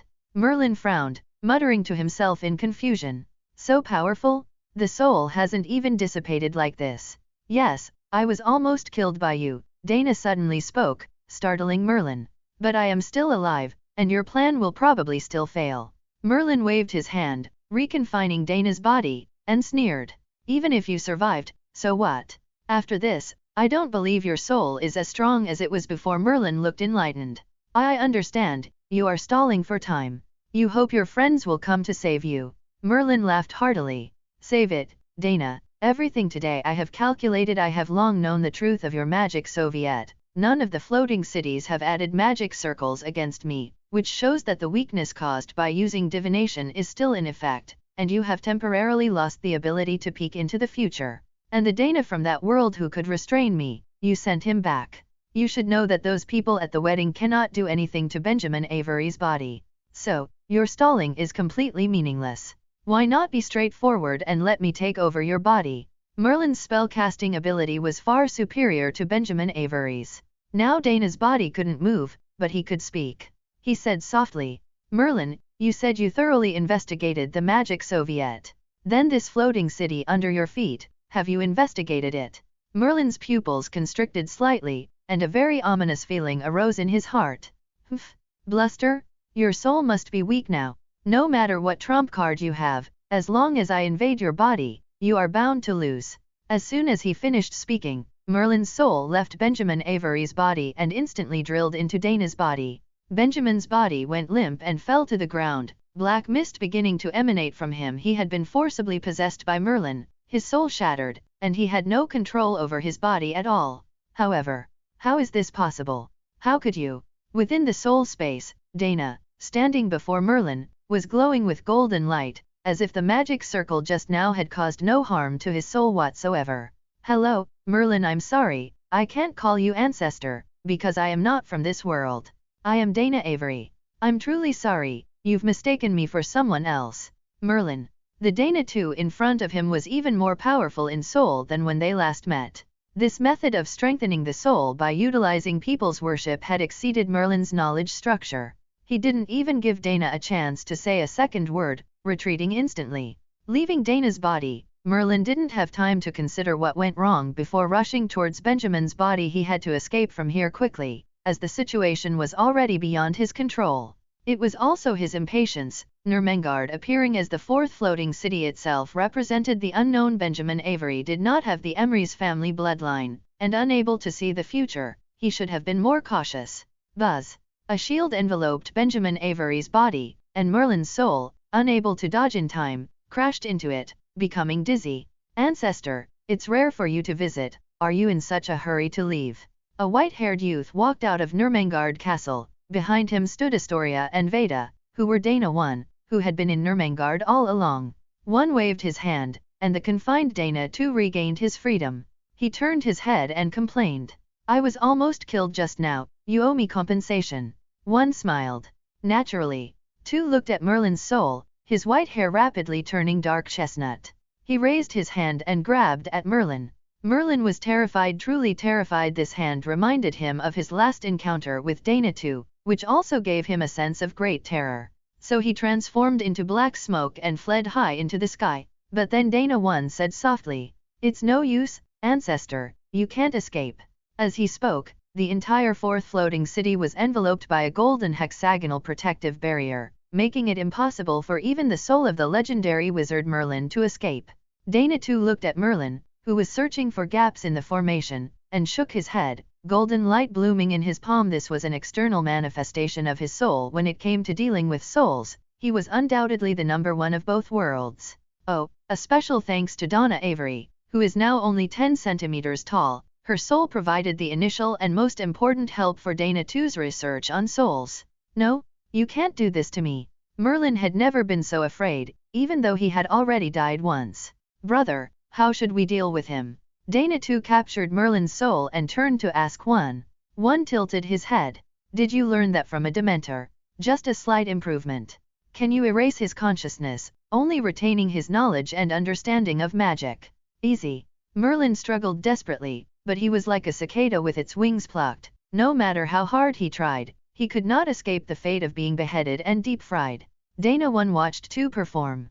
In less than 5 minutes, Merlin's soul quieted down, just like Donna Avery's soul, floating there blankly. "Now to deal with this," 1 pointed at Benjamin Avery on the ground. "This guy is my responsibility, so it's my turn this time." 1's eyes glowed with brilliant blue light, and the magic of the entire Nurmengard was mobilized by him. The ominous black mist of the Obscurus was rapidly extracted from Benjamin Avery's body. With Dana's supreme control over magic, even the Obscurus, which had absorbed the life essence of 300,000 Japanese, could only obediently act like a small black cat. Moments later, the Obscurus was completely drawn out, and Benjamin Avery lay quietly there, like an ordinary child. "You actually spared his life." "Yes, this child's misfortunes can be said to be all my doing. Later, I'll trouble you to reintegrate his soul as a newborn squib. Living under the care of his cousin is also a good ending. He's not a product of love potion, doesn't he understand love? You specialize in souls, you wouldn't have a solution. Tisk, why did you suddenly become so kind, even sparing Albus Dumbledore?" Dana 1 shook his head. "Dumbledore isn't actually the culprit. He lost his loved one, his proud scheming proved useless, and his favorite sister didn't even acknowledge him. So I think the punishment for him is enough." He looked at Merlin's soul, eyes tightly closed, floating, and sinking. "This guy is the real root of the problem, plotting against my body 1,000 years ago. Now that I think about it, the Emery's family tapestry was deliberately made by this guy." 2 nodded. This plan to capture Merlin was designed by 1 based on the future he had seen. Based on this deduction, Merlin, who hadn't used divination at that time, must have seen a very distant future, and it's even possible that his use of divination to weaken himself and then be imprisoned by Morgan Le Fay was intentional. "So now it's the final part of your revenge. How do you plan to deal with him?" 2 sighed.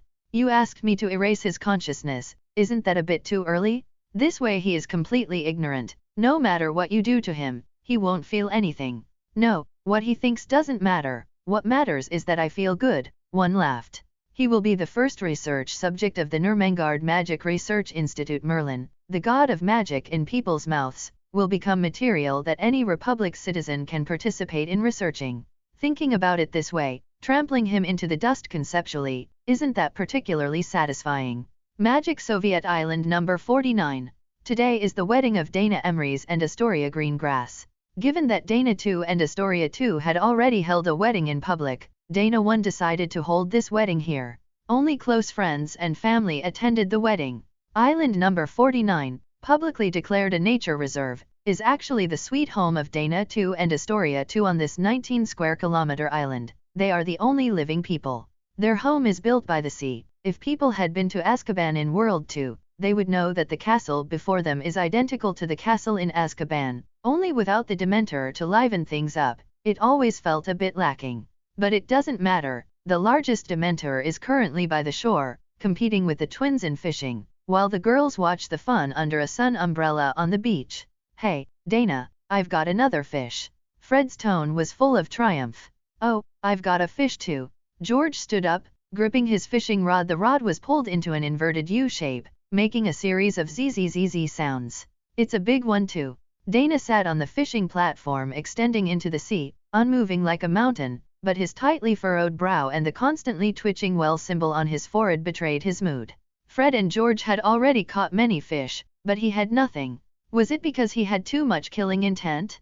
Or did the Dementor's inherent chill drive the fish away? Neither. It must be that the water level is too shallow. Dana stumped his left foot on the wooden fishing spot, and the spot suddenly extended, stretching further into the sea. Ah, Dana, you're cheating! George shouted. Fred, however, laughed and said to George, George, let him be. With all that commotion he's making, even if there were fish, they'd be scared away. George chuckled. Will those fish be driven our way? As he spoke, he used a landing net to scoop up the fish he had reeled in. Not bad, it's 3 pounds. Sister, your Dana is going to lose. Astoria 1 said to 2. 2 smiled and shook her head. It's just for fun. Even if he doesn't catch a single fish, he won't go without food tonight. She turned to look at Astoria 1 and saw her elegantly sipping coconut water from a coconut with a straw, only that coconut belonged to Hermione Weasley. Astoria. Hermione complained. Astoria 1 smiled. Mrs. Weasley, you are pregnant and heavy. If you drink that much more water, your legs won't be able to bear it. Hermione crossed her arms. Thank you for the reminder, but I think today is your wedding, shouldn't you, the bride, be getting ready? Astoria shook her head and replied. Today is the day of Dana's power transfer. It will be busy later. Besides, we are wizards. Where do we need to spend time getting ready? Isn't it just a flick of the wand, and we can wear whatever we want? Astoria 2 covered her mouth and laughed. But she looked at Ginny and Daphne, who also had slightly bulging bellies nearby, and silently placed her hand on her own stomach. Everyone has children, she should also try harder. Dana rested his chin on his left hand, his elbow on his left knee, and his right leg kept shaking. He was almost in the middle of the sea now, and seeing Fred and George catch fish one after another from a distance, his composure was almost breaking. This was definitely not a technical issue. Dana thought so when he was a killer. Fishing was an important means of obtaining food during wilderness survival, but no matter what he thought, he kept getting nothing. When Fred caught his 10th fish of the day and declared victory, Dana got angry. He plunged both hands into the seawater, then pushed hard to both sides. The seawater parted to both sides, recreating the miracle of Moses parting the Red Sea. From this perspective, perhaps Moses was also a wizard, and those miracles were nothing more than wizard deception of muggles. The seawater parted, revealing red, white, and pink corals below, and the poor fish, bewildered and wondering why the seawater had suddenly disappeared. Ha ha ha ha. Dana too laughed and lifted his left hand forcefully upwards.